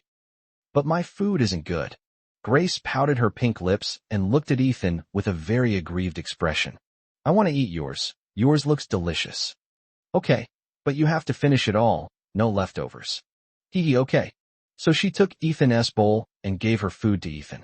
Ethan looked at the untouched vegetables in her bowl and shook his head helplessly. She still doesn't like eating vegetables, that won't do. He picked some green vegetables for Grace. Grace looked at the extra vegetables in her bowl and immediately became unhappy again. Brother, I don't want to eat vegetables. Eat some, okay? Grace is the best girl. Okay then, I'll have a little. Brother, eat this, it's delicious. Lu Xiaoyuan watched the brother and sister passing food to each other from the side. He was already full before he even started eating. That's too much. Such blatant public displays of affection. Sure enough, he shouldn't have come along. Brother, I have 3 classes tonight. Will you come with me? Grace blinked her bright, watery eyes and looked at Ethan expectantly. I'm sorry, Grace. I have something to do tonight, so I can't be with you today, but I'll pick you up after class. All right. Grace pouted again, clearly dissatisfied, but she immediately became alert. Wait, Ethan, what are you going to do? I hope he's not going on a date with some shady girl. No, Grace, I'm on official business. Grace is still suspicious. Ethan, I need to see your phone. Ethan took his phone out of his shirt pocket and handed it to Grace. Grace turned on her phone and noticed that Ethan's wallpaper had been changed to hers sometime during the day. A sweet feeling welled up in her heart, slowly spreading to her eyes, and a sweet smile appeared on her lips. She skillfully entered her birthday, quickly unlocked the device, and began checking it step by step. Lu Xiaoyuan, who was standing to the side, was stunned, his expression extremely interesting. Aren't they a couple? So everyone's been checked and put on duty, right? Okay, it has to be the 2 of you. However, their relationship is probably many times deeper than that of ordinary couples, so describing them as just a couple is really inappropriate. Chapter 73 Heartfield. Grace checked the phone carefully, found nothing, and happily returned it to Ethan. Grace, let me take you to your classroom first. Good. At the classroom door. Grace, we're leaving now. I'll pick you up after class tonight. Good. Wait. Ethan, please hug me before you go, okay? Before Ethan could react, she had already hugged him, burying her head in Ethan's collarbone, absorbing what she called brother's energy. Lu Xiaoyuan, standing to the side, kept his eyes down, seemingly lost in thought. Well, he was blind. Once she hugged him, she didn't want to let go. She held him for a full 5 minutes before reluctantly releasing Ethan. Grace entered the classroom, which was nearly empty. She had arrived very early. She casually found a seat, took out her phone, opened a shopping app, and searched for custom phone cases. Ethan's phone wallpaper reminded her, but wallpaper alone wasn't enough for her, because others usually couldn't see Ethan's wallpaper. So she wanted to use her photo to customize a phone case for Ethan, so that whenever Ethan took out his phone, others could see it and silently declare her ownership of Ethan.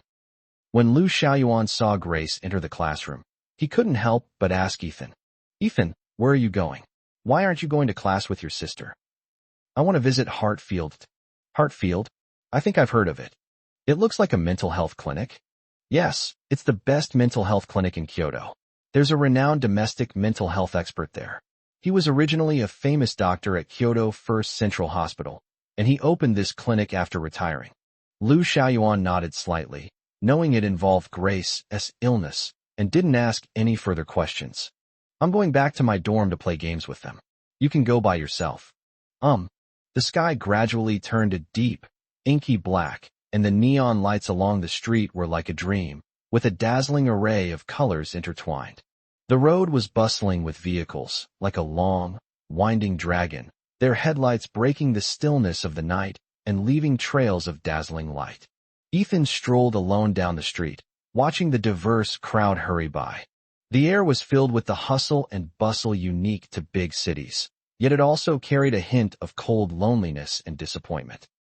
He went to Xintian because he wanted to become an apprentice of that psychological expert, but he had no confidence that the expert would accept him. If his heart doesn't work out, he will continue to look for other experts until he finds one who is willing to take him on. Grace didn't want to go to the hospital, so he became her private doctor. Wherever his and Grace's future may lead, he hopes that Grace will be healthy and happy. Lost in thought, he unknowingly walked to the entrance of his heart, closed his eyes, took a deep breath, looked up, and entered. The light, pale white color scheme permeates every corner of the heart. The space is spacious and airy, with few items inside. A white bookshelf stands quietly, filled with various books. On the walls hang some unique trinkets and oil paintings. In the center of the room, a strangely styled chair catches the eye, seemingly blending Eastern and Western design concepts, possessing both classical elegance and modern simplicity. Beside the chair, a light-colored sofa and a marble coffee table awaited each other, with tea still steaming in the teacups. Entering the heart, it seems that the heart will unconsciously calm down. He knew that the decoration of a mental health clinic was carefully designed to make patients feel relaxed the moment they entered. "Young man, is there a problem? Please have a seat." An elderly gentleman with graying temples, wearing a kind smile, invited him to sit on the sofa. Ethan recognized her. This was the psychologist he was looking for, Dr. Zhuang. "Hello, Dr. Zhuang." "Hee. Hello, young man. Please have a seat. Let's sit down and chat." Perhaps this is the ability of a psychologist to make people let their guard down without them even realizing it. Even though it was their first meeting, Ethan inexplicably felt like he was meeting an old friend. Ethan sat down on the sofa. It was very soft and comfortable to nestle in. The aroma of tea and the steaming vapors wafted over him, which quietly dispelled his tension. "Young man, if you have any questions, you can talk to this old man. Relax and chat casually." Dr. Zhuang still had a kind and friendly smile on his face. Ethan began by explaining his purpose. "Dr. Zhuang, I didn't come here for a medical consultation." "Oh, if you're not here for medical treatment, why come here?" "I would like to become your student and systematically learn about psychology." Ethan chose to get straight to the point and spoke sincerely. A hint of surprise flashed across Dr. Zhuang's face, but he quickly suppressed it. "This is the first time I've ever seen this. Haha, interesting. Tell me more about it." "Good." Ethan sat up straight, his expression serious, and gave a brief, concise summary.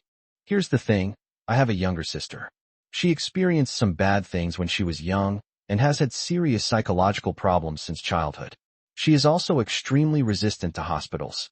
She has been receiving treatment for more than 10 years now, but her condition has not improved at all and has even shown signs of worsening.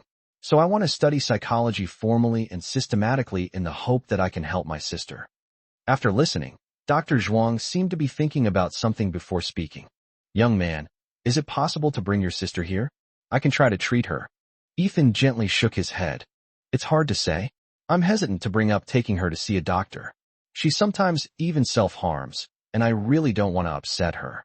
Moreover, she is very afraid of strangers and finds it difficult to let her guard down around unfamiliar doctors." Just thinking about these things filled Ethan's eyes with heartache, and his tone unconsciously became very sad. "Sigh, this is really difficult to handle. Young man, it's not that I don't want to teach you, but as you can see, this old man with graying temples really doesn't have the energy to teach anymore." When Ethan was feeling lost, another person entered his heart. "Teacher, I brought you lunch. We have guests here, I'm sorry." She was a woman in her late 20s, with an intellectual air. She gave him an apologetic smile and then handed the lunchbox to Dr. Zhuang. "Hee. Thank you for your hard work, Xiaoyu. All right, let me introduce you. This is my student, Lin Jiyu." He stood up, shook hands, and greeted him politely. "Hello, Ethan." "Hello, Lin Jiyu." As if suddenly remembering something, Dr. Zhuang called Lin Jiu into the inner room. Xiaoyu, is this how it is? Xiaoyu, what do you think? Lin Jiu hesitated after hearing this, then spoke.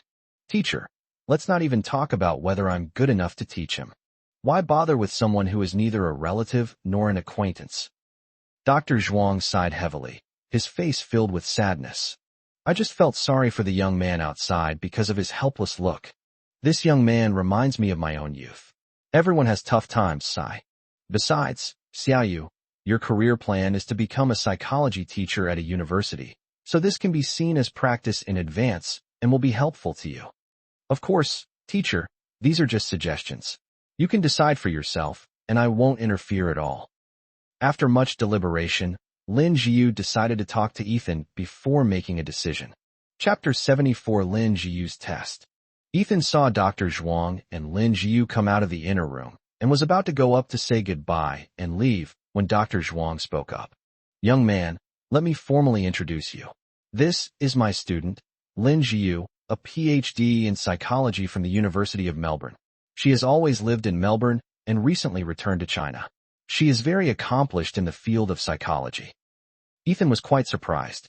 Lin Jiu looked to be no more than 26 or 27 years old.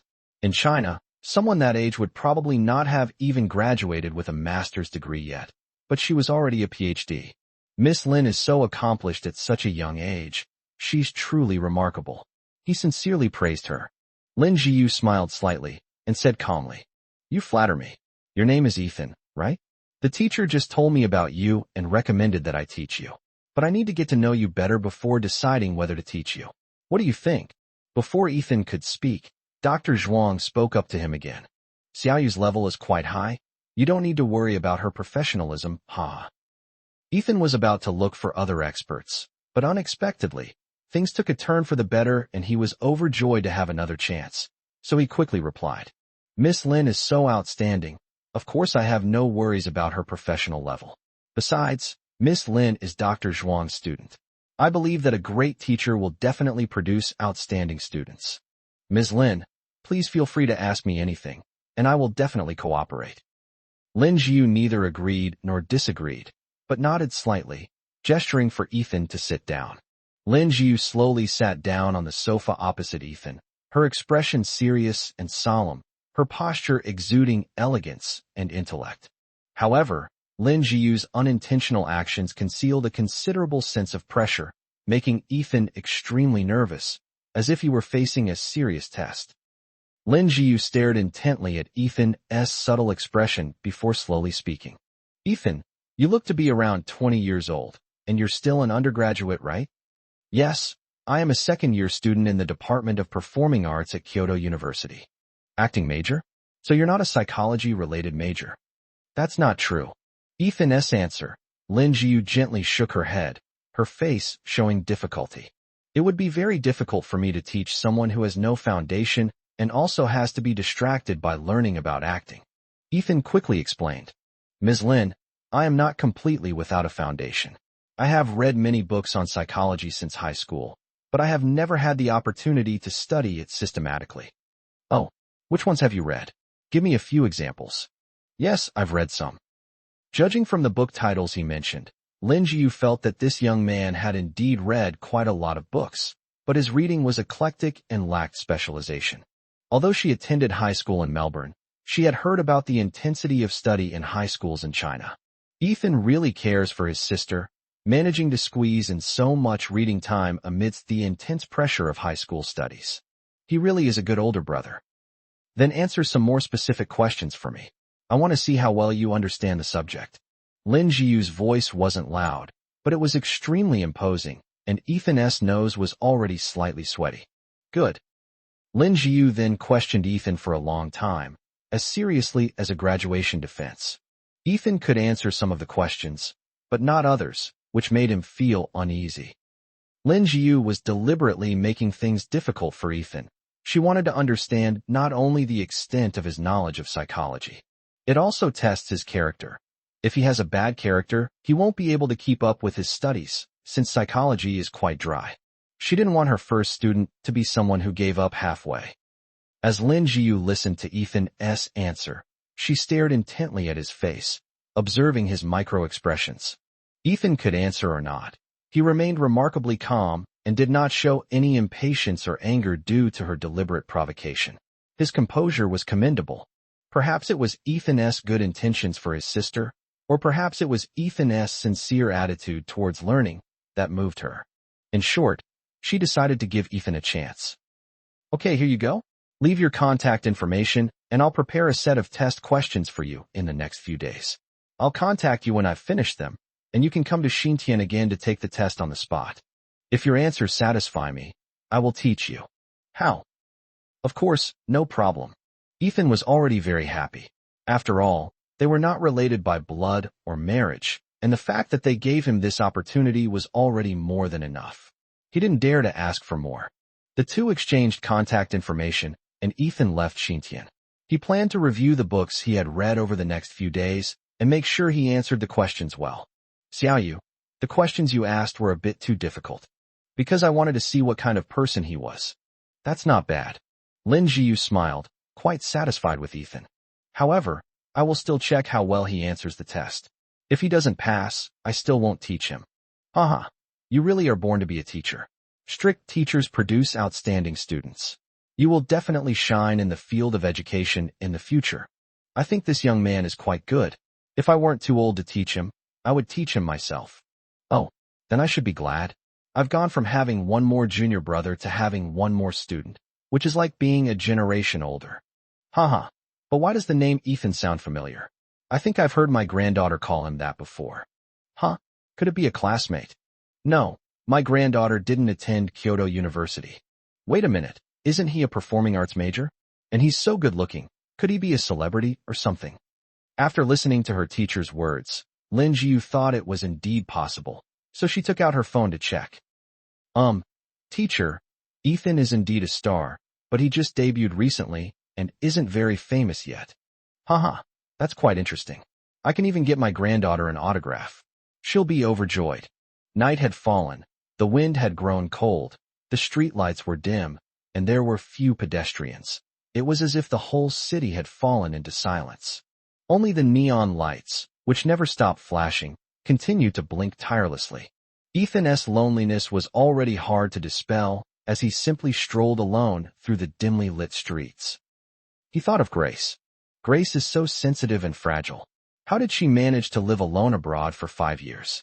Just thinking about it made Ethan's breathing heavy and his heart ache unbearably. Looking at his watch, Grace realized his class was almost over and he needed to quicken his pace. Grace will definitely be anxious if she doesn't see him after class. Chapter 75. Grace angered Ethan. On the podium, the teacher was tirelessly presenting the PowerPoint slides, but Grace was distracted, her thoughts already wandering to Ethan. She missed her brother again. She hadn't seen Ethan for more than 2 hours. She shouldn't have let him go. She should have brought him to class with her. That way, she would have listened more attentively. When she got home, she wanted Ethan to make up for the missed lesson. She will definitely listen carefully when he gives lectures. She felt like a little child, unable to be apart from Ethan for even a moment.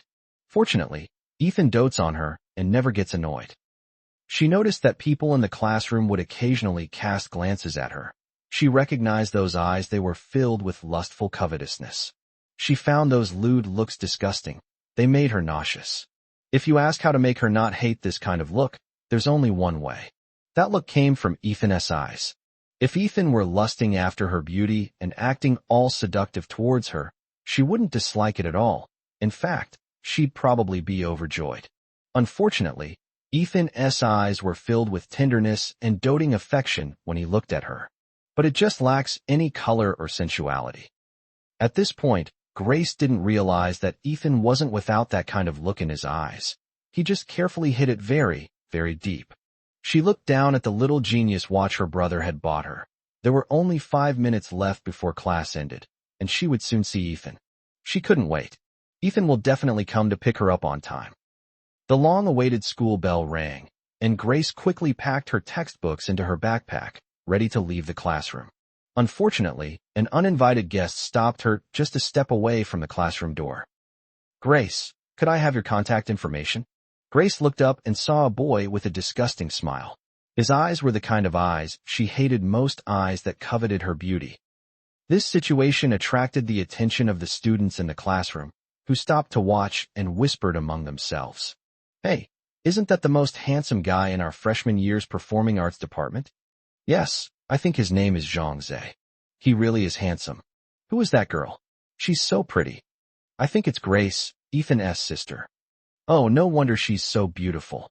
So, wouldn't you say they're a perfect match? Does that count? I feel Zhangze isn't good enough for Grace. It's all right, it'll do. Do you think Grace will give it to me? I don't think so. After all, Ethan is around every day, so he's probably immune to handsome guys by now. No matter how handsome Zhangze is, can he be as handsome as Ethan? I think I'll give it to him. Although Zhangze isn't as good as Ethan, he's still pretty good. Grace looked at his disgusting eyes. Add me on WeChat. She was being polite by not punching him to pieces. My name is Zhangze. Can I add you on WeChat? Grace didn't reply. Zhangze assumed she was captivated by his good looks, and his smile became even more greasy as he repeated what he had just said. She was about to refuse when she caught sight of Ethan waiting at the door out of the corner of her eye. Ethan would react if she gave him her contact information. Okay, scam me. Hearing Grace's answer, Zhangze's smile became even more lewd, and he began to imagine how to win Grace over as soon as possible. Ethan arrived at the classroom door before class ended, ready to pick up his younger sister. Just as he heard the bell ring, he saw the man stop his sister and ask for her WeChat. Seeing the man's malicious gaze, he really wanted to beat him up, but to his surprise, his sister actually agreed. Ethan was completely filled with jealousy, mixed with anger. Can't your sister tell that the man has ill intentions? Is this how you tell her to protect herself? Is this guy as good-looking as him? She's not much worse than him. What kind of taste does my sister have? Are you trying to drive him crazy? I'm still going to be so jealous of him. Ethan saw that his sister had actually taken out her phone. He couldn't hold back any longer and walked over with a cold face. She snatched her sister's phone, shielded her behind her, and looked at Zhangze with an icy expression and murderous eyes. Grace felt the air pressure around her drop, making it difficult to breathe. But she was secretly overjoyed. She was very, very satisfied with Ethan's reaction. Although she made Ethan angry, she could easily coax him back with a little bit of sweet talk. Ethan is the easiest to please, she knows that. Ethan liked this before. In her memory, Ethan was always gentle, easygoing, and approachable. This was the first time she had ever seen him so cold and furious. She gently tugged at Ethan's sleeve from behind, her heart overflowing with sweetness. Who are you? Ethan's words were full of aggression. He had long since thrown aside any notions of etiquette and manners. My sister's about to be kidnapped. What's the point of being polite? Hello, my name is Zhangze. Zhangze knew this was Ethan, Grace's brother, and extended his hand to shake hands with Ethan. Ethan had no intention of shaking hands with this thing, and spoke coldly. I don't want to know your name. From now on, stay away from my sister. This is not advice, this is a notice. Ethan was truly terrifying when he got angry. The way Zhangze looked at Ethan was like that of a wild beast, and his tone was as cold as if one were in the dead of winter. Combined, they made him look like a wild beast that had been starving for a long time in winter, and Zhangze immediately cowered. Didn't you ask me who I am? Zhangze replied weakly. Ethan stared intently at him and spoke each word carefully. You can leave now. After saying that, Ethan stepped aside, opening the door so that Zhangze could leave immediately. Zhangze immediately chose to leave. Otherwise, he felt he was going to get beaten up. Ethan spoke up again from behind. If I see you bothering my sister again, I won't mind taking you to the hospital. I'm quite wealthy, and I'm sure I can afford your medical bills. Upon hearing this, Zhangze immediately ran away. Holy crap, is that Ethan? That's terrifying. This is the first time I've seen him like this. This is such a doting sister. She won't let any other boys touch her at all. All right, let's go. It feels like the classroom has gotten colder. The air pressure is really low. I'm cold, even wearing a coat. Let's go. Soon, only the brother and sister remained in the classroom. Ethan turned to look at Grace and found that she was still smiling at him. He was about to have a heart attack, and this silly girl was still laughing. It's infuriating. Ethan took a deep breath to calm himself down. He can get angry at that man, but he can't bear to do that to his younger sister. he still needs to teach her slowly. Grace, that boy had bad intentions. That's why my brother did that. He tried to speak gently, not wanting to frighten his sister. Grace was overjoyed to see her brother still being so gentle with her, even though he was so angry. She wanted nothing more than to hug and kiss Ethan right then and there. Grace wasn't angry with her brother for doing this, was she? Will she blame him? Won't. From now on, you are not allowed to give your contact information to strange men, understand? Grace is so beautiful. Those men are basically all up to no good, coveting Grace's beauty. So Grace needs to take good care of herself. If there's anything that absolutely has to be added, you should tell your brother first, okay? Also, I'll go home and teach Grace how to tell if a boy's gaze is good or bad, okay? He continued to teach her gently. However, Grace didn't listen to a word she said. She just stared at him, watching Ethan suppress his anger and force a gentle demeanor. Listening to Ethan's forced gentle tone, my heart is melting. That's Ethan for you. No matter what, he'll always pamper her and treat her with gentleness. He was clearly so angry, yet he couldn't bear to show her even the slightest dissatisfaction. He was even worried about whether she was angry or blaming him. She didn't even need to coax him. Ethan would be fine on his own. Chapter 76, His Tears. However, she still had to coax her. Ethan needs to be coaxed or not, and whether she needs to be coaxed or not are two different things. Seeing that Grace was staring blankly at him without blinking, Ethan assumed she was annoyed by his gaze and waved his hand in front of her eyes. Grace, did you listen to me obediently? Are you tired of hearing it? Grace was brought back to her senses by Ethan. Oh, yes, there are. You're a good boy, listen up. It's not annoying.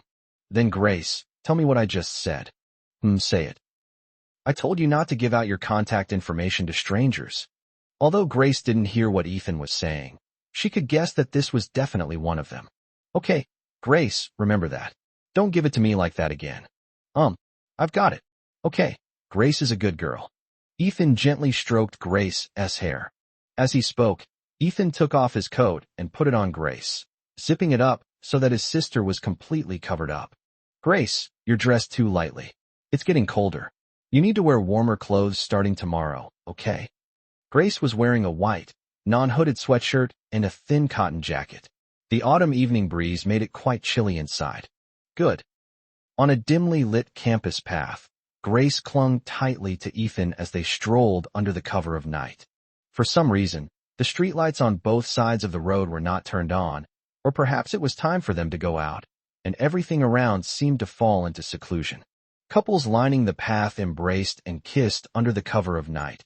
Grace could even hear the sound of their lips touching. Grace felt Ethan's body temperature, closed her eyes, and took a deep breath of the night air, an air filled with the scent of youth and the sweetness of love.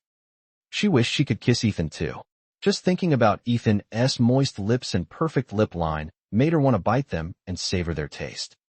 As soon as they got home, Grace pulled Ethan into his room without turning on the lights. Ethan, you can continue. Continue with what? Go on, I'm listening. Then why did Grace want to give that boy her WeChat? Ethan finally couldn't hold back and asked the question. He had been thinking about it the whole way there. This guy clearly had ill intentions. He could forcibly kick him out, but what if the next person asking for his WeChat wasn't a bad person, but someone who genuinely liked Grace? Could he still do that? This fair to Grace? He couldn't figure it out, and the more he thought about it, the more frustrated he became. Grace stammered, unsure how to answer. To tell the truth, that doesn't seem like a good idea either. Ethan saw that Grace couldn't explain it clearly either. He tried asking her a question, but his voice was trembling. Grace, do you have feelings for that guy? Ethan's heart was filled with fear and bitterness. He was afraid of hearing a positive answer. What would he do then? Without. I would never have feelings for another man. Grace almost jumped up and denied it with absolute certainty. I gave it to you on purpose because I saw you. I was going to refuse. Ethan, I'm sorry, I made you angry. Grace's voice trembled with a slight sob. She knew she had done wrong. She had bullied Ethan to satisfy her own desires. She knew she was wrong. I'll never do that again. Ethan, please don't be angry anymore, okay? She hugged him tightly, and in the moonlight she could see Ethan's long eyelashes casting quiet shadows, and his lips as red as budding roses. However, she noticed that he seemed to be crying. Ethan's eye, there was a barely perceptible glistening tear, a mixture of moonlight and tears. If we hadn't been so close, she probably wouldn't have noticed. She panicked and was completely at a loss. She had never seen Ethan cry, not even once in her life. Even when Ethan took the blame for her when they were kids and was severely beaten by Isabella, he never cried. Today, however, she bullied me so much that I cried. She's such a jerk. How could she be so heartless as to bully Ethan like that? Ethan was so good to her. How could she be so wicked? Her heart ached. She regretted it, and she vowed never to do it again. Ethan, I'm sorry, I'm so sorry. I'll never do that again, okay? I won't bully you anymore. I won't bully you anymore. Don't cry, please don't cry. I'm scared. Her voice was trembling uncontrollably as she gently wiped away a tear with her fingertip, as if trying to erase evidence. It was as if wiping away those tears would stop Ethan from crying. But it's just self-deception. I didn't cry. Grace is not afraid. As long as Grace doesn't like that person, that's fine. Ethan's voice was still as gentle as ever, but she could still hear a hint of hoarseness in his soft words. Although Ethan wouldn't admit it, the dampness on her fingertips was a clear reminder that Ethan was really crying. She grabbed Ethan by the collar, lay down on the bed, and pulled the covers over her head. She held him tightly, without saying a word.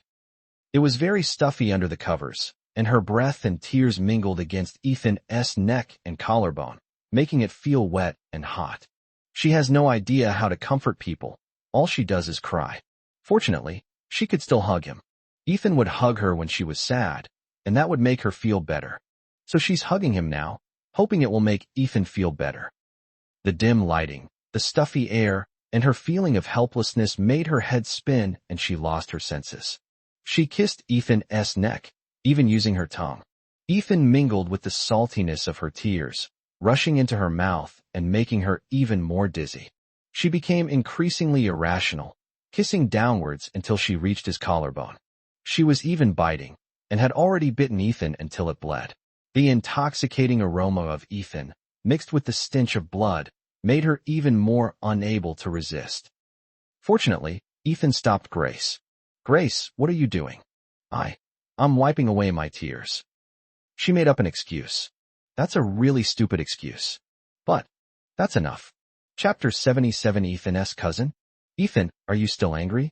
Don't be angry. She cupped Ethan's face in her hands, lifted the blanket from his face, and gazed into his dark eyes. In the stillness of the night, a sliver of cool, silvery moonlight shone through the window pane, gently falling into Ethan's eyes.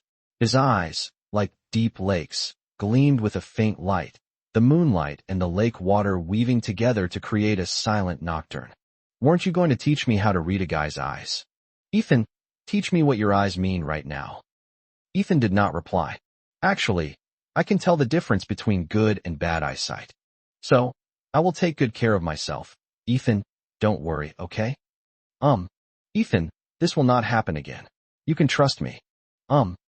Ethan seemed to have a hypnotic effect. In this hazy atmosphere, her eyelids grew heavier and heavier. Ethan, I'm sleepy. You're not allowed to leave. We've slept together many times already. One more time won't make a difference. So, you're not allowed to leave.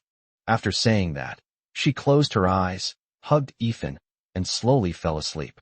The next morning, Ethan was woken up by a phone call. He picked up the phone, quietly went out, and didn't wake Grace. It was my mother's phone call. Hey, Xiaoyu. Mom, it's me. Xiaoyu, are you free these next few days? Why don't you take Grace home today? Okay, is there something you need?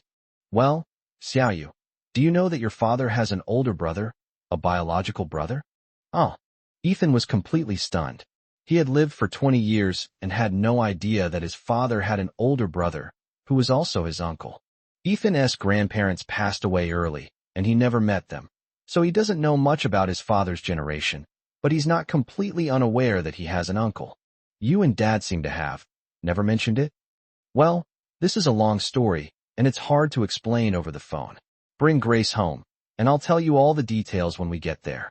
Your uncle suddenly contacted your father and said he's coming to our house today. Okay, I'll take Grace back today. Okay, be careful on the road. Yes, I will. Grace was still asleep, so he went to the bathroom to wash up first. In the mirror, there was a noticeable wound on his neck, which Grace had bitten him last night. Fortunately, the bite wasn't deep, and the dark red blood had already congealed. It should be fine in a couple of days, so he didn't bother to apply any more medicine. After preparing breakfast, Ethan woke Grace up. After they finished eating, he took Grace to the high-speed rail station.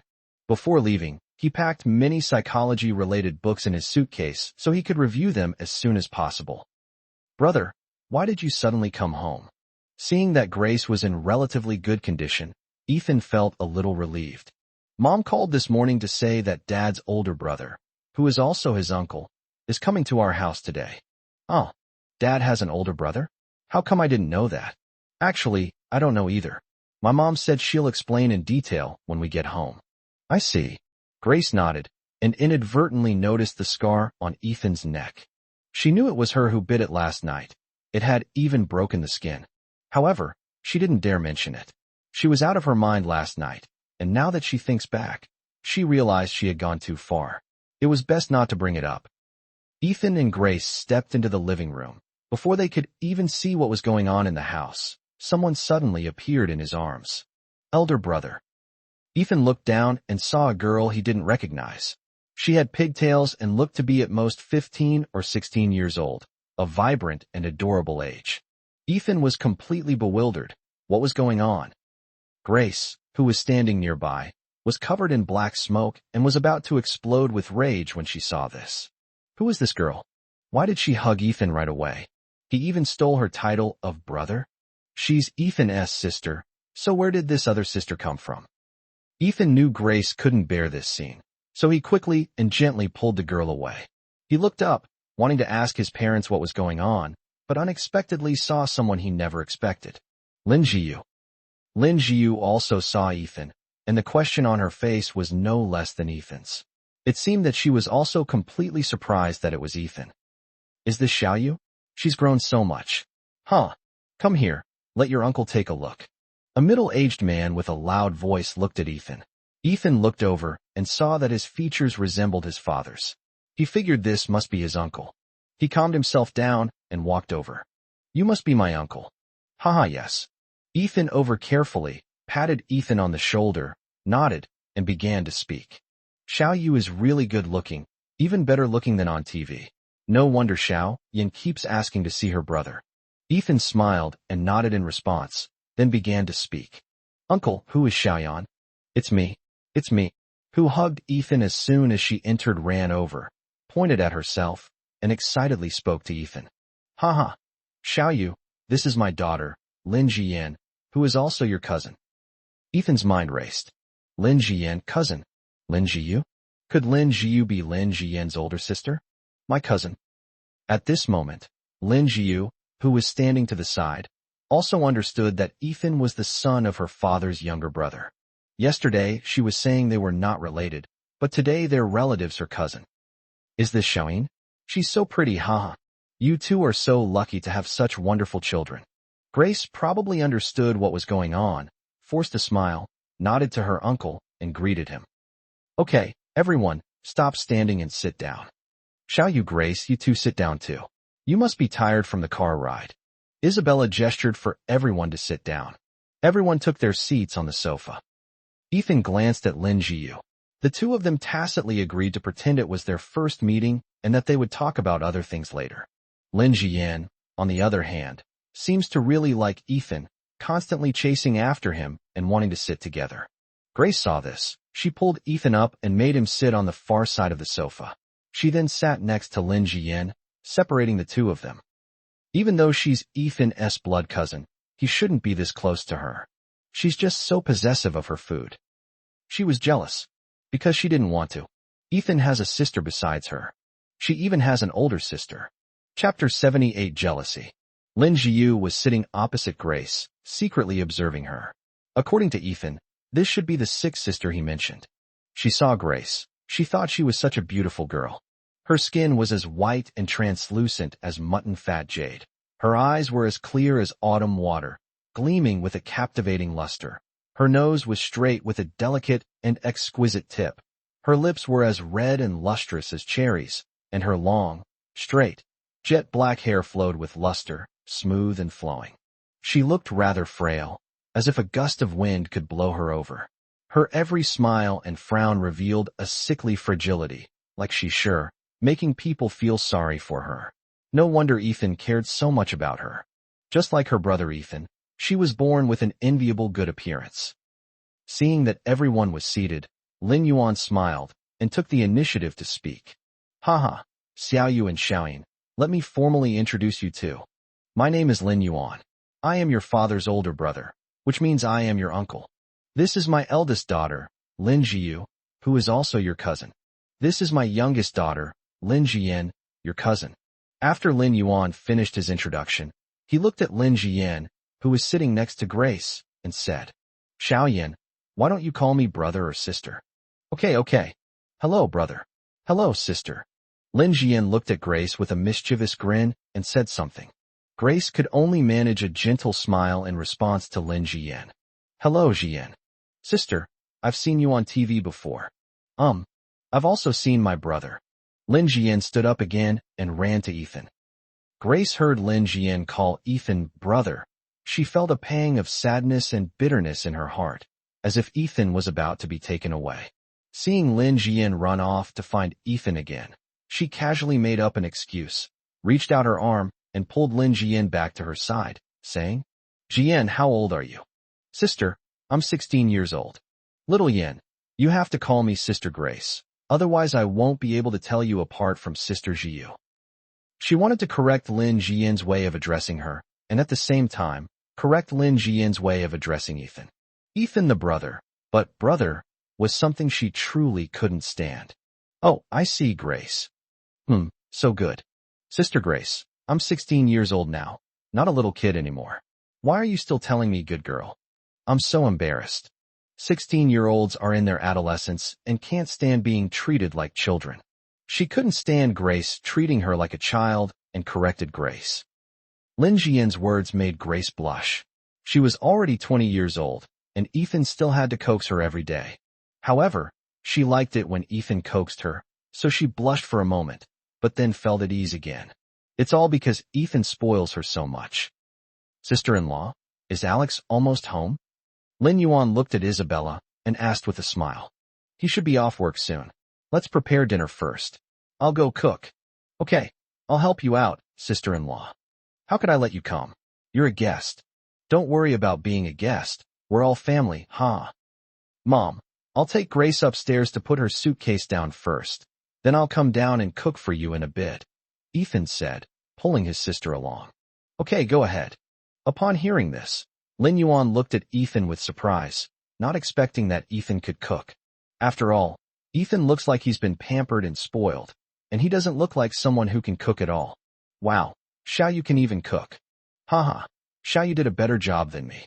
Wow, that's amazing. Whoever marries Xiaoyu in the future will definitely be lucky to have such a delicious meal, huh? Look at my two little devils, neither of them can cook. Grace almost exploded when she heard the word marry, and quickly pulled her brother upstairs. She dragged Ethan to his room, locked the door, and pounced on him, biting his shoulder. And with great force. It took them quite a while to relent. I'm jealous, Ethan. You are only allowed to have one sister, me. Okay.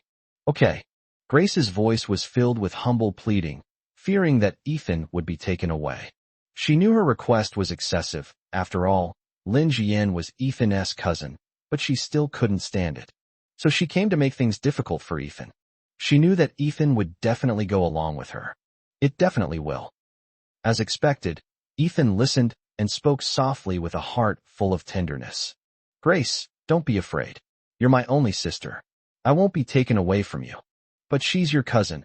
I'm not related to her by blood. As she spoke, Grace started crying again, her crystal clear tears dripping onto Ethan's clothes, staining a corner of the fabric dark. She clung tightly to Ethan, refusing to loosen her grip even slightly. But Grace and I have the deepest bond, which cannot be compared to blood ties. Real? Yes, really. Good. Grace got the answer she wanted and felt a little better. Her jealousy wasn't as intense, but it was still there. She was so greedy. She didn't want to be bound by the identity of her younger sister. Yet she also wanted the exclusive affection that belonged to her younger sister. She wanted all kinds of love, and she was unwilling to let Ethan share even a little bit of it with anyone else. Grace, don't cry, okay? Your eyes will be swollen from crying. Good. After Ethan waited for Grace to calm down, he took her downstairs. After all, there were guests on the first floor, and it wasn't appropriate for them to stay upstairs. Grace came down. Lin Jiu noticed that she was crying. She wondered what was wrong, since Grace had been perfectly fine just a moment ago, and now she was crying all of a sudden. Grace alone and find out what's going on. Grace, I'm going to help Mom cook. Can you stay in the living room for a while? You can watch TV or chat with your cousin. Good. Lin Jiu, who was standing to the side, felt that this scene was really too abnormal. From the moment they met, she never saw Grace leave Ethan's side. Even when Ethan went to the kitchen to cook, he had to tell his sister first. She was just too clingy to Ethan. She decided to take the initiative to chat with Grace to find out how her condition was. Grace, come sit down with me and watch TV with your cousin for a while, okay? Okay, sure. Chapter 79 Conflict. Grace felt a strange sense of aversion and fear towards her cousin. Lin Jiu's insightful gaze seemed to pierce through her protective shell and see right through her heart, which made her very resistant. But after all, she's Ethan's cousin, so we still need to show her the proper manners. Sister Jiu, what show do you want to watch? I'll tune it for you. Then I want to watch the show with Grace and Ethan. Xiaoyan likes it so much, it must be really good. Lin Jiu's subtle movements always carried a strange sense of oppression, and she didn't know why she felt that way. Is it because Lin Jiu is the older sister? Or is there some other reason? In short, she was somewhat afraid of Lin Jiu. She wanted to go see Ethan again. She felt very comfortable around him. But that would be very impolite, so she could only continue sitting there. She took out the remote, changed the channel, and then stopped talking, staring blankly at the TV. Ethan was on TV, which distracted her from thinking about Lin Jiu beside her. Grace, how old are you this year? Lin Jiu watched TV for a while before speaking. Ethan on TV was just as clingy as Grace, completely disregarding everyone else. I'm 20 years old this year. But your older sister is 6 years older than you. Let me give you a gift. As she spoke, Lin Jiu took out a book from her backpack. It was a psychology book. Grace became even more nervous after seeing the book cover. Why would Lin Jiu give her this kind of book? Thank you, Sister Jiu. She gently took the book, turned it upside down on the sofa, and dared not look at it again. You're welcome, Grace. Grace, do you and your cousin Ethan go to the same university? Yes, they're both from Kyoto University. That's really great. I bet Ethan takes good care of you. Of course, my brother is very, very good to me. Ethan was mentioned. Her voice unconsciously rose a little, as if she was very happy. Lin Jiu naturally noticed this subtle difference and decided to continue working on Ethan. So, Grace must be going to the same high school as Ethan? Grace's expression froze instantly upon hearing this. It was one of the most sensitive topics for her. Lin Jiu noticed her unease and decided not to ask any more questions. She knew that patients needed to be treated slowly and not hastily. She could ask Ethan about these specific issues. Lin Jiu chose to temporarily change the subject. Oh dear, Grace, I'm a little thirsty. Do you have any juice or something at home? Oh yes, I have some. I'll go get it for my sister. Grace felt as if she had been granted a pardon and quickly went to the refrigerator to get some juice. Ethan, who was helping with the cooking, received a phone call. Mom, Uncle, I'm going out to answer a phone call. Okay, go ahead. Ethan went straight to his house and answered the phone on the street. It was Lily. Hey, Ethan, it's me. Lily, is there something you need? I have something to discuss with you. The company recently received a new script. It's a period fantasy drama. Are you interested? I think there's a role that would be perfect for you. Would you like me to send you the script to take a look? Ethan never expected that he would have a role so soon. Good. Oh, right. Ethan, there's one more thing. Sister Lily, please speak. I'd like to sign Grace to Hawaii as well. What do you think? Really? That's wonderful. Ethan must be super happy, since it's easier for him to take care of Grace if they work in the same company. Then you can ask Grace what she thinks when you have time. The company is fine with it. We're just waiting for Grace's response. Okay, thank you, Lily. Haha, you're welcome. I'll hang up now. I'll send you the script on WeChat later. Okay, goodbye, Lily. Okay, goodbye. After hanging up the phone, Lily looked at Lucy beside her and sighed. Are you really giving up like this? Don't you think it's a pity? It's a pity, but it's no use, is it? Ethan doesn't like me, and there's nothing I can do about it. All right. Forget about that. Let's talk about this movie instead. I feel this show has the potential to be a huge hit. The script is excellent, and we must take it seriously. So, Lucy, who do you think would be suitable for the male lead role? Lucy lowered her head and pondered for a while, then looked up at Lily. Lily, what do you think? Let's not let personal emotions get in the way, and just look at it from the perspective of the company's interests. If you ask me, Jiang Qingtian is more suitable. After all, he has experience in acting in period dramas and has a larger fan base. Ethan is still too inexperienced. Lucy nodded in agreement. I think so too. Moreover, the role of the second male lead is also very suitable for Ethan. It's his first time playing the second male lead, so he won't feel too much pressure and can perform at his best. Lily nodded. That makes sense. Lucy, as if struck by a sudden thought, continued to ask Lily. Lily, has the lead actress been cast yet? It's settled. This female lead was forced into the role by the investors, but thankfully, she's barely suitable. However, the second female lead hasn't been decided yet. We're still looking for a suitable one. Okay, let's leave it at that for now, and continue looking for the second female lead. Good. Ethan hung up the phone and was about to go inside to continue cooking when Lin Jian stopped him at the door. Brother, could you please give me your autograph? I like you so much. I have many classmates who also like you very much. They all want autographs. Sure. However, Xiaoyan, I'd like to discuss something with you. Is that all right? Brother, please tell me. Yeah, could you please stop calling me brother? You can call me Ethan G instead. Why? I don't have a biological brother, and I won't get them mixed up. Well, the reason is a bit complicated, but I hope Xiaoyan will agree to it, okay? Sure, it's just a form of address, no problem. Lin Jian readily agreed. Okay, so where should I sign my name? On your school bag. Okay, Xiaoyan, you're still in high school, right? I study in Melbourne, so the school system is a bit different from here, but I think it's the first year of high school here. Oh, I see. Then you must study hard and become as outstanding as your sister in the future. Of course, my sister is my role model. Huh? Wait a minute. Ethan, do you know my sister? Ethan realized he had let something slip and was trying to figure out how to cover it up. At this moment, Grace came out, took Ethan's hand, and pulled him back into the house. She had just finished getting her drink when she saw Ethan making a phone call outside the door, and then Lin Jian followed him out. Then I saw Ethan and Lin Jian talking about something for a long time. She's jealous again. Chapter 80 Pampering. She took Ethan's hand and led him back to the living room, holding it tightly without letting go. Ethan, don't cook, just stay with me, okay? Anyway, you're not allowed to go. Grace used her trump card again, her coquettish charm. She pouted her cherry-like lips slightly to express her dissatisfaction. Then she tiptoed closer to Ethan and whispered in his ear, the fragrance of her dark hair enveloping him. Ethan, I'm a little afraid of my cousin. Ethan looked at Grace and nodded slightly. Since Grace was afraid of her cousin, Ethan would definitely stay with her.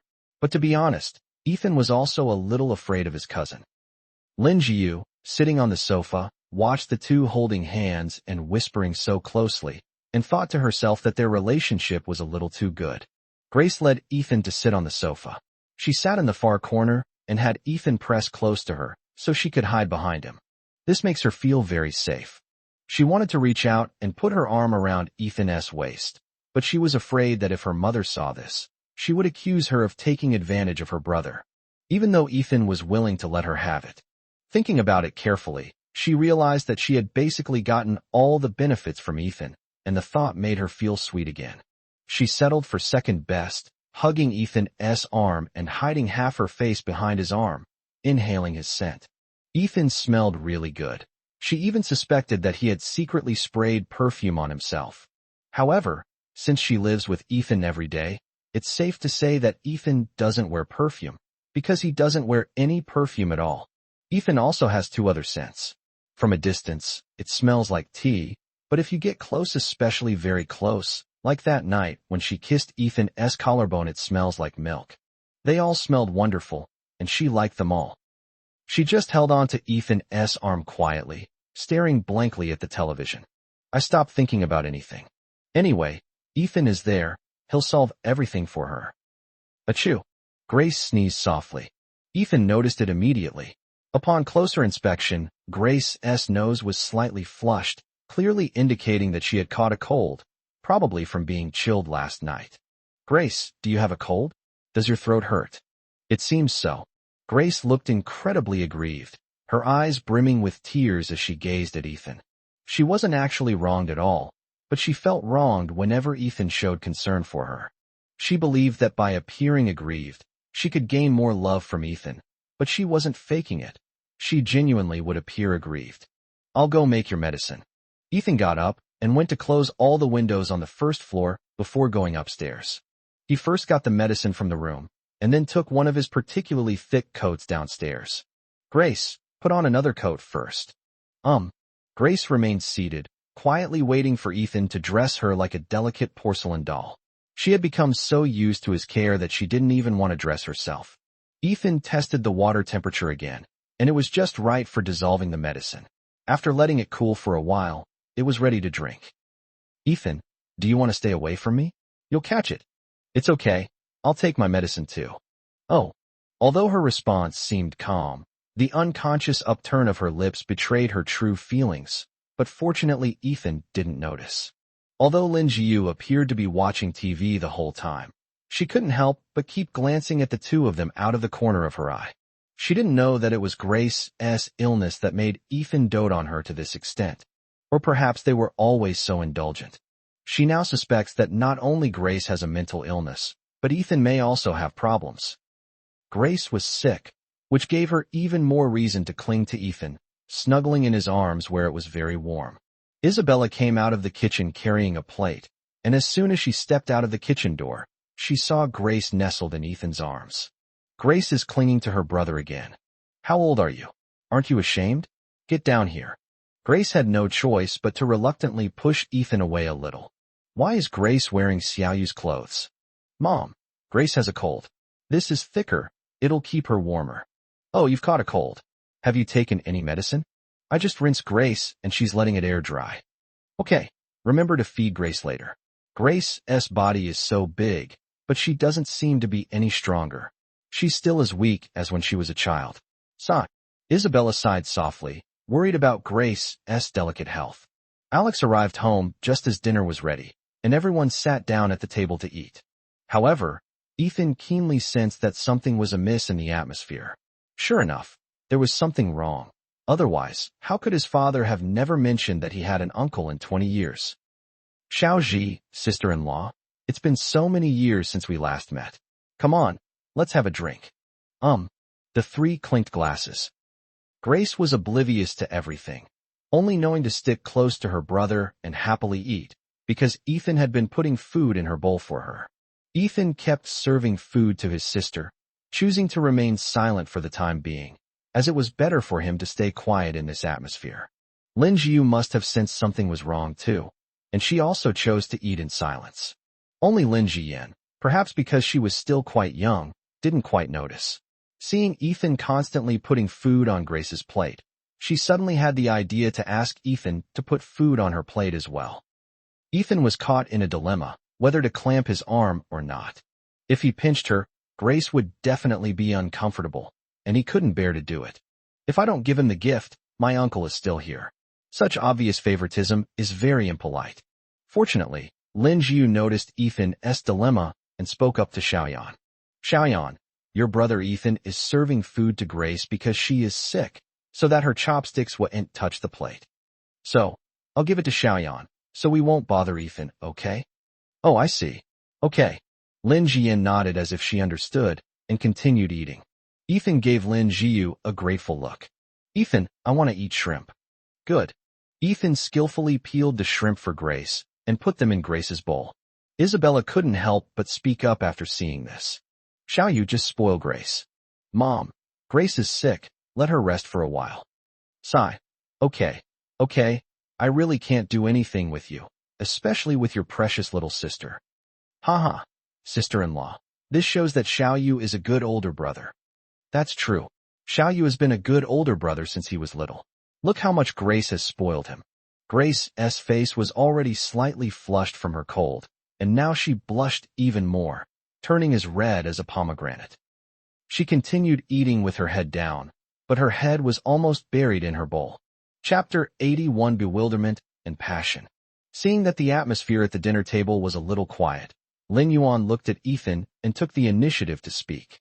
Xiaoyu, I heard from Xiao Yin that you're currently working in the entertainment industry. Is that right? Ethan, who was peeling shrimp, was suddenly mentioned and stopped what he was doing, looking at his uncle and replying. Yes, uncle. That's great. With your looks, Xiaoyu, it would be a real shame if you didn't become a big star. However, the entertainment industry is a deep and murky place, full of dirty tricks. Xiaoyu, you need to be careful. Yes, I will. Thank you, uncle. Speaking of which, my company in Melbourne also has some business dealings with several entertainment companies in China. If Xiaoyu needs any help, just ask your uncle. Your uncle may not be able to help, but he will definitely help if he can. Thank you so much, uncle. Hey, we don't say thank you among family members, haha. Come on, let's have a drink, you and me. Ethan looked at the wine in front of him, thinking that his uncle was an elder and had just said he would help him, so he couldn't very well refuse. Besides, he was at home anyway, so he might as well get drunk. Without further hesitation, he raised his glass and clinked it with his uncle's.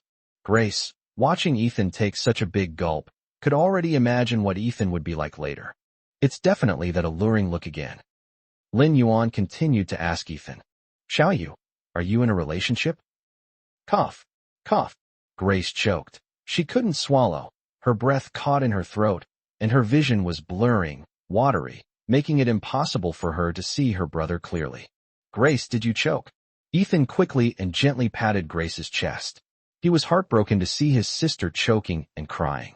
He patted her for a while until Grace calmed down, gasping for breath with tears streaming down her face. He habitually used his sleeve to wipe his sister's tears. Are you all right, Grace? Cough, cough, I'm fine now, brother. Hurry up and drink some water. Grace held the water glass in both hands and drank slowly. The warm steam misted her eyes, making them sparkle with a moist light. The steam also gently caressed the tip of her nose, making her already delicate and lovely nose even more rosy and charming. Ethan continued to help her catch her breath. She couldn't stand the previous topic and choked up immediately. Fortunately, her interruption put the conversation behind her. Is Xiaoyin also developing her career in the entertainment industry with Xiaoyu? Lin Yuan then asked Grace, since children are always a topic of conversation at the dinner table. If they stopped talking about Ethan, then it would naturally turn to Grace. Do I count, brother? Grace wasn't sure if she counted, since she hadn't signed with a company yet, so she probably didn't. Grace, I was just about to say this. Lily told me that Huai wants to sign you as well. The company has no problem with it, and they are just waiting for your opinion. Working in the same company as my brother? Then I want to sign. Okay, I'll talk to Lily about it later. Haha, it seems Xiaoyin is one too. Yes, that's it now. It's good. Being in the same company makes it easier for your brother to take care of you. After all, the entertainment industry is dangerous, especially for girls. With Xiaoyu by your side, your parents can feel more at ease. Isabella chimed in. Yes, with Grace by Xiaoyu's side, we feel much more at ease. Alex chimed in. Grace has always been attached to her brother since she was little, so it's good that she works at the same company. Tell me about Jiyu. What kind of work does Jiyu do now? Uncle, I just graduated with my doctorate and I don't have a job yet. I plan to stay in China and become a university psychology teacher. Jiyu is only 26 years old, and she's already graduated with a doctorate. Jiyu is truly outstanding. Uncle, you flatter me. When Grace heard that Lin Jiyu was a PhD in psychology, she immediately became nervous and secretly held Ethan's hand tightly under the table. Ethan took her hand in return, patted her gently, and gestured with his eyes that Grace shouldn't be nervous and that everything would be all right. "Brother, I'm full. I have a headache and I want to go to sleep." Grace's voice was soft and sweet, and because she was sick, it carried a strange sense of grievance, making it sound like she was being coquettish. "How about taking another packet of medicine before bed?" Ethan turned to look at the people on the table. "Shall I take Grace upstairs first?" "Okay, go ahead." She obediently let Ethan tuck her into the blankets and cover her up tightly. But she saw that Ethan's face was flushed with a suggestive blush, and she knew that Ethan was getting drunk. Ethan, struggling to stay sober, was preparing medicine for Grace. He was so dizzy that he ended up using 2 cups, but he managed to do it successfully by instinct. "Grace, come and drink your medicine." Ethan was walking unsteadily, so she quickly got up, helped him to bed, and made him drink his medicine. "Ethan, look, I drank it all. Aren't I a good boy?" Grace is such a good girl." Ethan's words were all jumbled up, his eyes were glazed over, and his nose and the corners of his eyes were flushed with a charming blush. Even his fair neck was pink and tender, which made Grace involuntarily swallow. "How about we leave Ethan here? Ethan got drunk. It has nothing to do with me. He can barely walk steadily. It's too dangerous for him to go back to his room. What if I get lost? Okay, that's it. Ethan, do you want to sleep here? It's warm here." Grace was very close to him, speaking softly and gently, her warm breath hitting Ethan's eyes, making him even more dizzy. Warm. Ethan was only halfway through his sentence when he pounced on Grace. "Ethan, you delivered this to my doorstep yourself." "Huh? What delivery to door?" Ethan's voice was soft and weak. He seemed to be out of his mind, responding purely on instinct. Ethan's voice was like a kitten's paw, gently scratching her heart, making her feel all tingly. She gently hugged Ethan, her eyes crinkling with laughter. "Nothing.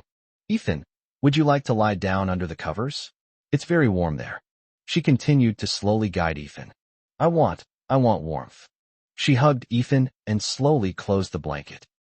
She felt Ethan's body temperature rising due to drunkenness in her arms. She had just taken off both of their coats. The drunken Ethan was so alluring, like a pink and white rosebud lying there quietly, exuding a mesmerizing fragrance, inviting her to pluck and violate him. Her gaze towards Ethan was filled with a warm, sticky tenderness, but a closer look revealed that there was more than just tenderness in those eyes. There's also a strong element of lust mixed in. Chapter 82, First Kiss. Grace is currently torn between 2 conflicting forces, with the angel and the devil fighting fiercely against each other. Devilman.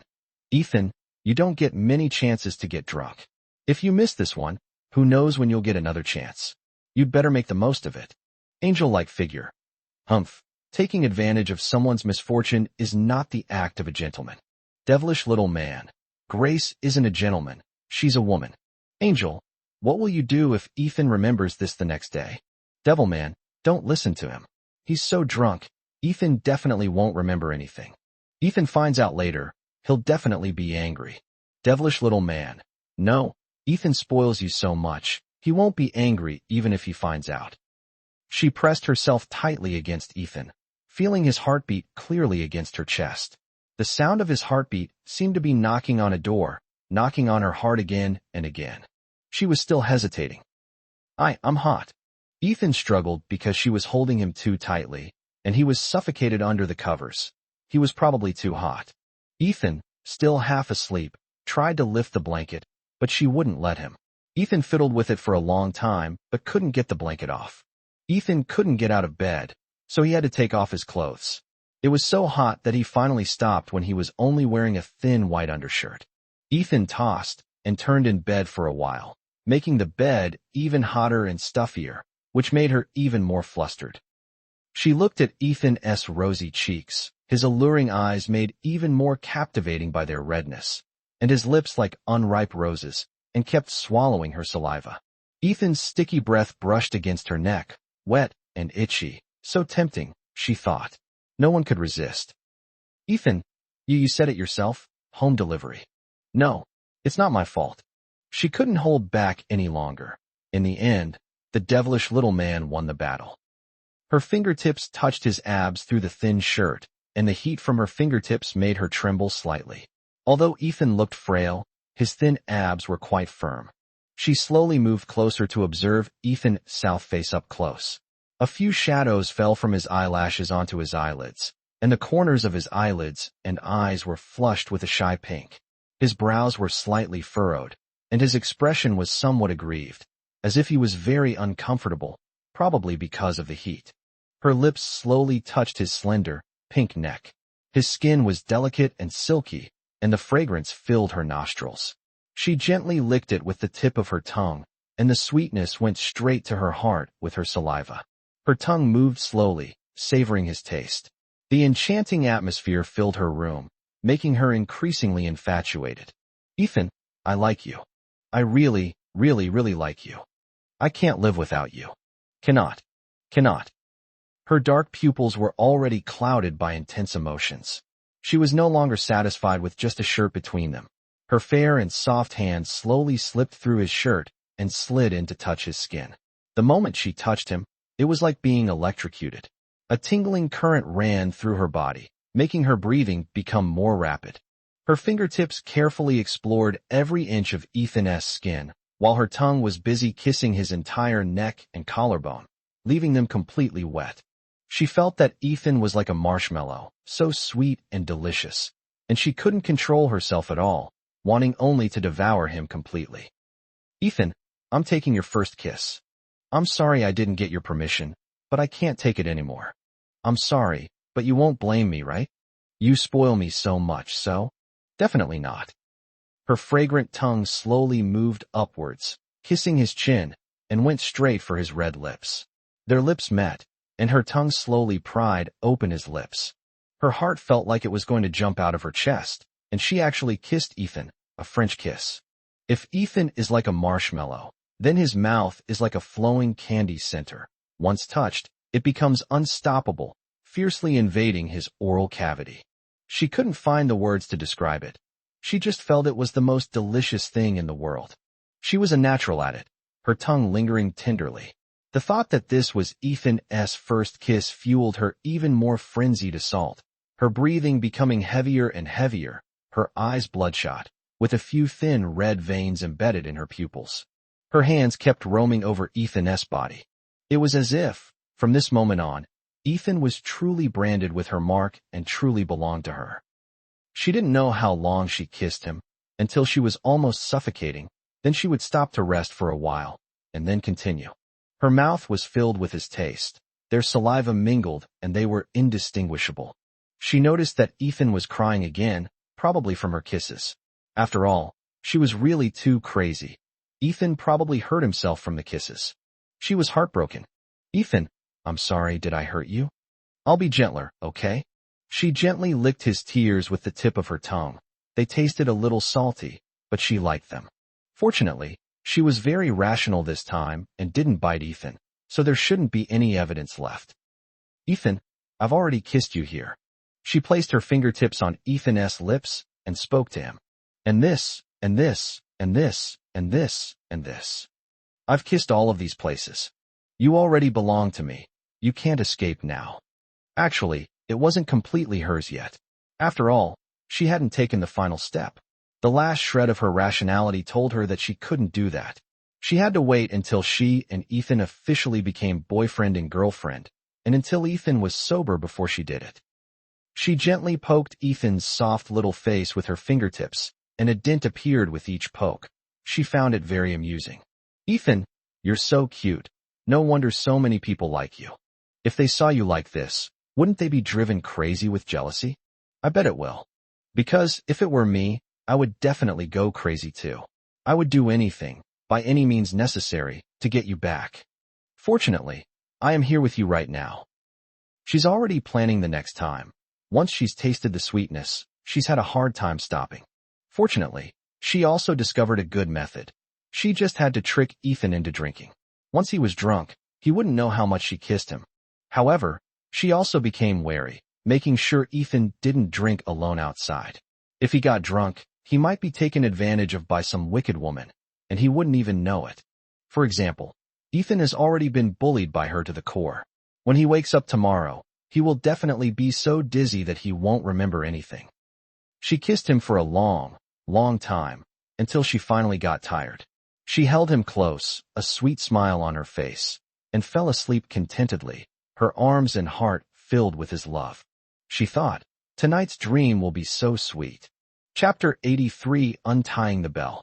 Downstairs in the kitchen, Isabella was clearing the dishes, and Lin Jiyu was helping her. Alex and Lin Yuan went to the study to talk, while Lin Jiyin was playing mobile games in the living room. Jiyu, I'm so sorry to have troubled you to help me tidy up.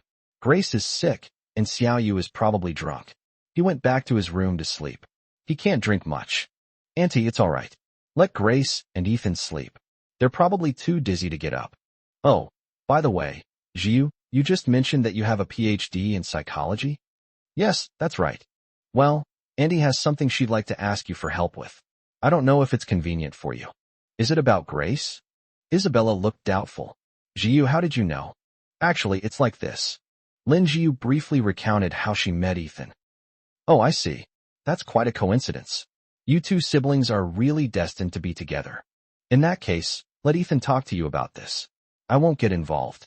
Grace is particularly resistant to psychologists and hospitals, but Jiyu, you are her cousin, so it should be easier for you to get along with her. As Lin Jiyu washed the dishes, she pondered what questions to ask him, because she realized that Ethan was probably acting strangely as well, and there were some questions that were not appropriate to ask him directly. Auntie, I want to ask you something about Ethan and Grace. Okay, Jiyu, go ahead and ask. Well, Lin Jiyu hesitated before uttering her words. Have Ethan and Grace always been as close since they were little? Yes, it's been so good ever since Grace came to our family. Lin Jiyu found Isabella's words rather strange. Would anyone describe their child as coming to our home? Annie, what do you mean? You've come to our house. Isabella spoke with a sad and worried expression. Alas, Grace is not Alex and I's biological child. She was brought home when she was little. Grace is such a pitiful child. Fortunately, we came along, and fortunately, Ethan is sensible and likes this little sister very much. Lin Jiyu was dumbfounded. They're not actually siblings? That's a bit too much of a stretch, isn't it? Lin Jiyu quickly calmed herself down, rubbed her face with the back of her hand to loosen up her stiff facial muscles, and chose to continue her indirect approach. Then, Auntie, do you think there's anything wrong with Ethan? Oh, I didn't mean Ethan has a problem. I was just asking casually, just to find out. Ethan is great. He's well-behaved and sensible. He never worries us and is always an excellent student. My best friends envy me. Grace for me and your uncle since she was little, which has saved us a lot of trouble. You mean Ethan took care of Grace since she was a child? Yes, that's right. That's why Grace is the one who's closest to Ethan. I don't think Ethan and Grace are that far apart in age. Ethan was so young back then. How could he take care of Grace? Sigh, this is really my and your uncle's fault. We're both very busy with work and rarely see the child during the day. We don't know how Qing Xiaoyu got through it. I see. Lin Jiyu seemed to be thinking about something, and then asked again. Auntie, did Grace get her illness after she came to our house? Or did she have it before she came? It was already here before we arrived, sigh. After she arrived, she received treatment until 5 years ago, when Grace's relatives suddenly came to her and insisted on taking her abroad for treatment, saying that the medical methods abroad were more advanced. After all, they are Grace's blood relatives, and they were adamant about it. Moreover, medical care abroad is indeed more advanced. Most importantly, Grace did not object at the time, so we had no choice but to let her go. She was gone for 5 years, and Grace only recently returned to China. Isabella became increasingly upset as she spoke, and tears began to stream down her face. Lin Jiyu quickly handed Isabella a tissue while silently pondering Isabella's words. Ethan's doting on Grace, and Grace's dependence on Ethan, are both highly unusual, far exceeding what should be expected between siblings. This will definitely affect their normal lives in the future. There is one very obvious problem right in front of us. How can the two of them date and marry other people normally? Thinking of this, a bold idea suddenly popped into Lin Jiyu's mind. However, she didn't dare to say it out loud. After all, she didn't know Isabella's attitude. Judging from Isabella's behavior just now, she clearly treated Grace like her own daughter and probably wouldn't be very supportive. If it's really as she guessed, then what should she do? She's starting to have a vague feeling that the problem she's facing is probably more than just a mental illness. From this perspective, Ethan's method is indeed the most effective.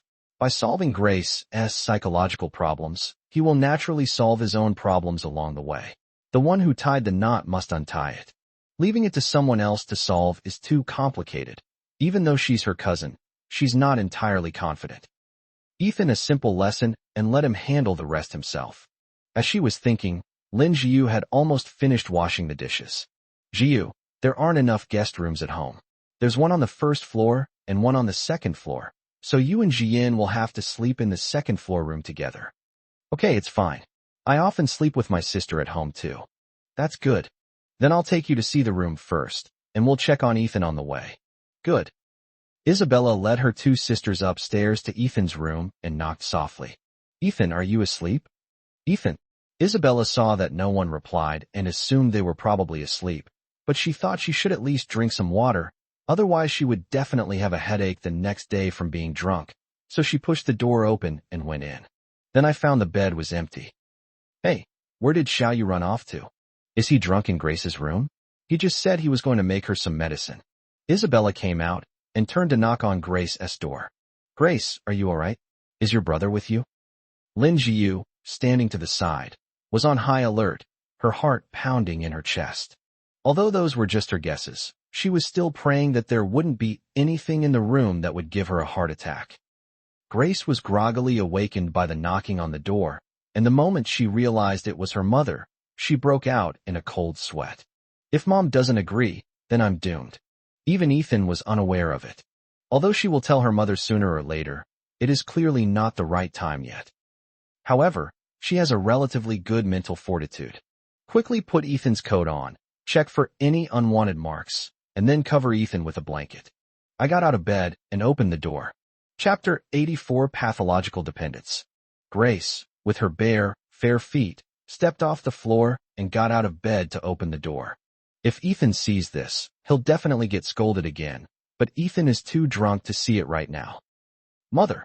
She dared not look Isabella in the eye outside the door. Her eyes darted around, revealing a guilty expression. Isabella noticed Grace's flushed face and assumed she had a fever. Grace, has your cold gotten worse and turned into a fever? Why is your face so red? No, Mom, feel it. Isabella touched Grace's forehead. It wasn't too hot. Thankfully he didn't have a fever. By the way, Grace, is your brother here? I didn't see anyone in his room. Yes, I am. My brother just made me some medicine. I just finished drinking it, and he collapsed onto my bed. I couldn't move him, so I had to pull him into my blanket so he could rest properly. Then I'll go in and check on Xiaoyu. Grace stepped aside to let Isabella into the house. Isabella sat on the edge of the bed, looked at Ethan, and then touched Ethan's forehead. He's probably just drunk, not sick. However, Isabella looked suspicious again. Why do Xiaoyu's lips look a little swollen? Could it be an alcohol allergy? Grace's heart leaped into her throat, and she quickly went up to grab Isabella's hand. Mom, no, my brother drank alcohol once before, but he's not allergic to alcohol. Oh, I see. Then it's probably just my imagination. Isabella didn't pay much attention at first, but after thinking about it, she spoke to Grace again. Then Grace should sleep in her brother's room tonight. She's too old for another room. Okay, Mom. Oh, and remember to pour your brother a glass of water and put it by his bedside later. People who are drunk are always very thirsty. Okay, I understand. Then Isabella left, showed Lin Jiu the room, and went downstairs. Grace was pouring water for her brother when there was another knock on the door. After finishing pouring the water, she went to open the door and found it was her cousin. Cousin, is there something you need? It's too early, I can't sleep, and I'm quite bored. I came to chat with my sister for a while. Can I come in?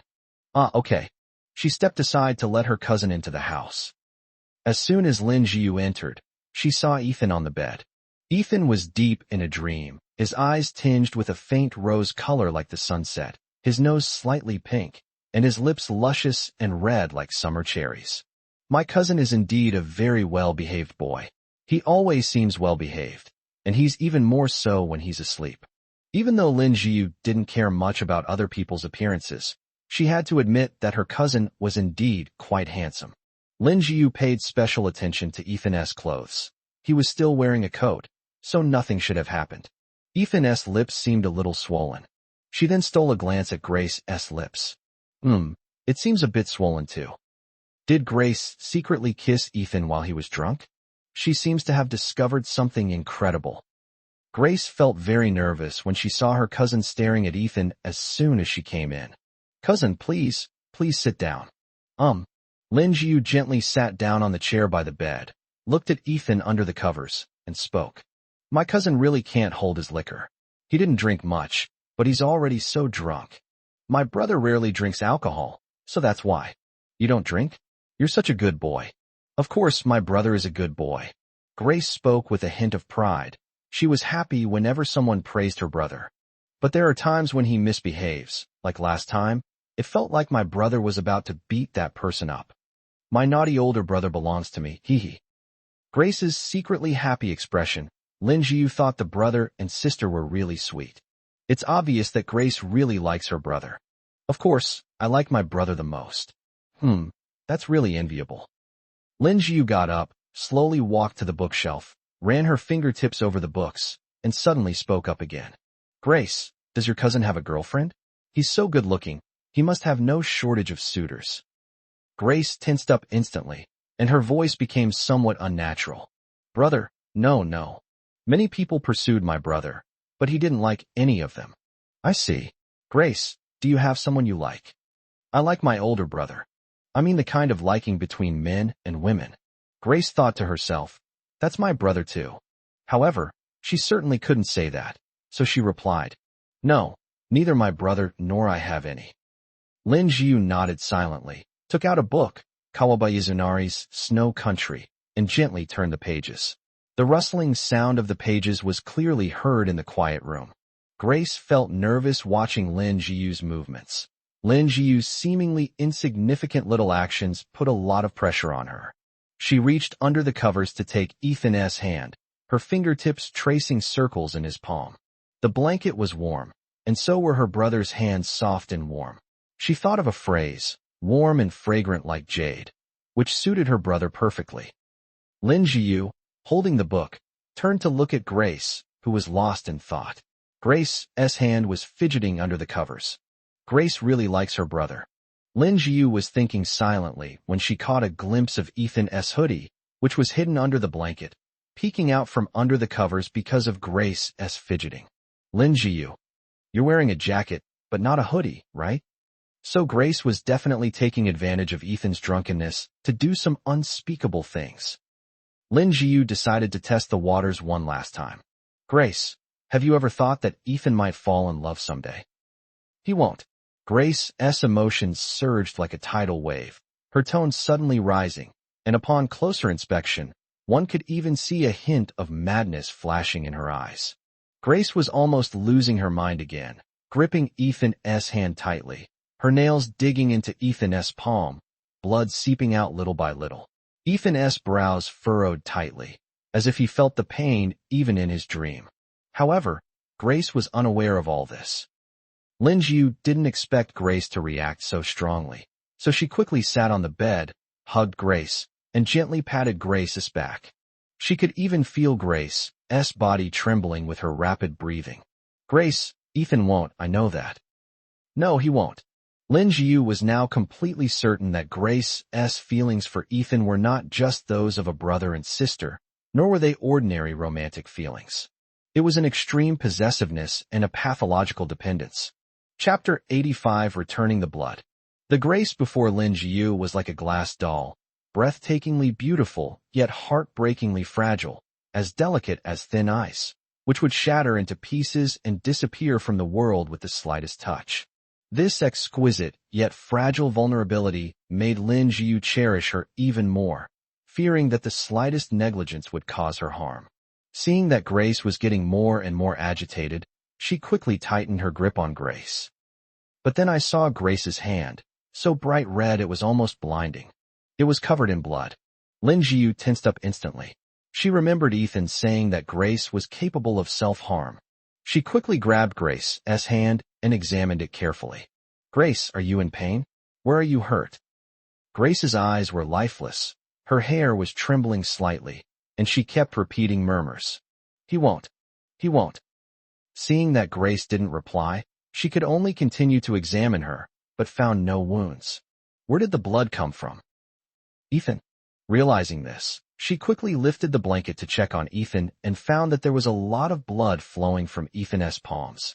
She quickly grabbed some tissues to wipe Ethan's face. Don't touch him. No. Grace's broken voice interrupted her. Seeing that Grace was acting increasingly strangely, she didn't dare to touch Ethan. Okay, Grace, I won't touch it, I won't touch it. I'll get Grace some disinfectant cotton balls so she can wipe her brother's face, okay? Grace, where's the first aid kit at home? Cousin, you can go out now. There are disinfectant cotton balls in this room. I can handle it. Grace's voice suddenly became calm again, but it was terribly cold, making one feel as if they had fallen into an ice cave. Grace's rapid emotional shift was something Lin Jiu didn't want to see. Grace, can you do it? Okay, cousin, you can go now. Lin Jiu knew she couldn't stay any longer, so she quietly left. Grace's condition was completely beyond her expectations. She never imagined that Grace had become this ill. And what about Ethan? Grace rummaged through the first aid kit in the bedside table, opened it, and took out disinfectant cotton balls. Ethan's face gently and slowly. Tears streamed uncontrollably from her dark, crystal-like eyes. I'm sorry. I'm so sorry. I hurt you again, Ethan. Does it hurt a lot? It must hurt, even in your dreams. I didn't mean to, Ethan. I'll clean it for you right away. I've been hurting you a lot lately. Are you afraid of me? You definitely won't, huh? Definitely not. If you blame me, I'll return it to you. Brother, I will repay you with the same amount of blood I caused you to bleed, okay? As she spoke, she was about to scratch her palm with her fingernails, but she remembered what Ethan had said. Ethan had told her that she must never hurt herself. She is very well behaved. She will listen to what she is told. Ethan, I'm being good. I won't hurt myself. I'll wait until tomorrow. I'm telling you, if you want me to pay it back, I will, okay? Anyway, I won't allow you to be afraid of me. Tears fell silently like pearls from a broken string, gently dripping into Ethan's palm, and even more deeply into her heart. Those tears, like a gentle rain in her heart, moistened her emotions, making her heart even more sensitive and vulnerable. Every tear was a testament to her guilt, her heartache, and her tender, profound outpouring to Ethan. Ethan, I want you to love me forever and ever. Okay. She gently cleaned Ethan's wound and bandaged it with gauze, wrapping it tightly around his neck. She bandaged him up in many, many layers, thinking that the more layers she bandaged, the less pain Ethan would feel. She gently smoothed Ethan's slightly furrowed brow with her fingertips. Perhaps she was exhausted from crying, because she didn't even take off her clothes before falling asleep in Ethan's arms. The next morning, the first rays of morning sunlight, like a warm orange poem, gently fell upon her eyelids. Her eyelashes, as light as butterfly wings, cast delicate and mysterious shadows under the sunlight, quietly illuminating her fair eyelids. The warm colors in the room were so lovely, as if nothing from last night had ever happened. But her swollen eyes from crying and the thick bandages on Ethan's hands told her that everything that happened last night was real. Ethan was awakened by the sunlight, his mouth dry and his head throbbing. This time, however, it wasn't just my head that hurt, but also my hands. It looks like it has a mouth.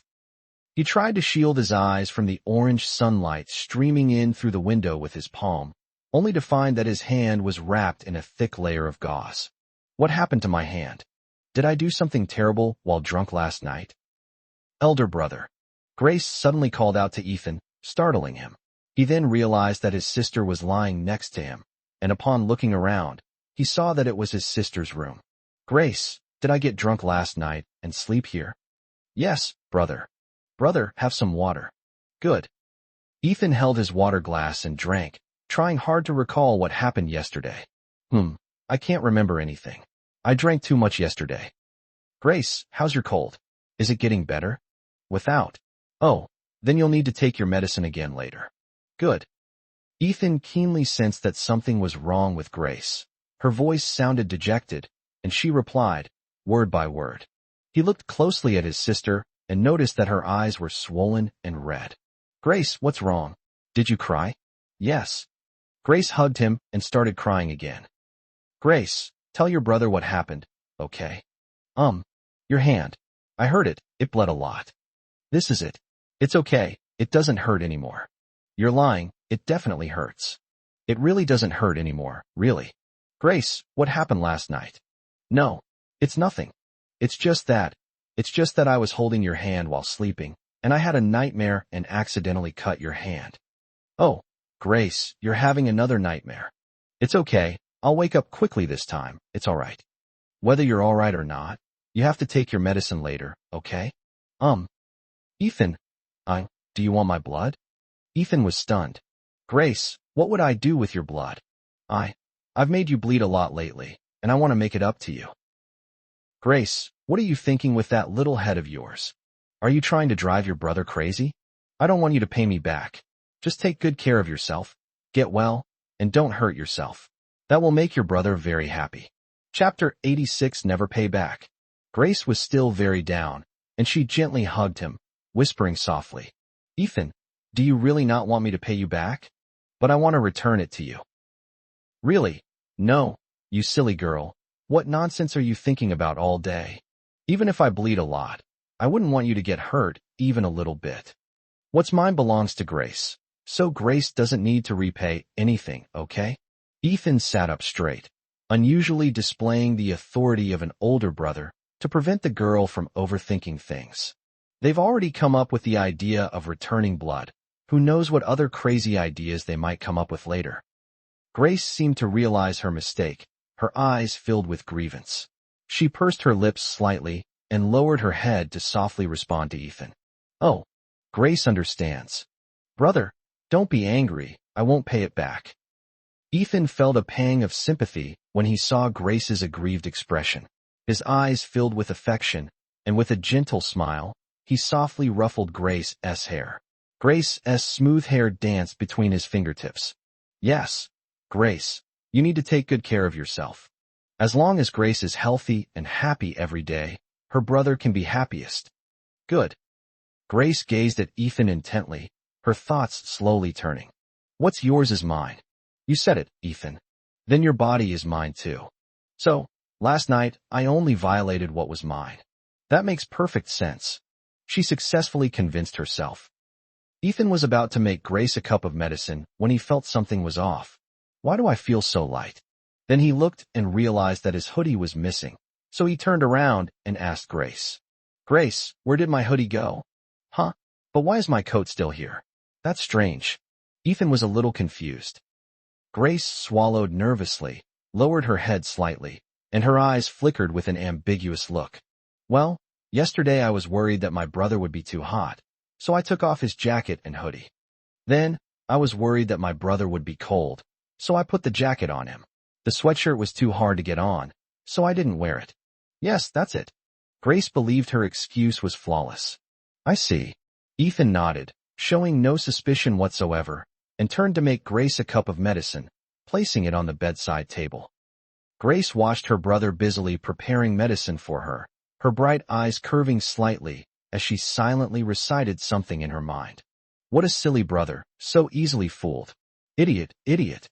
You're so stupid, you'll probably never find a girlfriend. Then I'll reluctantly accept you. No need to thank me, it's because I'm your sister. Ethan couldn't hear his sister's thoughts. Grace, if you still have a headache, go back to sleep and remember to drink this medicine. I'll go downstairs first to see if Mom has cooked. If not, I'll cook. Okay. But, brother, can your hands still cook? It's okay, breakfast is quite simple. Okay, just be careful not to get it wet. Okay, by the way, Grace, did your uncle and cousin stay here last night? Yes, my older and younger cousins are in the guest room next door, and my uncle's guest room is on the first floor. Okay, Grace, you can rest now. I'm going downstairs. Isabella, busy in the kitchen, saw Ethan coming down the stairs. Xiaoyu is awake. How are you? Does your head hurt? Mom, I just drank a glass of water, and it doesn't hurt as much anymore. That's good. Why? Xiaoyu, what happened to your hand? Isabella wiped the water off her hands onto her apron, rushed over, grabbed her son's hand, and looked at him with great concern. Mom, it's okay. I just broke a cup and cut myself. It's nothing serious. The cut is very small. How could you be so careless? Isabella was very angry. How could her son be so clumsy? Her son's hands were so beautiful. It would break her heart if he cut himself. She hoped he wouldn't leave a scar. I wasn't drinking last night. I was feeling dizzy when I woke up this morning, and I didn't hold it properly and accidentally broke it. Haha. Ethan's smile was awkward. After all, he wasn't very good at lying. Okay. Has it been disinfected? It's all been taken care of. Okay. Remember not to get it wet. Okay. Breakfast is ready. Xiaoyu, go upstairs and wake up your sister and cousin so they can have breakfast. Good. Ethan went upstairs again and knocked on his cousin's door. Cousin, Xiaoyan, get up and have breakfast. The door opened as soon as he knocked.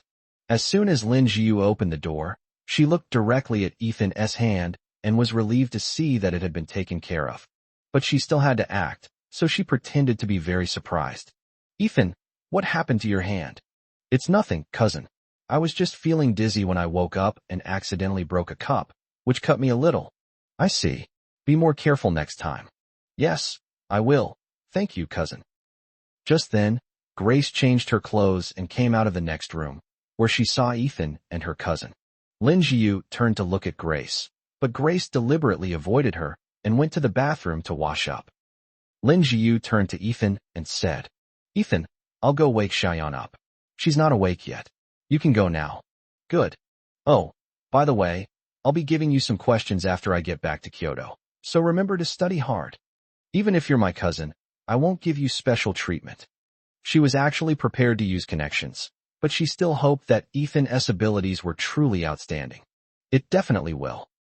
The group sat down at the table for a meal, during which Lin Jiu secretly observed Grace's condition and saw that Grace seemed to have returned to normal. He was deliberately avoiding her, keeping his head down and eating next to Ethan without looking up to meet her gaze. After breakfast, Lin Yuan and his group were about to leave. Lin Yuan was quite busy with company matters and needed to get back to Melbourne today. At the entrance of the Lin family's house, Lin Yuan, Xiao Ji, sister-in-law, and Ethan Grace, we're leaving now, please don't see us off. Isabella, we'll take you to the airport. Lin Yuan, haha, no need, you guys go ahead with your work. Isabella, well, okay. Isabella, by the way, Jiu is planning to stay in China, right? Come visit often when you have time. Lin Jiu, okay, I definitely will. Alex walked up to Lin Yuan and patted Lin Yuan's arm with a complicated expression. Alex, keep in touch. Lin Yuan, haha, okay. Keep in touch, bye. Alex, okay, be careful. Lin Jian ran over and hugged Ethan. Ethan, okay, goodbye, Xiaoyan. She ran over and hugged Grace again. Goodbye, Grace. I'll bring you a gift next time I come. Goodbye, little sister Xiaoyan. Next time you come, I'll prepare a gift for you too. After watching the group leave, Alex called Ethan and Grace into his study to tell them what had happened. Chapter 87 suddenly became a rich second generation. Inside the study, Ethan and Grace sat down in chairs, while Lin Ji sat opposite the brother and sister, looking at them with a complicated expression before slowly speaking. Xiaoyu, Grace, you must both be very curious as to why Dad has never mentioned to you that I have an older brother. Ethan said, Yes, Dad, I am indeed a little curious. Grace didn't say anything, but a curious glint was in her eyes. It's a long story, so let me tell you slowly. Alex randomly picked up a book and flipped through it, but he didn't actually read it. He just kept flipping through it. None of you have ever met your grandfather. Actually, your grandfather was a very wealthy businessman who managed a large enterprise. Your uncle and I grew up in a life of plenty, what we would call rich second generation, or young master today.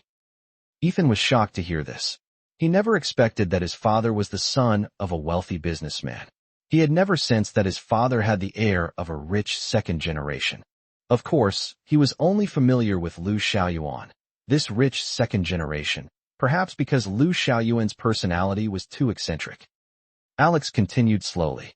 Perhaps because I was young, your grandfather favored me more from a young age, which led to a less than harmonious relationship between my brothers and me. Your uncle loves business and studied business administration in college, while I don't like business as much and prefer scientific research and art. But your grandfather wanted to hand over the company to me to manage, which naturally made your uncle very angry. In a fit of anger, he decided to run away from home and travel for a while to clear his head.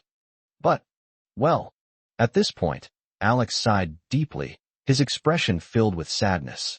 Ethan had a premonition that something bad was about to happen. However, during this time, your grandfather suddenly died of a heart attack.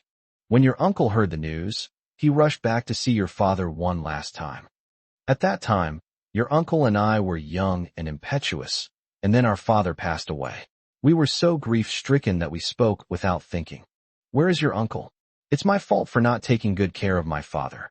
As for me, I blame him for running away from home, which angered my father and indirectly led to his death. My brother and I started arguing, which made our already strained relationship even worse. In the end, your uncle left China and went to live in Melbourne.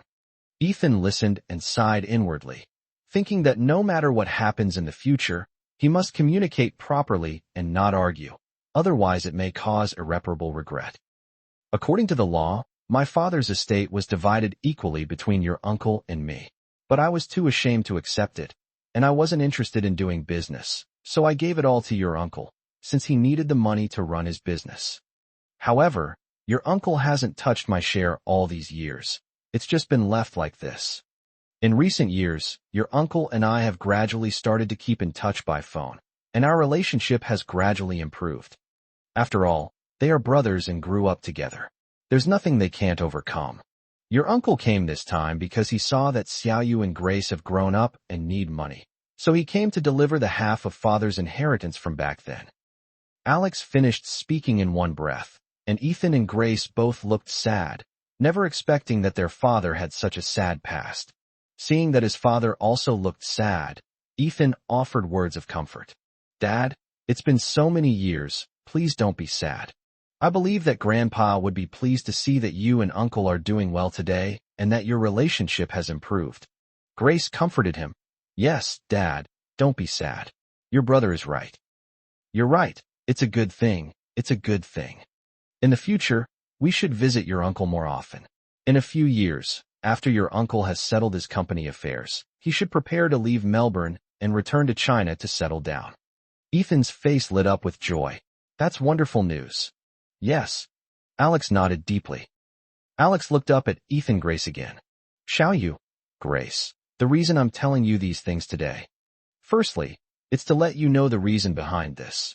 Secondly, it concerns the issue of your grandfather's inheritance. Neither your mother nor I have any interest in doing business. That sum of money is quite a lot, and we don't need it, so it's mainly for you. So in the future, if there's anything you two want to do, just go for it. That money is enough to provide you with a solid backing. Ethan really didn't expect that he could suddenly become a rich second generation at the age of 21. It was quite an amazing experience. However, Ethan has little material desire and doesn't have many expenses, especially since he can earn quite a bit of money on his own now. However, even though he was of little use, Grace was still happy because the money would make her life better. Grace didn't feel anything about it, because during her 5 years abroad, she had seen enough of the backstabbing and infighting within large families, which disgusted her. Her view on money has always been that enough is enough.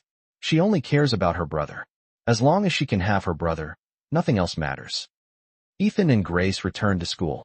He spent those 2 days with Grace, and in the evenings, he would read psychology books in his room, which made his time quite fulfilling. That day, Ethan and Grace were sitting side by side drinking milk tea at the school's milk tea shop, when Lily sent him a WeChat message asking how his script reading was going. Lily, little Ethan, how's the script reading going?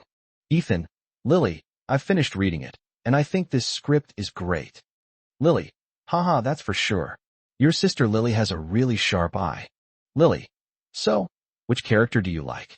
Ethan, I think I like the second male and second female characters the most. Lily, oh, how so? Most people would prefer the male lead and the female lead, right? Ethan, of course, the male and female leads in this book are also very well developed. But for me, the tragic love story between the second male and female leads across 2 lifetimes is more unforgettable and more attractive to me. Lily, ha ha ha. I'm so happy I don't know what to say. Lily, actually, the company originally planned to let you try out the second male lead role. After all, it's your first TV series. Letting you play the male lead would be too aggressive. Lily, so, Ethan S. here to give it a try? Ethan, of course, no problem. When? Lily, that depends on when they find the second female lead. Ethan, haven't they found a second female lead yet? Lily, I'm really worried about who to cast.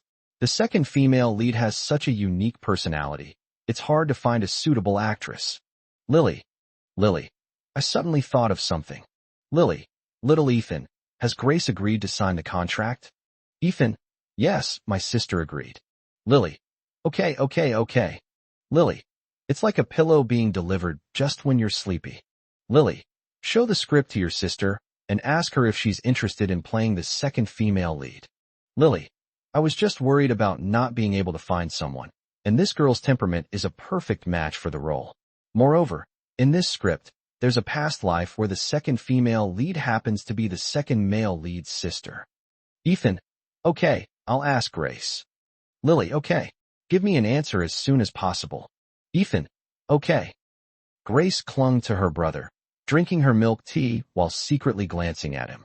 I saw my brother grinning foolishly at his phone. She instantly became alert, just like a cat.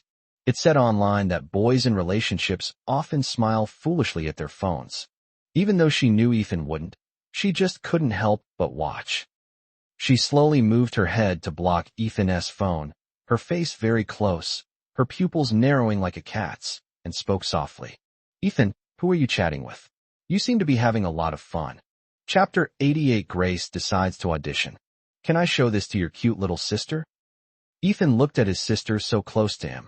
Grace's delicate face was reflected in his dark, glassy eyes, just like a white jasmine bud about to bloom, its faint fragrance slowly spreading and surrounding Ethan, as if he were in a poetic dream. My heart fluttered. Like a gentle breeze brushing against the willows by the lake in the early morning, the willow leaves trembled slightly, and dewdrops fell on the tranquil lake's surface, rippling in layers. The instantaneous tremor of his soul was a torrent of emotions surging deep within his heart, silent, yet capable of sweeping everything away, immersing him in it. Elder brother. Elder brother? Elder brother. Grace, like an angry kitten, squinted her eyes, pursed her little mouth slightly, raised her little paws, and scratched Ethan's 2 little ears, who was already in a daze. Brother, why are you still standing there? Brother, are you out of your mind? What will happen to Grace if you go crazy? Does Grace have to support her brother? Well, it's not impossible. Ethan was pulled back to his senses by Grace. His eyes flickered, and he instinctively looked away, his gaze drifting to the ground, avoiding direct eye contact with Grace. No, my brother isn't stupid. Oh, then give me the phone, brother. Your cute little sister is checking up on you. Okay, sure. Grace took the phone, flipped it over, and looked at Ethan's phone case with great satisfaction. Ethan with her photo has arrived, and Ethan is very happy to be using it. She also takes extra care to protect it, always placing her phone with the screen facing the table, because Ethan says he's afraid of scratching her photos. She said, if it gets scratched, just buy another one.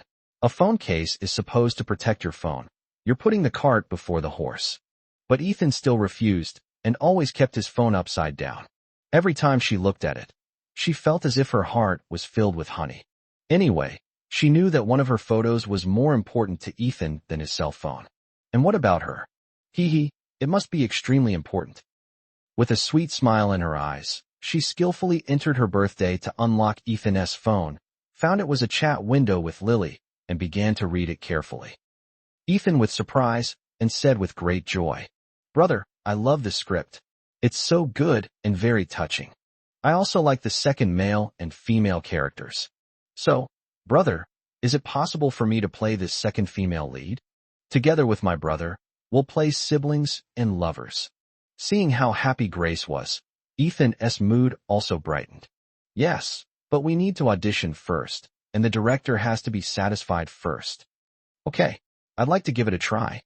To Lily now. Good. Ethan, Lily, I just showed the script to Grace. Grace said she really likes the script and the second female lead role, and wants to give it a try. Lily replied very quickly. Lily, okay. I'll contact the director to make arrangements. We'll start the audition when all the lead actors are available. Ethan, okay. Thank you, Lily. Lily, haha. You're welcome. Lily, by the way, Ethan, a shampoo brand contacted me, wanting you to be their spokesperson. They asked if you'd like to take the job. What do you think? Ethan stared at the screen, lost in thought. Grace was also watching the screen with him. Brother, should we answer it? Grace, we have to be careful when it comes to accepting endorsements. We must ensure the quality of the products before accepting them. Otherwise, if some fans who like us buy the products because of our endorsement, only to find that the products are of substandard quality, how can we face them? Especially for products that are used on the human body. We have to be extremely cautious. Yes, brother is right. Grace stared intently at her brother, her eyes shining brightly, reflecting Ethan's pure and flawless kindness, as clear as the moon. My brother is so kind, gentle, thoughtful, and handsome. Ethan was a perfect person, without any flaws. Oh wait, there is still one drawback. That is, my older brother is a bit of a fool. But she just happens to like it, he. Ethan replied to Lily's WeChat message. Ethan, Lily, could you tell me which brand it is? I'd like to buy it, and try it out. If it works well, I'll take on the endorsement. Lily, why not just have the brand mail it to you? Why buy it yourself? Ethan, I'm worried that what the brand sends me will be different from what consumers actually receive. I want to make sure there are no problems with the product. Lily, yeah, Ethan is really thoughtful. I really didn't think of that. Lily, the brand is Sea Ash Absorbing Shampoo. You should be able to buy it in supermarkets. Ethan, okay. Lily, okay, I'm going to get busy now. Goodbye, little Ethan. Ethan, okay, goodbye, Lily. Grace continued looking at her brother's phone, then looked up and blinked her big eyes, asking him a question. Brother, let's go to the supermarket now and buy some sea ash snacks. I'm craving some snacks too. Ethan gently patted Grace's head and spoke softly. Okay, brother will buy Grace a ton of delicious food. Hee, brother is so nice. That huge pile, how much is it? Ethan tilted his head and thought for a moment. Maybe as much as a small mountain? Grace beamed with joy upon hearing this, and spoke excitedly. Haha, no, Grace can't eat that much. Okay, no matter how much we buy, we'll see when we get to the supermarket. Whatever Grace wants to eat, your brother will buy it. Good. Brother, I can't finish this cup of milk tea. You can drink it, otherwise it's such a waste to throw it away. Our teacher said that wasting things is shameful. Okay, then brother will drink it. Just as Ethan took Grace's milk tea to drink, Grace snatched his fruit tea away, leaned against him on the sofa in the milk tea shop, kicked her little feet in the air, and happily drank it through the straw. Ethan asked curiously, Grace, didn't you say you couldn't drink anymore? I can't drink milk tea anymore, but that doesn't mean I can't drink fruit tea. Is that so? Yes, that's right. Ethan nodded slightly, thinking to himself that what was said online was indeed true. Girls' stomachs are divided into sections. Eating is a separate area. Desserts is a section. Snacks are a category. Beverages are a category. The different partitions will not affect each other. Even his precious little sister is more amazing. She even has separate sections for milk tea and fruit tea. Grace was thinking to herself, I drink my brother's, and he drinks mine. Isn't that just an indirect kiss? Hee. Wow, brother's fruit tea is so sweet. It must be because my brother drank it that it's so sweet. Chapter 89 Mountain of Snacks. Grace dragged Ethan to the basement level of the Patagonia shopping mall, to the Wallfish supermarket, ready for a big shopping spree. Inside the spacious and brightly lit shopping mall, crowds thronged, and a dazzling array of goods were on display, ranging from high-end luxury items to everyday necessities. Grace passed by a mother with a baby shopping. The baby was sitting in the shopping cart being pushed around by the mother, which was quite amusing. Grace stared intently, a longing welling up inside her. She thought it would be so much fun to sit inside, but sadly, she was too grown up to sit there anymore. Ethan knew his precious little sister too well. Seeing Grace staring at the baby in the shopping cart, he knew that Grace must also want to sit in it and be pushed around. So Ethan said to Grace, "Grace, do you want to sit in the shopping cart? Your brother will push you around and buy you some delicious food." Grace pursed her lips slightly, her expression quite aggrieved, and she pitifully whined at him, her tone full of regret. "Brother, I do want to, but I'm too big for that now and can't sit anymore." "Who said that? Grace is so light, she can definitely fit in there." And Grace probably doesn't know that this mall recently launched a new type of shopping cart, the kind specially designed for couples, but adults can sit in it and play too. Grace's eyes lit up immediately when she heard the word couple. "Brother, I want to sit." "Okay, I'll go get one of those shopping carts." "Grace, stay where you are and don't wander off." "Good." Ethan pushed the stroller over and easily carried his little sister inside, then took her shopping. Grace sat in her quaint little shopping cart, her joy evident in her eyes. Ethan looked at his sister, his doting affection practically tangible. He didn't have any ambitions. His only desire was to see his sister always keep that innocent and lovely smile. If his sister was happy, he would be happy. "Ethan, I want this cookie." "Brother, I want this chocolate too." "I want to eat this dried fruit too." "And this. I want all of them." Ethan pushed his sister around and bought so many delicious treats that the stroller was completely full. The snacks were piled up like a small mountain, burying Grace in the process. Grace looked at the snacks in her arms and wondered if she had bought too many. "Brother, did we buy too much? Can we even take it all back?" "Don't worry, Grace. This supermarket offers delivery service, so we don't need to carry it back ourselves." "Wow, that's great. Can I buy more, brother?" Grace looked at her brother with eyes full of expectation, her black crystal eyes shining brightly. With her cute, pretty, and cuddly expression, who could resist Grace's charm? Moreover, Ethan dotes on his sister the most, so he'll definitely grant her every wish. Even if Grace wanted the moon, Ethan would probably find a way to get it for her. Ethan firmly believed that his sister deserved all the good things in the world. Ethan spoke with a tone full of doting affection.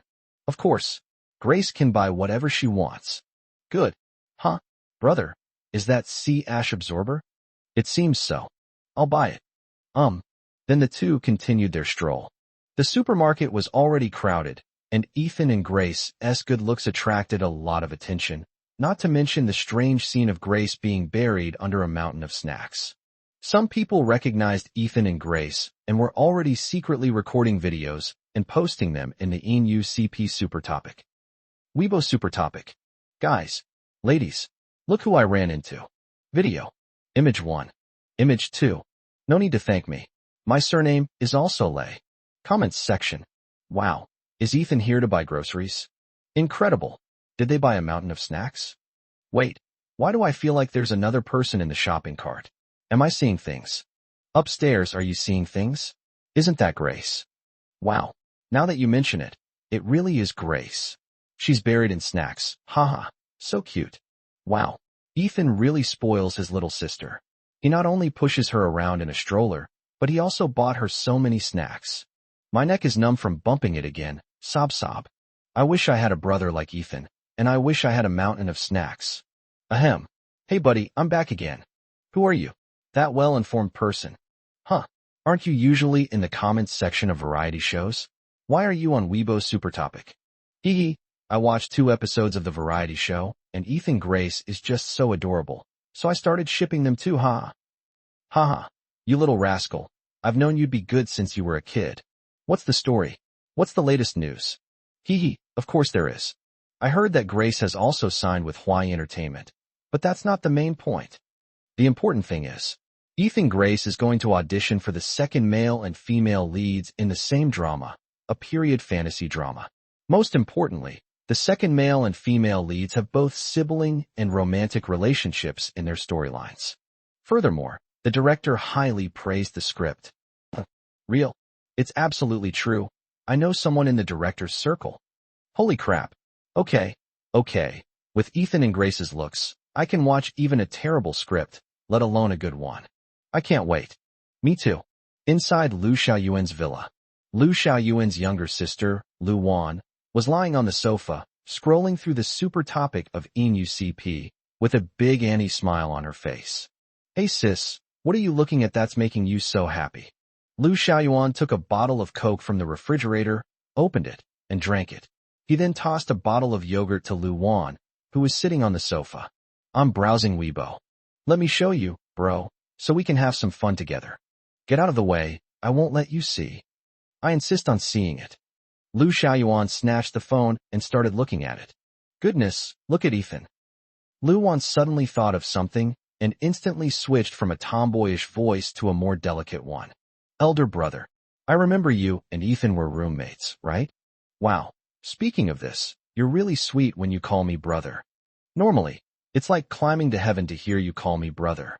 All you do is call me Lu Xiaoyuan all the time. Upon hearing this, Lu Wan simply stopped pretending altogether. I just can't talk to you properly. Lu Xiaoyuan, I order you to take me to see Ethan. Lu Xiaoyuan's CPU went completely overheated. His eyes widened, and he quickly and nervously replied to his sister. Oh my god, sis, you absolutely, positively mustn't try anything with Ethan, absolutely not. Lu Wan was speechless. I'm just a fan who wants to meet my idol. Besides, didn't you see I was posting about the ENUCP hashtag? If I had feelings for Ethan, would I be posting about this? Are you stupid? Lu Xiaoyuan thought about it carefully and realized it made sense. All right then, since you're my sister, I'll find a chance to take you to visit Ethan. But we have to make this clear beforehand. You absolutely mustn't do anything intimate, especially in front of Grace. Taking photos and getting autographs are fine with me. But, whatever you do, like hugging or anything intimate, you absolutely must not do it, understand? If you can't do it, I won't take you. Lu Wan wore a gossipy expression. Is there a story behind this? Chapter 90 Ethan likes me too? Lu Xiaoyuan still felt lingering fear when he recalled the situation he and his sister had on Green Island. Story. There is indeed a story behind that. But little sister, if you don't do as I say, then this won't be a story. Then we'll have to read it backwards. That was purely an accident. Lu Xiaoyuan spoke with deep sorrow. Lu Wan's burning gossip spirit was completely ignited by Lu Xiaoyuan's words, and she ran over and tugged at Lu Xiaoyuan's clothes, begging him. Hey bro, tell me about it. This? I need to think about it. Lu Xiaoyuan said hesitantly. Lu Wan was furious when she saw Lu Xiaoyuan acting like this. Still considering? I'm your own sister. Are you even going to keep this from me? Lu Xiaoyuan, are you even human? If you don't tell me, I'm going to tell Dad. I have quite a few things on you, Lu Xiaoyuan was also wondering whether he should tell his sister. His sister was usually quite tight-lipped and wasn't too worried about leaking information. After thinking it over, he decided to tell his sister only a little bit and let her figure out the rest herself. Then I'll tell you, but you can't tell anyone, not even a little bit.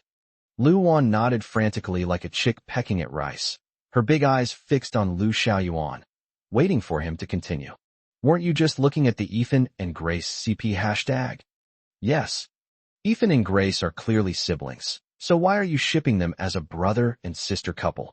Lu Wan lowered her head and pondered for a while, then looked up and answered. Well, it's mainly because they're so sweet. They're sweeter than siblings, even sweeter than lovers, so sweet that it makes you forget who they are. Moreover, the sweetness is so natural, without any affectation or deliberate effort, that it makes you feel like they should always be this sweet. Lu Xiaoyuan nodded slightly, deeply agreeing with his sister's words. Then let me tell you, the couple you're shipping might actually become a real couple. Huh? What? Holy crap. This is really German orthopedics. That's so exciting. Lu Wan was completely stunned, her eyes filled with disbelief. Orthopedics my foot. No way. I'm telling you this in secret, but you absolutely mustn't tell anyone else. Lu Wan was completely speechless and rolled her eyes at Lu Xiaoyuan. Brother, when have I ever revealed a secret since I was a kid? Your little sister is very tight-lipped, so just tell me already. Oh well. Actually, Ethan and Grace are not siblings. They are not even related by blood. Holy crap. Holy crap. Holy crap.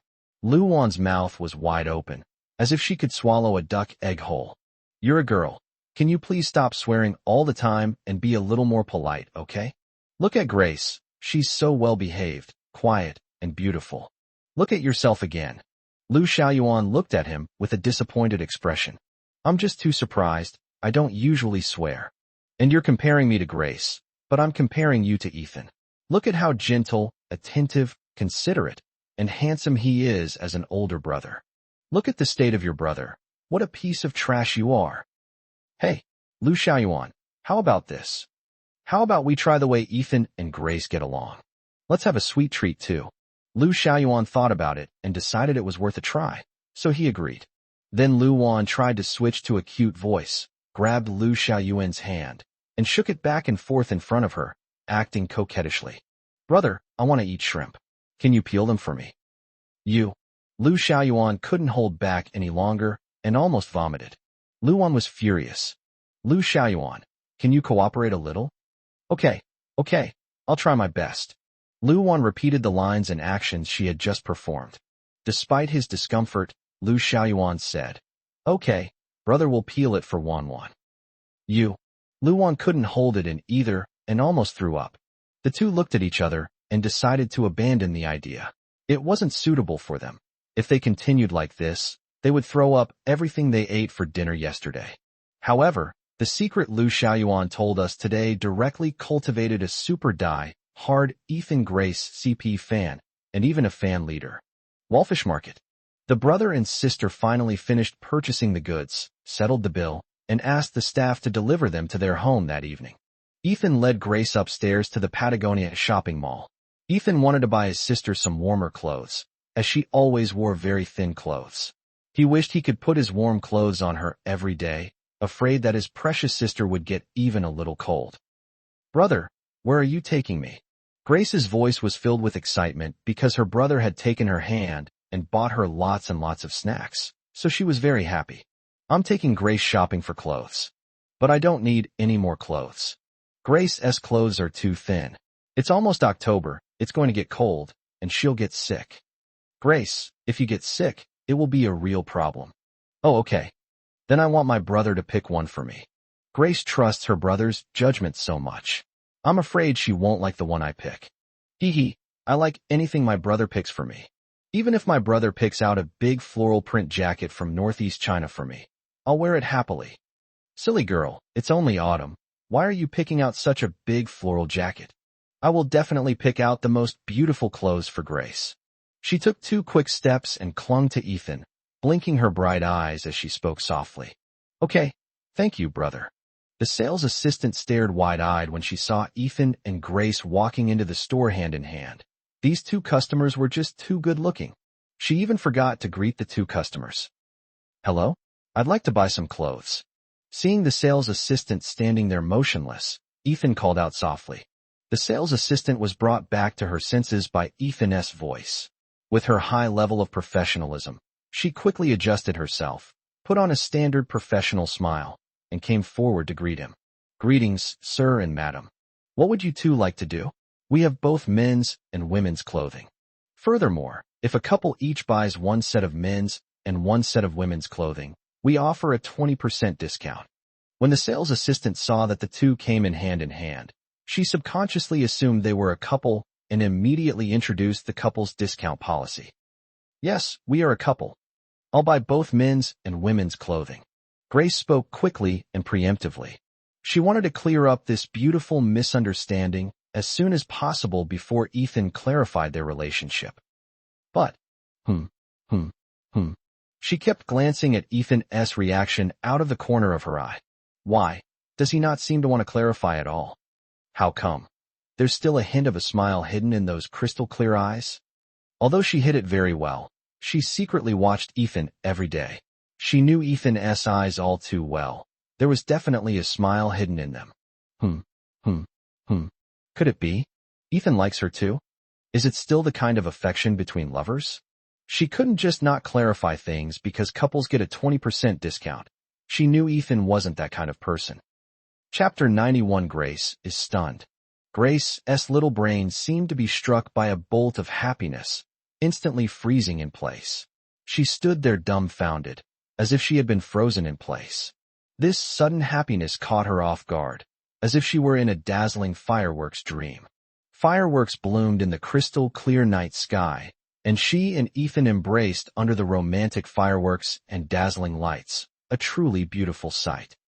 Ethan saw his sister standing still, staring blankly into thin air, so he went to call her.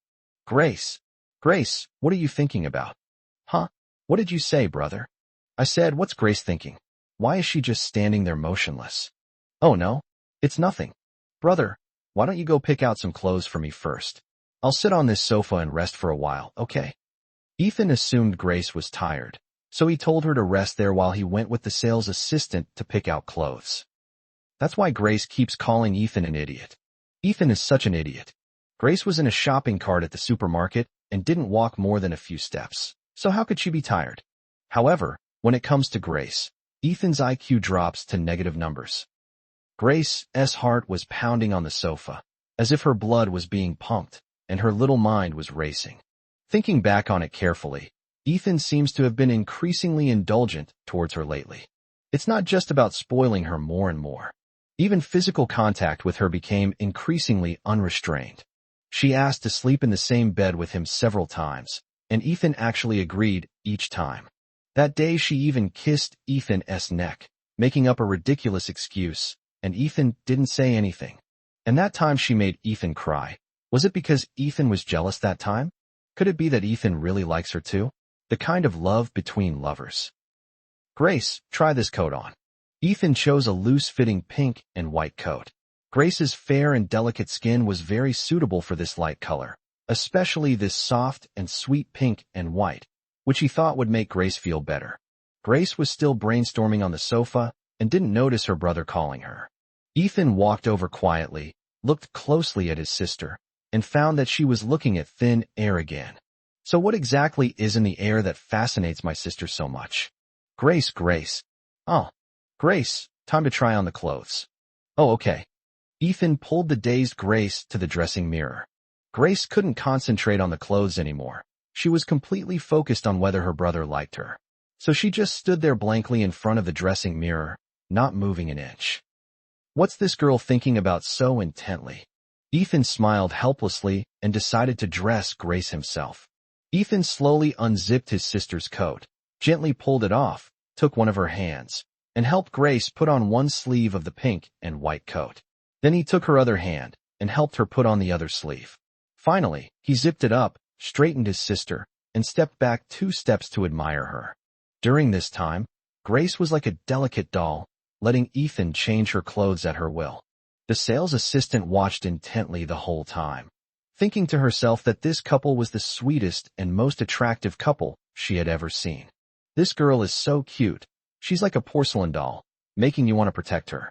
The boy was gentle and considerate, radiating a soft and gentle aura that enveloped the girl, making her feel warm and comfortable. Ethan's gaze, like the soft light of dawn, gently fell upon Grace. Against the backdrop of pink and white, Grace's skin appeared even more delicate, like the delicate and tender petals of a newly opened pink and white peach blossom, as if one could squeeze water from it and make it fragile enough to break with a touch. Ethan was also slightly stunned. Grace is so beautiful.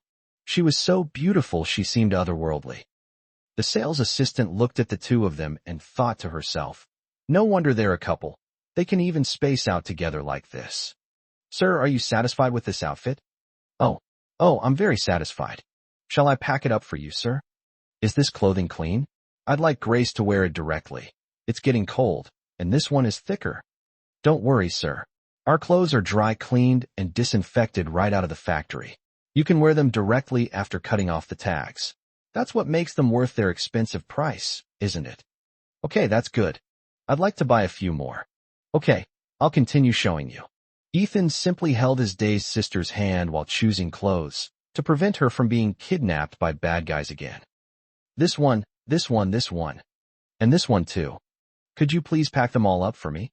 Yes, sir. The sales assistant was beaming with joy. This gentleman was so generous, buying so much at once. Her sales figures were about to skyrocket. By the way, could you help me pick out a men's jacket that's roughly the same style as that pink and white jacket? You mean matching couple items, right? Yes, that's right. Some gentlemen, however, are only pinkish white. Would you mind? I don't mind. Yes, sir. Ethan tried it on, and the size was just right. The sales assistant finally understood why Ethan said he didn't mind pink and white, even though most guys don't really like pink. But the boy in front of me, dressed in pink and white, looked just as good as the girl from before. He was simply too handsome. Ethan, holding his sister's hand, was ready to go home, quite satisfied. He and his sister had really strolled around for a long time, and it was already dark. The dim streetlights, like scattered warm stars, quietly lit up, casting a soft, warm glow over the quiet path. The leaves of the plane trees lining the street have turned yellow. A gentle breeze blows, and the golden leaves, like dancing butterflies, flutter lightly down onto the path, layer upon layer, laying a golden carpet for the street and perfectly interpreting the charm of autumn. Grace was still absent-minded, looking down at the tips of her shoes, which rustled as they stepped on the fallen sycamore leaves on the path. Grace let her brother lead her around, not even looking at the road ahead. Because she knew that Ethan would protect her 100%, she didn't need to worry about anything. She just needed to hold Ethan's hand. She kept thinking about whether or not to confess her feelings to Ethan, and she felt very confident that she would succeed. In fact, she knew that her relationship with Ethan was no different from that of a couple, except that she couldn't openly kiss him. In fact, it was much more intimate than that of most couples. However, she still wanted to be his girlfriend. She decided to find an opportunity to confess her feelings, but before that, she wanted to test her parents' opinions. Chapter 92, The Test of Ethan. Perhaps because there are few pedestrians on this path, only a few benches stand quietly under the dim streetlights, like guardians of time, silently accompanying this lonely path. The evening breeze carries the woody scent of sycamore leaves, a scent like the incense in a temple, coming from ancient times, untouched by the mundane world. Grace was captivated by the environment. It was quiet, gentle, and possessed an indescribable mystery. This allowed her to easily immerse herself in the scene, hiding among the withered leaves, which made her feel very safe, especially with Ethan by her side. Perhaps it was the tranquil environment that gave her courage, and she decided to test Ethan again. Ethan, I'm tired, can you carry me? She skillfully used a pitiful tone of voice. She knew that Ethan loved that. Good. Sure enough, Ethan didn't hesitate at all, and gently carried her on his back. The fragrance of Ethan's hair wafted towards them. She gently wrapped her arms around Ethan's neck, resting her chin on the junction of Ethan's shoulder blade and neck, where there was a small, soft, warm, and comfortable spot. Her cherry-like lips gently approached Ethan's ear, and the sticky, warm breath she exhaled tickled his ear as she whispered, Ethan, I've noticed you've been treating me better and better lately. Yes or no? It can't be my imagination, right? Ethan simply tightened his grip on her back and continued walking forward without replying. I know even if you don't say anything, it's not an illusion. For example, I bet you wouldn't resist someone like me. She licked Ethan's earlobe with her soft, wet tongue, and at that moment, she clearly felt Ethan's body tremble slightly. Her eyes slowly curved into a smile. Sure enough, he offered no resistance. So she took advantage of the situation and went even further, directly taking Ethan's earlobe into her mouth, her wet and soft tongue skillfully stirring and sucking on his ear. Ethan finally couldn't take it anymore, his voice trembling. Grace, stop it, it's too itchy. It's your fault for not replying to me. I'm going to do it anyway. Grace ignored everything and even switched to messing with Ethan's other ear. Are you going to tell me or not? Ethan, however, refused to speak and remained silent. How could he possibly say it, that he liked Grace? He didn't want to say it so hastily and easily. He was preparing. He wanted to prepare everything so that Grace could have a memorable, reassuring, and worry-free confession. Ethan had made up his mind to take care of Grace for the rest of his life. He wouldn't trust any other man with her. The two of them made their way home after a long and tiring journey. A little while later, The snacks arrived, and Grace happily ate them while hugging them on the bed. After a while, she stopped eating, but unusually, she didn't cling to Ethan. Instead, she sat at her desk in her room, her slender, fair fingers rapidly tapping on the laptop keyboard. She is updating her novel.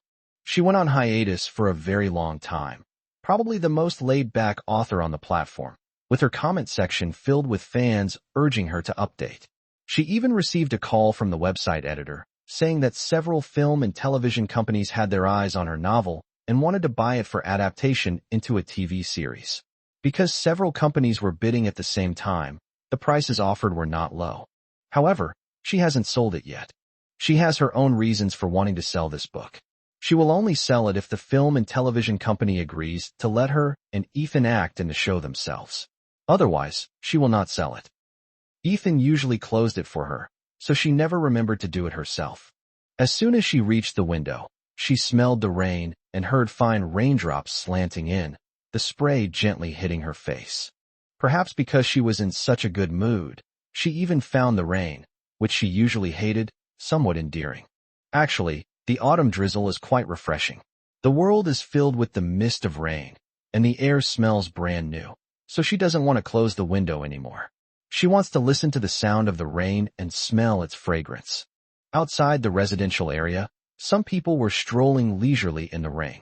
She felt a little envious. She had never tried to take a walk in the drizzle on her own initiative because she was too weak, and Ethan would never let her. So, this is the trouble of happiness. When did she fall in love with Ethan? She didn't know. It was probably through countless small things that her dependence on him gradually deepened. Yes, it's dependence. Whether it's sibling affection or romantic feelings, perhaps none of those are accurate. Her feelings for Ethan are purely dependence, a dependence that surpasses everything else. On the bed, the clothes Ethan bought for her lay quietly.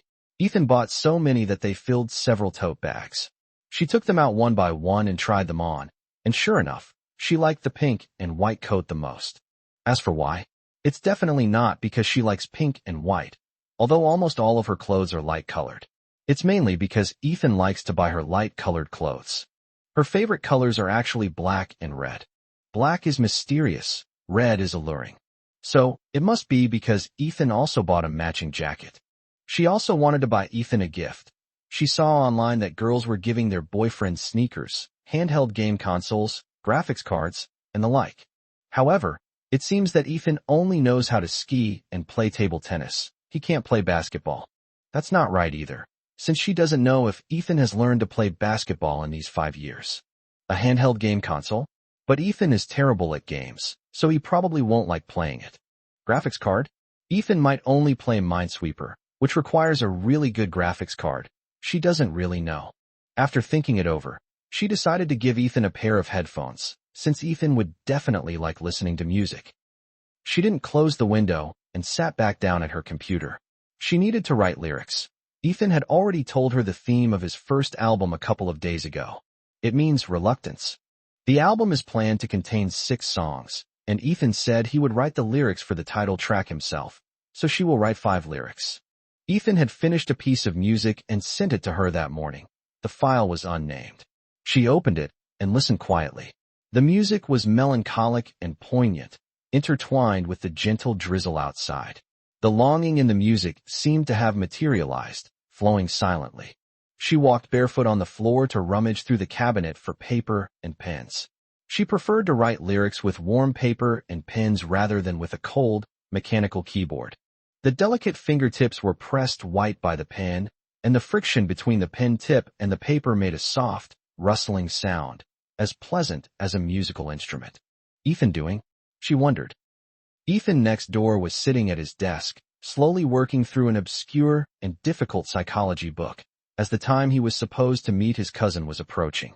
He was so engrossed in his reading that he didn't even notice it was raining outside. The two people, separated by a wall, were completely devoted to each other, silently working hard for one another. Chapter 93 Preparing for the Audition. Grace wrote with great dedication, and the theme of reluctance to part was perfect for her to write the lyrics. During the 5 years of separation, her heart was filled with reluctance every moment. This was Ethan's first album, and she had to make it perfect, so she kept revising it until late at night. Finally, she finished writing to her satisfaction, gently put down her pen. Her wrist was already sore, and her fingertips were slightly dented.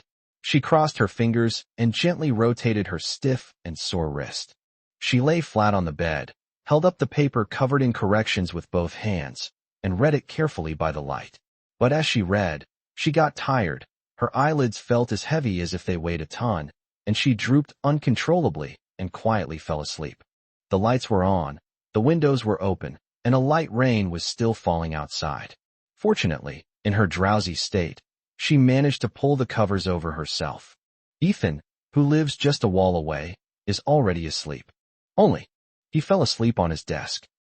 The next morning, Ethan felt like his back was about to break. His legs were sore and his hands were numb, and his face was covered with the texture of his clothes fibers. Grace was all right. Thankfully, she was covered with a blanket. Otherwise, she would have gotten sick. Grace hadn't seen Ethan all night and missed her brother terribly. Without even washing up, she ran straight to the next room to find Ethan. Ethan heard the doorknob turn. He dragged his numb hand and swiftly put the book back on the shelf. Grace, on the other hand, didn't see anything. Grace entered the house. She saw a disheveled Ethan and reached out to touch his face. "Brother, what's all this on your face?" Ethan touched it himself and found that the texture was quite regular, then smiled awkwardly. This looks like the fiber texture on the sleeve." Ethan wanted to lie down on the bed for a while, but before he could take a step, he fell directly into his sister's arms. "My legs are numb." Grace looked at Ethan throwing himself into her arms and wondered why her brother was being so proactive today. Usually, it was always her who threw herself into his arms. But she was overjoyed. After all, how could she not be happy when her sweetheart took the initiative to hug her? But Grace quickly realized something was wrong and asked in a very nervous voice, "Ethan, you didn't fall asleep at your desk last night, did you?" Yes, I accidentally got so engrossed in reading that I lost track of time." "Is this how you abuse your body? I think you're trying to drive your sister crazy." Grace pouted and helped Ethan lie down on the bed. She lay down too, and her cool little hands naturally slipped inside Ethan's clothes to massage his waist. However, as she massaged Ethan's waist, she felt it becoming increasingly soft and supple, almost boneless. So, what started as massaging his waist gradually turned into taking advantage of him, but this didn't stop her from massaging his waist. "By the way, brother, I've finished writing the lyrics." "Huh? So fast? Didn't I just send it to Grace yesterday?" "I finished writing it all last night. Brother, look." Grace handed the paper covered in scribbles to Ethan, who immediately knew that she must have stayed up all night writing lyrics. "Grace, there's no need to rush. You're not allowed to stay up all night writing anymore." "I know. Brother, please take a look at how I wrote it." Ethan took the lyric sheet and read it carefully. The song title was Good Remedy, and the lyrics were exquisite with clever rhymes. However, between the lines, there was a deep sense of reluctance and longing for Grace. Ethan's eyes secretly welled up with tears. He couldn't imagine how Grace had endured the 5 years of separation, and just thinking about it made his heart ache. He subtly wiped away his tears and forced a smile as he praised his sister. "Grace is amazing. Her writing is really good. Hee as long as brother is satisfied." While the two were still working on the lyrics, Ethan's phone on the bedside table rang. It was a WeChat message from Lily. "Lily, little Ethan, are you and your sister free tonight?" "Lily, the director has freed up some time and said that we can do auditions tonight. Several of the main actors will be there." "Ethan, Lily, Grace and I are both free. We can go." "Lily, okay, I'll send you the time and location in a bit. Get ready." "Ethan, okay." After that, the siblings spent the entire day either in class or reading the script. They needed to thoroughly understand the script in order to better comprehend the characters. That evening, Ethan brought Grace to the audition location on time. It was a temporary film studio with a simple set, consisting of a few cameras, a large green screen, some props such as guns and swords, and some production crew. But Ethan saw someone who completely surprised him, Lucy. Lily saw the brother and sister and walked over, accompanied by Lucy. Ethan hesitated before speaking. "Lucy, you're not the female lead, are you?" Lily was overjoyed. Haha, what are you thinking, little Ethan? Let me formally introduce you to. Lucy is the current CEO of Hawaii Entertainment. To put it simply, she's your boss. Ethan. Grace. Seeing that the brother and sister were both dumbfounded, Lucy smiled and said, Ethan Grace, I kept it from you before because I was afraid you wouldn't feel comfortable. Don't worry too much about my identity. Just treat me like a friend. I'm here today to see how your audition went. The company is quite interested in this project. Ethan calmed himself down for a moment and nodded slightly. Lily saw Director Zhang arrive. She introduced the two of them. Ethan Grace, let me introduce you to. This is Director Zhang, who is in charge of this drama. You should know him. After all, Director Zhang is a master-level director in the industry. Director Zhang, this is Ethan, and this is Grace. Ethan and Grace greeted Director Zhang, a very famous film director in the industry. However, this was his first time directing a TV series, so he would probably be very strict. Jiang Qingtian and Lu Ming also arrived. Lu Ming was the female lead that the investors insisted on putting her in. She had only been in the industry for a few years, but because she had someone backing her up, she always had excellent resources. However, her acting skills were not good enough. No matter how outstanding the role was, she could not bring out the essence of it, so she has never become a big star. Director Zhang was clearly a pragmatist, always serious and efficient. Seeing that the main actors had mostly arrived, he didn't waste time with pleasantries, but sat directly in front of the monitor and began speaking in a serious tone. The male and female leads will audition first, performing the fourth scene of the script. Jiang Qingtian and Lu Ming went backstage to change into their period costumes and began acting. Jiang Qingtian had some acting experience, but Lu Ming, who played the female lead, did a poor job. Director Zhang was also very dissatisfied with Lu Ming, but he knew that Lu Ming was someone the investors had put in, and it was impossible to replace her. So he could only shake his head helplessly and tell Lu Ming to go back and continue to study the script carefully. Director Zhang gave Jiang Qingtian many suggestions for improvement, and Ethan felt that Director Zhang's suggestions were quite insightful.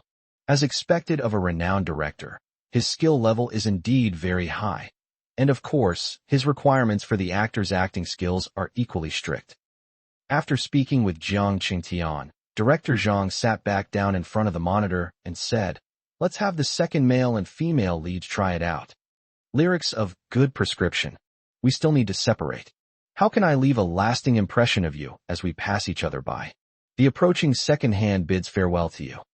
I don't want to separate. How can I think of you deeply in the quiet of the night? The white keys on my fingertips are also crying. The drizzle and the desolate moonlight illuminated. The crystal clear night sky reflects a fragile image. That period of bittersweet memories filled my heart. Ying longs for him, but has no chance to express her feelings. You are the image I will never forget. It is also the direction I will go without hesitation. Whispering, my love, beyond time, chasing after your ear. You are the longing in the chapters of my writing. It's also my remedy for thunderstorms and rainy nights. One day, I will eventually return to your side. Hold me. Go and feel the flow of time. You are the burning blood in my fingertips. It is also the bright red fragrance on my lips.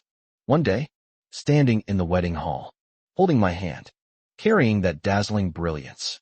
Kiss me. Go see the long years. Some readers have asked for lyrics written by Xiaoyu. I can write lyrics, but I really can't compose music, so I used Su Jiaying's Reluctant to Part as the melody. Readers who can sing along can sing along. It should have ended with paragraphs A and B, but Xiaoyu was too lazy to write paragraph B, hehe. Chapters under 1,000 words are not allowed to be published, so I've added some more text and published it together. Ethan and Grace were led backstage by staff to change into their costumes. Meanwhile, in an inconspicuous dark corner behind Director Zhang, a man wearing a black baseball cap was secretly unlocking his phone, the screen reflecting off his face. The guy opened Weibo, and his fingers flew across the screen. Weibo Super Topic. Breaking news. Breaking news. I will be going live on Weibo in 5 minutes. The live stream will feature Ethan and Grace at their audition for the TV series Chinese Paladin 1. Attention! I'm risking my life to do this live stream, so please send me lots of gifts, everyone. Thanks. Arigato. Comments section. Holy crap. Really? Seriously, sir? You managed to get this live streamed? You're not the director, are you? Isn't this the account of that well-informed person? Why is my mother tongue showing up? Haraha. Turns out, he really is a master. Great, great. You're a true brother. Remember to take clear photos. Brother, could you secretly tell me where the audition is? Ahem. No, that won't work. Since there's a live stream available, let's not be too demanding. I'm going to stop talking now and start broadcasting. Holy crap, that back view looks familiar. Could this be Director Zhang? Wow, now that you mention it, it does seem to make sense. Incredible. This looks like a huge project. They're hiring a movie director to make a TV series, right? Is that Jiang Qingtian standing over there? Yes, it should be him. I also heard he's the male lead. Doesn't that mean Ethan and Grace are the second male and female leads? Why aren't they the male and female leads? I'm going to slam my fist on the table. What do you know? Newcomers who immediately land lead roles are prone to failure. Don't you understand? Second lead or second female lead roles are the best choice. I also saw Lu Meng. Help. Have her play the lead role. Can she handle it? She can't. A hopeless case. Hopefully, Director Zhang can bring out Lu Meng's acting skills this time. I don't want this good drama to be ruined by Lu Meng. My babies Ethan and Grace. Don't rush. I'm changing. I'll be right there. Chapter 94 Audition. Ethan was dressed in a dark black robe with a cloud and unicorn design. The robe was well tailored, and the black belt around his waist was tight and clung to his waistline, making him look agile and strong, like a pine tree standing on a cliff. The dark red headband on her forehead fluttered in the wind. Though slightly worn, it exuded a sense of weight and gravitas, bearing the sharp marks of countless battles.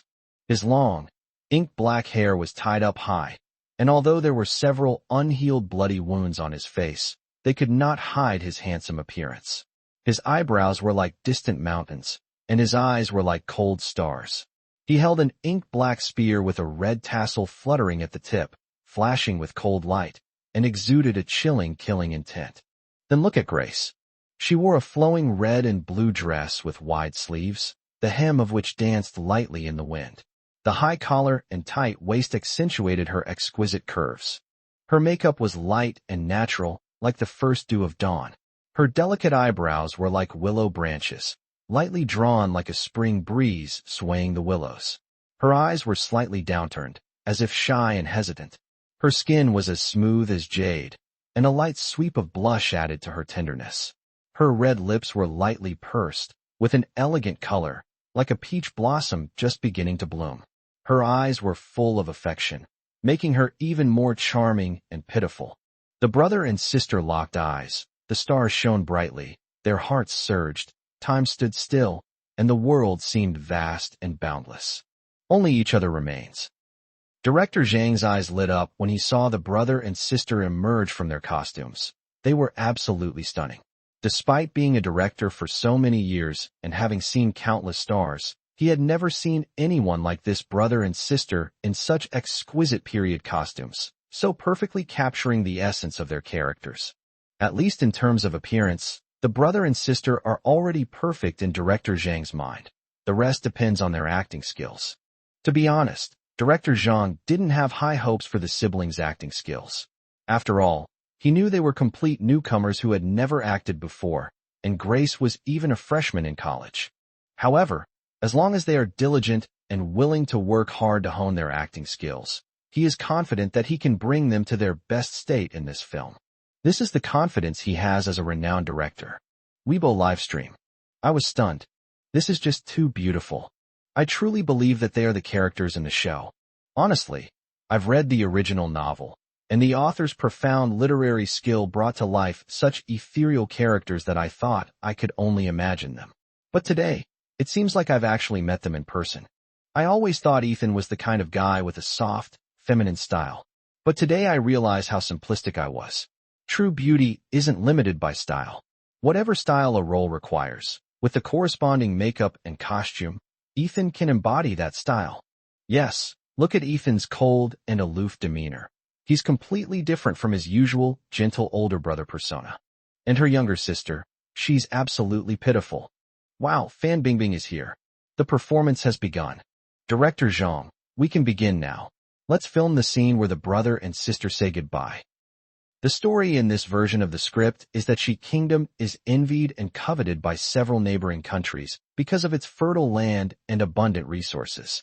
As a result, the rulers of the other neighboring countries conspire to launch a joint attack on She Kingdom. The war has been raging for months. Although She Kingdom has a strong foundation, it could not withstand the continuous attacks from several countries and has lost most of its territory. The entire She Kingdom is devastated, with smoke filling the sky and residents displaced. Ethan plays Lin Han, the eldest prince of She Kingdom, who has lived a peaceful life since childhood and has never experienced hardship. Although he suddenly encounters this calamity, he endures his fear, shoulders his responsibilities, and follows his father to fight on the battlefield. In the end, he sheds his childishness and becomes ruthless and decisive. Grace plays Lin Shi, the princess of She Kingdom and Lin Han's younger sister. Universal disclaimer: Lin Han and Lin Shi are not blood-related siblings. P.S. Even in a play within a play, blood ties cannot be involved, otherwise the book will definitely be banned. Lin Shi grew up carefree in the deep palace with her elder brother, the king, and loved and relied on him the most. Suddenly, her father and brother were caught up in the war on the front lines. Lin Shi was worried day and night in the harem and could not sleep, so her body became weaker and weaker. A few days ago, the king brought back the seriously injured father. The father was old and could not hold on, and passed away suddenly. The burden of the entire She Kingdom fell on the shoulders of his only son, Lin Han. The kingdom of Shi is on the verge of collapse, and today her brother is going to the front lines again. Lin Shi is filled with anxiety. The play begins. A warning from the author. Since this is a play within a play, imitating a TV series, there are no visuals yet, and no prior emotional build-up. The following section may be a little awkward, but please bear with it. It's just a short paragraph. Lin Shi stood behind Lin Han, tightly clutching her brother's sleeve, pleading tearfully. Lin Shi. Brother Wang, please don't go. Lin Shi. Brother Wang, you won't come back. I have a premonition. Lin Shi. Really, Brother Wang, please believe your sister, okay? Lin Han had his back to cheer. His face, covered in scars, was cold, but his eyes held endless heartache and tenderness. Lin Han. Cheer, your brother has no choice but to go. Lin Han. Cheer, your brother is not only Cheer's brother, but also the king of all the people of She Kingdom, and the hope of the people of She Kingdom. Lin Han. If you back down, how will you face the millions of people of She Kingdom, and how will you face your father and mother in the afterlife? Lin Shi became increasingly agitated. Cheer doesn't want my brother to be the king of She Kingdom. Lin Shi. Cheer wants my brother, only Cheer's brother. Grace's eyes were already blurred with tears. Although it was acting, Ethan still couldn't bear to see his sister so heartbroken and crying. But at this moment, just like his character Lin Han in the play, he wanted to comfort his sister, but he was powerless to do so. Lin Han prioritized the greater good of his country and family. Ethan for the sake of the play. They were all saying things they didn't mean. Lin Han forced a stiff tone and said, Cheer, remember this. You are the princess of She Kingdom. Lin Han. Since we are worshipped by the people, when the life and death of the nation is at stake, neither of us can retreat even a step.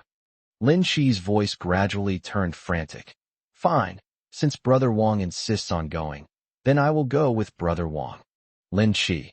Since Brother Wang just said that neither of us can back down even a step, then I, your sister, am going too. Lin Han. Nonsense. Lin Han. What are you doing on the battlefield, a woman like you? Lin Shi stared intently into her brother's eyes. If my brother can go, why can't I? Didn't my brother say I'm the princess of She Kingdom? Lin Shi. Since I am worshipped by all the people, then I, Cheer, should go along with them. Lin Han was so angry by Cheer's words that he started to speak recklessly. Lin Han gripped Cheer's shoulders tightly with both hands, gazing at her sorrowful face. Did you go because you are the princess of She Kingdom, or because your brother is going? Chapter 95 Cheer. Don't cry. Lin Shi stood there, stunned, her expression blank, and said in a broken voice, "Brother Wong, what do you hope Cheer will do for?" Lin Han was momentarily speechless when asked. Brother Wong hopes. Lin Shi finally stopped holding back and threw herself into her brother's arms. "Brother, why don't you continue?" "Lin Shi, you don't dare." Lin Han clenched his fists. "I." Lin Shi murmured softly. "Since Brother Wong won't say, then I'll go anyway." Lin Han, suppressing his heartache, pushed Cheer away, his voice trembling. "Guards, take Princess Chi away. She is not allowed to leave the house until I return." Lin Shi struggled desperately, and Lin Han painfully turned his head away, not daring to look at Cheer again. Even if he only glanced at Cheer, he would not have the heart to leave, but with the greater good of his country and people at stake, he had no choice. Only by annihilating all enemy troops can he give Cheer a carefree life and ensure the well-being of all people in Shi Kingdom. He likes Cheer if he comes back alive. He will marry Cheer. Lin Shi cried out hoarsely from around the corner. "Brother Wong, I love you. I love you. I want to marry you." Lin Han, "Sure, if Brother Wong could come back. Brother Wong, you shall marry Cheer." "Good." Cheer was overwhelmed with mixed feelings of joy and sorrow, tears streaming down her face. Exhausted, she responded softly. Lin Han resolutely turned around, leaped onto his horse, raised the banner, and roared, "All soldiers, listen to my command. All soldiers, hear, Lin Han. This journey is fraught with peril, but neither of us has a way out. Lin Han, for the country, for your families, for your wives, for your children, for your parents, for your fellow villagers, there is no other way but to fight. Lin Han, the only thing that can stand in their way is our own flesh and blood. Lin Han, anyone who retreats will be executed. Lin Han, how can we say we have no clothes? We share the same robes. The king is raising an army. Let us prepare our spears and shields. We will fight alongside you against this foe." The soldiers shouted, "Fight! Fight! Fight! Lin Han, let's go." The play is over. Both of them were already in tears. Not only Lin Han and Cheer, there are also Ethan and Grace. And Director Zhang, Lucy, Lily, all the staff present, and the viewers in the live broadcast room. Director Zhang stood up in a daze and slammed his hand heavily on the valuable monitor next to him. "Good, good, good." His three resounding "good" expressed his satisfaction. He really didn't expect it. It was great. The acting was superb. It was as if Lin Han and Lin Shi had come back to life and were standing vividly in front of him. His guidance? No. Without his guidance would only make the siblings' performance flawed. He didn't know why Ethan and Grace acted so well, nor did he want to find out. All he knew was that Lin Han and Lin Shi had to be played by Ethan and Grace, and if the roles were changed, he wouldn't film it. Lily was still holding Lucy and crying. "Lucy, I love Cheer so much, so much." Lucy patted Lily on the back and nodded deeply. "Yes, Cheer is very beautiful." Lily, and Lin Han, I can feel his struggle. I can feel that he likes Cheer. He doesn't really want to go, but he has no choice. He is the last line of defense for this country. He is actually very fragile, but the heavy burden on his shoulders forces him to be strong. Lily, wah, wah. Lucy remained silent. No one knew better than her that this was Ethan and Grace. These are Lin Han and Lin Shi. Weibo. Wah, wah, that's so unfair, so unfair. They stabbed me. They stabbed me. What should I do? What should I do? I still want to watch it. This is just the audition. We still have to wait for filming to start, for shooting to finish, for post-production, and for the release. Doesn't that mean we have to wait another year? I can't wait any longer. I need to see Cheer right now. Holy crap, their acting is so good, it's like it's real. Yeah, I feel like these two are the reincarnations of Lin Han and Cheer. Holy crap, does reincarnation really exist in this world? I'm starting to doubt materialism. Who exactly decided to cast Ethan Grace as Lin Han and Cheer? I want to kneel before him. God, she has such good taste, sob sob. I have a feeling that if Jiang Qingtian and Lu Ming don't continue to hone their acting skills, their reputations will be completely overshadowed by Ethan and Grace when this drama airs. Agreed. Cheer, my cheer. Lu Family Villa. Luan was curled up on the sofa, hugging her older brother and crying loudly. Luan. Brother, I want to see Cheer. I want to see Lin Han. Lu Xiaoyuan handed his younger sister tissues one by one. Ethan and Grace's performance even sparked his interest in acting. Perhaps it would be interesting to immerse himself in playing another person. Lu Xiaoyuan. I know. I already promised you last time. The National Day holiday is coming soon. Once everyone is on holiday, I'll take you to see Cheer. Luan. Okay. The livestream clips were quickly spread by Ethan Grace's fans, and the level of popularity was unprecedented. The show hadn't even started airing yet, but its popularity had already exploded. The Legend of Sword and Fairy 1, Lin Chi, Lin Han. These related terms have already garnered over 300 million views. Not only on Weibo, but also on various short video platforms and WeChat moments. There are video clips of Lin Han and Lin Chi acting. Ethan and Grace's Weibo followers have also skyrocketed, even surpassing the number of followers Jiang Qingtian accumulated over several years. Even Isabella and Alex, who didn't watch the live stream, along with their uncle's family, saw the clips on their WeChat moments. Ethan Grace has become incredibly popular across the country. Grace was still immersed in the scene of Ethan leaving, and her emotions could not be calmed down for a long time. She cried her eyes out. Ethan gently patted Grace's back, wiped away her tears, and comforted her in soft, gentle words. Cheer no, Grace. Don't cry, sweetie. Ethan is already confused. Perhaps Cheer and Grace are actually the same person. Whether or not to distinguish them is perhaps not important. Brother, I still want to cry. Brother, please don't go. Brother isn't going. His answer was decisive and swift, without the slightest hesitation. In the play, Lin Han has to go, but now he's Ethan, and his sister doesn't want him to go, so he doesn't go. My younger sister is the most important. The world can be abandoned. Chapter 96. Will you abandon me? Grace was still immersed in the moment when Lin Han turned and left in the play. She really felt that Ethan would leave her one day, whether by choice or by force. She nestled in Ethan's arms, lost in her emotions, completely oblivious to everyone around her, crying and crying, her glistening tears sliding down Ethan's neck and into the hollow of his collarbone, warm and itchy. She raised her pitiful eyes, her nose flushed, and her words were filled with unspeakable grievances. Ethan, you won't abandon me like Lin Han did, right? Ethan's heart felt as if it were being invaded by a cold winter night. Every throbbing felt like being mercilessly pierced by sharp icicles, the pain making it hard for him to breathe. He endured it and tried to comfort himself. No, brother won't.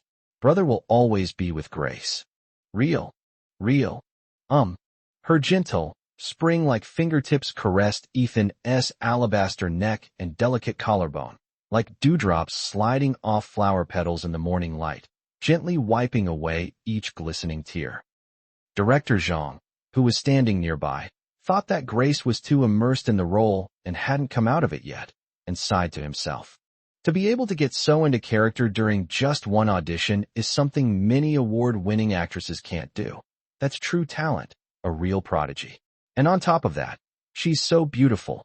Her future is limitless. He is now very satisfied with Ethan and Grace.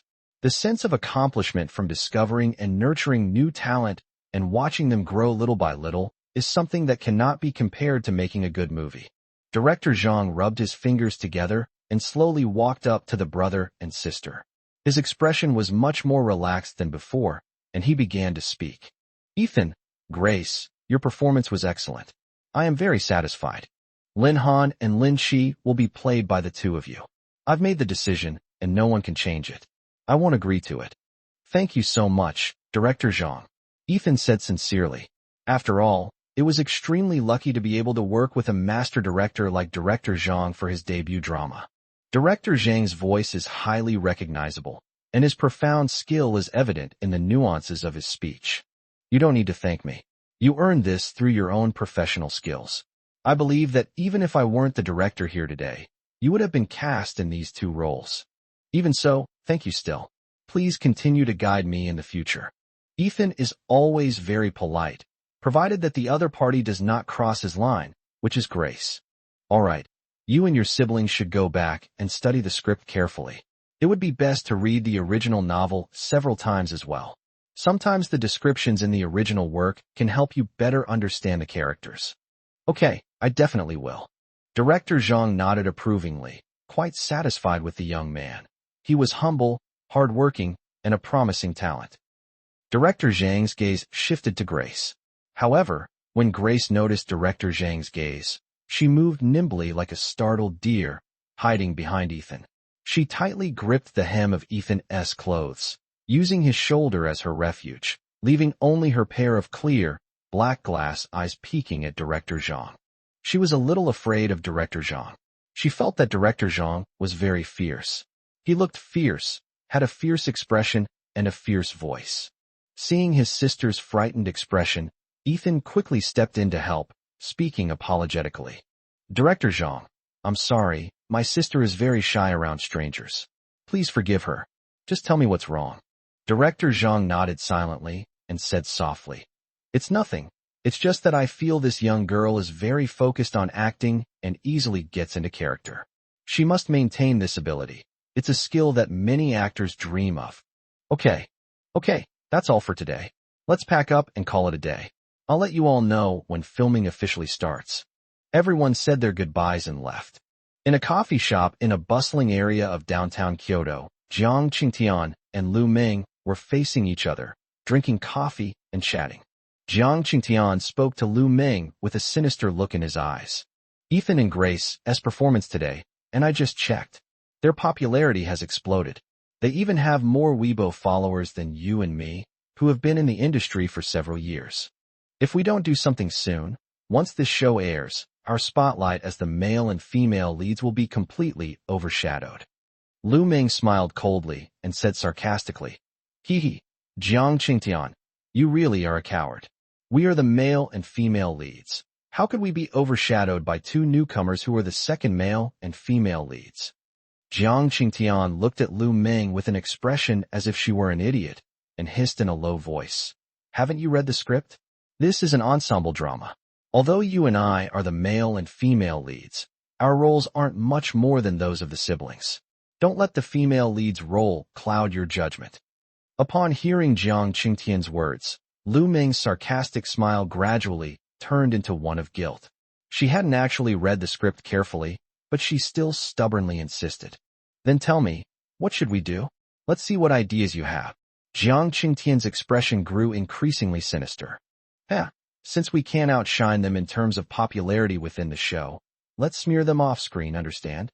Lu Ming scoffed. You make it sound so easy.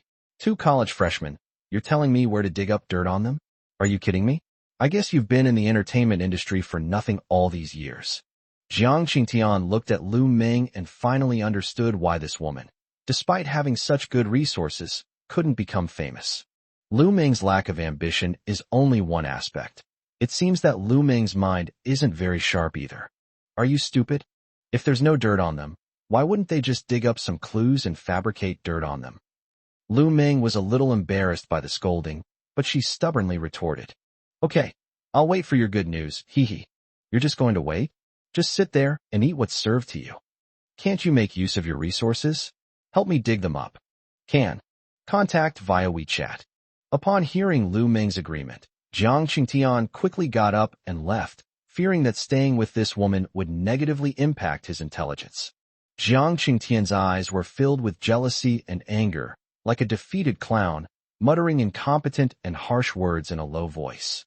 Ethan, Grace, you just wait. Chapter 97, She Doesn't Deserve His Kindness. Seeing that Grace was in a really bad mood, Ethan took his sister to the ice cream and bubble tea shop at school to buy her ice cream. Grace loved ice cream when she was little, especially vanilla flavor. However, Grace was not in good health, so her father always controlled her and didn't let her eat too much. Because of this, Grace threw a tantrum at him several times and ignored him for a long time. Grace is feeling a little better now and is able to eat some food. Hello, I'd like a vanilla ice cream. Okay, yes. Holy crap, Ethan. The ice cream shop girl had just finished saying, okay, when she looked up and saw it was Ethan, and immediately screamed. Startled, Ethan quickly made a shushing gesture. then clasped his hands together in a pleading gesture and whispered, "Please, please, don't shout, or this store will be surrounded. You believe me." The young woman understood immediately, patted her chest, as if to say, "I know," and whispered to Ethan, "Ethan, I'd like to give you a vanilla ice cream. Can you sign it for me?" "No need to send ice cream. I'll sign it for you." "Where should I sign it?" "Let's get your employee ID signed." As she spoke, the girl straightened her chest, took out a marker, and handed it to Ethan, asking him to sign it. The name tag was pinned to the girl's chest. How was Ethan supposed to sign it? Grace had silently walked up behind Ethan without him noticing, and suddenly spoke in a low voice. "Hee, what a great spot. Miss, let me sign for you." "No problem. I'll sign my brother's name for you instead. Ethan is all mine, so it's reasonable for me to sign his name." Grace's tone was hard to describe, but it made the young woman feel extremely dangerous, as if an invisible, gloomy, murderous aura was enveloping her. She keenly sensed that something was wrong. She quickly put on a polite, but very awkward smile, and said to Grace, "Ha ha ha, no need, no need. I'll make you ice cream right away. You can rest on the sofa over there, and I'll bring it to you personally." "Okay, thank you, miss." Grace was smiling, and her smile was beautiful. She felt that it was simply a devil's smile. "Ha ha, you're welcome, you're welcome." Grace pulled Ethan back to the sofa. Feeling bored, Grace asked Ethan for her phone again. "Ethan, give me your phone." "Oh, okay." Ethan handed the phone to his sister. Grace carefully examined the phone, discovering that her photos were indeed flawless, but the screen itself had numerous scratches. Ethan in her heart for being such a big idiot. She also felt as if she were surrounded by a sea of flowers, warm sunshine, and vibrant colors, like sweet honey flowing into her heart. She looked at Ethan's phone model, which seemed quite old. Ethan usually just listened to music and replied to WeChat messages, so he didn't have much need for his phone and didn't find it laggy. However, she didn't want her brother to use the old phone, so she secretly decided to buy him a new one. This time, instead of opening WeChat, she opened the photo album, wanting to peek into what kind of private things Ethan had in it. There were only 2 folders in the entire album, one of which was the default folder for the camera. She opened it and started browsing. They were either photos of PowerPoint presentations or photos of various documents. Grace then opened another folder called Baby and found it filled with photos of her as a child. Back then, Ethan didn't have this phone. He only had a Polaroid camera to take physical photos. So, this treasure folder contains photos that Ethan took of each physical photo and then digitized them. She flipped through the photos one by one. The Polaroid camera's resolution wasn't very good. Some images were already blurry, and when the phone took a second picture, they became even blurrier.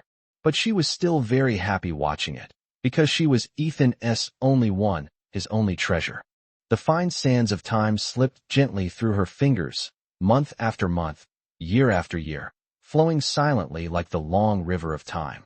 The smile on her face, like a blooming flower, grew sweeter with the passage of time. Until 5 years ago, it came to an abrupt end. The album's timeline abruptly ends. The fingertips also suddenly stopped. Her sweet smile froze instantly. She left.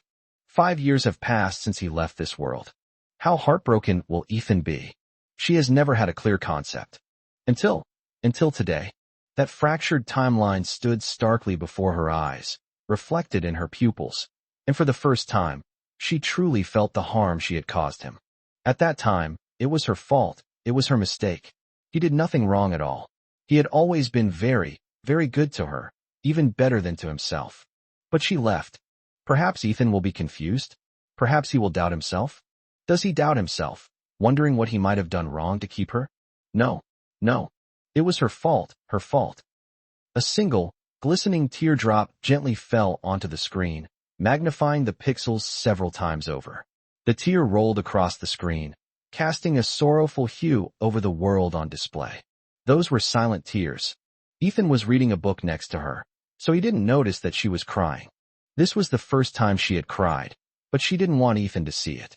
Before, every time she cried, she would deliberately let Ethan find out, because that would trick Ethan into giving her unconditional care, unconditional pampering, and unconditional compromise. But this time, She didn't want Ethan to find out, because she felt ashamed, guilty, and unworthy of Ethan's kindness. She didn't deserve his efforts to make her happy. "Your ice cream is ready, please take it." The young lady came over and handed her an ice cream. She subtly wiped away the screen and the glistening tears in the corners of her eyes, forcing a smile. "Okay, thank you." "You're welcome. Please enjoy your meal." She took a small bite of the ice cream, remembering that she loved vanilla ice cream the most when she was a child. But Ethan always wouldn't let her eat it because she was even more sick when she was little and would get a stomachache if she ate anything cold. Perhaps Ethan was too good to her, so good that she got used to it and took it for granted. So she remembers clearly that once she wanted to eat ice cream, but Ethan wouldn't let her, and she argued with Ethan. For 3 whole days, no matter how Ethan tried to coax her, she ignored him. She remembered that on the 4th day, Ethan finally had no choice but to go out and buy vanilla ice cream. But he heated it in a pot, and it melted into sugar water before giving it to her. She was finally appeased. Looking back now, she really was a jerk. 3 whole days. Ethan must have been so heartbroken. Chapter 98, I'm going to bite you. The vanilla ice cream melted slowly on her tongue, so sweet. But when the syrup reached her heart, it was incredibly sour. Perhaps it was because her heart was bitter, so even the ice cream lost its sweetness. This time she didn't eat much, only a small tip of ice cream before stopping. It's not because the ice cream isn't sweet anymore. It's not because she doesn't like to eat anymore. It's because she didn't want Ethan to worry about her health anymore, argue with Ethan anymore. She held an ice cream cone in her right hand and gently tugged at Ethan's sleeve with her left, pulling him out of the book, speaking in a voice like a kitten. "Ethan, I don't want to eat anymore. Can you finish it for me, brother?" Ethan gently closed the book with both hands and took the ice cream. "Does Grace not like this flavor? Then next time, brother, buy Grace something else." She quickly shook her head. No, I really like vanilla." Ethan asked softly, slightly puzzled. "Then why did Grace only eat so little? Is her stomach upset?" She continued to shake her head, her dark eyes sparkling in the sunlight outside. "Anyway, I'm not eating it. I'm not eating anymore." She feigned anger, baring her cute little fangs, and slowly approached Ethan's face, threatening him. "Brother, do you want to eat?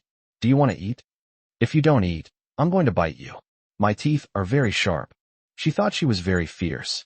Ethan knew, in his eyes, she was clearly just a cute and cuddly kitten. Okay, brother, you can eat." Hee. Ethan picked up the ice cream and started eating, completely oblivious to the fact that she had already eaten some. But she thought to herself, it's no use if you care.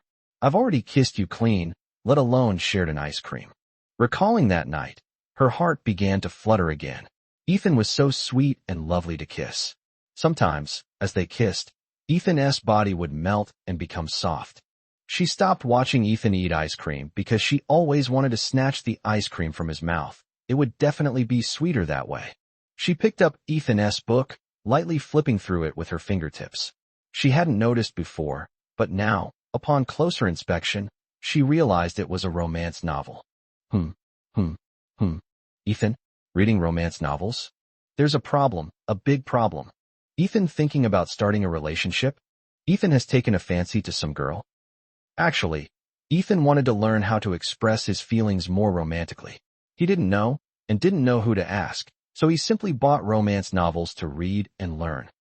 Grace was surrounded by dark energy, her eyes narrowed, and she spoke softly. Ethan, you want to be in a relationship? Ethan's heart skipped a beat. Had his sister seen through him? This sounds like a romance novel. Ethan, how could I, your dear sister, have no idea that my good brother had this hobby? Ethan was sweating profusely and tried to explain at a loss. No, I just randomly picked one from the shelf, and I didn't look at it closely. You better be. It really is. All right, I'll let you off the hook. She carefully read the romance novel while secretly thinking to herself, dating is fine, but you have to date me. I dare to talk to others. I'll. She gradually became engrossed in reading it, and I must say, the novel was really quite good. Ethan, Lindayu? What a coincidence. It has been only a few days, but it feels like 1,000 years have passed. I miss you all so much. Today, I will invite my two sons to drink fragrant tea together to express my longing for them. Lu Xiaoyuan, Zhu Ran, and Li Wenbai came to buy milk tea together. As soon as they entered, they saw Ethan and Grace on the sofa. Ethan looked up and saw Lu Xiaoyuan and his group, and said quietly, "Young Master Lu, it seems your cultural refinement has improved quite a bit in just a few days." "Haha, you flatter me, you flatter me. So what would you two like to drink? It's my treat today. Buy Grace a cup of hot milk. I won't drink it. I just had an ice cream." "No problem." Zhu Ran, Wenbai, where are you two? Zhu Ran, mango pomelo sago, I guess. Li Wenbai, I want classic lemonade, 70% sugar, less ice. Lu Xiaoyuan, you did a pretty meticulous job. As the group was drinking, Li Wenbai suddenly spoke up. "Hey, I heard that freshmen are going to have military training. Did you guys know about this?" Zhu Ran also said, "Yes, I've heard about it too." Lu Xiaoyuan, "Ha, then I can go see the junior girls again, how wonderful." Li Wenbai pushed up his glasses and said slowly, "I bet you're planning to give the pretty junior a cold drink too." Lu Xiaoyuan looked astonished. "You actually predicted that?" Ethan listened, then asked with a puzzled look on his face. "It's almost the National Day holiday. Why is there military training all of a sudden? I thought Grace's class wouldn't have military training this year." Lu Xiaoyuan replied, while sipping his milk tea. The sun was quite strong a while ago, and the school probably considered that students might suffer from heat stroke, so they postponed the military training date. Many schools do this now, and some even extend it to the winter break. That's perfect. After military training, we'll have a holiday in October, so we can relax and have some fun. Ethan immediately started worrying about his younger sister, Grace. Could she handle military training? Ethan said to Grace nervously, "Grace, should we ask for leave?" "No, brother. This is for academic credits, and taking leave will affect my graduation. Grace can pull through." Grace's expression was very determined as she clenched her little fist and spoke. But Ethan's trust in Grace's health isn't very strong. However, this would indeed affect his graduation. After thinking it over, he was still worried and decided to stay with Grace during her military training to prevent any accidents from happening. As for attending classes, he'll just have to skip them. He can preview the material beforehand, so it shouldn't be a problem. Lu Xiaoyuan and the others exchanged glances and couldn't help but complain about Ethan. "Look how nervous you are. It's just military training, not a war. Even the younger girls aren't nervous. Is it you who's in military training, or is it her little sister? Look how much you're spoiling her. Your little sister is precious, but she's not a porcelain doll, okay? Don't always overprotect her." Ethan didn't say anything. He silently refuted it in his heart. "Yes, I did participate in military training too, accompanying my sister. Isn't that still military training? Besides, my sister is clearly a porcelain doll. She looks like she'd break at the slightest touch. How can she not be a porcelain doll? I didn't overprotect her. I wasn't protecting her enough." Zhu Ran, "Speaking of you, every time I see you, you're always with Lin Daiyu. I've never seen you two apart." Li Wenbai nodded in deep agreement. "That's true." Ethan remained silent, but silently added another thought to himself. "I'm really sorry, but I'll have to stick with my sister during military training." Grace leaned against Ethan's arm, her head slightly lowered as she read her novel. But her little ears were always perked up as she listened to their conversation, and the corners of her mouth unconsciously turned up slightly. "That's for sure. Ethan can only be with me. It's because he spoils me, and I keep a close eye on him." Chapter 99 Freshman Year Memories. After finishing their milk tea, Lu Xiaoyuan suggested that they take Grace out for a nice meal that evening, as they hadn't had a proper dinner together yet. Ethan asked for her opinion, and she agreed, so she went along. Although she was afraid of strangers, she was quite familiar with Ethan's roommates, and they were all nice people, so she wasn't so afraid, especially since Ethan was with her. A barbecue restaurant near the school was brightly lit and packed with people, bustling with activity. It's very popular. There's even a long queue outside, so it must be delicious. Fortunately, they arrived early. The group sat around a table, and Lu Xiaoyuan was eating heartily while talking to Grace. "Lin Daiyu, let me tell you, you have no idea how popular Ethan was in his freshman year." Grace was intrigued by Lu Xiaoyuan's words. as she was eager to learn about the missing 5 years. Tell me more. Sure. If we're talking about this, I could talk for 3 days and 3 nights. Ha! Zhu ran. No, for days and 4 nights. I can make up for it with 1 more day and 1 more night. Ethan. Lu Xiaoyuan quickly began his lecture with great enthusiasm. I remember there was a senior in the same department who was a year ahead of us. She's a junior now, and she was a sophomore last year. Ethan was a freshman at the time, and he became famous overnight because of that welcome performance. Although Ethan's performance was terrible, his good looks made up for it. Then that senior girl took a liking to Ethan, and she pursued him relentlessly, mainly because her methods were quite aggressive. She stopped your brother right there on the playground and asked to add him on WeChat, but Ethan didn't give it to her. Then she came to a few of us roommates and asked us about Ethan's hobbies, class schedule, and so on. We're all so loyal, right? Can we tell her? Li Wenbai awkwardly adjusted his glasses, just as Lu Xiaoyuan continued speaking. Then, we completely sold Ethan out, telling him everything clearly. Grace. Every morning at 8 o'clock, she would bring Ethan steamed buns and porridge. She would also bring him a cup of milk tea during breaks. However, your brother never accepted any of these things. She even said that she was a year older than your brother and that she should help him with his studies. However, these are all minor incidents. The most outrageous one was when your brother went to the toilet during break, and she came to deliver milk tea. She blocked your brother's toilet door and said that if he didn't accept the milk tea, she wouldn't let him out. We almost died laughing at that time. The whole floor came out to watch your brother being blocked in the toilet by a girl, Grace was both amused and exasperated. This senior's way of pursuing someone was indeed quite unique. It would be a miracle if they could catch up. Grace's big eyes sparkled as she continued. So, did my brother accept it in the end? Of course they collected it. Otherwise the school bell would have rung by now, When Grace heard that Ethan had accepted it, she immediately became unhappy. She then revealed her sharp little tiger teeth and bit Ethan's fair forearm, leaving 2 red marks. However, she was very careful this time and didn't bite through it. This is your adorable little sister. This is your punishment for accepting milk tea from a strange girl. She put on a fierce look and spoke to Ethan. Li Wenbai stared blankly, then said, Sister Lin, your method of punishment is quite unique. Zhu ran. What do you know? Doesn't this make Lin Dayu seem sharp-tongued? Ethan. Ethan said to Lu Xiaoyuan, utterly exasperated. Brother Lu, can you please stop pausing and just say it all at once? Okay, fine. Lu Xiaoyuan continued.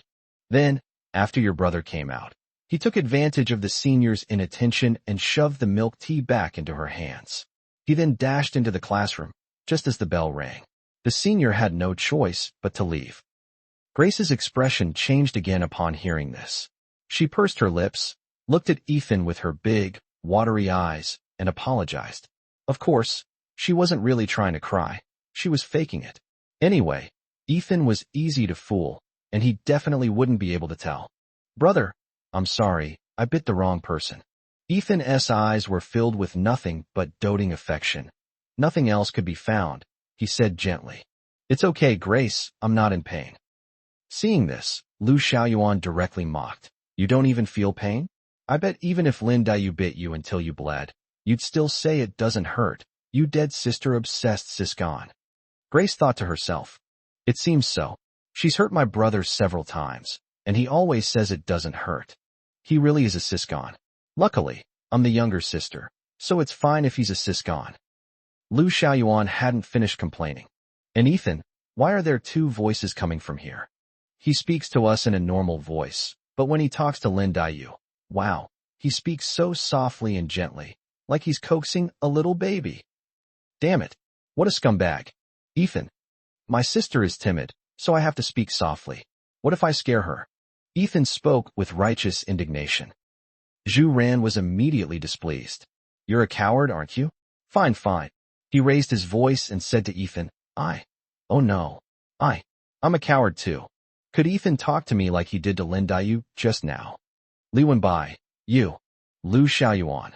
Dude, you're too old to be acting cute anymore. Zhu Ran. He was truly exasperated. These 2 were complete idiots. Grace stared at Ethan again, and asked in a dangerous tone, "Brother, is that senior still pursuing you?" "No, no." Ethan quickly denied it. "That's it. After your brother seriously rejected her several times, the senior student got a little embarrassed and gave up. She even posted on her WeChat moments that she would never like Ethan again." Grace exclaimed in surprise. "This senior has quite a backbone." "Yes? What's wrong with it?" "Huh." Later, during the annual Campus Beauty and Campus Hunk selection, on that mini program, the senior student was the one who blew the most votes for your brother. Grace. Okay, let's pretend she didn't say anything. However, her eyes lit up again as she keenly caught another piece of information. "Campus Beauty and Campus Hunk contest?" She quickly asked. "So, did my brother end up being the school heartthrob?" "Absolutely. He surpassed the senior who dominated the rankings for 2 years. He truly deserves the title." "Oh, then this list is quite reasonable. After all, my brother is always the best looking wherever he goes." Grace spoke in a matter-of-fact, unsurprised tone. "Lu Xiaoyuan. Zhu Ran. Li Wenbai. Wow, that's a huge mouthful of dog food, a Chinese slang term for public displays of affection. We haven't finished our barbecue yet. Can we sprinkle it later? I won't be able to eat any more meat." Grace suddenly remembered something and continued to ask, "Then, who is the school beauty? Chapter 100, is my brother a pervert?" Lu Xiaoyuan said with a tone of deep sorrow. "The school beauty is naturally from our acting department. After all, our acting department has everything, but it doesn't lack handsome men and beautiful women. I'm so handsome, yet my looks aren't even ranked among the top in our acting department. Where can I complain to them?" Grace became interested and asked again with anticipation in her eyes. "So who exactly is the school beauty?" "The school beauty is actually Li Fanling, the class monitor of the second class next door. I think she's also the student council president now. If I remember correctly, Wenbai." Li Wenbai tilted his head slightly, looked at the ceiling, and thought for a moment before replying. "She does seem to be the student council president now. I saw her a few days ago when I went to the student council to organize materials." Ethan suddenly said, "When the selection starts this year, Grace will definitely be the school beauty. My sister is the prettiest." All right. You know your sister is pretty. I think she's the best in every way in your heart. However, what you said is true. As long as Lin Daiyu participates, the school beauty will definitely be Lin Daiyu. I have never seen a girl more beautiful than Lin Daiyu." Grace blushed slightly at the compliment, her eyes turning slightly red. She then secretly hid behind Ethan's shoulder, resting her chin on his shoulder blade and inhaling his sweet fragrance. She said softly, in a voice as gentle as a kitten's meow, "Brother, but I don't want to participate in the school beauty pageant." Lu Xiaoyuan laughed and said, "Whether or not you participate in the election is not up to you, Lin Mimi. Your brother didn't want to participate either, but he was still voted the school's most handsome guy. Just find a screenshot of your TV screen, send it to the mini program, and the rest is up to us voters, haha." Zhu Ran chimed in, "We guarantee to get a lot of votes for you, Lin Daiyu, ha." She grew increasingly shy, hiding her face even deeper. Ethan gently patted her head and spoke softly. "Grace, don't be afraid. Everything will be all right." Lu Xiaoyuan continued. "Speaking of which, Li Fanling and your brother are evenly matched." Grace peeked out from behind her brother and looked at Lu Xiaoyuan with a puzzled expression. Lu Xiaoyuan continued, "That's right. In the first semester of freshman year, your brother's GPA was first in the major, while Li Fanling's was second. Then Li Fanling started studying, and in the second semester of her freshman year, she overtook your brother again. She was first in her major, and your brother became second." She rested her chin on Ethan's neck, which was soft and warm, and asked softly, "Brother, is it like this?" Ethan nodded slightly. "That's true." Lu Xiaoyuan added, "However, your brother is currently in first place in terms of overall GPA for the entire freshman year, but it's hard to say what will happen later. After all, your brother has to work and will probably miss classes often, so his grades in class are probably not very high. Even if he does well on the final exam, he will still be inferior to her overall." Ethan smiled and said with relief, "It's okay, just do your best." Grace blindly idolizes Ethan. When she hears that someone can surpass her brother, She finds it unbelievable, especially since Ethan is the school beauty. Subconsciously, Grace sees her as a rival. A sense of crisis immediately arose. She grabbed Ethan's clothes and asked him in a menacing tone. Then, brother, are you very familiar with that Lee family? Huh? We're not familiar with each other at all. In fact, we don't know each other at all, and we've never spoken. Oh, I see. That's all right then. The group ate and chatted all night. His 3 roommates recounted all the embarrassing things that happened to him during his freshman year, some of which he remembered even more clearly than he did himself. Maybe that's just how Xiao Haizi is. He's developed feelings for her through her criticism. Grace was also very happy because she had gotten to know Ethan a little better. She also learned that Ethan hadn't actually gotten close to any girls, which made her feel quite good. She was his only one, the most special one. There's a saying online that those who are favored are fearless, and thinking about it, it seems quite true. She always took advantage of Ethan's doting on her, making many unreasonable demands and bullying Ethan. Isn't this just being fearless because you have nothing to lose? Ethan led her back to the neighborhood. He didn't go straight home, but instead went to the convenience store at number 444. Brother, what are you buying? Buy cotton insoles. She blinked her bright eyes, expressing her confusion. Grace is going to military training. Those military training shoes are really hard to wear. They're stiff and rub your feet. Standing at attention and running in those shoes will hurt your little feet. So, adding several pairs of cotton insoles will make them much softer, which will protect Grace's little feet. Oh, okay. Her eyes were filled with a sweet smile. Her brother was indeed as thoughtful and gentle as ever. Or is it only towards her? Ethan immediately noticed upon entering that the convenience store staff had changed. He wouldn't normally pay attention to this in a convenience store, but since this was convenience store number 444, he decided to take a look at the employee list on the wall. Brother, what are you looking at? Looking at the employees' names. Why? Is it because you know someone there? It's not that I know anyone. I'm afraid there might be dead people among them. Huh? Ethan lost his mind. What is all this about? She quickly straightened Ethan's body, and they touched forehead to forehead. He didn't have a fever. Grace's sudden approach made his heart race instantly, and his eyes began to look unnatural. Grace always manages to make his heart flutter unexpectedly. Grace, I'm not sick. Are you really not sick? Yes, really. Come on, I'll take Grace to buy cotton insoles. Good. Ethan quickly bought the insoles, purchasing 14 pairs in one go, leaving her completely stunned. She immediately asked, Brother, how many pairs of feet does your sister have? Of course it's a pair. Then buy 14 pairs of cotton insoles. It's not that you need 2 pairs of pads to make them soft enough, and you have to change them every day. With 7 days of military training, that's exactly 14 pairs. That made so much sense that she couldn't refute it. Oh well, whatever her brother does is always right anyway, so she'd better just obediently listen to him. Hey, wait a minute. Why did Ethan buy the shoes without even asking her what size they were? She took a pair out of her shopping cart and looked at them. They were size 36, which was exactly her size. Brother, how did you know I wear size 36 shoes? Ethan's face turned bright red the moment she asked the question.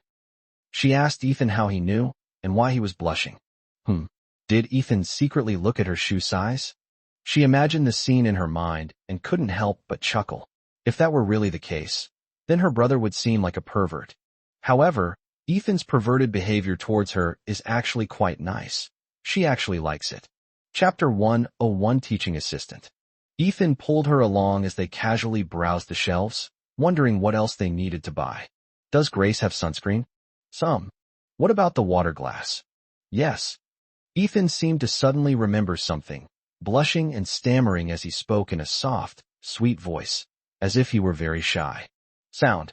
Grace. It's that, military training will make you sweat a lot. So that's it.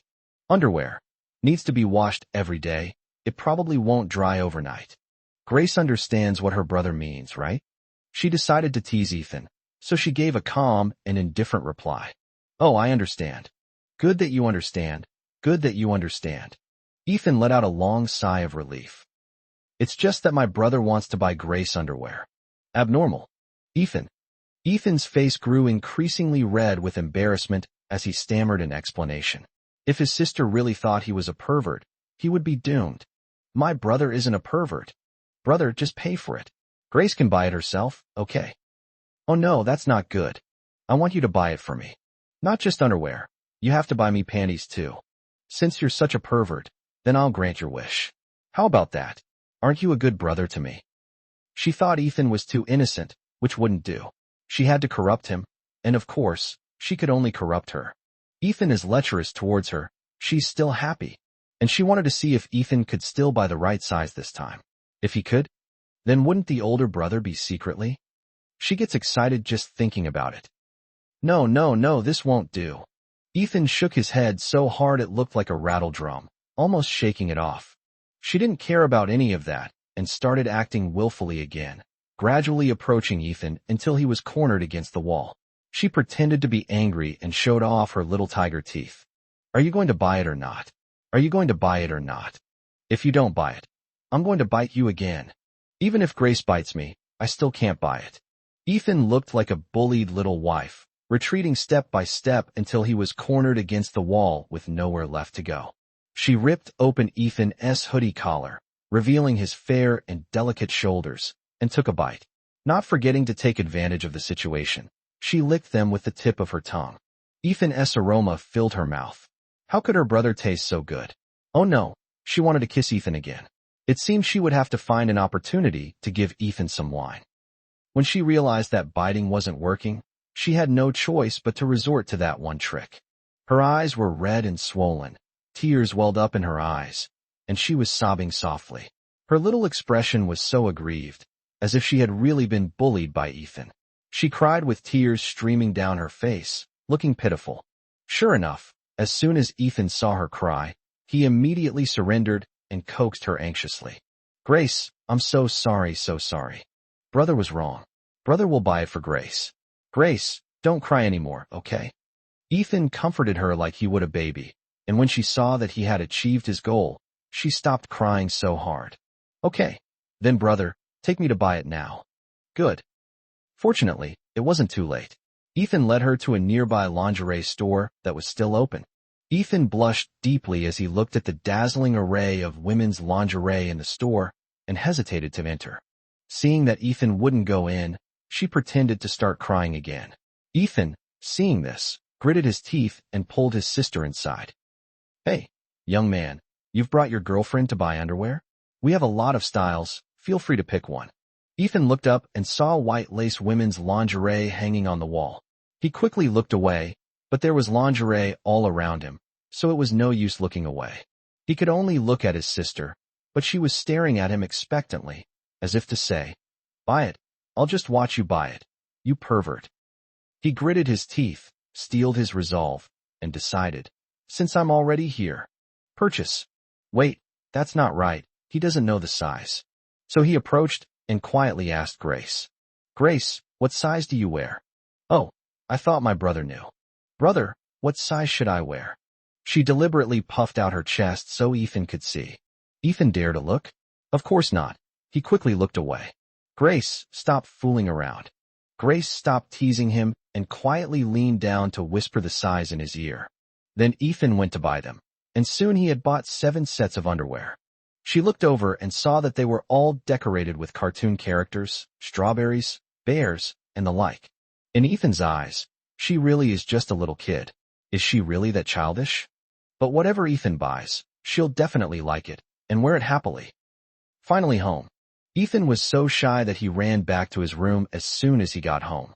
He decided to read a book to calm his mind, but his phone rang shortly after he started reading.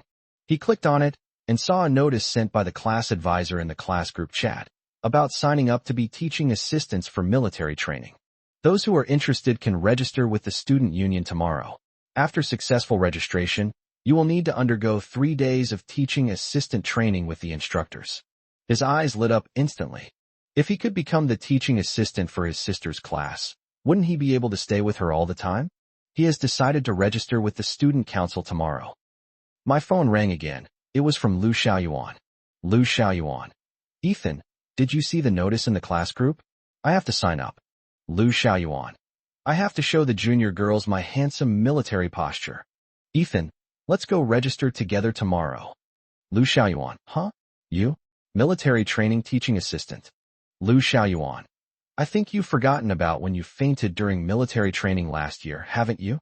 Lu Xiaoyuan. Where are you going with your delicate skin? Ethan, never mind that.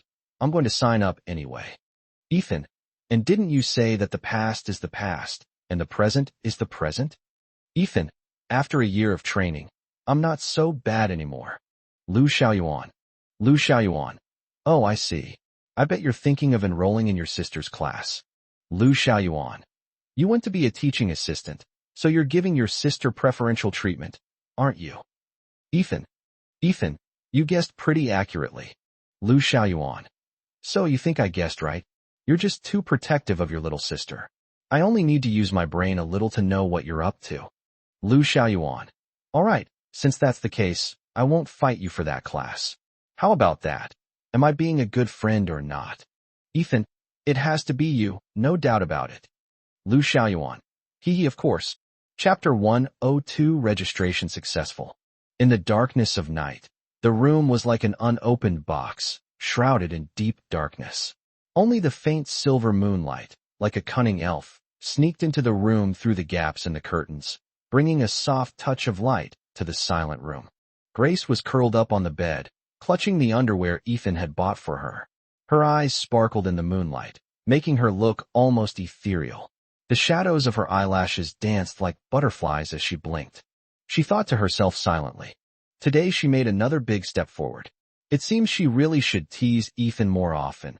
Otherwise he always treats her like a child. Even though she's not a child anymore, she's only a year younger than him. But Ethan is so innocent. Don't novels and comics always say that teenage boys have a lot of hormones that they can't release? Ethan seems like he's sexually frigid. When she has her own baby in the future, she can't be the one to initiate it, can she? Oh, it doesn't seem like it's impossible, hee. Thinking of this, a dreamlike blush rose on her cheeks, making her even more breathtakingly beautiful under the moonlight. Lost in thought, she fell asleep, her rosy lips still bearing a faint, sweet smile. Ethan next door was still awake, studying his sister's class schedule by lamplight. Because he was going to undergo 3 days of training after successfully registering, he wanted to surprise Grace and try not to let her find out that he was training. Fortunately, my sister has quite a few classes over the next 3 days, so it shouldn't be a big problem. After studying the class schedule, he took out the romance novel and started reading it. The cover was a beautiful design with sky blue and light pink accents. It seems that romance novel covers are all very pretty. Girls just like these pretty and exquisite things. It's only a few 100,000 words long, so I should be able to finish reading it in one night. His fair fingertips gently caressed the pages, turning them one by one. The novel must have been very interesting, as the boy was completely engrossed in reading it. The next morning, Grace went to his 8 a.m. class, while he and Lu Xiaoyuan went to register at the student council. Perhaps because they arrived too early, there were only a handful of students on duty at the student council. It was quite deserted. He asked one of the students on duty, "Excuse me, where do I register to be a teaching assistant for military training?" "Oh, it's in that room inside. You can just go in. There's no need to knock." "Okay, thank you." He and Lu Xiaoyuan went into the inner room. The room was small, with only a table, 2 chairs, and a girl writing something at the table. "Hello, we are 2 people who would like to sign up as teaching assistants for military training." The girl looked up at the 2 of them, and then spoke with a very surprised expression. "Ethan, you want to sign up as a teaching assistant for military training?" Lu Xiaoyuan was also quite surprised when he saw the girl's face. "Li Fanling, you're in charge of this." Ethan thought, isn't this the student council president? He had never really paid attention to what Li Fanling looked like before. He never really cared about such things. Li Fanling nodded slightly to Lu Xiaoyuan. "Yes, it's my responsibility." She turned to look at Ethan and said slowly, "Ethan, if you sign up for this, you'll waste a lot of time and definitely miss a lot of classes. Then your GPA will really never be able to surpass mine. I'd really like to have someone like you to catch up with, so I can have some motivation to study." Ethan was surprised that Li Fanling was thinking about this, and responded with a light laugh. "It's okay, just do your best for GPA. I really want to be a teaching assistant for military training now." Then, Would it be convenient for you to tell me the reason? Of course, you don't have to say it. It's not a necessary procedure. She was quite curious to know what reason this top student could give up class time to participate in a military training teaching assistant position that seemed to offer absolutely no benefits. Ethan spoke in a very calm tone. I want to get some special treatment for my sister. Lu Xiaoyuan, who was standing to the side, couldn't help but twitch his forehead when he heard Ethan's answer. Dude, do you have to be so honest? They can talk about opening back doors so openly and honestly. What exactly are you so proud of? Li Fanling was also stunned by Ethan's reason. Her eyes twitched slightly, and she said with a sense of helplessness, Okay, you're such a good brother. Since teaching assistant positions don't offer academic credits this year, not many people are applying. I'll just fill in which class your sister is in. I doubt anyone will compete with you. Thank you so much. My sister is in the film and television performance class. Li Fanling rummaged through the messy table and found a form. She neatly filled in Ethan's name in the row for film and television performance class 1. And you, Lu Xiaoyuan? Which class are you in? Then I'll go to class 2 next door. Okay, all filled out. Then you two remember to go to training tomorrow. No problem. We're leaving now, thank you. You're welcome. By the way, Ethan, I still hope you can do your best to improve your GPA, preferably by pushing me really hard, so I'll be more motivated to study. Ethan was both amused and exasperated, but he nodded in agreement, as he was originally going to focus on his studies anyway. For the next 3 days, Ethan secretly trained during the day and secretly read romance novels in his room at night. Ethan bought many books and read them all, even specifically choosing those about sibling relationships. Unfortunately, because he was focused on physical books, Ethan forgot about the book Secret Love that he had only read one sentence of at the time. Ethan even went to Xintian to ask his cousin to help him with the test questions. To be honest, the questions my cousin set seemed a little strange. But he couldn't quite put his finger on why. Anyway, after he finished, my cousin told him to go home and that she would let him know the results via WeChat later. Military training starts tomorrow. So tonight he went to the supermarket and did a big shopping trip, buying lots of delicious and nutritious food and putting it in the refrigerator. After the daytime military training is over, I'll cook something delicious for my younger sister when I get back in the evening to help her replenish her energy. He wants to raise his younger sister to be fair-skinned, beautiful, and healthy. Didi. The phone on the table rang. It was the dormitory group chat. Lu Xiaoyuan. Sharing. Kyoto University's newest campus bell and hunk selection mini program. Lu Xiaoyuan. Brothers, the year has begun. Lu Xiaoyuan. Enough talk. Let's get Ethan in first. Zhu Ran. No need. This mini program just launched, and Ethan has already surged to first place, with a commanding lead. Li Wenbai. As expected. Li Wenbai, huh? Why isn't there any little Lin's sister over there with the girls? Lu Xiaoyuan. No one has uploaded Lin Daiyu yet. I'll find a screenshot and upload it. Ethan, I'll put it there. Lu Xiaoyuan. All right, then you, as the older brother, can do it. Ethan opened his photo album and skillfully flipped to the picture that was his phone wallpaper. In the afterglow of the setting sun, Grace leaned against a bench beside a tree-lined path on campus. A golden carpet woven from fallen sycamore leaves spread out along the winding stone path, and the orange-red sunset, like splashed paint, adorned this small world in a dreamlike way. Grace's expression was serene, her delicate features appearing even more defined under the interplay of light and shadow. Her face was bare, glistening with moisture, giving her a fresh and ethereal look. Her fair, slender arms gently cradled the book as she read intently.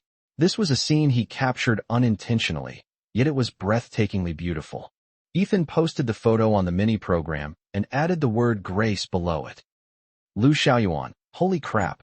This photo of your sister is absolutely gorgeous. Zhu Ran. This is going to be snapped up by someone else in a flash. Li Wenbai. I've already started swiping votes. Ethan believed that the school beauty must belong to his sister. Although he didn't care about the title of school hunk, he cared a lot about his sister's title of school beauty. My younger sister is definitely the prettiest. Chapter 103. Military training begins. The weather in Kyoto at the end of September was quite annoying. It's cold to wear a coat in the morning, hot to wear short sleeves at noon, and cold again in the evening. It's really hard to know what to wear.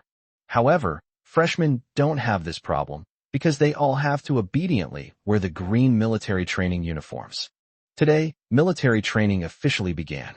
The square in the living area is a sea of green as far as the eye can see. The freshmen chatter and laugh, and the campus is filled with the atmosphere of youth. It was early morning on the first day of military training. The freshmen were all gathered in the living area, preparing to walk to their respective training locations in class units. The class monitors were organizing their respective classes. Cough, cough. Students of Film and Television Performance Class 1. Line up. Shorter students in front, taller students in back. March in unison. Hey, stop talking, be quiet, and listen to me. Film and Television Performance Class 2. Line up and follow behind Class 1. Keep up. Keep up. The vast green army set off towards the Peking University playground. Since they had not yet been trained, the small formations of each class were crooked and extremely disorganized. Some were chatting, some were chewing gum, some were fixing their hair, some were wearing their hats crookedly, and some weren't even wearing their military training uniforms. It was also mixed with the teasing remarks of passing senior students. Hey freshmen, what's with this disorganized march? There's not even anyone to call out the numbers, haha. We were much better than you guys back in the day. It's true that each graduating class is worse than the last. 7 days. You'll have 7 days of military training. Enjoy it, haha. Last year I was ridiculed by my seniors, but this year I finally got my revenge. Grace was walking absent-mindedly in the formation, feeling quite unhappy. Snort. Ethan was nowhere to be seen early this morning, and no one knows what he's doing. It's her first day of military training, and Ethan didn't even come to see her off. He definitely doesn't love his younger sister anymore. She was practically about to burst into tears. She had already planned it all out. After military training today, she would go back tonight and give Ethan a good dressing down, demanding to know why he hadn't come to see her off. First cry, then make a scene, then threaten to hang yourself. Let's see if Ethan still has feelings for her. Actually, Ethan and the others, as teaching assistants, were called away early to the assembly, and because he wanted to keep it a secret, they naturally couldn't see Grace off. Grace. Grace felt someone tugging at her and heard someone calling her name. She turned her head and saw a little girl on her left calling her. It's me. And who are you? My name is Xiaoya, and we're in the same class. The little girl was so excited. After all, it was quite difficult to talk to Grace. Although she could see Grace in class, they had never interacted before, let alone at such close range. This little girl completely baffled Grace. We're definitely in the same class. Aren't we in the same formation? Oh, haha, that's right. Can I call you Grace then? Okay. Grace, I thought you weren't coming to military training. How could that be? It's a school requirement. Every freshman has to undergo military training. That makes sense. Wow, Grace, your skin is amazing. I feel like it's so smooth it could burst with moisture if I just squeeze it. Wow, Grace, your waist is so tiny. Wow, Grace, your hands are so delicate. Wow, Grace. Stop. Stop yelling, Xiaoya. Oh, okay. Their conversation attracted the attention of others, especially some eager boys who had long wanted to woo Grace. After all, Grace was so beautiful that they all wanted to make her their girlfriend, including the class monitor who was leading the group. The class monitor, Zhang Chao, had become familiar with most of the students in less than a month since the start of the semester. He was practically a social butterfly. He fell for Grace at first sight in class, but she was so aloof that he never even had a chance to speak to her. Today, the opportunity has finally arrived. Zhang Chao had been leading the team from the front side. He gradually slowed down and moved to the middle of the team, striking what he thought was a very cool pose as he spoke. Grace, if you find it too crowded, you can go to the last row of the line. Yo, class monitor, I want to squeeze in too. Can I go to the last row of the line? The people in the group started to jeer. Go away, stop making a fuss. I was just giving Lin special treatment because he's physically weak. Oh really? Is it because she's physically weak? Or because she's beautiful? Can someone explain this to me? I don't think I know, haha. Ahem. Zhang Chao coughed lightly twice, feeling a little embarrassed. Such blatant favoritism by the class monitor was damaging to his prestige. Thank you, but I don't need it. Grace refused in a cool, clear voice. Okay. Zhang Xiao reluctantly returned to the front of the team to continue leading, preparing to look for another opportunity. Grace, does squad leader Zhang like you? Xiaoya asked gossipily. Grace. That was the first thing I said to him. That doesn't stop him from having a crush on you. Grace, you're so beautiful. Even I, a girl, am smitten, let alone the boys. What does it matter to me whether he has a crush on me or not? Grace said with an indifferent expression. You're right. Finally, they arrived at the designated location for military training. The instructors hadn't arrived yet, and the students were all lying on the ground, crookedly resting. Grace is a germaphobe, so instead of sitting on the ground, she just stood there. Since she would have to stand at attention soon anyway, it wouldn't make a difference if she stood there for a little longer. Some students looked into the distance and saw what appeared to be the instructor's team running towards them. Because the instructors' uniforms were a darker color, they were easier to spot, so they quickly called out to each other to get up. Get up quickly, the coach's team is here. Hey, why is there another formation over there? It should be the teaching assistant team, which consists of our senior students. Because there aren't enough instructors, they are the ones who lead some classes. I see. So if the class is led by senior students, wouldn't it be much easier? It must be easier than if it were led by an instructor. That's how it is in theory. Holy crap, they're here, they're here. Judging from the color of the clothes, they seem to be teaching assistants. This is awesome, yay. Wow, he's kind of handsome, this teaching assistant. You can already tell he's handsome from that far away. You're such a fangirl. Ethan quietly counted 1, 2, 1, jogged over to the front of the film and television performance class 1, and stood still and turned around with a nimble movement. Of course, Lu Xiaoyuan, the teaching assistant from class 2, was also there and ran over to stand in front of the group from class 2 next door. Damn, I take back what I said about you being a fangirl. You're really handsome. Grace looked over as well. He looks a bit like Ethan. Chapter 104, so he's this jealous.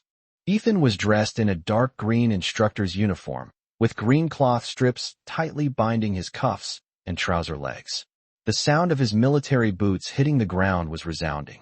His hat was the perfect size, making him look tall, sharp, and a dashing soldier. Because it was against the light, Ethan was surrounded by a black halo, and his face was not very clear, so Grace did not recognize him at first. But when she shielded her eyes from the sun and looked closely, she realized it really was Ethan. That's why Ethan didn't come to see her off this morning. That's why Ethan has been acting so suspiciously these past few days. So it was because of her that Ethan became the instructor. She took a deep breath, as if the air itself was sweet. Ethan stood still, his eyes were already searching for his sister. After confirming her location, he spoke in a strong, resonant voice. Hello, students. I am your instructor for the next few days, your senior student, Ethan. After Ethan introduced himself, everyone shielded their eyes from the sunlight and looked closely, and were surprised to find that it really was Ethan, the celebrity, the person from TV. Howls erupted from the team. Yay. Oh woo. Wow. Holy crap. Ethan is going to put me through military training? Really? Holy crap. This is just too blissful.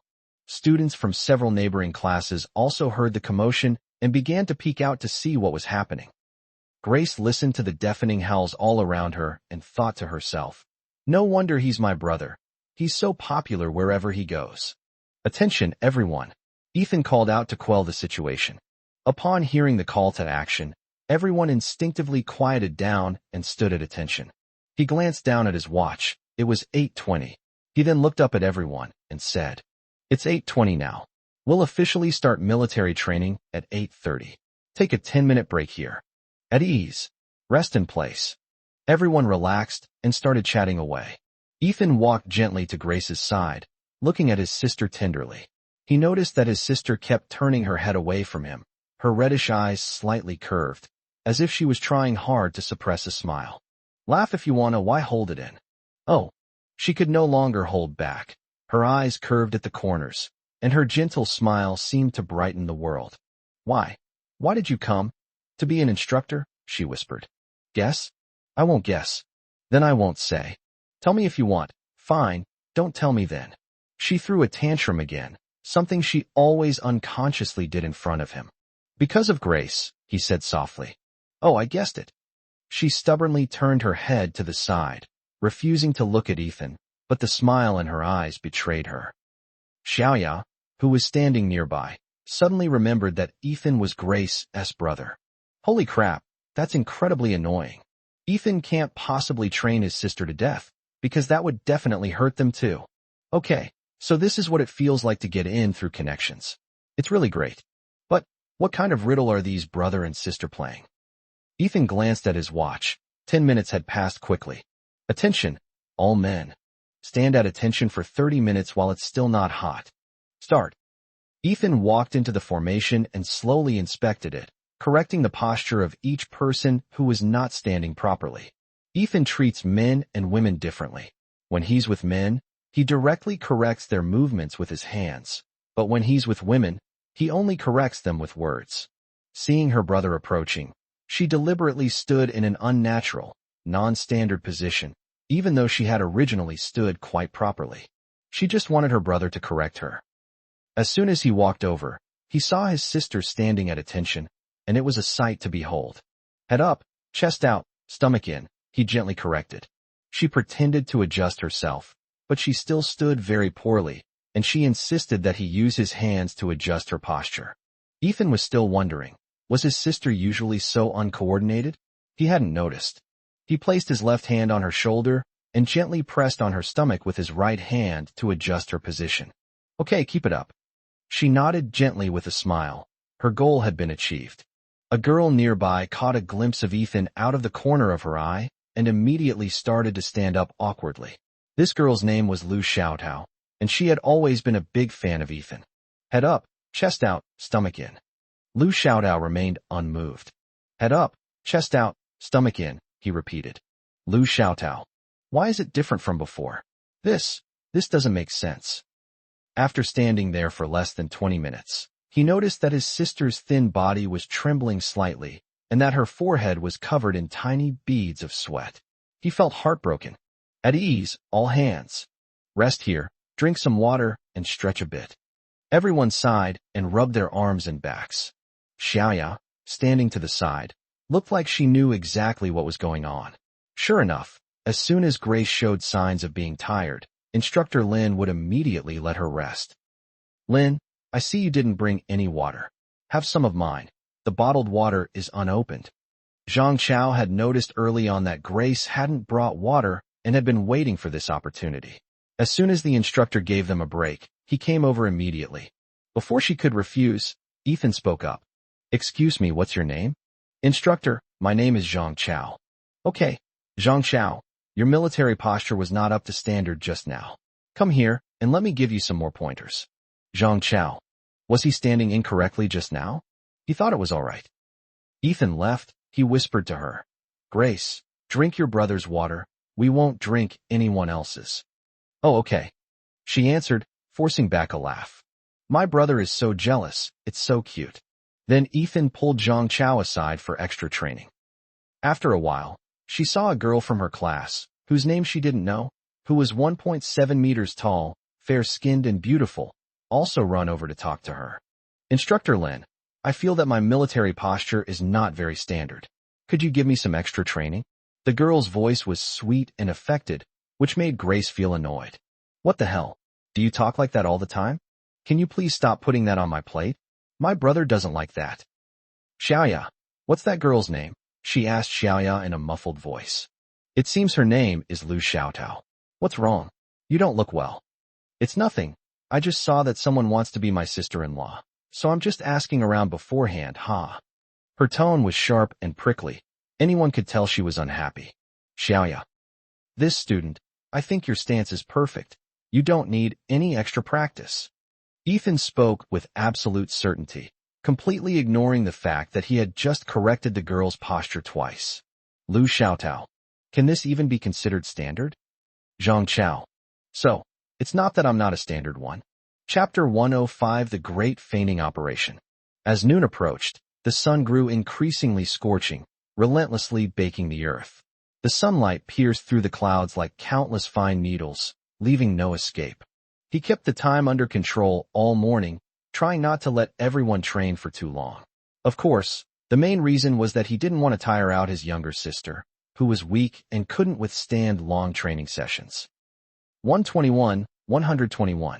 The sound of running chants gradually rose from the playground, and some classes began to run, which was also part of the military training. Although he really didn't want his sister to run under the scorching sun, he was, after all, an instructor, and it would be too conspicuous for his class not to run on the entire playground, so he decided to run 2 laps just to make an appearance. Everyone is here, line up. Let's run 2 laps too. Inside the group, Lu Xiaotao whispered to the girl next to her. Hey, bye-bye, I'm going to pretend to have heat stroke and faint in a bit. Remember to remind Senior Lin to carry me to the infirmary, okay? I understand, don't worry. You're such a good sister. My happiness for the rest of my life depends on you. Ethan led the class in a run. It was really hot. Even he, running outside the line, felt unbearably hot, let alone his younger sister who was in the line. He was considering whether they should just run a lap instead. As he was pondering this, a girl's scream suddenly rang out from the group. Oh no, instructor, she's fainted. Ethan quickly ordered the team to stop and leave the track to avoid affecting other classes. He quickly went over to check and found it was the girl named Lu Xiaotao from earlier. She was probably suffering from heat stroke. Instructor Lin, please carry Xiaotao to the infirmary quickly. Xiaotao may have heat stroke. Bai pretended to be very anxious as he spoke. Xiaoya overheard Lu Xiaotao and Bai's plot and immediately told Grace, so Grace has already figured out how to deal with it. She suddenly fainted and collapsed to the ground, secretly winking at Xiaoya, who immediately understood. Instructor, someone else has fainted. Xiaoya's acting skills were clearly better than Bai's. Her voice and expressions were spot on. Ethan quickly looked over and saw that his sister had fainted. His face instantly turned pale. He was already regretting letting the team run. If something happened to his sister, where would he find a way to undo his mistake? Seeing that Grace had fainted, Zhang Chao volunteered to carry her to the infirmary. He even imagined what would happen next. Grace would wake up and be very grateful to him, and be moved by his gentle and attentive care. He would then half-heartedly give in and successfully win her over. Unfortunately, Ethan's anxious voice shattered his illusions. Zhang Chao, carry Lu Xiaotao on your back and follow me to the infirmary. Ethan, blinded by concern, hoisted his sister onto his back and ran towards the infirmary. As for Lu Xiaotao, he only knew the name of one boy, Zhang Chao, so he naturally let Zhang Chao carry her. Lu Xiaotao, Zhang Chao. Ethan, drenched in sweat, carried his younger sister on his back and ran towards the infirmary. Meanwhile, Grace, on Ethan's back, was secretly watching the nervous Ethan with her eyes lowered. Luckily, she was incredibly quick-witted.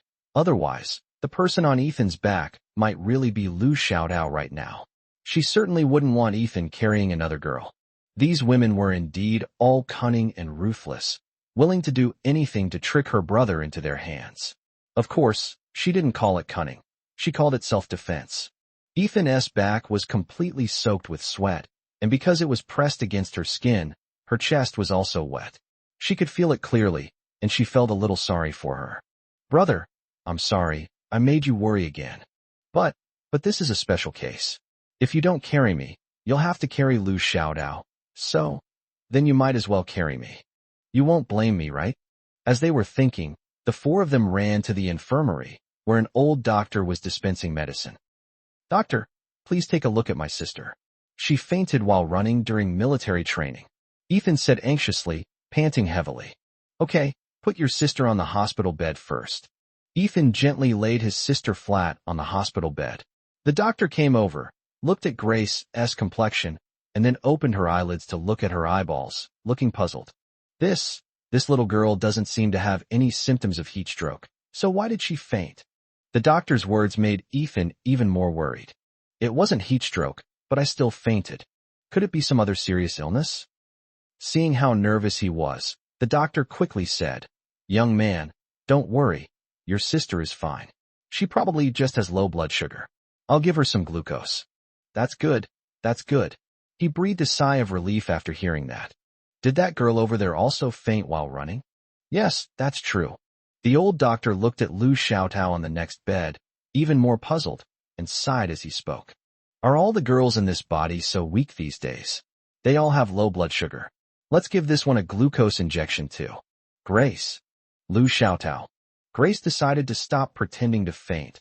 Otherwise she would have to get in for drip, and she didn't want to get a needle prick for no reason. Brother, where is this? She said weakly, her eyes glazed over, though she was faking it. Grace, you fainted due to low blood sugar.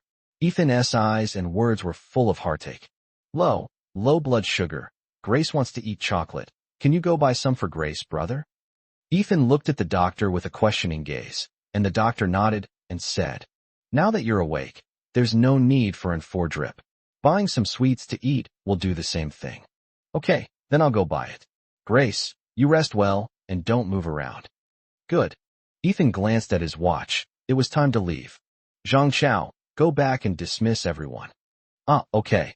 Zhang Chao was also exasperated. He hadn't found a single opportunity to get close to Grace all morning. He had just been working. When Lu Xiaotao heard that Grace had woken up, she knew that Grace was faking it. She had been wondering why someone else had fainted immediately after she fainted. Since Instructor Lin's training intensity had been so low all morning, it shouldn't have been enough to cause fainting. It turns out there were some real experts out there. But isn't Grace Instructor Lin's sister? Why was she pretending to faint? Is it simply that he doesn't want to train? That doesn't make sense either. Training is almost over this morning. Wouldn't it be too late for her to start pretending now? Was Grace trying to stop her? That can't be right. She's never spoken to Grace, and they have no grudges against each other. Why would Grace stop her? Seeing that Ethan had gone to buy things, Lu Xiaotao got up and quietly sat down next to Grace, asking her in a low voice. Lin, why are you pretending to faint too? Isn't Instructor Lin your brother? Grace replied quietly. If I don't pretend to faint, you'll be my sister-in-law soon, haha. Lu Xiaotao. Chapter 106, Saving the Earth. Does Lin have a problem with me? We shouldn't have any conflicts, right? No, I don't have a problem with you. I have a problem with everyone who wants to be my sister-in-law. Grace answered calmly. Lu Xiaotao. Your brother will eventually have a girlfriend, date, and get married. Even if it's not me, it will be someone else. No, I will not allow such a person to exist. So you're going to monopolize your brother for the rest of your life? That's a bit selfish of you. Lu Xiaotao's emotions were slightly agitated, and her tone became sharp. Grace lowered her eyes and remained silent. Selfish? Yes, she was indeed very selfish, using her status as his sister to shut out all the girls who liked him on his behalf. They didn't even ask for his opinion. But so what if she's selfish? All I need is to get Ethan. Moreover, although she rejected others on his behalf, she would eventually give herself to him as compensation. Whether he liked the compensation or not, he had no choice, because she was the only girl left by his side. Unless he wants to stay single for life, that's fine too. Then we can be loving siblings for life. She slightly raised her eyes to look at Lu Xiaotao, her beautiful peach blossom eyes filled with coldness. That's none of your business. All you need to know is that my brother could never like you, and I will never give you that chance. Find someone else to like. Ethan doesn't belong to you. Lu Xiaotao was speechless. The atmosphere in the infirmary grew increasingly silent, as if the air itself were about to freeze. Fortunately, Ethan returned shortly afterward, breaking the suffocating awkwardness.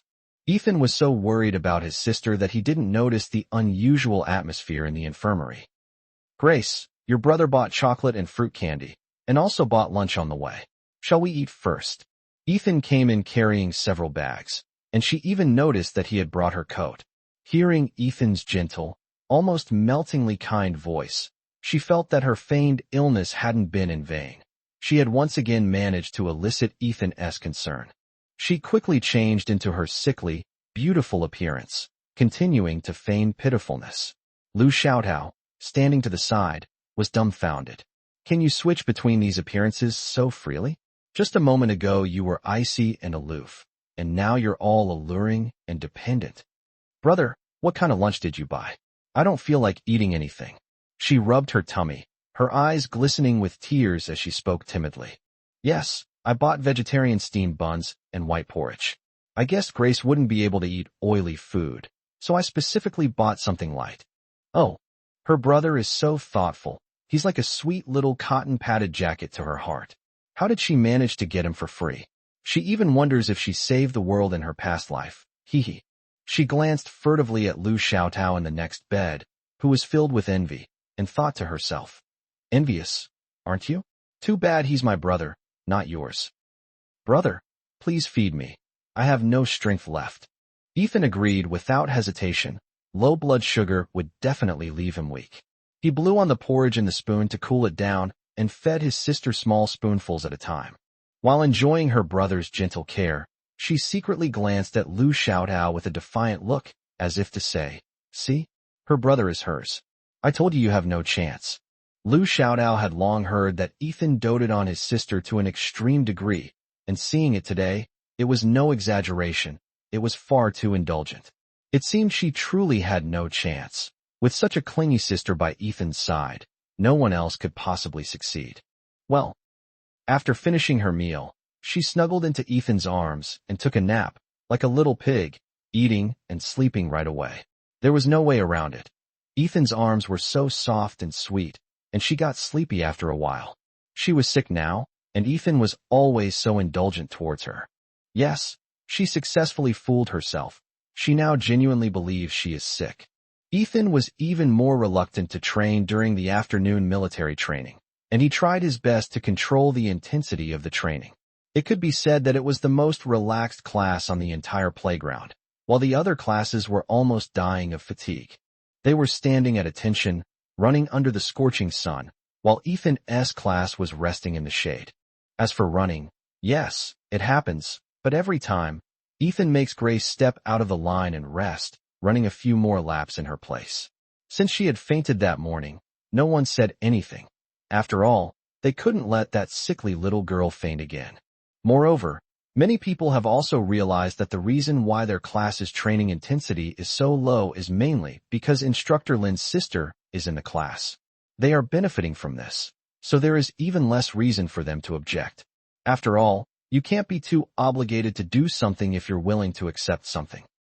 Around 8 p.m., as night fell and the streetlights came on, one by one the streetlights on the playground were lit up, their soft white light shining on the lush green lawn, making the lawn appear even more vibrant and verdant. The campus of Kyoto University gradually became more crowded. There were people singing, playing football, playing badminton, doing exercises, running, and various clubs. Of course, there were also couples secretly whispering sweet nothings on the benches in the shadows around the campus. The students from Class 2 next door looked on with envy at Class 1, who was resting again. Seeing that it was almost time, Lu Xiaoyuan also told the students to rest for a while. A girl from Class 2 looked longingly at Lu Xiaoyuan. "Instructor Lu, how about we play some games with the class next door? We're about to be dismissed today anyway. Aren't you and Instructor Lin from next door on particularly good terms?" Some boys in the class were teasing the girls. "Oh, so you just want to play games, or do you want to play games with Instructor Lin?" Ha ha ha. Everyone burst into laughter, making the girl blush bright red. Lu Xiaoyuan thought about it, and it wasn't a bad idea. It would be a good way to liven up the atmosphere and let everyone take a break. So he ran over and pulled Ethan aside to discuss it. "Hey Ethan, we've been practicing all day. Let everyone have some fun. Let's have the neighboring classes sit in a circle and play some games." "Sure, but what games should we play?" "That's easy. Let them perform their talents. I'm sure some of the boys will want to show off in front of the girls. Trust me." "Okay, I'll go call the classes on the left, and you go call the classes on the right." "Okay." Chapter 107. What if it's you? He quickly called over 2 classes from the music department next door, while Lu Xiaoyuan called over 2 classes from the broadcasting department. The instructors for these classes were all teaching assistants, and since they were all around the same age, they were easy to talk to and readily agreed. Everyone sat on the lawn, forming a large circle, with Lu Xiaoyuan in the middle presiding. As for Ethan, he probably went to find a sweet and soft girl to cuddle with. Grace was sitting in the crowd with Ethan, holding his arm, watching Lu Xiaoyuan host the proceedings. "Grace, take off your military training uniform and put on your own jacket." This uniform is too thin, and it's cold. Then brother, please change it for me, she pleaded again. The girl's long eyelashes cast shadows in the soft light, and her bright, black, glass-like eyes were very beautiful. This, Grace, the military training uniform has buttons. Ethan hesitated. Grace's military training uniform fit her quite well, and he was afraid that when he unbuttoned it, he might accidentally touch something he shouldn't. So what if there are buttons? Can't you unbutton them, brother? She blinked her peach blossom eyes and spoke with an innocent expression. Grace, of course, wouldn't let this opportunity to tease Ethan slip by. She was determined to pretend to be an innocent young girl and get Ethan to unbutton her clothes. Yes, maybe. Then brother, can you take it off for me? I'm too lazy, she said casually as she reached into Ethan's pocket to take out a lollipop to eat. Well, okay then. Ethan held his breath and, with his pale fingertips, placed the first button on Grace's neck and slowly unbuttoned it. The second one. The third one. The position of this one was quite special, and he dared not move it at all. His fingertips were even trembling slightly. He wasn't moving around, but someone else was. Grace, seeing that they had finally reached their spot, pretended not to be able to find the lollipop and leaned forward to look for it. Also naturally. Ethan's fingertips touched that softness. It was as if a telepathic connection was being transmitted through his body, and he was completely stunned. Grace glanced at Ethan's reaction out of the corner of her eye and saw that Ethan was like a fool, motionless and not even blinking. She chuckled inwardly, thinking, what an idiot. Just a slight touch through her clothes, and this it. What will happen later? Cough, cough. Brother, why did you stop? Ethan was brought back to his senses by her words, and a blush immediately rose to his pale cheeks, his ears turning red. He looked very cute, and she really wanted to take a bite. Oh, no, it's nothing. He lowered his eyes and avoided eye contact, continuing to change his sister's coat. Xiaoyao watched in stunned silence. My goodness, does he have to spoil her like this? She doesn't even have to do anything to change her clothes. Weibo really doesn't lie. Lin is indeed a doting brother and a super sister obsessed guy. I secretly took a picture. I'll post it in the hashtag. Lu Xiaoyuan spoke in the crowd. Since there are quite a few of us, playing games might be difficult. How about we show off our talents? Everyone, please be enthusiastic, especially the men. This is a great opportunity for you to shine. Me. Can I go first, Instructor Lu? The girl who suggested playing the game was the first to excitedly sign up. Sure, let's go. When the girl got to the middle of the crowd, she became a little shy, blushing as she held the microphone and stammered. I want to sing a song. Give it to Instructor Lin next door. Oh, so you were confessing to the handsome Ethan. No wonder you were so eager to do it. Ha ha ha. People started cheering wildly, and some even took out their phones, ready to start filming. Grace was immediately displeased. Another one trying to steal my brother, huh? Fine. Ethan, you're not allowed to listen. Covered Ethan's ears with her little hands. Ethan was both amused and exasperated. He could have covered them himself, but his sister's hands were ice cold, so he let her do it to warm his hands. The girl sang Stealing Hearts while searching for Ethan, but there were too many people and she couldn't find him right away. Who secretly stole my heart? Unable to distinguish between night and day. As she sang, she finally found it, but it was a pair. She saw Grace covering Ethan's ears, staring at her with a very unhappy expression, which made her feel uneasy. Good heavens, how is she supposed to sing like this? She quickly looked away, finished her song, and left the stage. Judging from the thunderous applause from the audience, the singing must have been quite good. Soon, someone else volunteered and stepped forward. It was Zhang Chao. Ahem, I'm not very talented, but I'd like to sing a song for someone. That's Grace from our class. He narcissistically flicked his bangs in the wind, probably thinking it looked cool, unaware that others thought it looked a bit silly. Goodness, so you're going to buy all of their food, huh? That's hilarious. One for each of you, right? You took them all. I've settled in Bungbu. Where are Ethan and his sister? I want to see their expressions. Ethan scrutinized Zhang Chao carefully after hearing his words. That's it. You want to date my sister? Even if you multiply that face and charisma by 100, it still wouldn't be a good match for Grace. Grace, he is not good enough for you. Ethan spoke with absolute certainty, but there was a strange, sour smell in the air, and no one knew where it came from. Oh, then who is good enough for me? I think no one is good enough for Grace. His precious Grace is the best in the world. No one deserves her. Ethan, if it were you, would you be good enough for me, Ethan? Her tone seemed casual, but her beautiful eyes were full of seriousness. The surroundings were noisy and bustling, but his world seemed to be isolated by Grace's question, utterly silent, with only his thoughts flowing quietly like a stream. He could hear the wind, her breathing, her voice, and his heartbeat. Perhaps I'm barely worthy, he answered very seriously. He deserved Grace? He thought probably not, but this time he just didn't want to tell the truth, even if it was just a hypothetical. She gently closed her eyes, suppressing her wildly beating heart, and tilted her head back to take a deep breath. Strange, the air tastes sweeter now. Grace, do you want to cover your ears yourself, or should your brother do it for you? Grace, oh no, it's a boomerang. Then brother, cover it up, but don't press too hard. She spoke pitifully, but she wasn't pitiful at all. She was just pretending to be pitiful to get attention. Good. Maybe Zhang Chao sang pretty well, but nobody cares. Grace, let's sing a song together. Okay, what should we sing? How's the old street? Is Grace homesick? Yes, I've thought about it. Just the old street. Good. The days of military training passed by one. Under Ethan's protection, Grace safely completed the training and remained fair-skinned and beautiful. Of course, Ethan did not give any boys a chance to fawn over her. Hello, Mom. Xiaoyu, how have you been lately? Yeah, that's good. Grace just finished military training and said she misses home, so we're going home tomorrow. Okay, then Mom will prepare something delicious for you. By the way, why don't we invite your Aunt Man over to play together? Xiaoyu, you haven't seen Aunt Man in a long time, have you? Good. Be careful when you come back. Okay.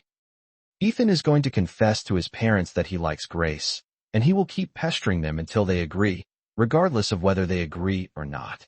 Chapter 108 Rain. As the sun slowly sank below the horizon, the skyline was gradually tinged with a deep indigo. The clouds layered like splashed ink, and the evening breeze, carrying a damp harbinger, gently brushed against my cheek. Everything foreshadowed the impending downpour. Ethan slowly raised his eyes, a hint of melancholy and unease in them. His gaze pierced through the layers of clouds, as if searching for secrets hidden deep within the sky. It's going to rain again. There's been an unusually lot of rain this autumn, which is quite annoying. Ethan felt uneasy. How should he tell his parents? Should we be more tactful or more direct? What should I do if my parents get angry? Should we tell Grace? No, let's not do it yet. You should at least get your parents' consent before telling Grace that she shouldn't have to take on these responsibilities. Ethan, are you in a bad mood? Grace gazed at Ethan beside her. He kept his head down, walking silently along the path, his steps mechanical, monotonous, and aimless, blindly following the winding road, without uttering a word, as if lost in some kind of contemplation. Grace felt a sense of unease, sensing that Ethan was hiding some unspeakable troubles. It was the last afternoon of military training. After the training ended, she dragged Ethan home to shower and change clothes. Then she took Ethan to the suburbs for a hike and walk. Ethan. Seeing that Ethan didn't seem to hear her, she called out to him softly again. Ethan was brought back to his senses by the cool, clear voice. She quickened her pace and blocked his path. Ethan, are you in a bad mood? No, nothing's wrong. You're lying. My brother has learned to lie, and he's even lying to his cutest little sister. Grace gently bit her lip, a faint hint of unhappiness showing between her brows, making her appear somewhat forlorn. Ethan took off his coat and draped it over Grace, then tightened the collar to keep out the cold wind. He also took the opportunity to calm himself down. No, my brother was just thinking that it looks like it's going to rain heavily again, and we didn't bring an umbrella. Grace tilted her head and looked into the distance. I remember there's a guest house up the mountain. Let's hurry up and stay there tonight. Good. There were quite a few people on this small mountain path. This place is considered a relatively well-known tourist attraction in the area. Perhaps because it was about to rain, everyone was rushing up the mountain. The guest house at the top of the mountain had become the only way to avoid getting soaked. Ethan. She blocked his path again, almost bumping into him. Ethan. I want to get rained on. She felt a little guilty, and her weak voice caused the air to tremble slightly. You'll get sick. I know. She lowered her eyes slightly, as if she knew she was wrong. But I just once, okay? She pleaded softly. The evening breeze, carrying the scent of rain, swept wildly across the low sky. The half-withered sycamore leaf, not yet ready to fall, was helplessly carried away by the damp wind, swaying and drifting into the unknown distance. He stared blankly at the leaves being swept away by the wind, lost in thought.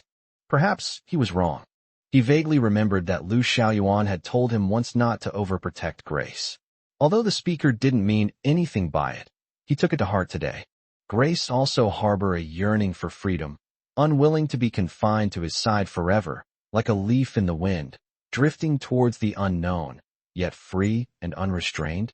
I'm becoming increasingly agitated. Perhaps he should find out how Grace lived abroad for the past 5 years. He never dared to mention it, afraid of upsetting Grace. Grace, not today, because we don't have any clean clothes. If we get wet, we won't have anything to wear. His voice grew increasingly dejected. That seems to be true. Grace did something stupid. Then brother, let's run. I'll run ahead, and you can chase me, okay? Okay, but go slowly, don't fall. Yes, it will. Grace ran lightly, fluttering like a white butterfly, so elegant and agile. No amount of flowery language could describe the scene in his eyes. He silently chased after her, willing to spend his entire life chasing after her if he could. 2 against 1. 4 threes. Haha, I'll blow it up. I head north, leaving behind the season with you, and around the steering wheel, my regrets swirl. Truth or dare? Then let's be honest. He and Grace finally ran into the guest house just before the fine drizzle began to fall. It's more like a youth hostel than a guest house, as evidenced by the chaotic state of the lobby. Some were playing cards, some were singing with guitars, and others were playing truth or dare. Everyone had their own way of playing, but they all had one thing in common. They were all young people, probably students from nearby universities. The receptionist, an older man, was engrossed in watching a show on his phone, seemingly unaffected by the noise in the lobby. Hello, sir, please give us 2 rooms. Huh? What did you say, young man? The noise was too loud, and the uncle didn't hear clearly at first. He craned his neck and asked Ethan. I said, Uncle, please book 2 rooms. He leaned closer and raised his voice. Oh, I'm sorry, young man. It's raining today, and there are too many people staying at the hotel. There's only 1 room left. Didn't you come with your girlfriend? Why did you book 2 rooms?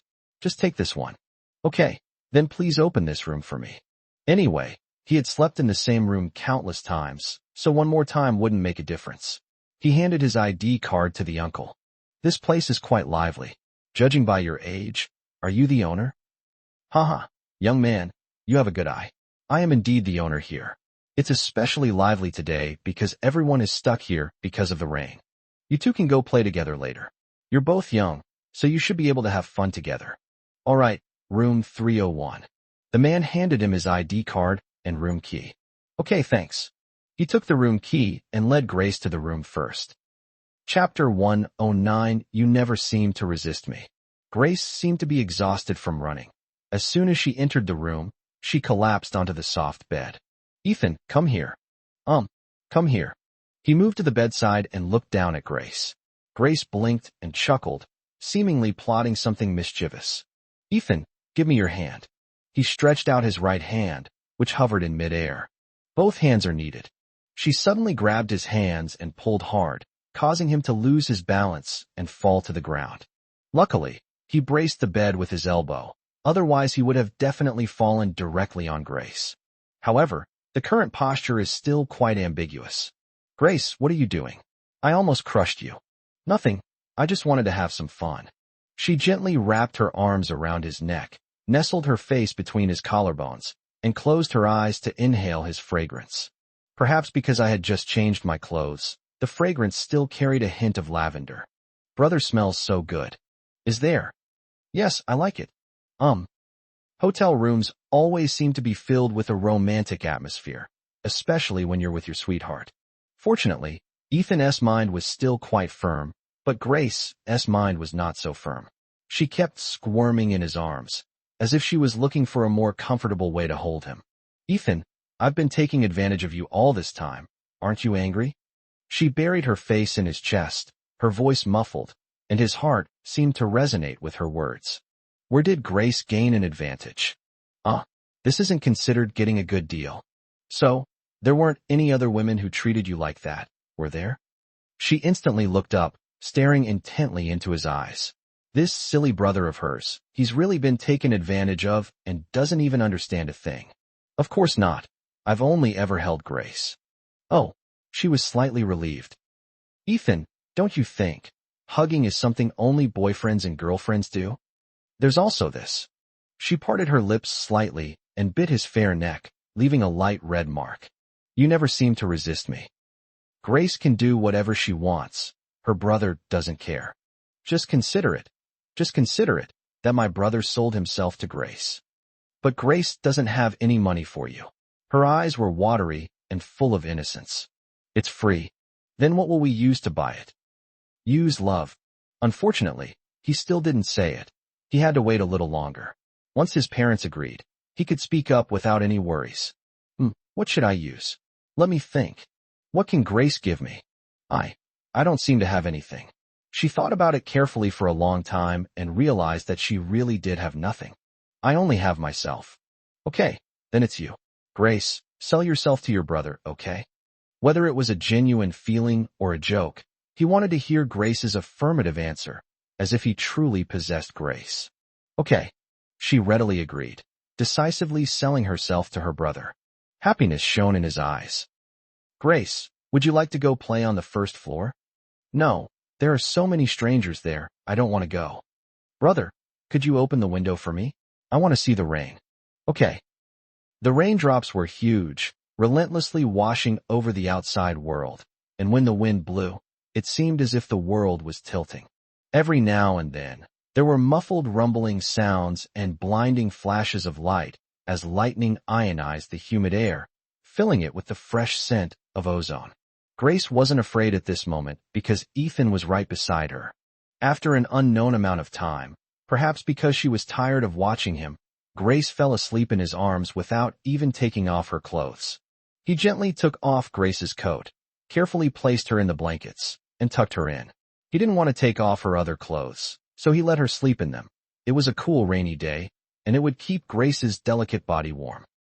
Ethan lay flat on the bed, with Grace fast asleep to his left, her soft breathing steady and regular. In the quiet and dark environment, time seems to stretch out endlessly. Thoughts drift away with the patter of raindrops hitting the ground, as if a few seconds are enough to recall a lifetime's worth of memories. The night is long. The next morning, he woke up feeling dizzy and weak. Looking in the mirror, he noticed his eyes were a little red. He realized he was sick again. He thought to himself that he might have overestimated his physical condition. He must have caught a chill the day before. The fresh, post-rain air sneaked into his nostrils, and he instinctively looked out the window, only to realize he'd forgotten to close it. How could he be so careless? His brain was really getting worse and worse. He quickly checked on his sister, and she was fine, which relieved him. As for himself, he figured he could just go home and take some medicine and he'd be all right. In the afternoon, he and Grace arrived in Cloud City and stepped into their home. Oh, Xiaoyu is back. Come here, let Annie give you a massage. As soon as Man saw Ethan come back, she grabbed him and started tugging at him, leaving Ethan speechless. Aunt Man, I'm so old. Can you please stop pinching my cheeks? No matter how old you are, I'm still your aunt. What? You think you're all grown up now? No, please continue kneading. Grace also remembers this mother who often came to her house to play. Oh, isn't this Grace? It's been so many years. She's grown into such a beautiful young woman. Grace was a beauty even as a child, and she's definitely grown up to be gorgeous. Aunt Man, she greeted sweetly. Good girl, come here and let Annie give you a massage. All right, now he's escaped the clutches of evil, but his sister has fallen into the clutches of evil. All right, Auntie brought Grace a gift. Look, Man took out a box of face masks from her bag. She didn't know the brand, but it looked expensive. But Aunt Man didn't bring a gift for Xiaoyu, huh? Auntie, I don't want a gift. I'll be happy if my little sister gets a gift. Haha. Xiaoyu is still the same as when she was little. She dotes on her little sister the most. Man seemed to suddenly remember something. So she grabbed them both and put one on each side, talking to them with a gossipy look on her face. Grace, when will your TV series, Chinese Paladin 1, air? You guys have no idea how popular your clip was. Auntie, we just finished the audition, and filming hasn't started yet. I estimate it will be at least another year. He replied with a smile. Man looked disappointed after hearing Ethan's words. Oh, another year? That's a long time. Oh well, good things come to those who wait. I'll definitely watch the show every day when it's over. Auntie will be a die-hard fan of both of you. Then we'll definitely film it well, and not let Annie down. Grace nodded obediently beside her. I'm going to help Mom cook. Grace, can you play with Annie for a while? He spoke softly, always unconsciously becoming gentler towards Grace. Okay, brother, go ahead. In the kitchen, Isabella was cooking something, and the air was thick with smoke and mist.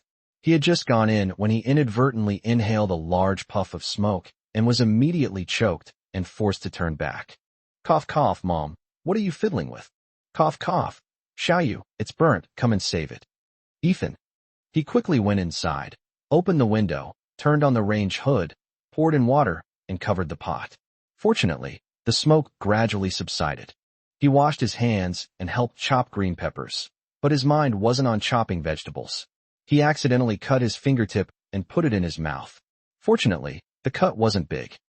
Mom, I have something I want to talk to you about tonight. His voice trembled slightly. What is it that can't be said now, and has to be at night? Let's talk about it tonight. I want to talk to you and Dad together. Why are you still hesitating, child? Let's talk tonight then. Come to your parents' room tonight. Good. Night falls and the city lights begin to twinkle. At 9 o'clock in the evening, Ethan's gaze pierced through the dim light in his sister's room, where the lights had been quietly turned off. He tiptoed downstairs, a sense of unease stirring within him, and stood before his parents' bedroom door, gently tapping on the wooden door. Chapter 110 Confession. It's Xiaoyu, come in. Isabella's voice came from inside the house. He gently turned the doorknob, pushed the door open, and went in. Alex and Isabella were sitting in chairs waiting for him. Dad, Mom. His eyelids were slightly lowered, as if he was choosing his words in his mind. Xiaoyu, what do you want to say? Why are you being so mysterious?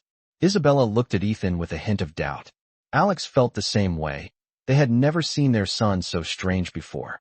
Mom and Dad, what I'm about to say might be something you won't be able to accept.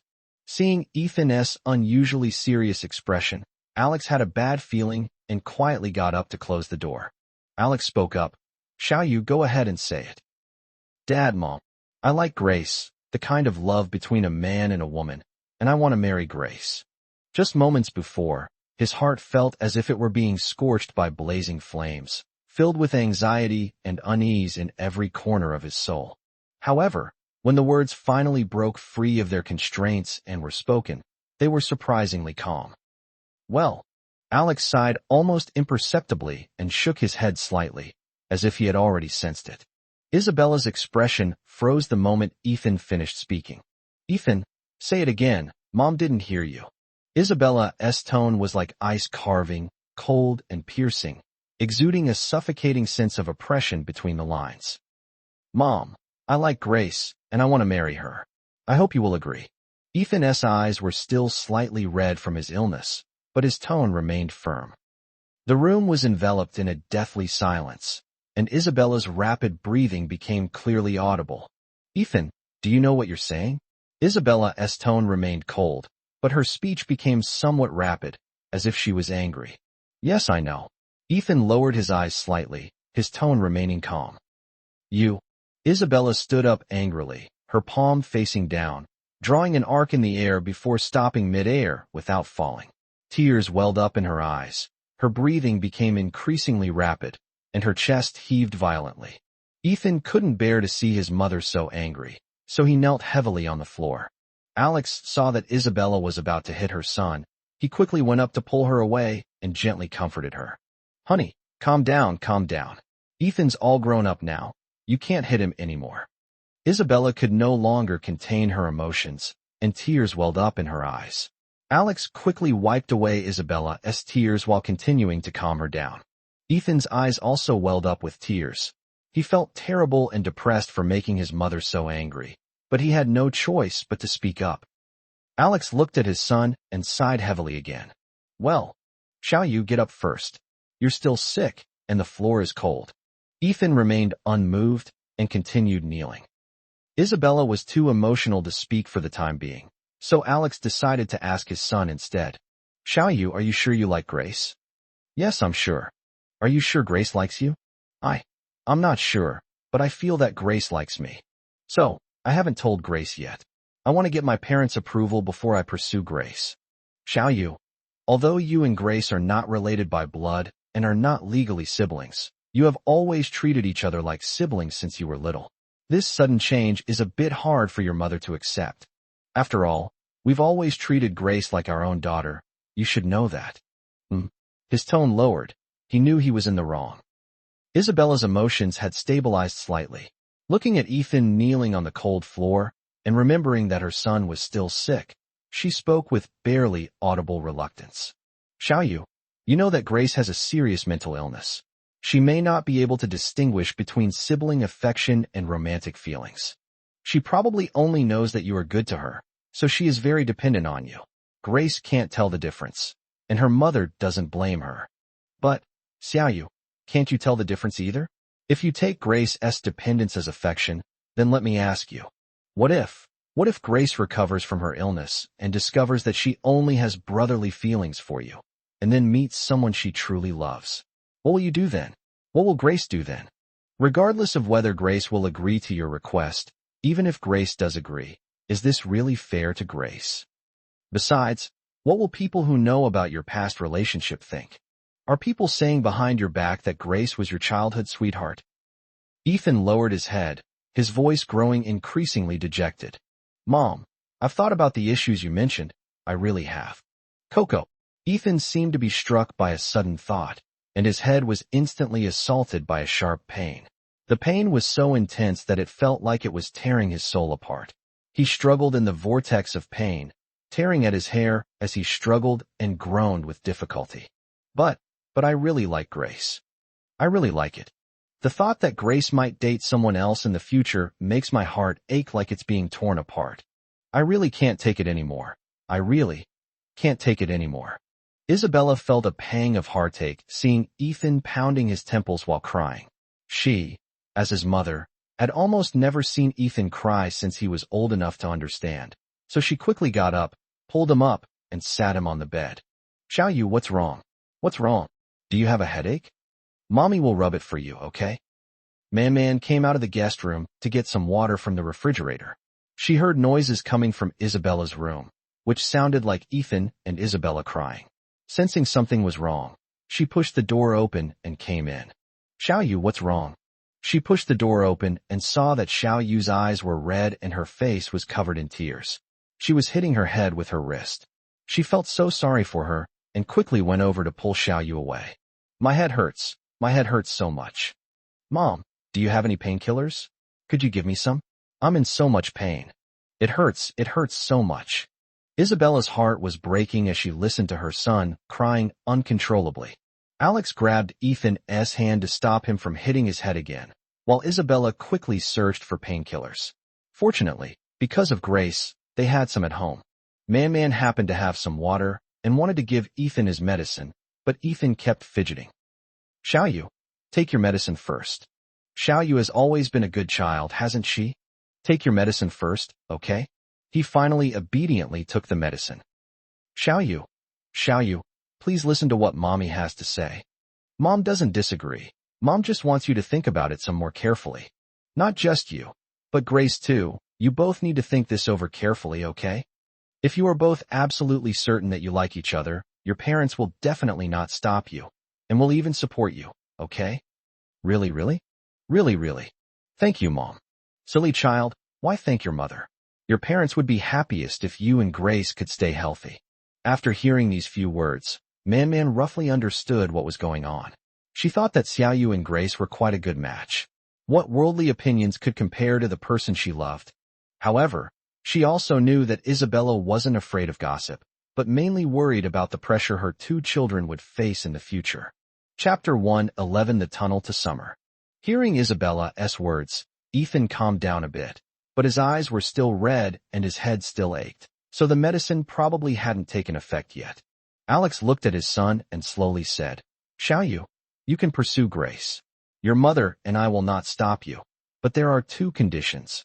First, we must not harm Grace. Ethan became agitated again. I would never hurt Grace. I love Grace the most. How could I hurt her? I would never. No, it won't. I really will be good to Grace. Really, you have to believe me. Believe me. If Grace doesn't like me, I'll be a good, older brother. By this point, his voice was barely audible, almost inaudible, like a withered leaf breaking. Alex felt an indescribable discomfort and heartache. Ethan's head started to hurt again, and Alex quickly grabbed his hand. Xiaoyu, the second thing is that you must not hurt yourself, understand? Mom and Dad, Man, I'm sleepy, I want to go upstairs to sleep. His voice was weak, he rarely sounded so vulnerable. Perhaps he could be more unrestrained in his vulnerability in front of his parents. 10 more minutes, and then Mommy will put you up to sleep, okay? Okay. He lowered his eyes and nodded gently. The medication took effect in about 10 minutes, and it also had a hypnotic effect. Alex took Ethan back to his room on the second floor, and seeing that his son was almost asleep, he went back to his room on the first floor. Isabella is on the phone, it's Lin Jiu. Auntie, I am Jiu. Jiu, what's the matter that you're calling so late? Do you remember when I told you about teaching Ethan psychology? Of course I remember. A few days ago, I had Ethan take a test, in which I deliberately included a very subtle psychological test. After analyzing it over the past few days, I believe that Ethan has a rather serious psychological problem, and it has probably been going on for quite some time. Although he usually seems to be in a very stable mood, he may experience significant emotional fluctuations if he is subjected to intense stimulation, so try not to agitate him, especially regarding Grace, as he cares most about his sister. Also, I'll find some time to take Ethan to the hospital. I think he needs medication. Isabella listened to the words on the phone and remained silent for a long time. Okay. Thank you, Jiu. It's nothing. I'll take good care of Ethan in the future and try my best to help him recover as soon as possible.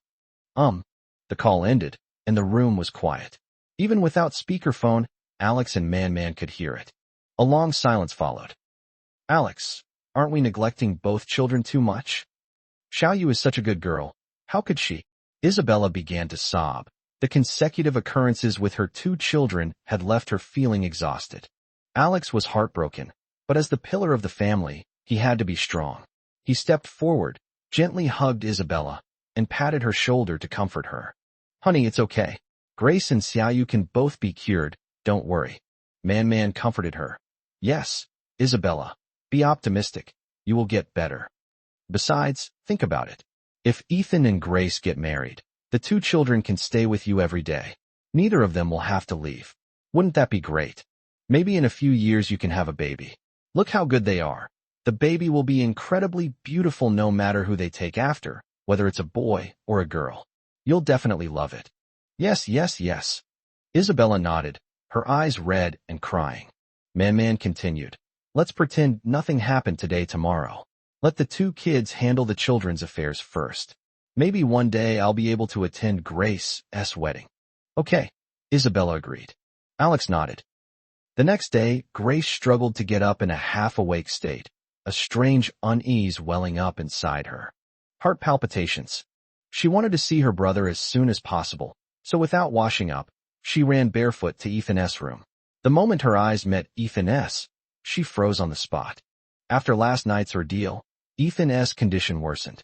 His eyes were deep red, his face was sickly pale, like frost under the moonlight, his lips were as dry as withered leaves, and cold sweat kept seeping from his forehead.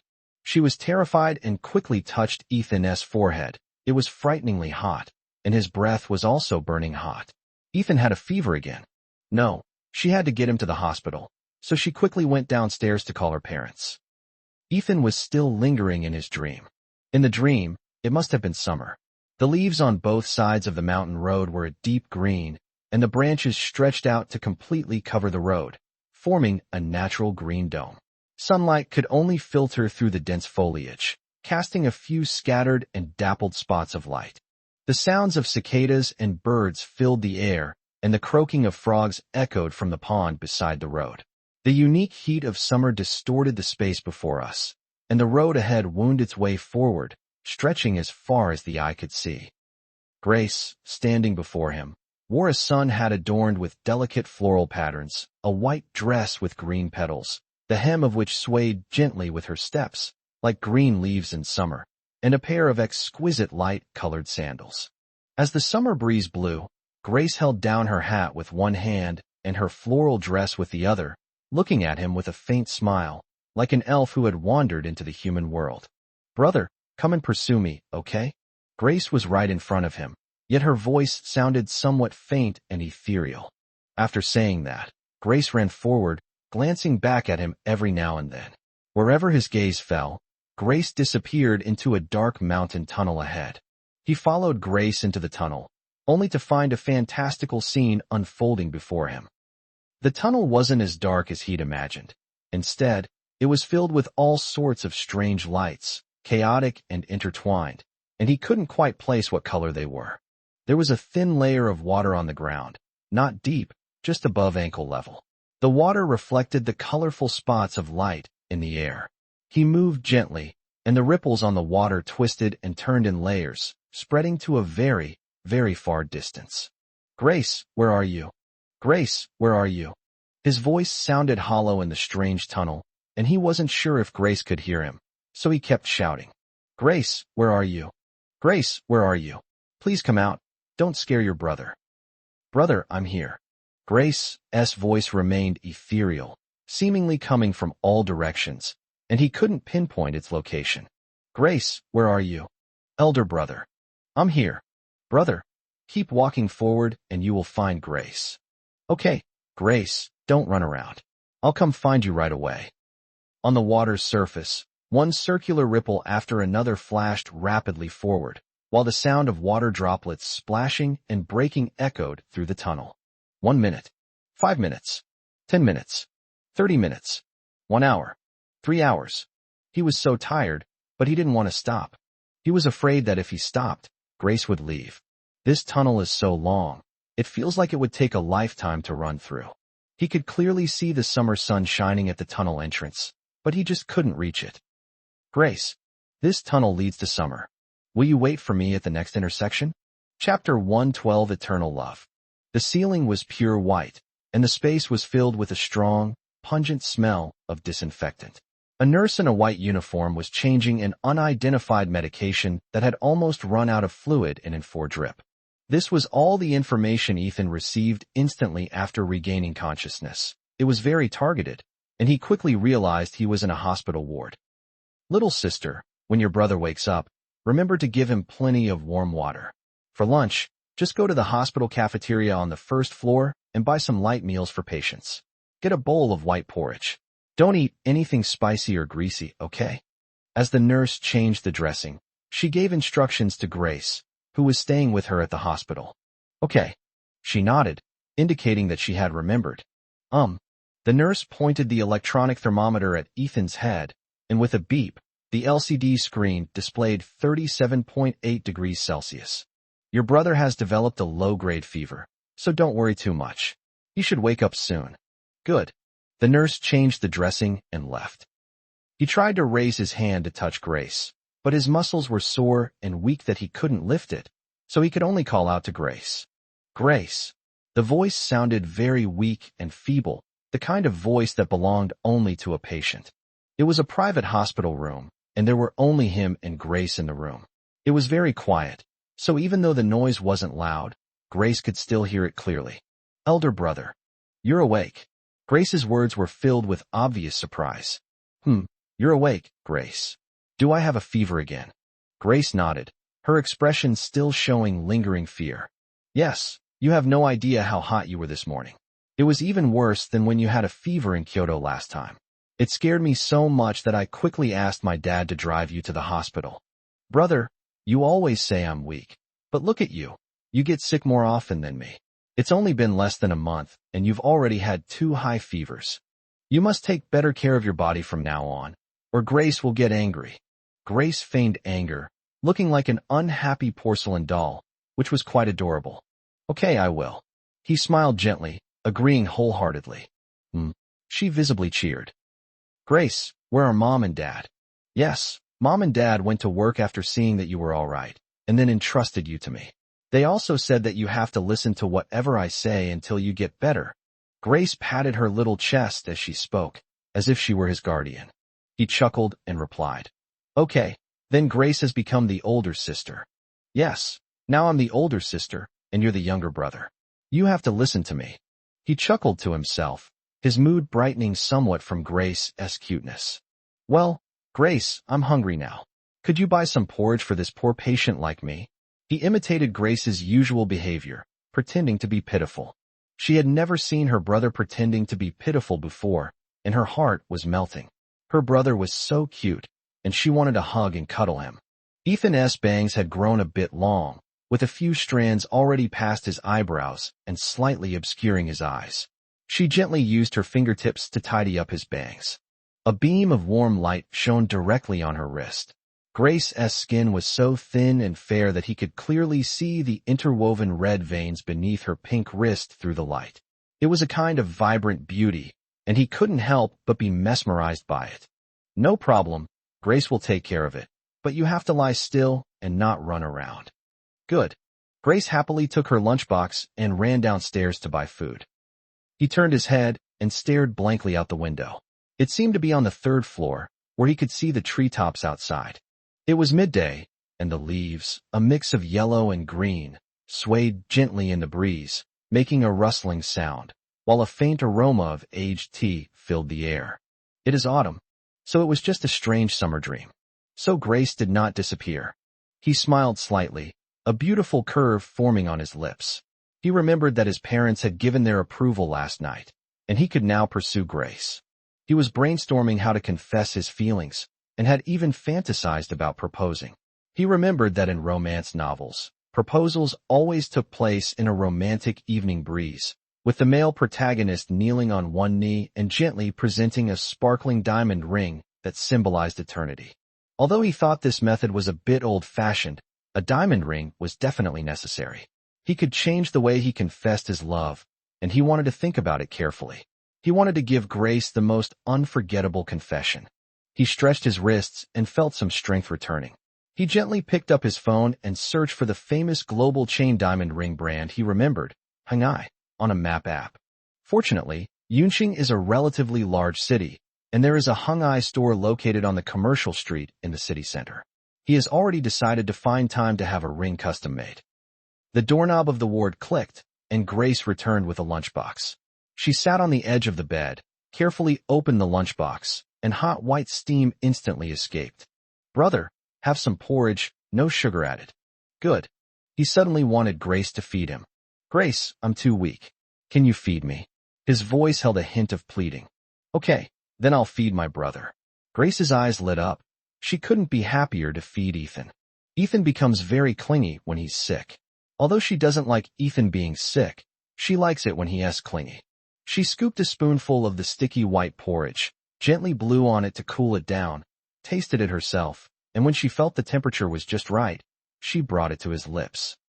Brother, did you just dream about Grace? Why do you say that? Because you were talking in your sleep. He kept saying, Grace, where are you? So it was a dream. Did your brother not find Grace? Did he dream about the scene of Grace leaving him 5 years ago? Grace lowered her eyes and spoke softly, her tone becoming increasingly distressed and filled with self-blame. He patted Grace's head, feeling sorry for his sister who was blaming herself so much, and shook his head with a slight smile. No, it was just a dream about Grace playing hide and seek with me when we were little. Really? Real? I really won't leave again, you believe me? Yes, I believe you. and I won't let you leave again. Good. Grace's smile returned. He loved seeing Grace smile, and he loved seeing her happy. Hey, brother, you're looking at your phone. What are you looking at? She noticed that Ethan's phone screen was still lit up and asked curiously.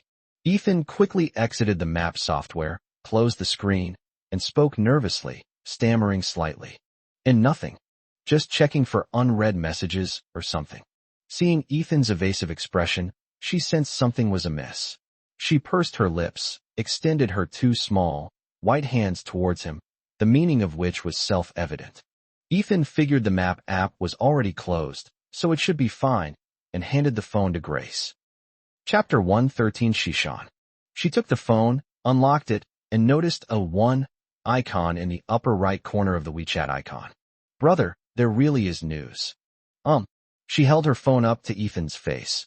It was a notification from the class group chat. Counselor, dear students, the school is organizing a mountain climbing and camping trip at the summit during the October 1st holiday. Airfare, food, and accommodation will be reimbursed.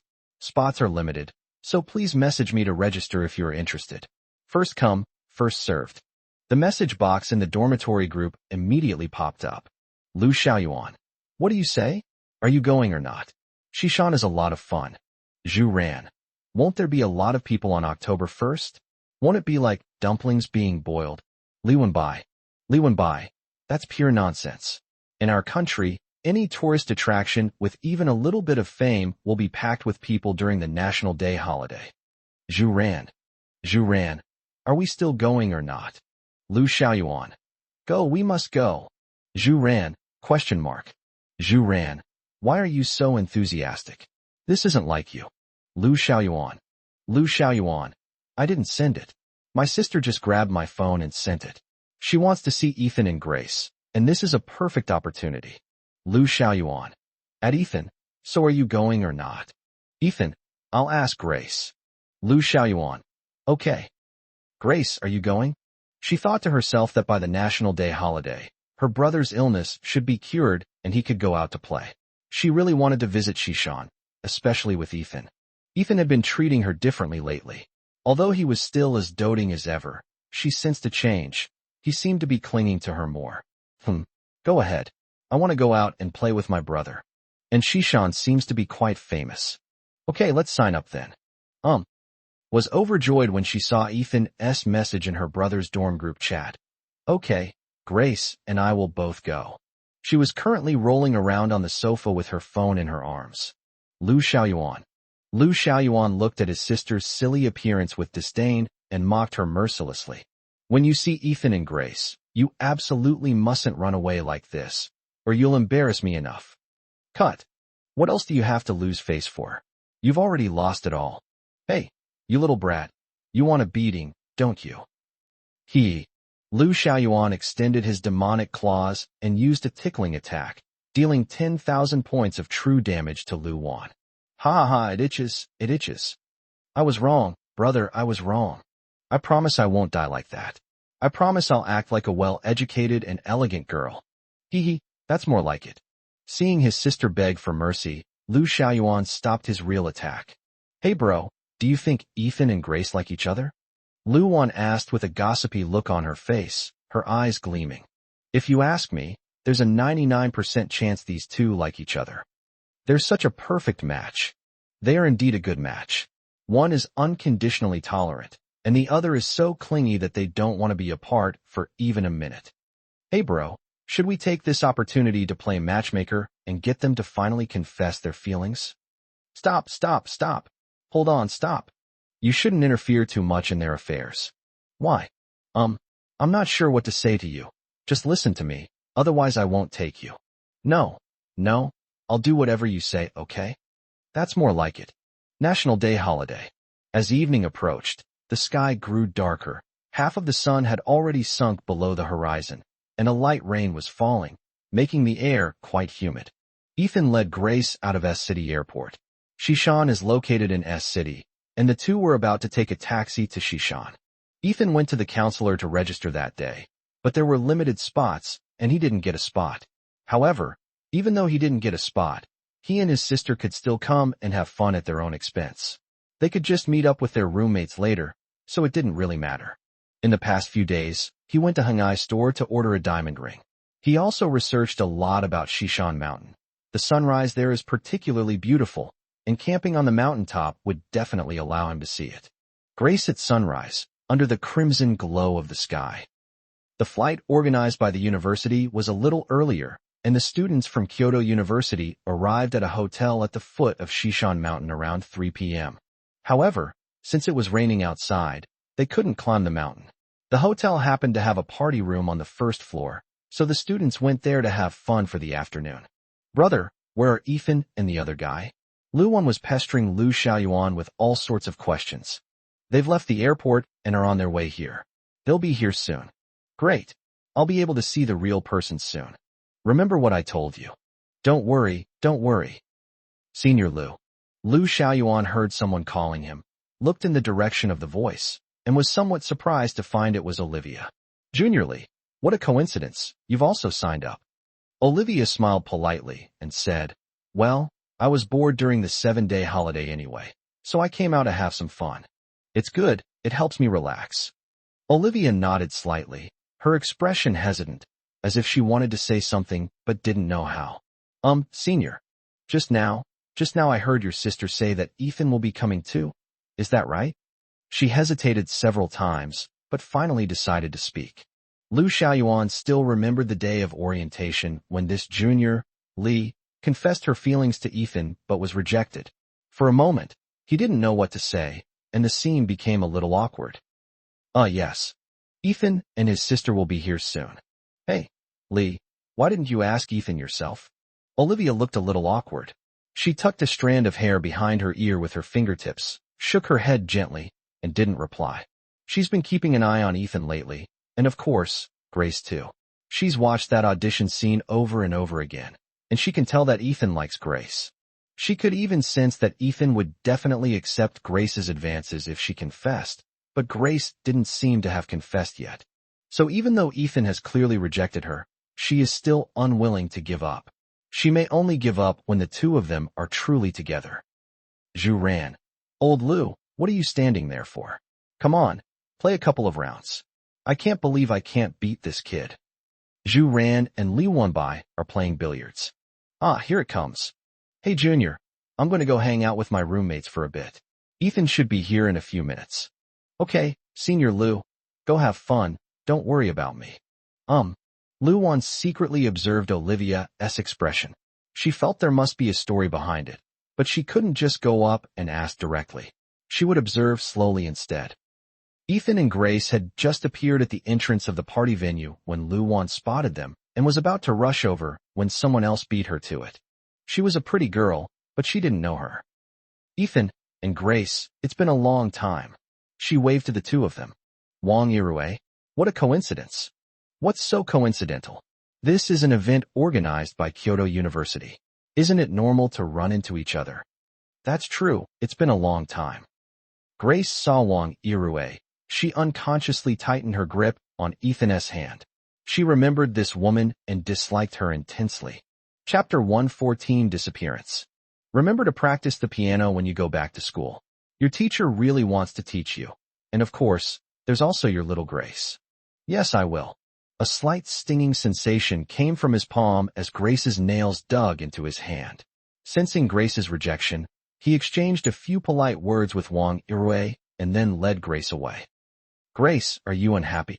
Grace tilted her head slightly, her beautiful peach blossom eyes staring straight at the ground, her delicate nose twitching slightly, and her moist lips pressed tightly together, as if she could write unhappy all over her face. She gave a soft hum with her nose. Ethan, can you stay away from that Wang Yirue? She's a bad woman and will lead you astray. Her eyebrows furrowed slightly, and her voice carried a hint of melancholy. Okay, I will. He immediately agreed softly, and he would listen to whatever Grace said. That's good. Yu is such a good girl. She then imitated a gentle older sister, her slender fingertips lightly tracing through Ethan's smooth, cascading black hair, caressing it tenderly. She messed up his hair, but she wasn't going to tell him. It was kind of cute. Brother Ethan, Sister Grace. I'm a fan of your pairing. When Lu Wan saw that the two of them had left Wang Irue, she immediately pulled Lu Xiaoyuan, who was playing billiards, over and shouted excitedly. Lu Xiaoyuan. I really can't trust his sister. She's just too unreliable. Grace secretly smiled, a hint of hidden joy flashing in her eyes. Xiaoyuan, I remember you said this is your sister Lu Wan, right? Yes, that's right. Hello, little sister Wan Wan. He waved gently to Lu Wan. Hey, hello, Ethan. As she spoke, she opened her arms to hug Ethan, so excited that she completely forgot Lu Xiaoyuan's previous instructions. Cough, cough. Lu Xiaoyuan coughed softly to remind his younger sister. Lu Wan realized that close contact was not allowed. But with her arms outstretched, it was a little awkward to close them now. Luckily, she had a bright idea and turned around to give Grace a big bear hug. Hello, Grace. Wan Wan is so cute. Grace gave Lu Wan a gentle hug, probably because of Lu Wan's comment about being a CP fan. She seems to really like Lu Wan. Ethan looked around the party venue. It was very large and had many areas, including a karaoke room, a billiards room, various board games, a murder mystery game room, fitness equipment, computers, and even a kitchen. Students from Peking University were scattered around, having fun. The rain outside was still falling, not heavy but very dense, and the raindrops pattered and cracked against the window pane. S-City is a southern city, and there is more rainfall now. The group walked towards the board game area, where there were quite a few people, perfect for playing board games. She followed closely behind Ethan, curiously observing her surroundings. She had never been to a place like this before and found it very novel. It was just one place, yet there were so many things to do. Ethan, what is this? She suddenly grabbed Ethan's sleeve and pointed to a disc next to her covered with dense writing, asking him a question.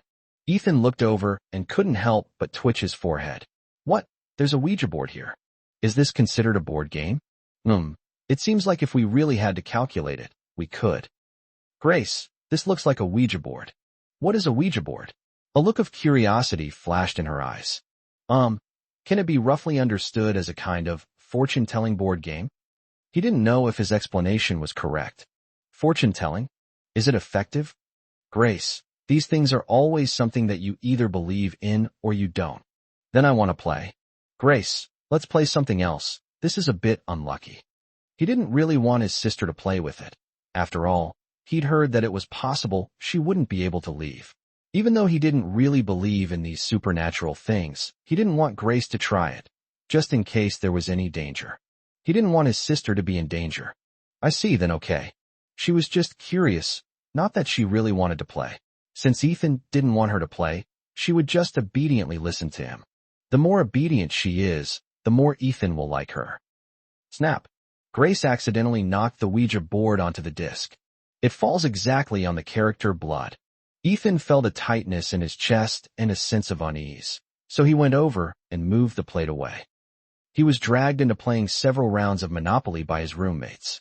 But what happened to the promised Monopoly? How come he loses big every game? Ethan, you're really bad at games, any game. Grace said in a flat tone. Ethan. Ha ha ha ha. Your sister made fun of you, huh? I'm dying of laughter. He should give up board games for now.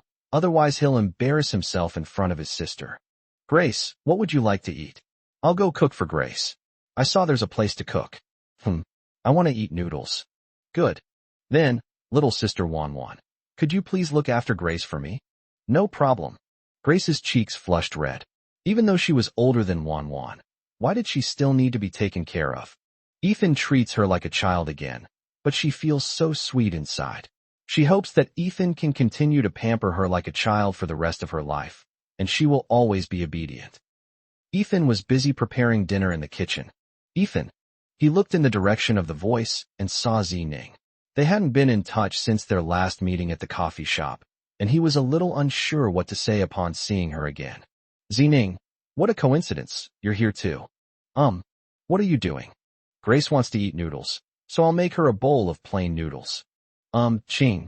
She hesitated, as if she wanted to say something, but then stopped. And nothing. You do it. I'm going to go play with Grace for a while. Good.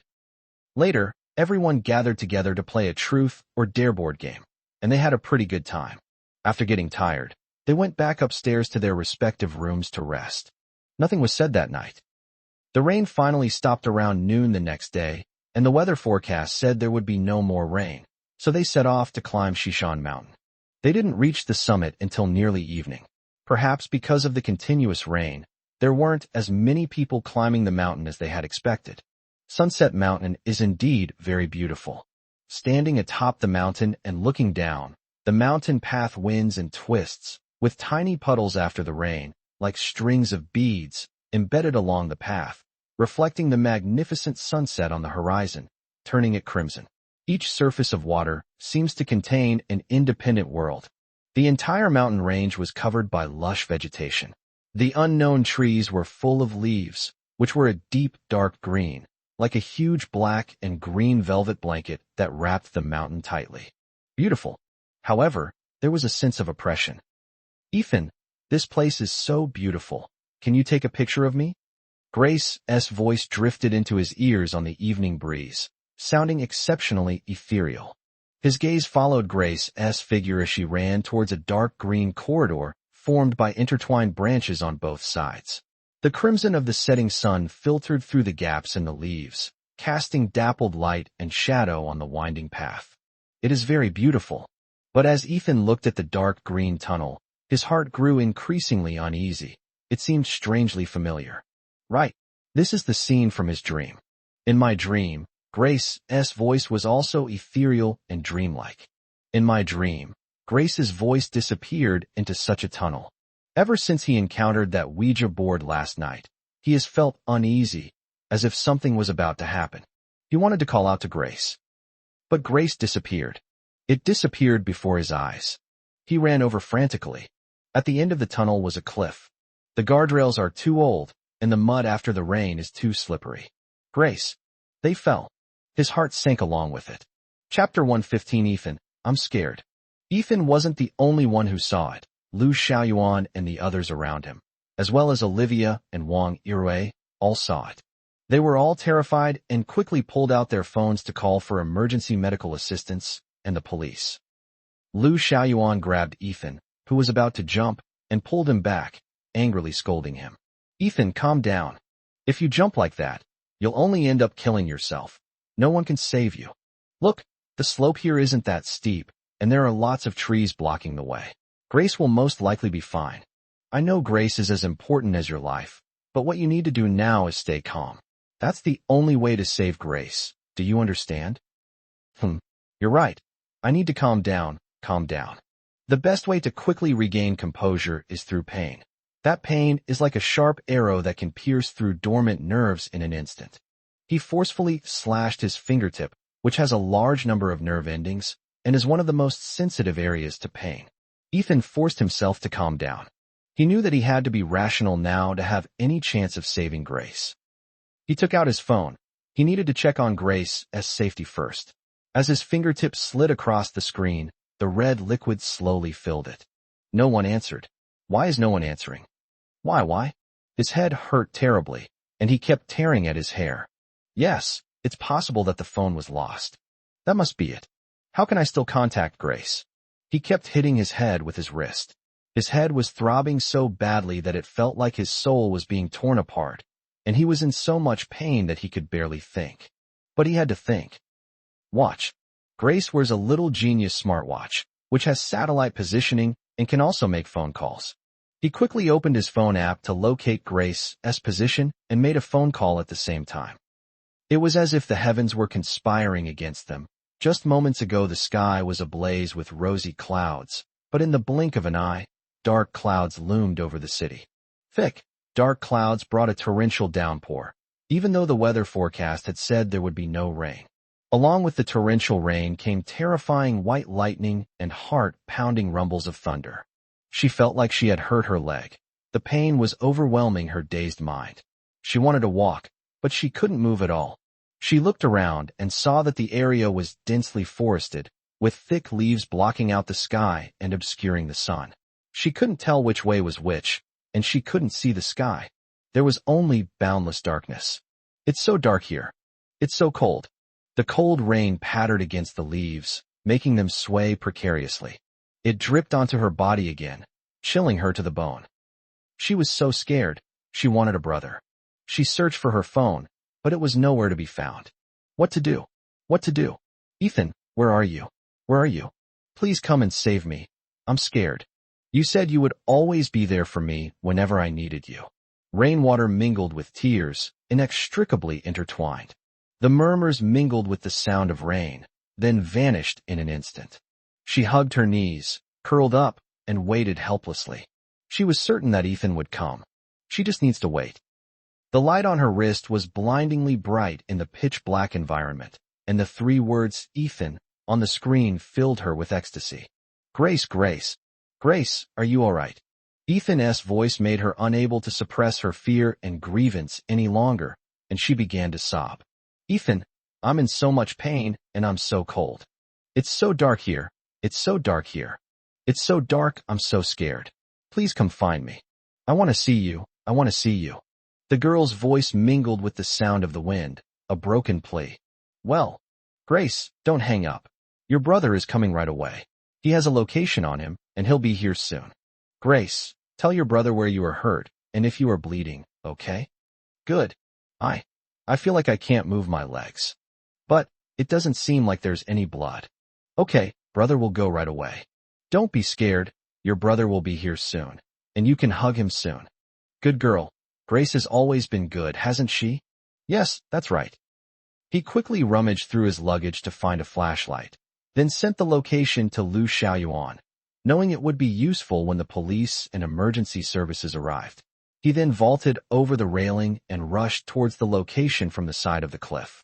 The heavy rain had made the paths in the woods muddy, and he had fallen countless times, his face and arms covered with small cuts from thorns and branches on the ground. But he couldn't care less about that, and kept running at full speed. Every second he delayed meant more danger for Grace.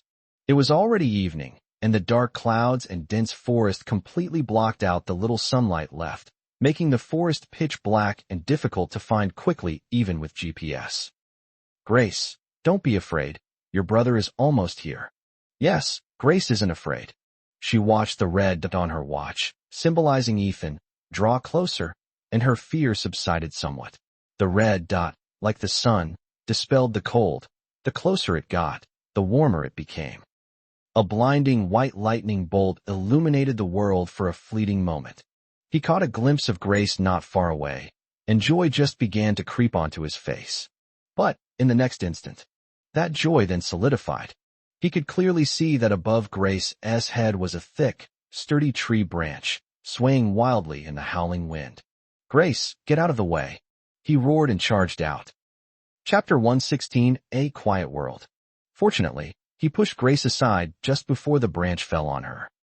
She dragged herself, covered in mud and water, and slowly crawled back to his side. The sound shattered, emotions lingered, and tears soaked my clothes. Lynn, Ethan, there's so much blood. You've lost so much blood. The sharp, knife-like split in the branch slashed across Ethan's back, leaving a gaping, bloody gash on his thigh, deep enough to expose the bone. The wound had damaged a blood vessel, and glaring blood was gushing out, seeping into the ground with the rainwater and staining the ground red. Why is it so quiet? So quiet. He was a little tired and wanted to sleep, but he was still worried about his sister. He wanted to double-check on his sister's safety. Sound, you still? Okay. Grace didn't have time to reply. She tightly covered the torn wound with her clothes, trying to stop the continuous flow of red liquid. His voice had lost all strength. He felt he might not be able to get out of the forest. I'm really worried. Grace do all by herself in this world. She was so dependent on him. Can she live well without him? What if there's a thunderstorm? She's so timid. What if no one cooks for her? She's such a glutton. What if she gets sick and can't take care of herself? She's so stupid. What should I do if they run around barefoot again? What if I run into a bad man? So many. What should we do? Mom and Dad, please don't marry Grace off to someone else, okay? Let her stay with you for the rest of your lives, okay? I'm so unwilling to accept this. Mingming. All I need is the next sunrise. Mingming. It's clear that as long as the sun rises as usual, then you can confess your feelings. With his last ounce of strength, he took out the transparent diamond ring from his pocket and gently slipped it onto her finger. It's so beautiful. Grace, I love you. I want to marry you. You will say yes.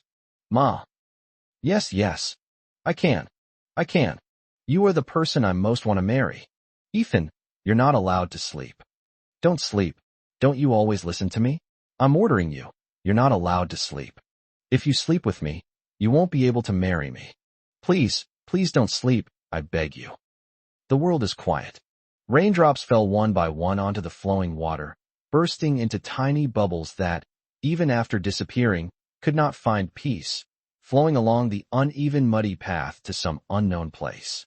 Ethan's blood quietly spread and bloomed on the water's surface. She frantically tried to stop the red fluid with her hands, but it wouldn't listen and slipped through her fingers. Go back, go back. Hurry back, you are my blood, go back. I beg you, go back, my brother's blood, go back, please. You all disobey, you all disobey. So bad, so bad. They don't listen, they don't listen. Red, and the world is red too. Only the sparkling diamond ring remained transparent despite the relentless rinsing of the rain. There was no sound of rain, no sound of thunder, and no sound of Grace, nothing at all. Fortunately, he saw it. Grace agreed. Chapter 117. Ethan, I was wrong. The cold wind, oblivious to human feelings, relentlessly whips up the mountain torrential rain, as if it were about to overturn the entire world. The incessant rain seemed to be reshuffling the world, lashing her face, seeping into her nostrils, and rushing into her mouth, leaving her numb and suffocated by the cold. The girl used all her strength to lift the boy up and lean him against her. If you lie flat, the rainwater will seep in and suffocate you. Everything around her became blurry, leaving only her and the quiet world. An invisible force tightly bound her, and she tried to struggle, but found herself powerless. Ethan, I'm sorry. Sorry. If only you had never met me. I can't do anything. It will only make you bleed. It will only make you need to coax me. I can only rely on you. If you hadn't met me, things wouldn't be like this. You owe me nothing. You owe me nothing. Why are you bleeding so much? How am I supposed to pay you back? Her hands were so cold they were numb, and she mechanically tried to stop the red liquid from flowing out, attempting to get it back into her beloved brother's body, but it was all in vain. The boy's handsome face was deathly pale, as if he were sleeping peacefully. He was very, very beautiful. It's as beautiful as an elegant painting. She was so scared, so scared. She didn't want him to do that. She would rather it be her who bleeds. She wished Ethan hadn't come to rescue her today. She wished she had never met Ethan. Ethan, are you punishing me? Punish me for abandoning you 5 years ago. So, you're leaving me again today? I was wrong. I was wrong. They lied to me. They lied to me, saying I could see my biological parents. I was wrong. I shouldn't have gone. My closest people are clearly you, my parents. I was bewitched. I'm sorry. I'm so sorry. I just promised you. As long as you don't fall asleep, I will marry you and be your wife for life. Look, the ring is so pretty. I really like it. I really like it. We'll have cute little babies. There will be a little boy. There will also be a little girl. Just like the two of us, the older brother will always protect his younger sister. I've already thought of a name. The boy's name will be Lin Xian. The girl's name is Lin Yinyu. Isn't it beautiful? Do you like it? If you don't like it, just tell me. I'll do whatever you say, okay? I'll be a good girl. Don't sleep, please. Please say something to Grace, okay? Please say something. Even blinking would be good. Why are you lying here? You'll get cold if you get caught in the rain. You never let me get wet in the rain. Do you remember? I won't let you get wet either. Ethan, if you die, I'll go with you and keep you company. You love me the most. Suicide is so painful. You wouldn't want me to suffer like that, right? So, you can't die. You can't die. You'll never leave me. No. And what about Mom and Dad? I can't die. I need to take care of my parents in their old age. Then you'll wait for me down here. I will definitely go. Her head hurt so badly, and she felt so dizzy. She was sleepy and wanted to go to sleep. But she dared not. She still needed to stop his bleeding. Her hands were so cold they were numb, and she had no strength left. Her white coat had turned completely red.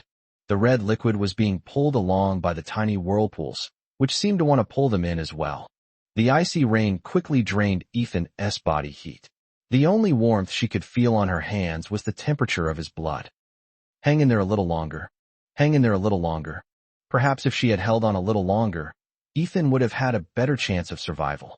Where's this? It's so empty. It seems to be only white. The ceiling is white. The walls are white. The bed was also white. There was nothing there except white. No. It looks like someone's by the bed. Is it Grace? Grace looks like she's crying. Don't cry. It will break your brother's heart if you cry. Why is there no sound? Grace is so sad. Don't cry, sweetie. Grace? Grace? Why did it disappear? Why does all that's left again? Grace, I miss you so much. Come see your brother, okay? Chapter 118, The White World. Firefighters.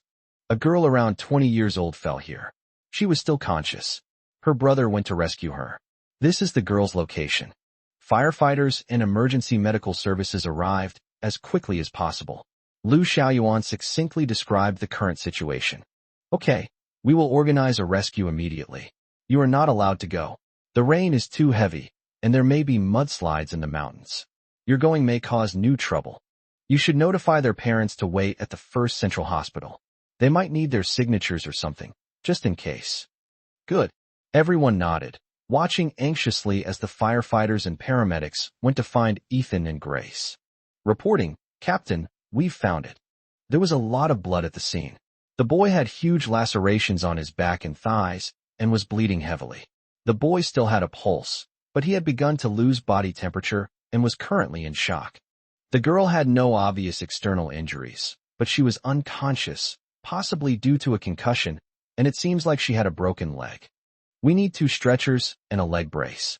We need the emergency team to prepare blood bags. If the boy doesn't receive a blood transfusion soon, he probably won't last much longer. Received, received. Does anyone know the boy's blood type? I know. You have type A blood. Olivia quickly answered. Are you sure? Absolutely certain. Ethan's medical report, which included his blood type, during a school-wide physical examination organized by her junior high school. Okay. Emergency. Prepare blood bags. The boy has lost a lot of blood. He has type A blood. Received, received.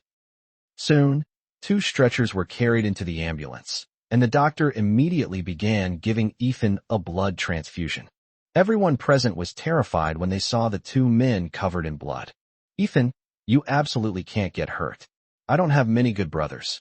If you're gone, who will I hang out with? Please don't let anything happen to you. Please don't. ICU, intensive care unit. Ethan is in the ICU receiving emergency treatment, and Grace is also unconscious due to a head injury and is undergoing treatment. The red emergency light above the door was still flashing rapidly, alternating between red and white, but the frequency of the alternation was far from keeping up with the heartbeat of the people anxiously waiting. Perhaps this was the moment when they most wished for the existence of gods, for human life is so fragile and human abilities are so limited. There are times when people can do nothing but pray to the gods. The corridor in front of the ICU was quiet, except for Isabella's weary sobs. My son will be all right, and Grace will be all right too. Trust your husband, okay? Good people are always blessed. Both children are so kind. God will not take them away. Believe me. Xiaoyu will be all right. She'll be all right. Grace will be all right too. I also want to see Grace's wedding dress. We still have to wait for them to exchange wedding rings.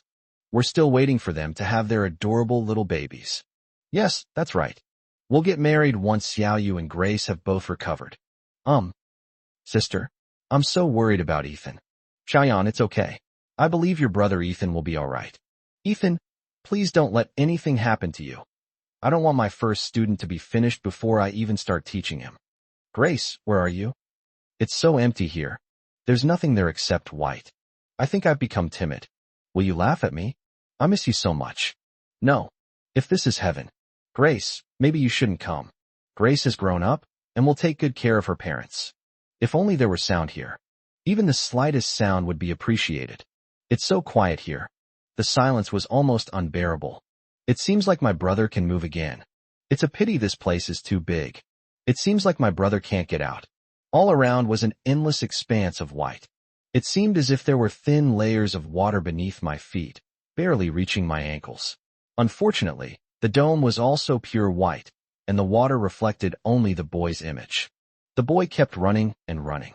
Ripples spread outwards, distorting the boy's reflection. The boy kept staring at his distorted reflection. It was his only form of entertainment. There seemed to be no direction or time here. The boy had no idea how long he had been there. Perhaps one day. Perhaps January. Maybe a year. Perhaps countless hours have passed. The boy was already tired of looking at his reflection, but he could only look at his reflection. He's getting used to it here. You don't need to think about anything here. Just stare at the reflection. Poke the cool water surface with your finger. Tap it again. You can count the circles. The smaller circle is chasing the larger circle. It turned into a large circle again. The cycle repeats itself. Sound. There seems to be a sound. The boy was overjoyed. Sound must be the newest thing in the world for him. He ran in the direction of the sound, and the sound became clearer and clearer. Ethan. Ethan, wake up. Ethan, wake up. Wake up. Is someone calling him? The sound came from all directions, illusory and hollow. His name seems to be Ethan. Yes, his name is Ethan. My sister's name is Grace. He remembered. Why do we need to wake him up? He was clearly awake. The boy decided to ask. Hello, how do I wake up? Hello. Hello? Are you there? I'm awake, aren't you there? The boy shouted to the sky. Brother, look over there. Look there. Front. Front. What's ahead? The boy looked ahead. That was a door. How strange. How come there's a door here? The boy ran to the door, which was a white wooden door standing straight on the water. He then ran to the back of the door, where there was still only one door. How strange. Why is it just a door? If I open the door, won't I still be here? Brother, open it. Go through it. You'll wake up then. You'll be able to see me then. Really? I want to see Grace. The boy tried to turn the doorknob, but it wouldn't budge. The boy continued to exert force.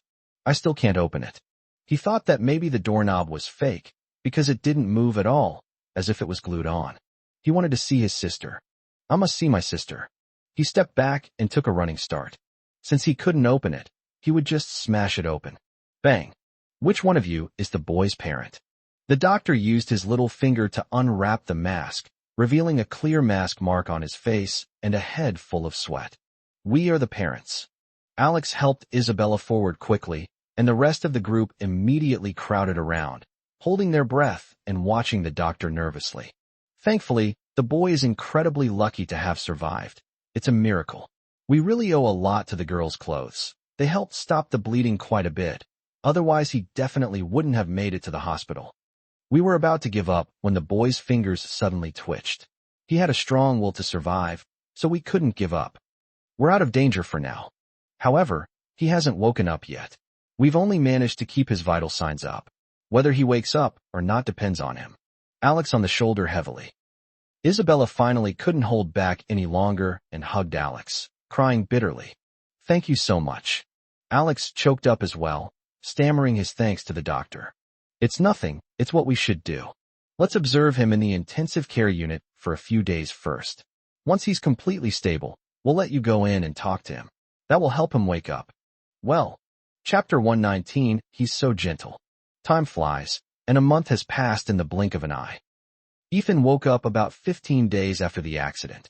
Although he had been in a coma for a long time, he recovered well after waking up and did not suffer any lasting health problems.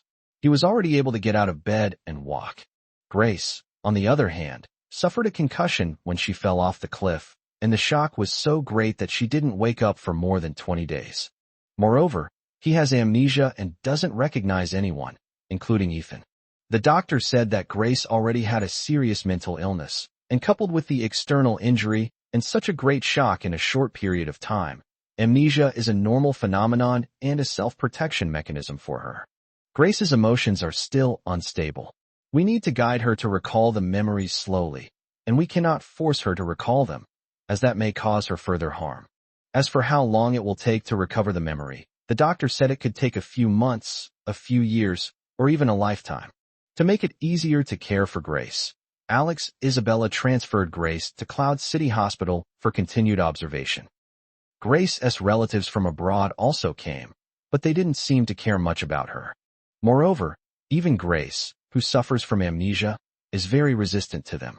This made Ethan feel very uneasy, so he asked his uncle to investigate Grace's relatives. Only then did they discover that their forceful insistence on taking Grace away back then wasn't for her medical treatment, but to obtain the inheritance from Grace's biological parents. Over the years, they had secretly transferred Grace's inheritance little by little into their own names. Recently, their company has been in dire straits due to mismanagement. The reason for rushing to bring Grace back this time is to arrange a marriage between Grace and a wealthy young man named David Lee, in order to obtain investment from his family and save the company. Alex was furious when he found out and confronted him directly. Alex said they could invest in their company, but they needed to transfer Grace's household registration to prevent her from being used again later. Without hesitation, those relatives transferred Grace's household registration out of the country. In their minds, Grace was nothing more than a tool for making money. Since Ethan wanted to marry Grace, the property couldn't be transferred to Alex's name, so it was temporarily transferred to Man-Man's family. Fortunately, Man-Man and her family liked Grace very much and were happy to accept it. Hospital ward. The girl, dressed in a blue and white striped hospital gown, leaned quietly against the hospital bed. Her face was pale and sickly, but it couldn't hide her stunning beauty. Like jade skin covered by the first snow, her eyes shone like obsidian, with slightly drooping corners, revealing a delicate fragility that made people unconsciously want to cherish her. Her eyelashes fluttered like delicate wings as she blinked. Her nose was small and exquisite yet upturned, and her moist lips outlined a perfect curve. She is serene, with a beauty that seems otherworldly. The girl's fair fingertips were turning the pages of a beautifully covered novel, the rustling sound of the pages filling the quiet hospital room. This book is being read by the very handsome boy who's been spending all his time with her lately. The boy seemed to have gone to handle her discharge procedures. The book was quietly upside down next to her bed. She was a little curious, so she quietly picked it up and started reading. It was a romance novel, and she was completely engrossed in reading it. Was he looking to start a relationship? Or was he simply a fan of romance novels? She was curious. He had told her before that her name was Grace. She asked him what his name was, and he said it was Ethan. She said the names sounded similar. He simply smiled gently at the warm light streaming in from the hospital room window, without replying. Today is Grace's discharge day. Ethan is helping Grace with the discharge procedures. Although Grace's head is fine, her leg fracture hasn't healed yet, so she'll have to use a wheelchair for a while. About Grace's amnesia, but he figured it out in one night. Whether Grace remembers the past or not, it doesn't affect his love for her. Even if Grace never remembers, he will try his best to make Grace fall in love with him again. Hearing a noise at the door, she quickly put the book back in its place and turned her head away, pretending to be looking out the window. However, she carelessly forgot the page number she had opened at the beginning and just randomly picked a page and turned the book upside down. A blush crept onto the girl's fair neck. She felt a sense of shame, as if she had been peeking at someone else's things. He pushed the wheelchair with one hand and turned the doorknob of the ward with the other, his movements very gentle, as if afraid of disturbing the person inside. She turned her head back and looked at the boy. The boy wore a black woolen overcoat over a white sweater, black casual pants, and white sneakers, which made him look tall and slender. "Grace, you can be discharged from the hospital today. Aren't you happy?" The boy's voice was still gentle, and his eyes seemed to smile. The moment she saw them, her heart was warmed. I seem somewhat happy." A smile was hidden in her eyes, and she was somewhat shy and coy, not wanting him to notice. "May I hug you?" The boy's words startled her slightly, and she didn't know how to respond. He then realized that his words had been too blunt. Grace had only known him for a few days. He continued to explain. I'll help you into the wheelchair." Oh, she felt her face getting hot. It turns out she had misunderstood. The other person just wanted to help her into the wheelchair, not to hug her. Hug me." The blush on the girl's cheeks deepened. She then turned her attention to the wheelchair. She had been so focused on him that he was so handsome that he unconsciously drew her gaze. The wheelchair is pure white with scattered cute Hello Kitty patterns printed on it. It's obviously custom made. Otherwise, how could such an adorable wheelchair be available on the market? She smiled slightly, a beautiful curve forming on her lips, then quickly suppressed it, trying to hold back a laugh. Yes, Grace, you can put your arms around my neck. It'll be safer that way. Good. She shyly stretched out her arms and wrapped them around his neck. As soon as she got close, she smelled the boy's fragrance, a blend of vanilla and a faint lavender scent, very elegant and tranquil. She liked it very much. He gently slipped one hand under the girl's arm and hooked the other hand around her leg. The girl was very light and had almost no weight, so it was easy to pick her up and gently place her on the wheelchair. I also gave her a Hello Kitty plush pillow to hug and play with. The girl's face grew increasingly red, and her heart began to race. She kept gently pinching the ears of the Hello Kitty pillow with her fingertips to hide it. He is so gentle. Chapter 120, She is My Medicine. He had just pushed Grace out of the ward when Grace suddenly tugged at his sleeve. Lynn? Ethan? Your book. Left on the hospital bed. The girl's voice was very shy. She didn't even dare to call his name. Okay, I'll go get it. He gently pushed her to a position against the wall and locked the wheelchair, afraid that it would roll away and hurt Grace. Watching his meticulous movements, the girl thought to herself, it's such a short distance, and my hand isn't injured, so I won't fall. Why does it feel like he's treating me like a little child? But why do I feel inexplicably sweet inside? He returned to his ward and picked up the book, but didn't notice that the pages had changed. After all, no normal person would bother to memorize this unless they were a secret agent. He pushed her into the courtyard of the inpatient ward and headed towards the gate. Lynn? Ethan? She still didn't dare to call him by his name directly, and every time she did, she would stammer, like a little stutterer. What's wrong? The boy leaned closer and looked at her from the side. Therefore, she was able to observe him up close. The boy's skin was as white and delicate as mutton fat jade. From his brow bone to the tip of his nose, then to his lips and chin, his features were well proportioned, three-dimensional, and exquisite. The most charming thing about him was his eyes. His eyes were gentle and tender, and the mole at the corner of his eye had a bewitching beauty. Is he this gentle to everyone? She was a little confused. She was so engrossed in watching that she forgot what she was going to say. Grace. Seeing the girl staring blankly into space, he called to her softly. No, it's nothing. Since I've forgotten, I won't mention it. It probably wasn't anything important anyway. Ethan. Lin Jiu waved to her from a distance. Ethan, could you come here for a second? He leaned down and spoke to Grace. Grace, I'll be right there.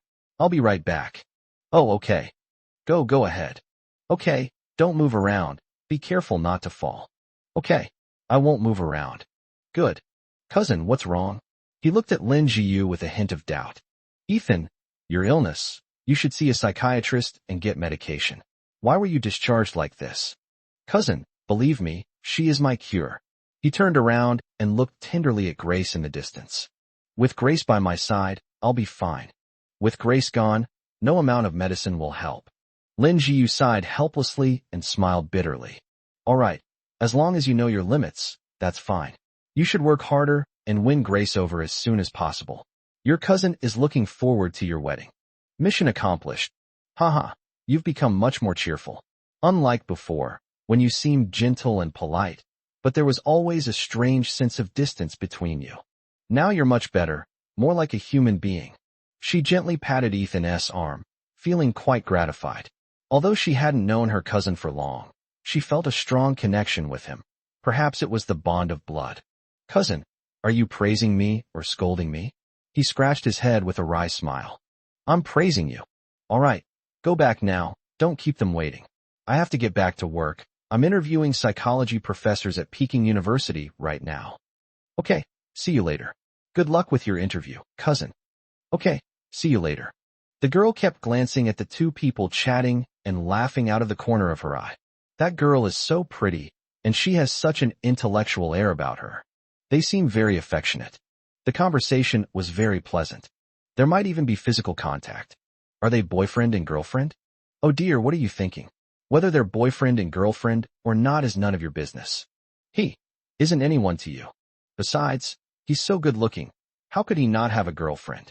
It must be like in romance novels. The line of girls chasing him could probably stretch all the way to the Great Wall at Badaling. After saying goodbye to his cousin, he quickly returned to Grace's side. Grace, are you in a hurry? No. No. It's only been a short while. Why would he be in a hurry? He's so silly. Huh. She suddenly remembered what she was about to ask. I wanted to ask something. Her voice was as sweet as a milk candy, and she was as cute as a fluffy little white rabbit. Are you my brother? Our names are so similar. Yes and no, we're not related by blood. His answer was ambiguous, but he emphasized that they were not related by blood. That's strange, is it? She was a little confused. Is that what Grace hopes for? He squatted down in front of her, smiling gently as he asked the girl.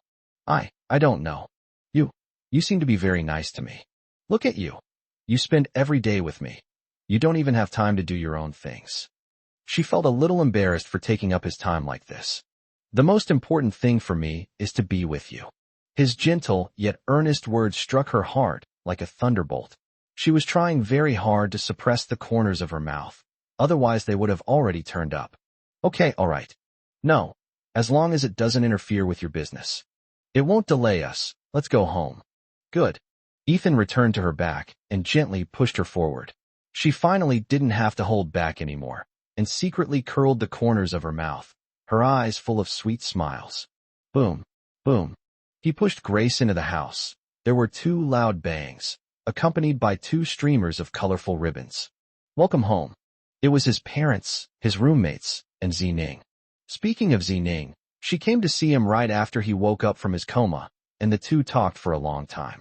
Zining had figured it out and stopped obsessing over it, no longer pursuing Ethan. She felt that Ethan and Grace were the right couple and had to be together. Otherwise, all the bloodshed would be wasted. Perhaps one day, she will meet a boy who likes her just as Ethan likes Grace. As for Ethan and Grace, they must be her closest childhood friends. Grace was a little confused for a moment. She knew Isabella and Alex were her parents because Ethan had told her, but she didn't recognize the others. However, she could sense the goodwill they were showing, and she thought, perhaps they were her friends from before she lost her memory, or perhaps they were Ethan's friends. Grace, we're home. The boy spoke to the girl in a soft, gentle voice, his words incredibly tender. Uh-huh. The girl's smile was radiant. Chapter 121 The Ring. Grace, Xiaoyu. Welcome home. Isabella rushed forward and hugged Grace tightly. She felt Isabella's embrace was warm, and she liked it. She tried to call out Mom. Mom. What? Grace, you're such a good girl. Let Mommy give you a kiss. Mua. She blushed quickly after being kissed so passionately in public. Ahem. Oh dear, Daddy's going to be sad. Grace only calls Mommy. Alex said sourly from the side. Dad? Haha, great. Dad gave Grace a big red envelope. Thank you, Dad. She looked up at Ethan standing behind her and spoke softly. Then should I call you brother, older brother? He looked at her tenderly. Either is fine. Grace can call me brother or Ethan. Although she didn't understand why, she still nodded obediently. Okay, brother. And also Lynn, Ethan. She called them all over again. Ethan couldn't help but smile knowingly. Grace, that girl, is still so silly. She looked up at Lu Xiaoyuan and the others, then back at him, probably wanting him to help introduce them. Grace, these 3 are all my good friends and roommates. This girl is our childhood friend. Oh, I see. She had absolutely no recollection of it. Grace's bewildered expression, Lu Xiaoyuan laughed and said, Haha, Grace is still so cute. Ethan knelt down in front of Grace and spoke softly. Grace, it's okay if you can't remember. We can get to know each other again. And I believe Grace will remember someday. Okay, sure. All right, you young people can go have some fun first. Annie's going to cook. I'll make lots of delicious food tonight to welcome Grace home from the hospital. Zhu ran. Haha, that would be really troublesome for you, Annie. No trouble at all. By the way, Xiaoyu, you don't need to cook for me anymore. Take good care of Grace. Okay, sure. Grace, shall I take you upstairs to change your clothes first? Look, you're still wearing your hospital gown. Okay, but how do we get up there? Grace looked at the spiral staircase. A wheelchair definitely couldn't make it up. I'll carry you up there. Don't you believe your brother can carry you? He teased Grace gently. Ah, no. I believe. Her fair neck quickly flushed crimson. It wasn't that she didn't believe her. She was just too shy. He gently picked Grace up in a princess carry again, and this time Grace naturally wrapped her arms around his neck. He easily carried the girl upstairs. The girl thought silently in the boy's arms. Is he my brother? But he said there's no blood relation. It's so strange, but he's so gentle with me. And he's so handsome too. Huh? Isn't he leaving yet? How am I supposed to change my clothes? No, I can't change my clothes even if he leaves. My leg is broken. Do I need him to change it for me? I'm a little shy. Lynn, Ethan. She called out to him timidly. What's wrong, Grace? You're going to help me? Change my clothes? Her face turned even redder after she finished speaking. She could almost see her face steaming hot. Ethan slapped his forehead, inwardly cursing himself for being an idiot. He had momentarily forgotten that Grace had amnesia, and he could no longer be as affectionate as before. He needed to proceed more gradually. No, I'm sorry, Grace. I forgot. I'll go downstairs and call Mom, and she'll help you change, okay? To avoid hurting Grace's legs while changing clothes, Isabella simply dressed Grace in a summer dress and then put a white coat over it. Several people sat in a row on the first floor, playing the mobile game Honor of Kings. Of course, Grace didn't know how to play, but Ethan taught her. Although he was also a noob, teaching a complete beginner how to play dodgy was more than enough for him. Grace, first level up your second skill. The heart-shaped skill will stun the enemy. Then level up your third and first skills, and you can kill him. He patiently taught her from the side. Oh, I understand. I guess. I think. Hey, look, that Li Bai is coming over there. Use your skill to stun him. Oh well. The screen went black. Grace was successfully counter-killed.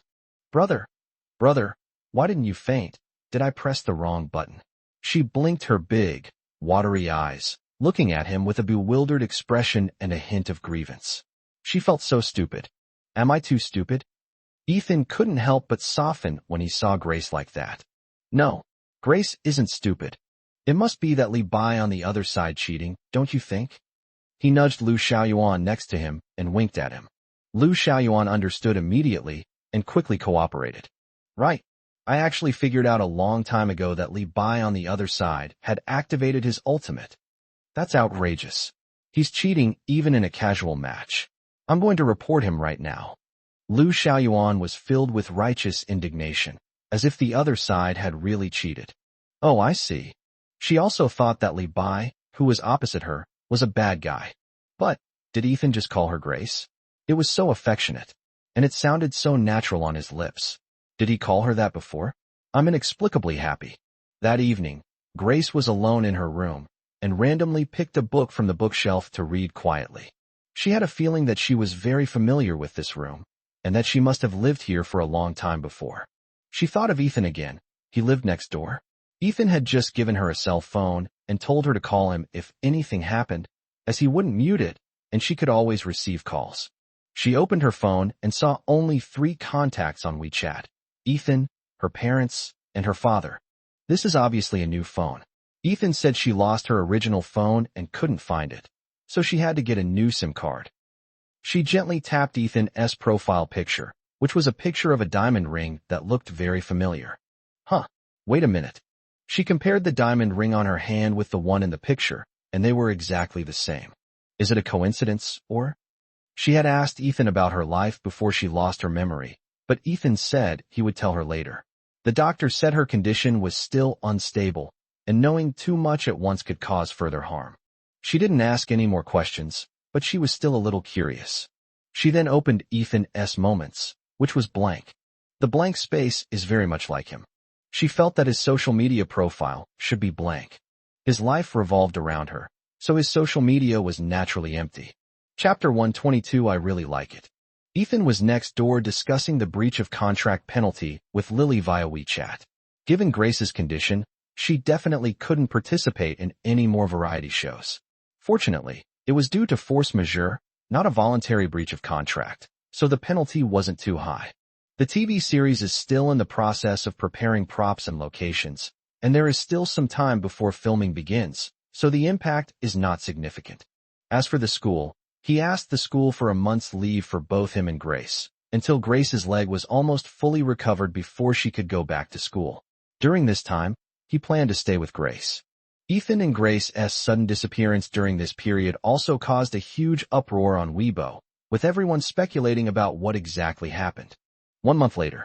For the past month, Ethan has been staying at home with Grace, occasionally taking her out for a stroll, but mostly within the neighborhood and not going to any far-off places. She reads books every day, and Ethan comes to her room to tutor her. Ethan says she is a first-year student in the Department of Performing Arts at Peking University, and the courses she has missed are not many and can be easily caught up. Over the past month, she has become more and more familiar with Ethan, and she has found that Ethan's care for her is truly meticulous, even more tender than the male protagonists in novels. Moreover, it seems that Ethan's life revolves entirely around her. She has been staying at home for the past month, and Ethan has been spending every day with her, staying at home for the same time. One day, while scrolling through her phone, she stumbled upon a trending topic on Weibo. Why did Ethan and Grace suddenly disappear? Curious, she clicked on it and discovered that she and Ethan were actually celebrities. As if she had discovered a new continent, she watched all the videos about her and Ethan. So that's how she used to be, how dependent she was on Ethan. And Ethan has always been so good to her, both before and now. Today, Ethan pushed her to the hospital. It was time to remove the cast from her leg. This girl seems to be recovering well. There shouldn't be any after effects. Let her try walking a few steps lightly. The doctor just removed the cast from Grace's leg and is guiding her to try walking. Good. Brother, could you hold me up a bit? I'm a little scared. Over the past month, she had gradually gotten used to calling Ethan brother. Ethan was about to help Grace up when the doctor's words interrupted him. Young man, you just stay here and protect her. Let her try walking a few steps on her own first, and I'll see how well she's recovering. Good. Grace took her first step, then her second, a little unsteady, but overall okay. So she quickened her pace, and then she failed miserably. Fortunately, Ethan reacted quickly and caught her in his arms, preventing her from falling. Clinging to his chest, enveloped in his fragrant scent, her ears flushed crimson again. She knew from watching previous videos that she used to hug Ethan often, but she was still quite shy now. She couldn't figure out what her feelings for Ethan were. Was it sibling affection? Or something else? All she knew was that he was very, very good to her. She liked him very much too. Grace, don't rush. Take your time, he said softly. Okay, I'll take my time. 2 weeks later. After another 2 weeks of training and recovery, Grace was finally able to walk normally, and he finally brought Grace to Kyoto University, which he had been away from for a long time. This year, the snow in Kyoto came earlier than usual. It was only December when a huge snowfall occurred, covering the entire world in soft white. Snowflakes fell silently from the sky, landing on rooftops and roads, transforming the world into a fairy tale of white jade. Grace seems to really like snow. She would leave little handprints on the soft snow with her tiny palms, and she would find a spot with thick snow and lean back with a plop, then have him pull her up by the hand, turn around, and look at her handprints, smiling adorably. He was responsible for helping to clean the snow off Grace's white down jacket. Grace was also wearing a white scarf and a red snow hat, which he had given to her, and Grace liked them very much. That was the first time he saw Grace. Her outfit, perhaps it was just that one glance, and this girl was imprinted in his mind, never to be forgotten. Perhaps this is fate. He silently followed behind Grace, watching her happy face not far ahead. He felt happy too, or perhaps blissful would be a more accurate word. He often felt sad about Grace's lost memories and prayed that she could remember them. He knew that Grace would definitely remember them. She wouldn't be willing to forget them. Those loves, those attachments, those blood and tears. Brother, aren't you coming to play in the snow? It's so much fun. She was very happy and wanted to invite him to play in the snow together. For some reason, her brother was wearing the same white down jacket and scarf as her, but without her red snow hat. She thought he preferred black. For 2 whole months, she had grown accustomed to his company. If amnesia was her misfortune, then Ethan must be a gift from heaven to compensate her. She thought Ethan must be the best brother in the world. He was always gentle, patient, and doted on her, always going along with her wishes. She would often subtly ask her mother about Ethan, asking about anything related to him. She was interested in anything concerning him. She knew Ethan could sing and play the piano. No wonder there was a piano in the study. But in the past 2 months, she hadn't seen Ethan play it even once. Ethan seems quite bored. No, I'm not saying Ethan is boring. It's said that Ethan doesn't seem to have many forms of entertainment. It seems that besides spending time with her, he spends his days reading.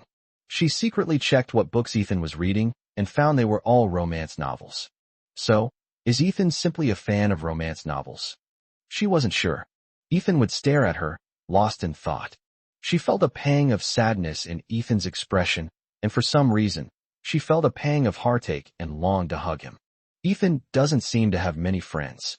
Besides his 3 roommates and Zining, she has never seen any other friends of Ethan's.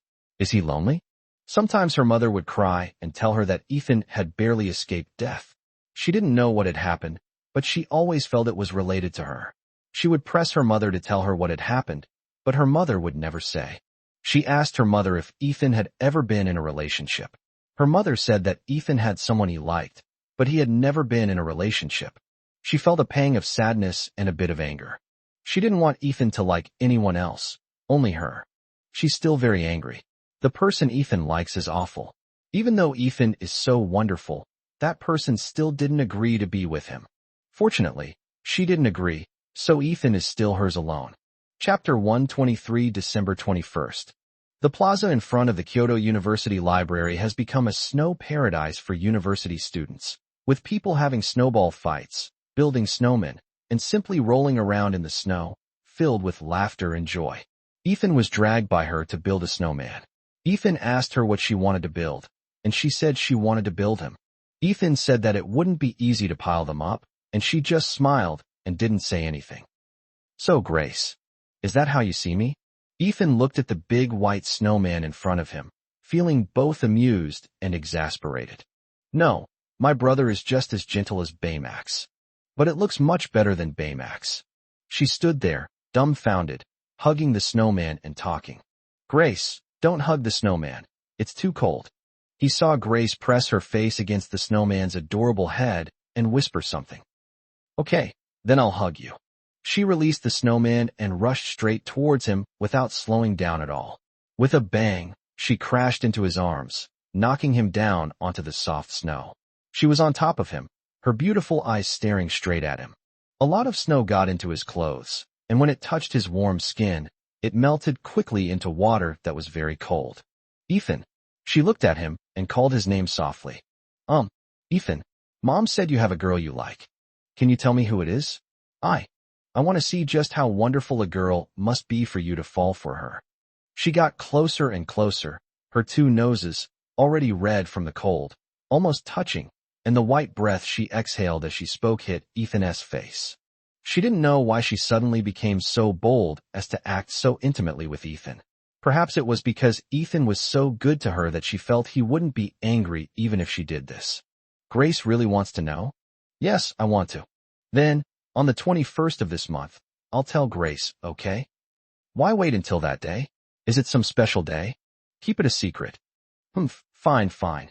Anyway, it'll be soon, and she wants to see who can charm Ethan. She thought she was very beautiful, and she couldn't believe that person could be more beautiful than her. Or was it that person was just very gentle? Actually, she could be gentle too. Grace, my hand is numb. Ethan's words made her realize that she was pressing down on Ethan's arm with both hands, as if she was about to do that to Ethan. Her face flushed red, and she quickly got up. Brother, why aren't you up yet? She found Ethan still lying there, staring blankly at the sky, completely motionless. Very beautiful. Huh? What? The sky is beautiful, and the snow is beautiful too. He spoke in a daze. The blue and white sky, gently touched by a ray of orange sunlight, resembled the delicate brushstrokes of a painter. Snowflakes fell silently at a speed of 2 meters per second, covering every inch of the surrounding space without a sound. Occasionally, a snowflake or two would gently settle on his eyelashes, turning into crystal clear embellishments, lingering there for a long time, like a lover's murmur, telling tender words of affection as his eyes blinked. Yes, it is very beautiful. She also thought it was very pretty, but what she said was, he is so handsome. If only he, so handsome, could belong to her. Ethan, I want ice cream. She couldn't resist the aroma of the ice cream shop as she passed by the school. The scent of cream was irresistible. Please buy it for me, okay? She stood in front of him, making cute little faces, begging him to buy her ice cream. Actually, Ethan had given her so much money that she could probably buy the whole ice cream shop, but she still wanted Ethan to buy it for her. She always felt that the ice cream he bought would taste better. Good. Aren't you going to ask me what flavors I like to eat? No need. I know what Grace likes. Oh, a smile secretly crept onto her lips again. Hello, a vanilla ice cream. Okay, please wait a moment. Wait. Holy crap, Ethan. You've finally appeared. Do you know that the internet exploded during the time you disappeared? Where did you go? It's still that familiar ice cream making girl. And she's still that familiar girl who's always making a fuss. I was sick and spent 2 months recuperating, he replied with a light laugh. Are you done yet? Of course, you can't buy ice cream in its entirety. That's good. Look, your autograph. I'm still wearing it. It's probably your sister's signature, but it's pretty much the same. She puffed out her chest to show Ethan the signature on her name tag, looking very proud. He smiled knowingly. Thank you for your support. Haha. By the way, where's your sister? Wait outside the door. Grace outside the door. TSK. Even just a side profile, I can feel the overwhelming good looks. I'm so envious. I really hope to see both of you on the big screen someday. That day will come. Okay, I'll be waiting. I'll definitely buy a ticket to support you. Okay, thank you. Haha, it's nothing. Here, your ice cream. Oh no, it's your sister's ice cream. Ethan, I want to hear you sing, just for me. Okay, what do you want to hear? I want to hear your favorite song. Okay, but I don't want to sing here. Huh? Where are we going? Let's go to Waiming Lake, okay? Good. She and he lay quietly on the lake, which was covered with a thick layer of ice, and on top of that, a layer of soft snow. Ethan, who was singing in the snow. It was Preference, and she was listening intently. The wind was still, the snow was falling sideways, and the sky was blue. Chapter 124, Final Chapter. I love you. Some people say that amnesia is to protect oneself from the harm of past experiences, but she feels that no matter what kind of pain she suffered before, she should not forget it. If you've experienced it, you shouldn't have any regrets. To discard the past is nothing but the act of a coward, so she is a coward. But she doesn't want to be a coward. She wants to remember everything. She wants to remember her past with Ethan. A thin layer of white mist always seemed to surround him, obscuring her vision and making it difficult to see clearly. She thought it must be because he had forgotten what had happened before. She had been trying to recall things recently, and some fragmented images came to mind.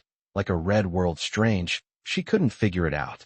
Ethan had previously told her that her amnesia wasn't all bad, and that it could be used to treat her condition. She thought Ethan was probably referring to some kind of mental illness, because she found a pill bottle in her room. She looked up the effects of the medicine and found that it was used to treat major depressive disorder and bipolar disorder. She also accidentally found the pills in her necklace. Perhaps for her, amnesia wasn't all bad, but she knew it must have been a very, very bad thing for Ethan. But she didn't want that. She wanted to make Ethan happy. She thought that if she could regain her memories, Ethan wouldn't be so depressed anymore. She once accidentally saw the huge scar on Ethan's leg, and just looking at it horrified her. She couldn't imagine how Ethan had gotten through it. Ethan seemed like such a pampered boy. How much pain he must be in. Her heart ached for him. She pressed him for details, but Ethan remained evasive and unwilling to speak. She thought it must be related to her. Liu Xiaoyuan once secretly told her that if she could, she must fall in love with Ethan, otherwise Ethan would go crazy. She pressed him for an explanation, but Liu Xiaoyuan refused to elaborate. In truth, she didn't need Liu Xiaoyuan to tell her. She had already fallen for Ethan, and how could she bear to see him go crazy? But, with such fragmented memories, is she worthy of Ethan? Today is December 20th, and Ethan took her back to Cloud City. Mom said that yesterday Yunqing was sunny and clear, but this morning it suddenly welcomed the first snow of the winter. The snow was heavy, even heavier than the snow in Kyoto half a month ago. Ethan disappeared starting in the afternoon, and he didn't tell her what he was going to do. He never does this. Feeling a bit bored at home alone, she started tidying up the house and accidentally discovered a laptop in the bottom drawer of a cabinet. A thin layer of dust had formed on the computer hinges, indicating that it hadn't been opened in a long time.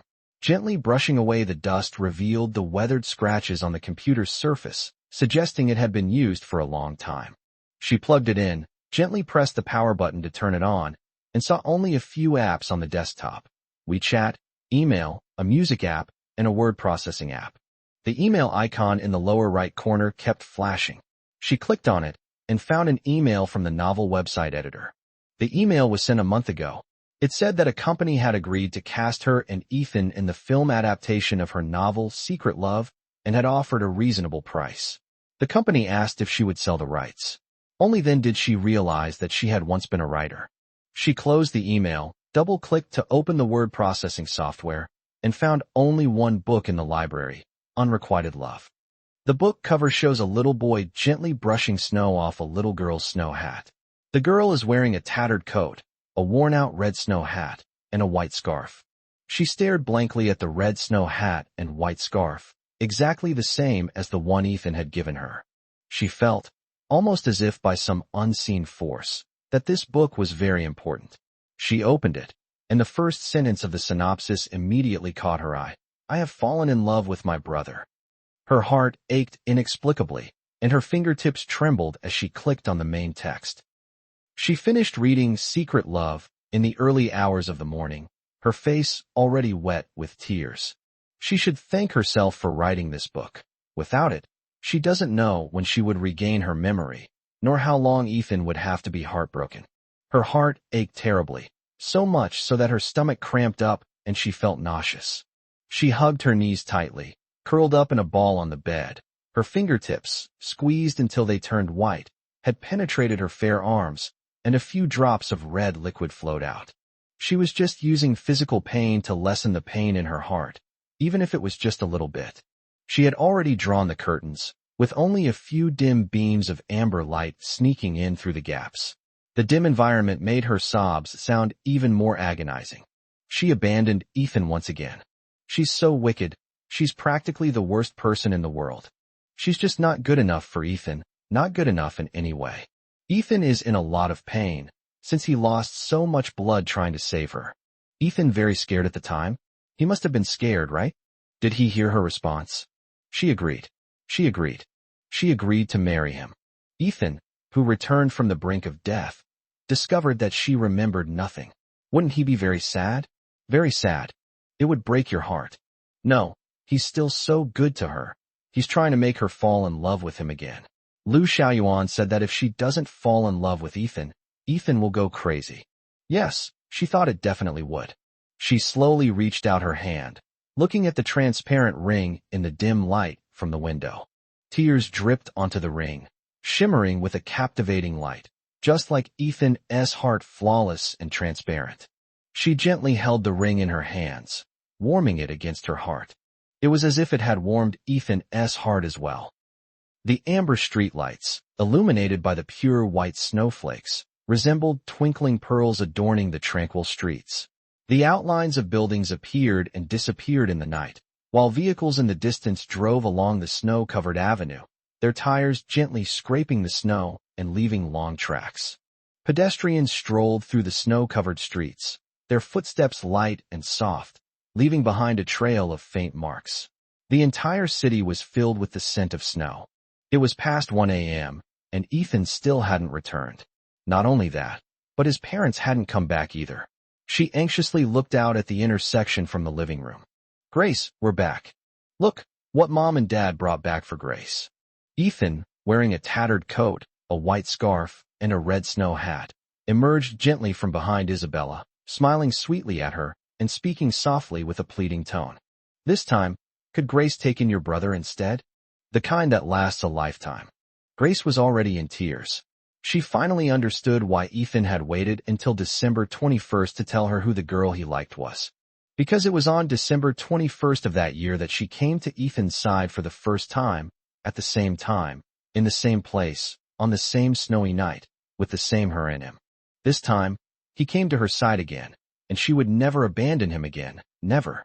She imitated how he had acted back then, gently stepping forward, looking tenderly into his eyes with teary eyes, brushing the snow off Little Red Riding Hood, and whispering softly, "Welcome home, Ethan." She tiptoed and placed a deep kiss on his lips. "Ethan, I will never abandon you again. I can never repay what I owe you, so I'm giving myself back to you. Ethan, I love you. Whether it's me before or after I lost my memory. Let's get married." Good. Which is eternal, tears or diamonds? If he had to choose, he would choose Grace to never cry again. End of article. Author's closing remarks. Whether you like this book or not, or what your opinion of it is, I sincerely thank you for clicking on it and reading this far. Since I myself am a patient diagnosed with severe depression at a top-tier hospital, and this book is entirely my unfounded fantasy, there are quite a few problems with both the plot and the pacing. However, as long as Ethan and Grace's souls are real, that's enough. My original intention in writing this book was to give Ethan and Grace a complete soul, and also to give myself some fantasies of love, so as to comfort myself. In my world, there must be a place where Ethan and Grace truly exist, at least that's my firm belief. From the very beginning, this book was designed to have a tragic ending. Ethan would die, Grace would remain unmarried for the rest of her life, stay with her parents, and fulfill Ethan's mission until her parents passed away, after which Grace would follow Ethan in death. But I just couldn't bring myself to do it. I couldn't bear to hurt Grace, Isabella, and Alex, so I changed it to a happy ending at the last minute. Perhaps this is the stubbornness of a literary youth. Even if it's a happy ending, I'll still write it in a melancholic way. Actually, this is a little selfish of mine. A sad ending might leave a deeper impression on you. Then Ethan and Grace will be remembered by one more person in this world, just as if they were truly alive. Ethan and Grace more than any other reader. Right now, as I write this, I'm crying, and I can't even see the screen clearly. However, when a book is meant to end, it must eventually end. They will live very well. May you have a happy and fulfilling life together, growing old side by side. He will continue to pamper her, and she will continue to depend on him. There will be some side stories coming up, which will cover marriage and married life, and will also fill in any plot holes that haven't been filled yet. Bonus Chapter 1. Obtaining the marriage certificate, sending wedding invitations. The next day, at the entrance of the Civil Affairs Bureau. To prevent any further accidents, Ethan and Grace decided to go directly to the Civil Affairs Bureau the next day to get their marriage certificate first. She clung to Ethan, not wanting to be separated for even a second, wishing she could glue them together. She looked up at the blue sign of the Civil Affairs Bureau, then looked down at the household registration book in her hand, feeling as if she were dreaming, so surreal that she couldn't believe it. She and Ethan are getting married. Right now, we're going to be each other's life partners. Her dream of more than 10 years is about to come true. Brother, you pinch me. She looked at Ethan tenderly, her voice trembling with excitement. I can't bear it. I'll pinch myself instead. Ethan's voice became even more tender and gentle.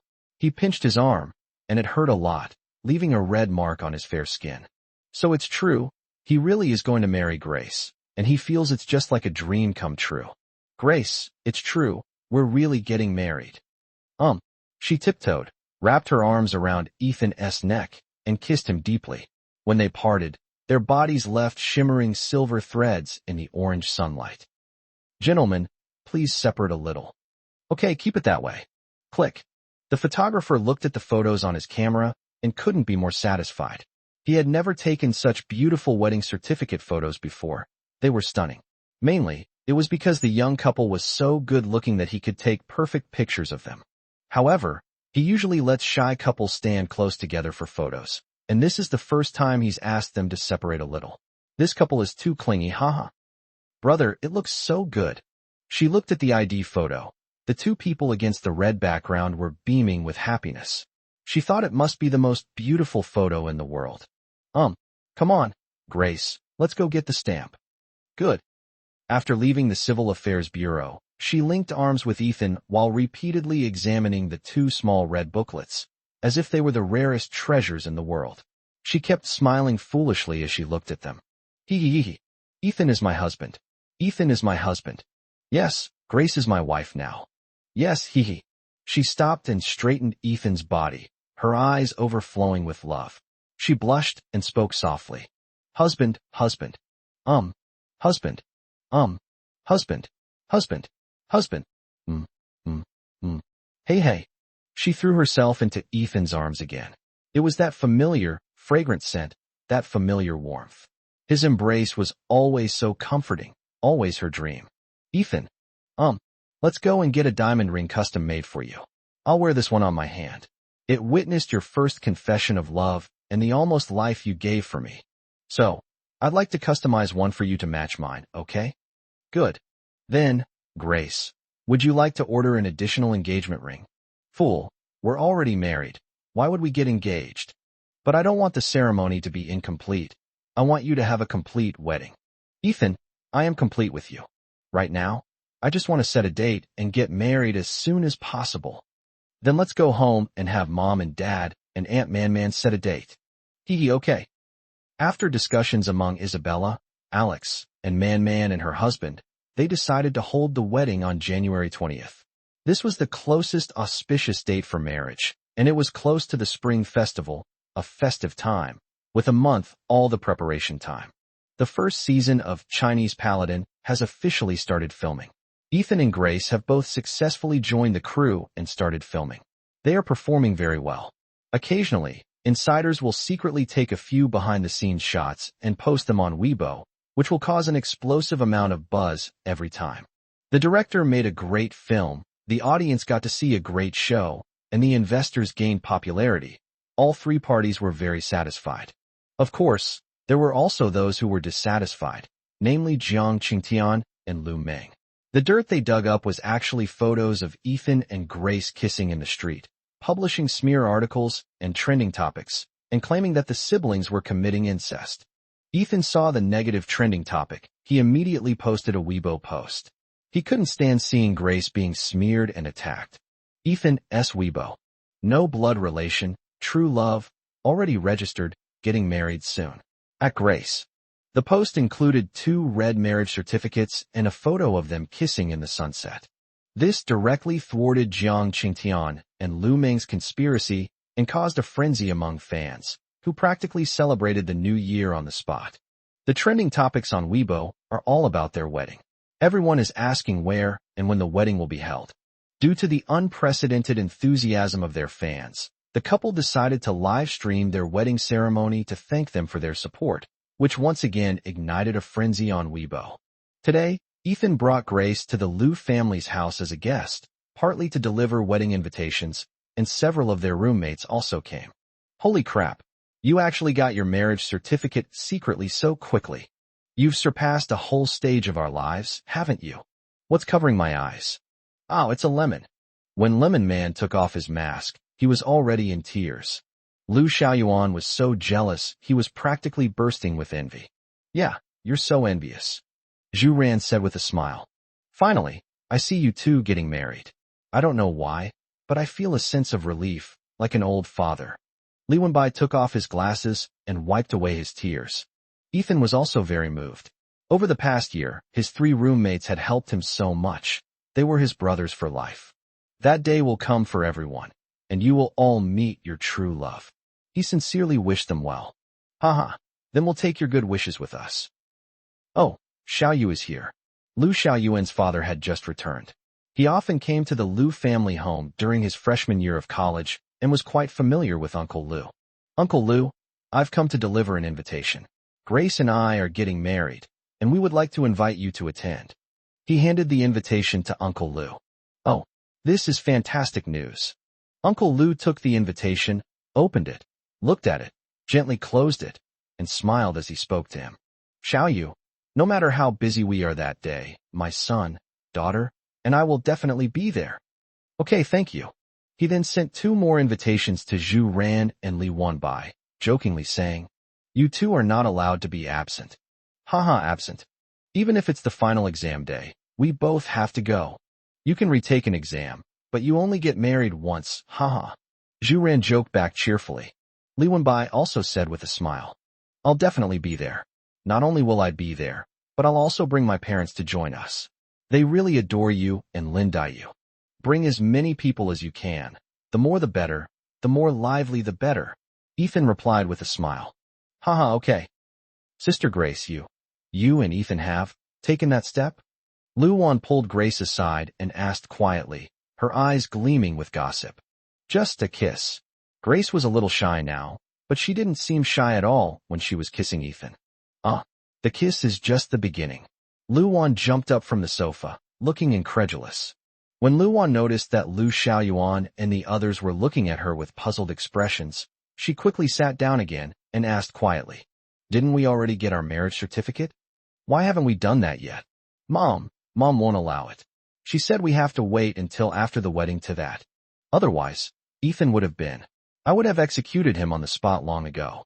Ha ha ha, Sister Lin got punished by her mom. It's hilarious.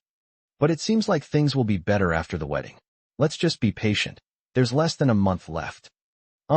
Today, he invited Zining to the coffee shop to deliver his wedding invitation. He had originally asked Grace to come along, but Grace said they might have something else to say, so she didn't come. Brother Ethan, you're here so early. Zining pushed open the door to the coffee shop and saw Ethan already waiting at his seat. Haha, let me guess, why did you ask me out today?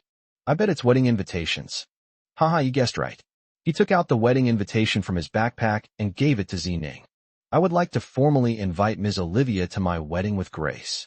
Olivia took the wedding invitation, opened it, looked at the name on it, nodded slightly, then looked up at Ethan and offered her sincere congratulations. Finally, this day has come. Congratulations. Zining, thank you so much. If you hadn't told me my blood type in time, I might not have survived. Hey, let's not talk about these unlucky things. With our relationship, if you died, I'd lose one of my childhood friends. I only have two. Olivia said jokingly with a half smile. Okay, let's not talk about this anymore. I'll definitely be there. Remember to invite Uncle Lee and Grandma too. Yes, don't worry, they'll all be there. Good. Hee hee, little Ethan, take it out. As soon as I saw you two come in hand, I knew what you were here for, haha. Before he could even explain his purpose, Lily had already reached out her hand to ask for it, while Lucy watched expectantly from the side. Lucy, Sister Lily, I formally invite you both to my wedding with Grace, he said with a smile as he handed over the invitation. Looking at the names on the wedding invitation, Lucy couldn't help but sigh. She knew how difficult it was for these two to finally get married. Finally, I've seen it. Back on Green Island. I knew this day would come. We will definitely be there. Yes, definitely. Good. The two officially began studying piano and violin at the music department, and Grace and Wang Yirui also reconciled during their interactions. Brother, I'll go deliver the wedding invitation to Yirui. Good. Knock knock knock. She knocked on the door of the music room. Please come in. Huh? It's Grace. Sister Yirui, I'd like to formally invite you to my wedding with Ethan. She handed over the invitation. Ha ha ha, great. Ethan is my junior, so from now on you'll be my sister-in-law. Sister Yirui will definitely be there. Good. In the past few months, Lin Yuan has finished dealing with things in Melbourne, successfully becoming a hands-off boss, and returned to China with his wife and Ji Yin to settle down. He even bought a villa next to Alex's house. Xiaoyan, go next door and invite your brother Ethan and sister Grace over for dinner. It would be best to invite your uncle and aunt as well. Hee okay. I guarantee I'll complete the mission. Thus, the whole family successfully gathered at Lin Yuan's house. Every time I see Xiaoyu and Grace, I like them so much. How can these two kids be so good at growing up? They are both so beautiful. I can never get enough of looking at them. Lin Yuan's wife had only recently returned to China, and every time she saw Ethan and Grace, she wouldn't let go of them, embracing one on each side, clearly very fond of them. Luckily Grace married Xiaoyu, otherwise I, as her aunt, wouldn't be happy no matter who she married. No one in this world is worthy of our Grace. Grace blushed crimson at the compliment and quickly hid behind Ethan, peeking out with her bright, cat-like eyes. Auntie, please stop praising me. I'm shy. Haha. Lin Yuan, look how attached Grace is to Xiaoyu. It's so sweet. Ahem. Well, Xiaoyu, your younger brother and sister are all married now. You're 27 and you don't even have a boyfriend. She successfully shifted her focus to her daughter and started pressuring her to get married. No matter how brilliant Lin Zhiyu's psychology PhD is, she can't analyze how her mother's thoughts can be transferred to her so smoothly and seamlessly. Mom, it's because I haven't met the right person yet. What can I do? I can't just grab anyone off the street and marry them. That's true. But now that you've successfully landed a job at Peking University, keep an eye out for suitable opportunities. Peking University is full of students. Teacher-student relationships are not something to be encouraged. Lin Zhiyu was at her wit's end. But there are also graduate students and doctoral students who are about the same age as you. You're teaching undergraduates, so this doesn't count as a teacher-student relationship. Lin Zhiyu. Ethan and Grace secretly chuckled to themselves. They rarely saw their cousin get the short end of the stick. It seemed that everyone has their match. Lin Yuan changed the subject to help his daughter out of the awkward situation, as he couldn't bear to see his precious daughter get married. Hey Grace, how's the wedding invitation delivery going? Ethan answered with a smile. Uncle, we've sent almost everything, except for Shun Hang and Ran Ran. They live quite far away, so we can only mail them. Okay, that's good. We'll make sure to invite everyone we should. The more lively the better, huh? Grace suddenly thought of something and spoke to her brother. Brother, what about Director Chow and Director Zhang? Have they been invited? Don't worry, Grace, we've invited them all. She nodded slightly. Director Chow had helped her by promising to let her participate in the program, so it was only right that she be invited. Director Zhang also appreciated the two of them so much, so he should be invited as well. By the way, Xiaoyu, I heard you're planning to live stream your wedding. Is that right? Lin Yuan asked Ethan. Yes, that's right. He nodded affirmatively. That's perfect. I'll help you invite the media. Okay. Thank you, Uncle. No need to thank me. We don't say thank you among family members. Come on, let's have a drink and celebrate Xiaoyu and Grace's wedding in advance. Come on, cheers. Brother, don't drink alcohol, have a soft drink instead. When she saw that Ethan had picked up a glass of wine, she decisively interrupted the spell, preventing him from drinking. She no longer needed Ethan to be drunk, so she could kiss him openly. Okay. Ethan obediently picked up his drink. Everyone burst into laughter upon seeing this. Xiaoyu hasn't even had her wedding yet, and she's already henpecked. Ha! Lin Yuan said. Xiaoyu already spoiled Grace rotten, and now that they're married, who knows how much more she'll spoil her. Grace, you're not allowed to bully your brother every day from now on, Isabella said with a smile. Grace blushed again after being told off, and quickly replied, Mom, I won't bully Ethan every day. I'll only bully them occasionally. Everyone laughed at Grace's adorable appearance. After dinner, Lin Zhiyu called Ethan and Grace to the chairs in the yard, and they chatted. You two should pay more attention to your own and each other's mental state. Although you two are married now and your mental health issues have improved a lot, mental illnesses can also be accompanied by physical ailments. You still need to remember to take your medication for some problems, understand? They both nodded obediently, like chicks pecking at rice. Ethan, do you still want to study psychology with your cousin? Want? Brother, why are you still studying? She asked blankly, clinging to Ethan's arm. Of course, it's to treat Grace. He gently pinched Grace's little nose and said affectionately, With you by my side, I don't need any treatment, she said softly, her bright eyes sparkling. No, okay? Be good. He gently stroked Grace's smooth, dark hair. Okay, I'll be good. She looked at him, her eyes sparkling with a silly grin. Yes, Grace has always been very well behaved. Ethan's arms again, listening to his heartbeat. She knew that Ethan would always spoil her, and she would always be obedient. Lin Zhiyu. Dog food, it's all dog food.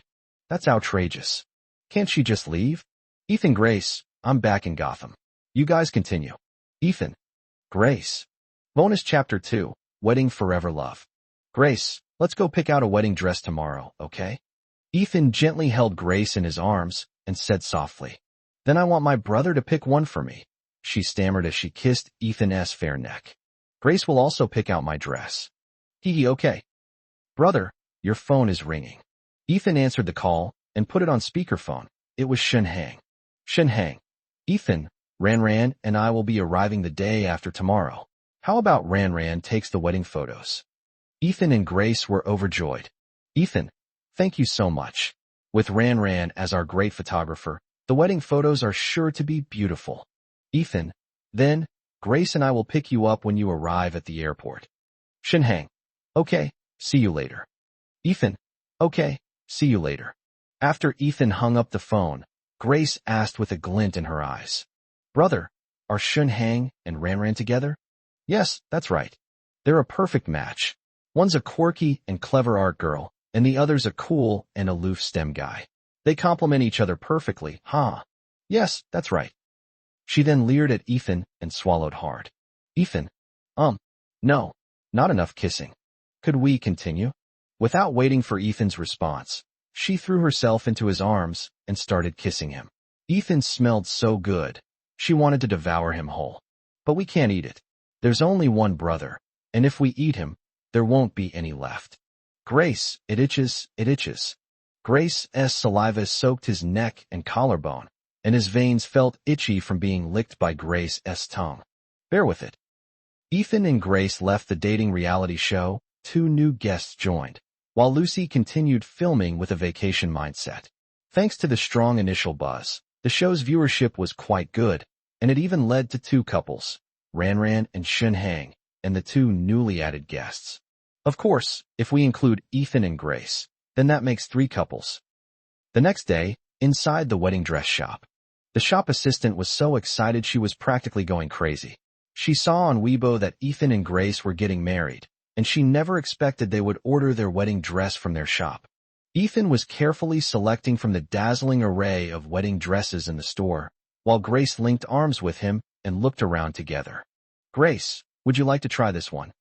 He looked at all the wedding dresses in the store, and every single one was beautiful, but the one in front of him best suited Grace's temperament, cool and sacred. Okay, if my brother wants me to try, I'll try. The shop assistant took the wedding dress down and led Grace to the dressing room. When Grace came out after changing, she was completely stunned. This must be the most beautiful bride in the world. The pure white wedding dress is like a light cloud, smooth as silk, dancing in the wind, carrying the girl's pure and innocent dreams and expectations. The wide and soft skirt is like the wings of an angel descending to earth, pure and noble. The lace trim shines in the orange sunlight, like a galaxy falling, adorning the wedding dress and adding a touch of romance and mystery. The girl's long hair was as black as ink, flowing smoothly over her white wedding dress, which was covered by a white veil. The contrast between her black and white hair made her skin appear even whiter than snow. With eyes full of tenderness, she gently walked up to Ethan, her fair hand waving in front of his dazed eyes. She chuckled inwardly. Ethan was completely mesmerized. It seemed the wedding dress was beautiful, and she was very satisfied. Ethan, is it pretty? She asked with a smile. So beautiful. Grace must be the most beautiful girl in the world, and she must be the most beautiful bride. He spoke in a daze. She smiled and moved closer to him, speaking mysteriously. Do you know why she's so beautiful? Why? Because you are the groom. Ethan's lips again without any hesitation. Every time she got close, she felt that Ethan's lips were exuding the sweetness of honey, and she could never help herself. The shop assistant next to me had her eyes light up immediately. This is something she can see for free. After kissing for a while, she finally got tired and remembered that there were other people next to her, but she had already completely given in. Shyness, what is that? Sorry, that word doesn't exist in her vocabulary. Is being shy more important than kissing Ethan? Brother, let me pick out a dress for you. Good. She carefully selected a pure black dress for Ethan, adorned with a few delicate pure white buttons at the neckline and cuffs, as if woven from the deepest stars in the night sky, exuding a mysterious and elegant aura. The suit was tailored to fit perfectly, with smooth lines that flattered Ethan's figure, making him appear tall and sharp. The pure black color further accentuated his skin, making it look like snowflakes falling under the moonlight, cold, white, and delicate, radiating a faint glow. "Ethan, do you like it?"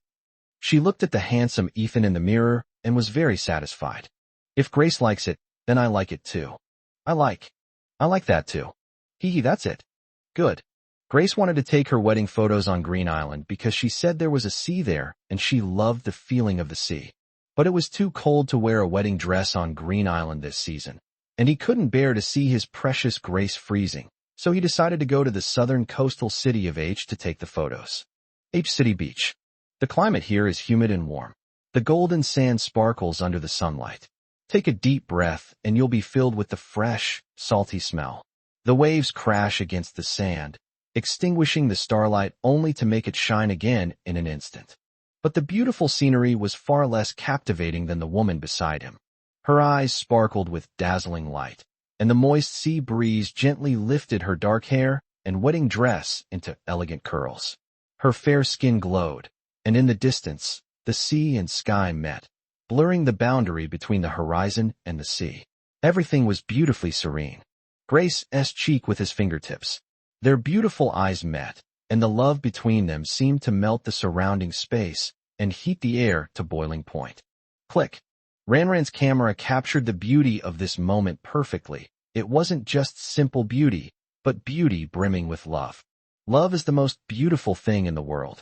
When a camera captures love in a photograph, that photograph transforms from a cold combination of paper and ink into a priceless treasure.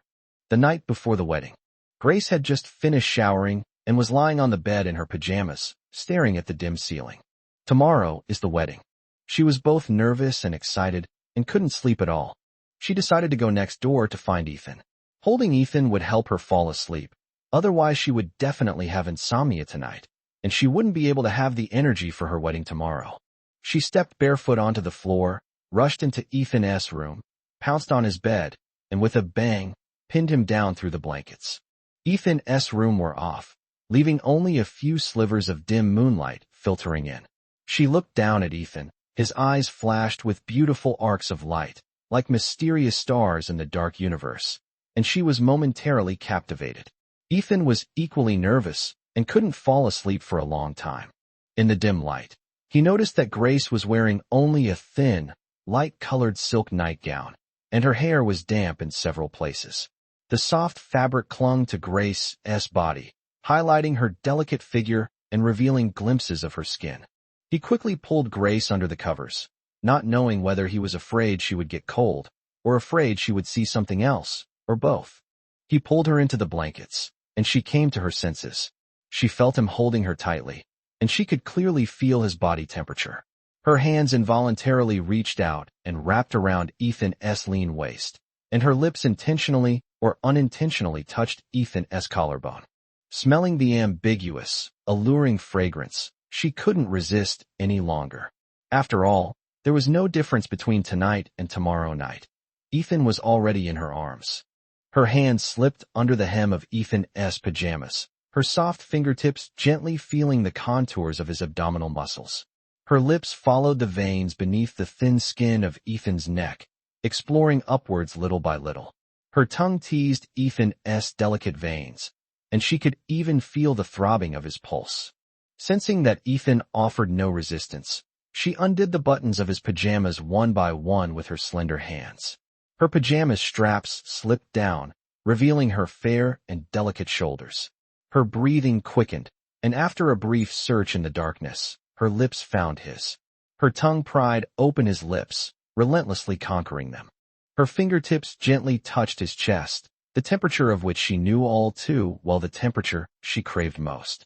The room was dimly lit, and she was already intoxicated by the ambiguous atmosphere. Her palm continued to rest on his back, but it was as if a bucket of ice water had been poured over her, instantly sobering her up. Her hand touched the scar on what should have been delicate skin, the huge scar inflicted by that broken piece of wood when he saved her. Her fingertips trembled as she gently stroked the scar, fantasizing that she could smooth it away. She cried again, her scalding tears sliding down Ethan's neck and into the hollow of his collarbone, slowly cooling and taking away the heat from his skin. "I'm sorry, Ethan," she choked out. Silly girl, what have you done to wrong me? Don't say silly things. Sensing that Grace was upset, he hugged her tightly and gently stroked the back of her head. I'm the one who made you bleed, and I'm the one who left you with this scar. Her voice was still trembling. He cupped Grace's face in his hands, gently kissed away her tears, and made Grace look into his eyes. Grace, no matter the bleeding or scarring. She thought his eyes must be inlaid with gemstones, a kind of pure, transparent gemstone. I don't want that. I want you to live well and stay with me forever and ever. Therefore, you are not allowed to die before me. Good. Brother will always be with Grace, forever and ever. Yes, I believe in my brother. Grace, go to sleep. Good. They fell asleep in each other's arms, and the night passed without a word. The wedding was held in Cloud City. It might not be as luxurious and grand as Kyoto, but it was more intimate and warm. Ethan and Grace both preferred Cloud City because it was the city where they first met, got to know each other, and fell in love, and it would be the city where they would spend their lives together. The reception room was bustling with people. All the wedding guests had arrived and were chatting with each other. Various media outlets had also found their spots, set up their cameras, and started broadcasting live. Meanwhile, Grace was changing clothes and getting her makeup done in the back. It turned out to be the makeup artist who had done her trial makeup on Green Island. Miss, we can't take as long as last time today, Grace said quickly, recalling her makeup experience on Green Island. Haha, don't worry. We already found the perfect makeup look for you last time, so just apply it this time. Good. You seem very nervous. Your nose is sweating. Yes, some. Don't worry. You're about to marry the person you love most. That will be the happiest thing in the world. There's no need to be nervous. Okay, sure. All right. Now, our wedding ceremony will officially begin. Please welcome the groom. Ethan, dressed smartly and handsomely in a black tuxedo, walked solemnly onto the stage, waiting for Grace's arrival. All right. Now please welcome the bride. Grace, arm in arm with Alex, gazed intently at Ethan waiting ahead and walked gently towards him, her eyes sparkling with a captivating light. Indeed, this was the happiest thing in the world. There was no need to be nervous. All right. Now please let the bride's father hand the bride over to the groom. Alex gently lifted Grace's hand and placed it around Ethan's arm. It was a magical experience, like marrying off a daughter, yet also like not. This was the outcome he most hoped for, because he couldn't bear to see his beloved daughter get married. This was perfect. Neither child would leave him and Isabella. And even when Ethan and Grace had their own baby in the future, they could have 1 or 2 more adorable children. Now, please let the bride and groom exchange vows. Ethan gazed lovingly at Grace before him and spoke slowly. Grace, we have experienced many setbacks and even life or death tests to this day, but these cannot break us apart. On the contrary, they have made me see my heart more clearly. Grace, I love you. He slowly turned around and looked sincerely at his relatives, friends, and the camera. I have been protecting Grace for more than 10 years, but I am not satisfied. I want to protect Grace forever and spoil her like that forever. Some say that the word eternity is a lie and that nothing is eternal. Today, I would like to ask all my relatives and friends and the audience across the country to witness my love for Grace is eternal. Grace again and spoke softly. Grace, can you give me this chance?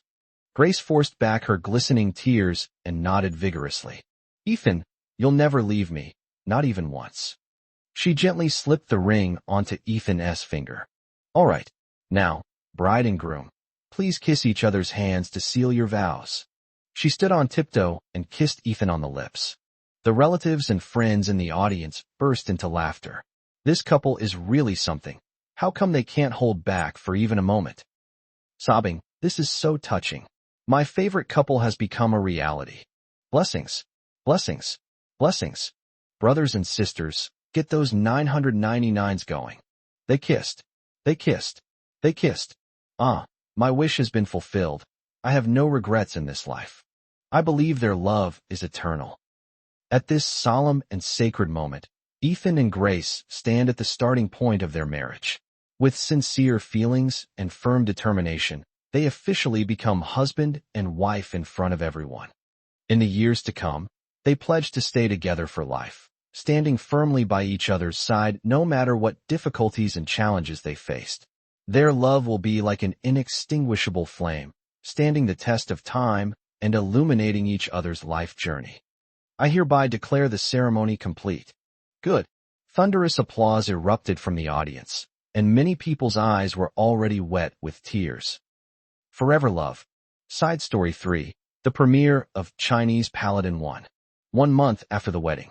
Ethan was supposed to take Grace on their honeymoon, but they were busy filming the TV series Chinese Paladin 1, even during the Spring Festival. Neither of them could take a month-long vacation, so they had to wait until filming was finished before going on their trip. However, even if a long vacation isn't possible, a day or two is still possible.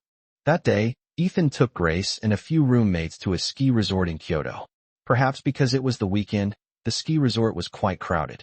She can't ski, but Ethan can, and he'll definitely teach her patiently. Over the past month, she's become increasingly attached to Ethan. She feels like she and Ethan are drawn together by a magnetic attraction. Whenever she has free time, she wants to be with Ethan, knowing he won't get annoyed. She enjoys this time. It's the kind of life she's been looking forward to for over a decade. Liu Xiaoyuan and his friends were enjoying skiing, while Ethan was resting with her on a chair by the side of the slope. Although she hadn't started skiing yet, she was already tired. She unzipped Ethan's white down jacket, nestled her head on his lap, wrapped her arms around his waist, and her hands began to wander, tickling him. She buried her face in his jacket, hiding from the harsh midday sun, and inhaled his signature scent of fragrance she would always adore.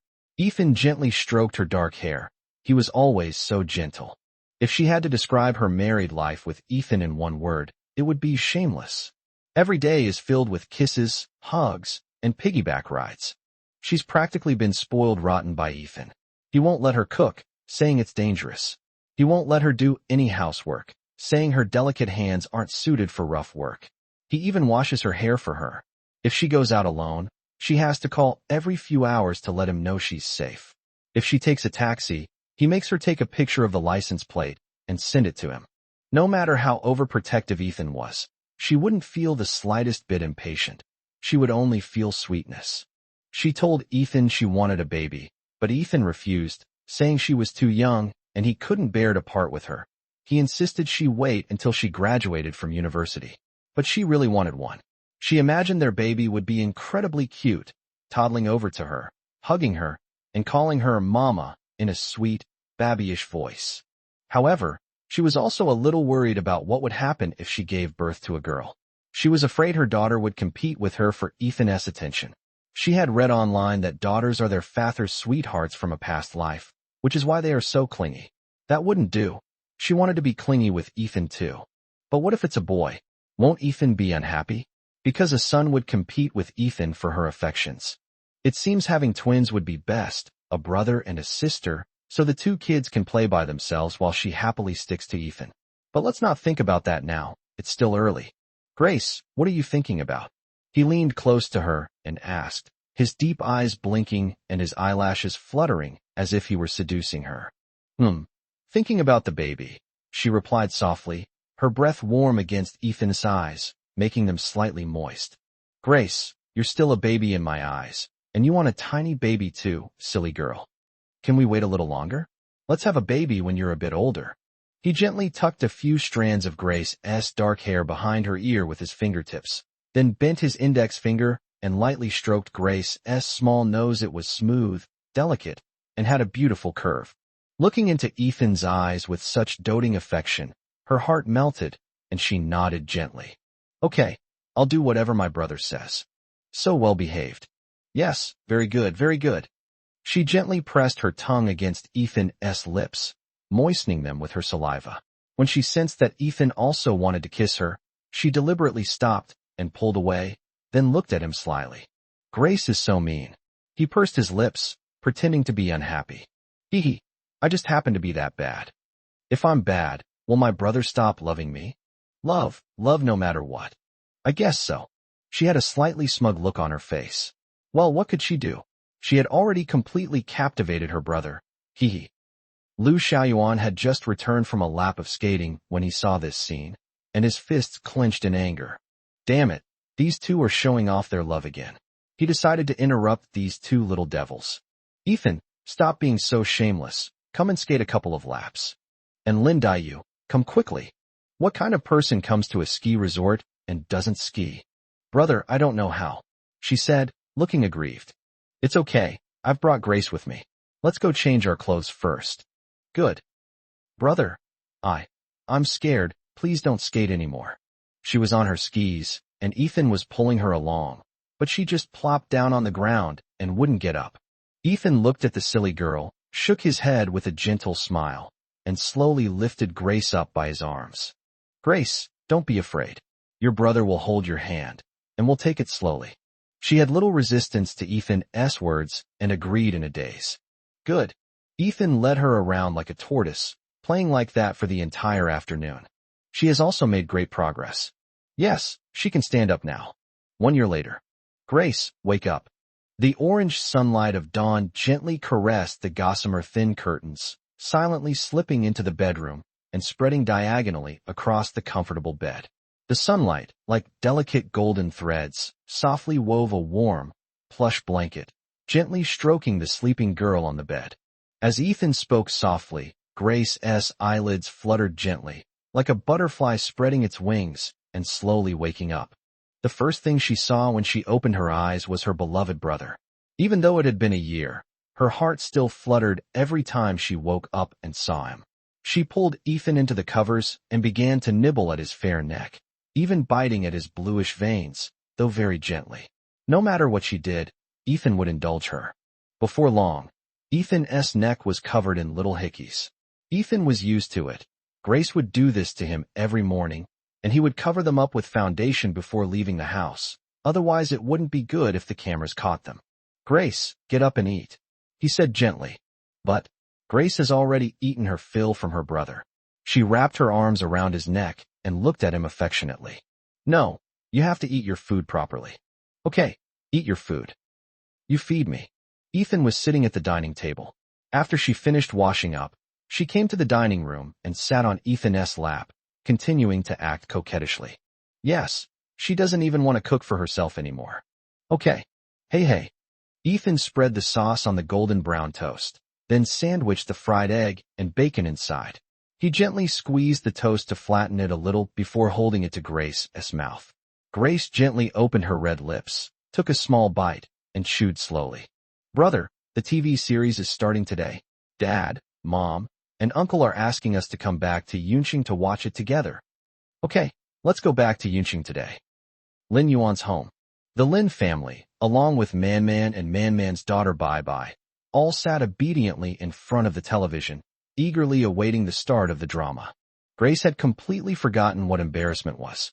Right in front of so many relatives, she hugged the rabbit pillow and snuggled comfortably in Ethan's arms, with Ethan's chin gently resting on her head. There was no way she could resist the temptation of Ethan's warm, soft, and fragrant embrace. Ethan was still helping her peel pine nuts, feeding her one after another, and she couldn't have been more comfortable. Bai is the same age as Grace. He appears to be watching TV next to Man, but he is actually glancing at Ethan and Grace out of the corner of his eye. She wasn't unfamiliar with Ethan. They'd seen each other often since childhood, and he'd even tutored her in math during high school. However, since Grace had been gone for 5 years, she wasn't as familiar with her anymore, only having recently seen her from afar at a wedding. So she was quite curious about Grace and had been trying to find an opportunity to play with her.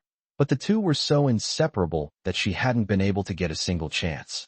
She moved quietly next to Grace, pretending to pick up pine nuts, but actually she was secretly watching Grace. The more I looked, the more engrossed I became, and I kept pondering it in my mind. My goodness, she's so beautiful it's unfair. Her skin is so smooth and fair, her eyes are so bright and expressive, her nose is so delicate, and her lips are so moist and pink. Grace and Ethan really not siblings? How come they both look so incredibly good-looking? Back in high school, she thought Ethan was just too good-looking. All the girls in her class were totally obsessed with him. Of course, except for her. Ethan was incredibly strict when tutoring her in math. Like Ethan? Impossible, absolutely not. It's a good thing Grace wasn't in their high school, Otherwise, the boys in their class would probably be completely smitten with her, and the whole class would be wiped out. Grace, sister? Or, Grace, younger sister? She called out to Grace with a puzzled look in her voice. Grace nestled in her brother's arms, head bowed in thought, though of course, it wouldn't lead to anything. Brother, who's older, me or Bye-Bye? She decided to ask her brother for help. It seems like Bye-Bye is only a tiny bit bigger, maybe just a month? Haha. Xiaoyu has a good memory. Bye-Bye is a month older than Grace. Man said with a smile. Oh, so I'm the older sister. Bye-Bye straightened her back immediately and adopted a confident posture. Grace, let your big sister give you a squeeze of your little hands. Okay, here you go. Grace obediently stretched out both hands to Bye-Bye. Bye-Bye excitedly grabbed that soft, boneless hand, squeezing it back and forth, and even made a lewd sound. Hee, so soft, so white, so delicate, and your fingers are so straight too. Slurp slurp. Ethan. He had a feeling that his wife was being taken advantage of. This wasn't right.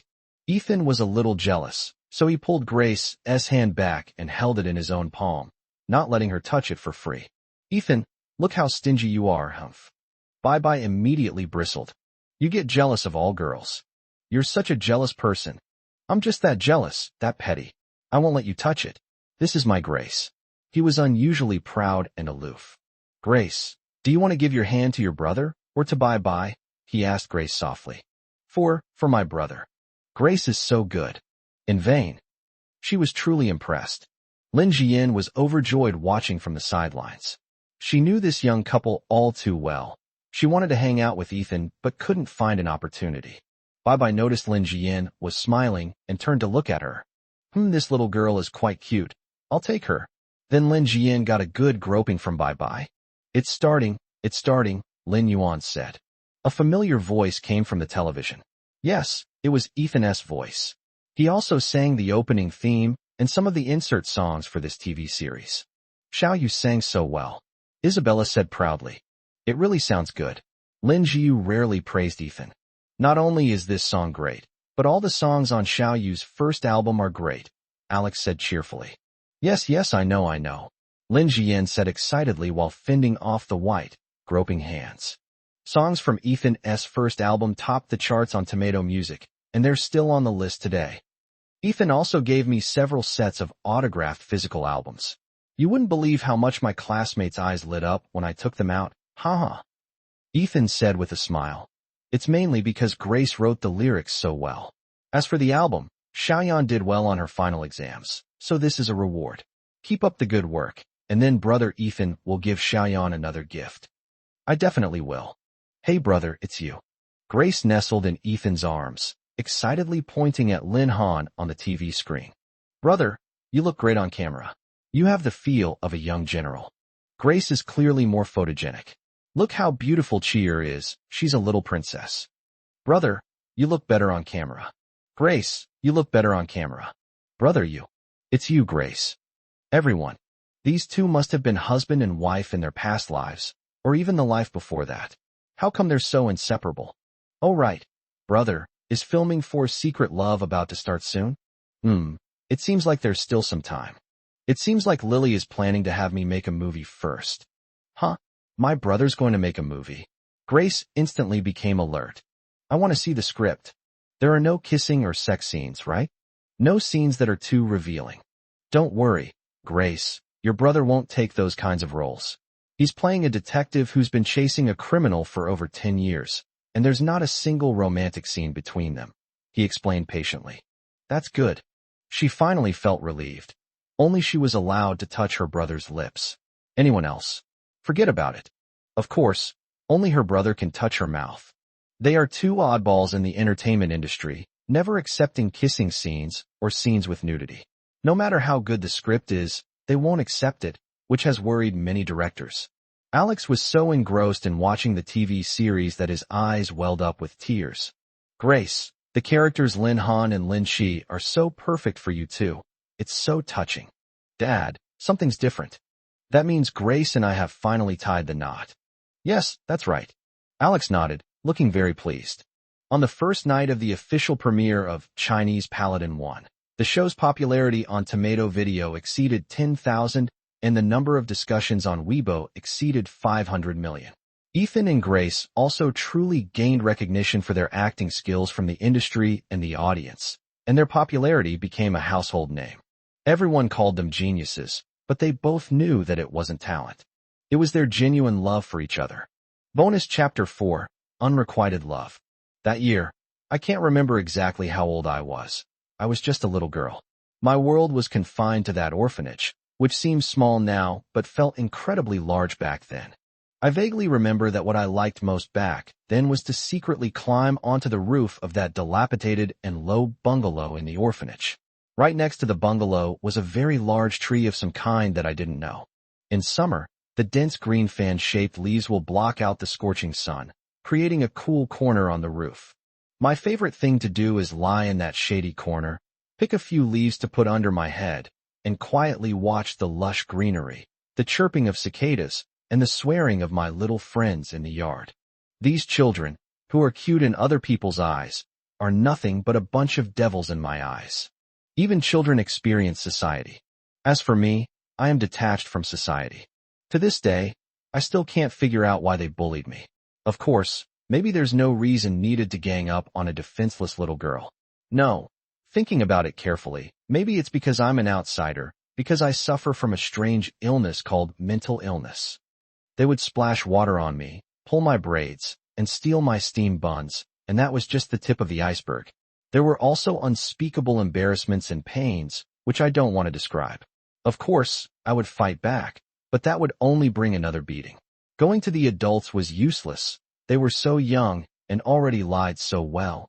It amazed me. Fortunately, I still have this corner of the rooftop, a place that belongs only to me. Because none of those self-proclaimed little tyrants, and of course, some girls too dared to climb up here. There was no ladder to this house. The only way to climb up was by using a few broken bricks, pulling on your wrists and knees. I wasn't afraid, but every time I went down, I was amazed at how brave I was. Climbing the wall made my already patched clothes even dirtier and more tattered. However, compared to dealing with those demons, I'd rather my clothes get even more worn out. Today, a very gentle uncle and Annie hugged me and asked me many, many questions. I've seen this kind of scene before, and I know I might have to run away from here. To make them like me, I behaved very well. The auntie's embrace was warm, and the uncle's hands felt very safe. I liked it very much. This is a warmth I haven't felt in a long time. I remember that the snow was heavy that night, and the whole city was covered in cold and beautiful snowflakes. Perhaps because it was night, the snow covering the entire city looked exceptionally pale under the moonlight, and the world was filled with the scent of snow. I didn't like snow back then because my clothes weren't thick enough, and I didn't have any warm clothes. It would be very cold after it snowed. But that night, I didn't feel cold. The uncles and aunts around me seemed to radiate warmth. Even so, I still wasn't in the mood to appreciate the moonlit snow scene because my aunt and uncle said they have a son, which means I have an older brother. I was incredibly uneasy. Was I about to fall into another abyss? I was afraid that this brother I had never met would bully me like those demons. This time, I didn't even have the courage to resist. I was the one taking his parents away, so it's only natural for him to bully me, right? I don't like having my steamed bun taken away, and he wouldn't like having his parents taken away either. I wholeheartedly agree. I was prepared to be bullied and not fight back, but I was still somewhat happy because, in any case, brother was just a person, which was much better than an orphanage. No matter how mature I was back then, I was still just a child. When I actually entered my uncle's house, I was still too scared to come out and hid tightly behind my aunt. But my aunt still pulled me out from behind her. That was the first time I met him, Ethan. What kind of feeling is that? Back then, my vocabulary was quite limited, but now I can roughly describe it as amazing. I have never seen such a handsome boy before. He is unlike any of the other children in the orphanage. I glanced furtively at my tattered clothes and felt a pang of self-consciousness, too ashamed to look at him. He was so wonderful. He had a warm home, loving parents, a handsome face, and a gentle demeanor that I lacked. All of this made me feel inferior. I even wondered if I was worthy of being his sister. I even foolishly thought that even if he bullied me, I would still go to him to play. He walked over, his gentle eyes, his soft movements. The snow falling on his snow hat, everything was so beautiful. His voice was very pleasant, which caught me off guard because it was very different from what I had imagined. He wasn't like those bad boys. Instead, he was well behaved. She is an angel. I felt even more ashamed of myself. Looking back now, I realized that I was judging him by my own petty standards. I hadn't even met him yet, but I already thought he was a bad person. However, I didn't let my guard down because I knew that people lie, and I was very good at lying. Lying doesn't necessarily have to be words. It can also be an action. I always try to avoid taking his things, whether it's delicious food, new clothes, new toys, or pocket money. I force them on him because I'm afraid he'll misunderstand me or bully me. I probably wouldn't even be able to bring myself to fight back against him. It's funny to think about it, but I was hooked in about a week, though I think I lasted pretty long. I discovered that he would never bully me. He treated me like a younger sister, speaking to me gently and softly, saving all the good things for me, and taking care of my feelings to help me adapt to the new environment quickly. Ethan was the sweetest honey in the world. I thought to myself, even if it was all a lie, a trap, I would willingly fall into it. Even if the heart of this honey turned out to be poison, I would still gladly accept it. I've been here for a month now, and I rarely talk to him. It's not because he's distant from me. On the contrary, he takes good care of me. It's just that I'm a little afraid to talk to him. Because I found him to be too well behaved, whenever I got close to him, I wanted to tease him, because teasing him seemed to prove that he loved me. Yes, I am that bad. Of course I know it's wrong, but that's just how people are. Like how everyone knows smoking is wrong, but they still do it, right? I don't feel ashamed. I often worry that my silly older brother, being so well behaved, might get bullied. If he does, I'll definitely protect him, since I'm really good at fighting. Only I can bully him, and my possessiveness towards Ethan was already beginning to show back then. The clock hands ticked away. Around 7 o'clock in the evening, the world outside the house was abnormally dark, and the sky suddenly seemed very low, as if you could reach out and touch it. It's going to rain heavily, and I feel very uneasy. I'm terrified of rain, especially thunderstorms. In the past, whenever this happened, I would huddle under the covers, trembling, praying that the rain would pass quickly. I decided to go find Ethan. He was in the next room. I didn't knock and ran into his room. He was leaning over his desk looking at something, a book I didn't really understand. He was very smart. He could understand so many books at such a young age. His bookshelf was full of books that I couldn't understand at the time. I remained silent, simply running straight to his bed. I didn't even need to take off my shoes, since I wasn't wearing any. I just dared to pull back his blanket and slip inside. His blanket smelled very nice. I guess it was from his body that I could smell the fragrance when I was close to him. I attributed it to the fragrance that angels are born with. Yes, I've always believed he was an angel. It might sound funny, but even today, as I write this book, I still believe it. He clearly hadn't expected me to react this way. His beautiful eyes were full of confusion. I was secretly pleased. I liked seeing him look bewildered. He was clever after all, and immediately realized that I might be afraid of rain and thunder. So he came over and handed me a bunny pillow to hug, and gently tucked me in. I immediately pulled him onto the bed, hugged him, and started crying. Actually, I wasn't that scared anymore. The reason I hugged him and cried was because when he tucked me in, his scent wafted to my nose again. I had an urge to drag an angel down to earth, or rather, angels are not to be trifled with, but I just wanted to try. He was bewildered and didn't dare to move, so he just let me hold him like that. Huge raindrops pounded against the window outside. The wind howled through the cracks, and I could hear my sobbing inside. And so, I successfully tricked him into letting me hold him all night. I felt like it was a dream. From then on, I became increasingly excessive and affectionate towards my adopted brother. I used to have frequent episodes of my illness. I would be noisy, disobedient, and even throw things. I was afraid that Ethan and my parents would stop loving me because of this. But to my surprise, they still doted on me, which made me feel much more at ease. I felt that God was making it up to me. If it's Ethan, then I'm willing. I'd give anything to him in exchange. Every time we had to go to the hospital, I felt incredibly disgusted and wouldn't listen to anything they said. When Ethan tried to comfort me, I would just pounce on him on the bed and bite his shoulder until it bled. I even bit his lip once, and now that I think about it, I guess that counts as my first kiss. Ethan would still comfort me gently until I calmed down, and then take me to the hospital. Perhaps it was at this moment that I could no longer live without Ethan, or rather, I began to owe him too much, something I could never repay. My parents arranged for me to attend Ethan's elementary school, but I'm a year younger than him, so I'm in the grade below him. Although we're not in the same grade, everyone in my class, from classmates to teachers, knows Ethan. In fact, I guess everyone in this elementary school knows Ethan. Because Ethan is so outstanding, he gets almost perfect scores in every subject, sings beautifully at school performances, and of course, he's handsome. When all these qualities come together in one person, he is destined to be extraordinary. During break, I was sitting in my seat working on a math problem that I couldn't understand at all. Yes, it's true, Ethan and I aren't related by blood, and I don't have his high IQ at all. A genius older brother and his silly younger sister. My seat was in the second to last row on the far left of the classroom, right next to the window. At 10 o'clock, the sun slowly climbed into the southern sky, and the warm sunlight shone directly in, shining on my math book. The golden reflection made my brain, which was already unable to understand the math problems, even more dizzy.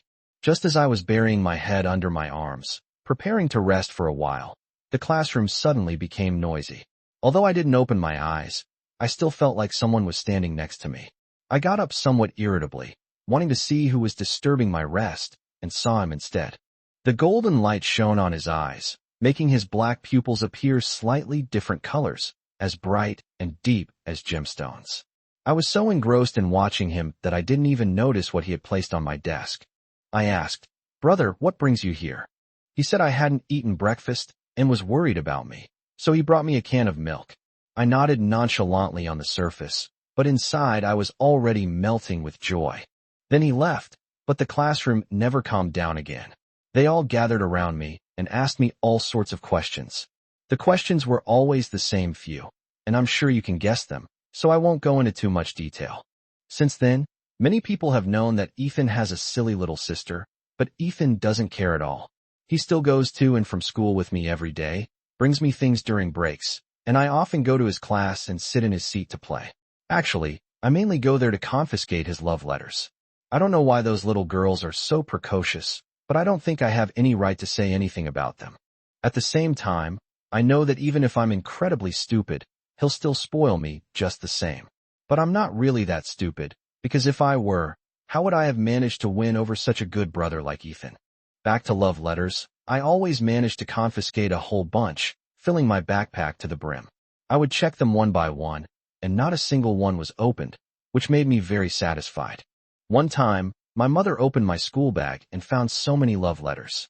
She quickly pulled me into the room and asked if some boy had bullied me. I told my mother these belonged to my brother, and she breathed a sigh of relief and stopped caring. I found it funny to myself. Other families favored boys over girls, so why was it only my family that favored girls over boys?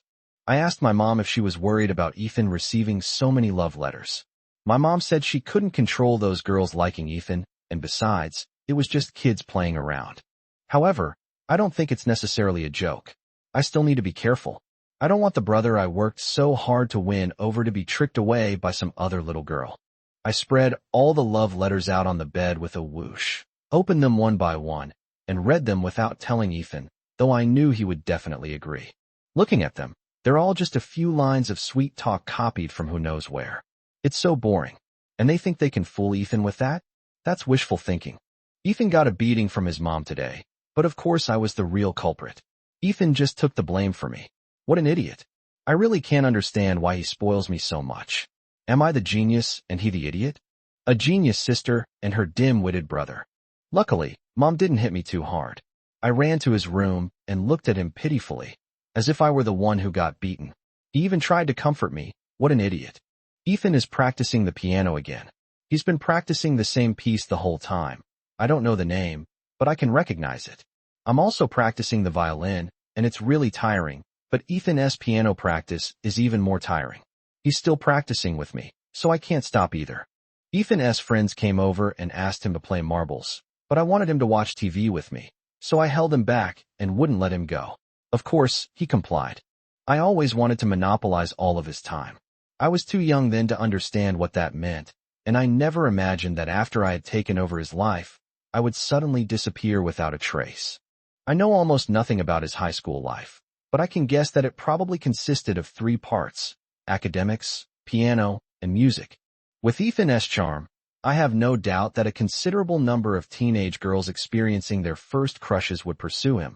I suspect the line could stretch all the way to the Great Wall at Badaling. I'm worried he'll start dating, not just because I'm afraid he'll be snatched away, but also because I'm afraid he'll be hurt again by a bad girl like me. Thankfully, I'm finally almost back. I'm going to do everything I can to win him back and make it up to him. Sure enough, he wasn't dating anyone. I knew it. He's such a well-behaved boy. How could he possibly be in a relationship so early?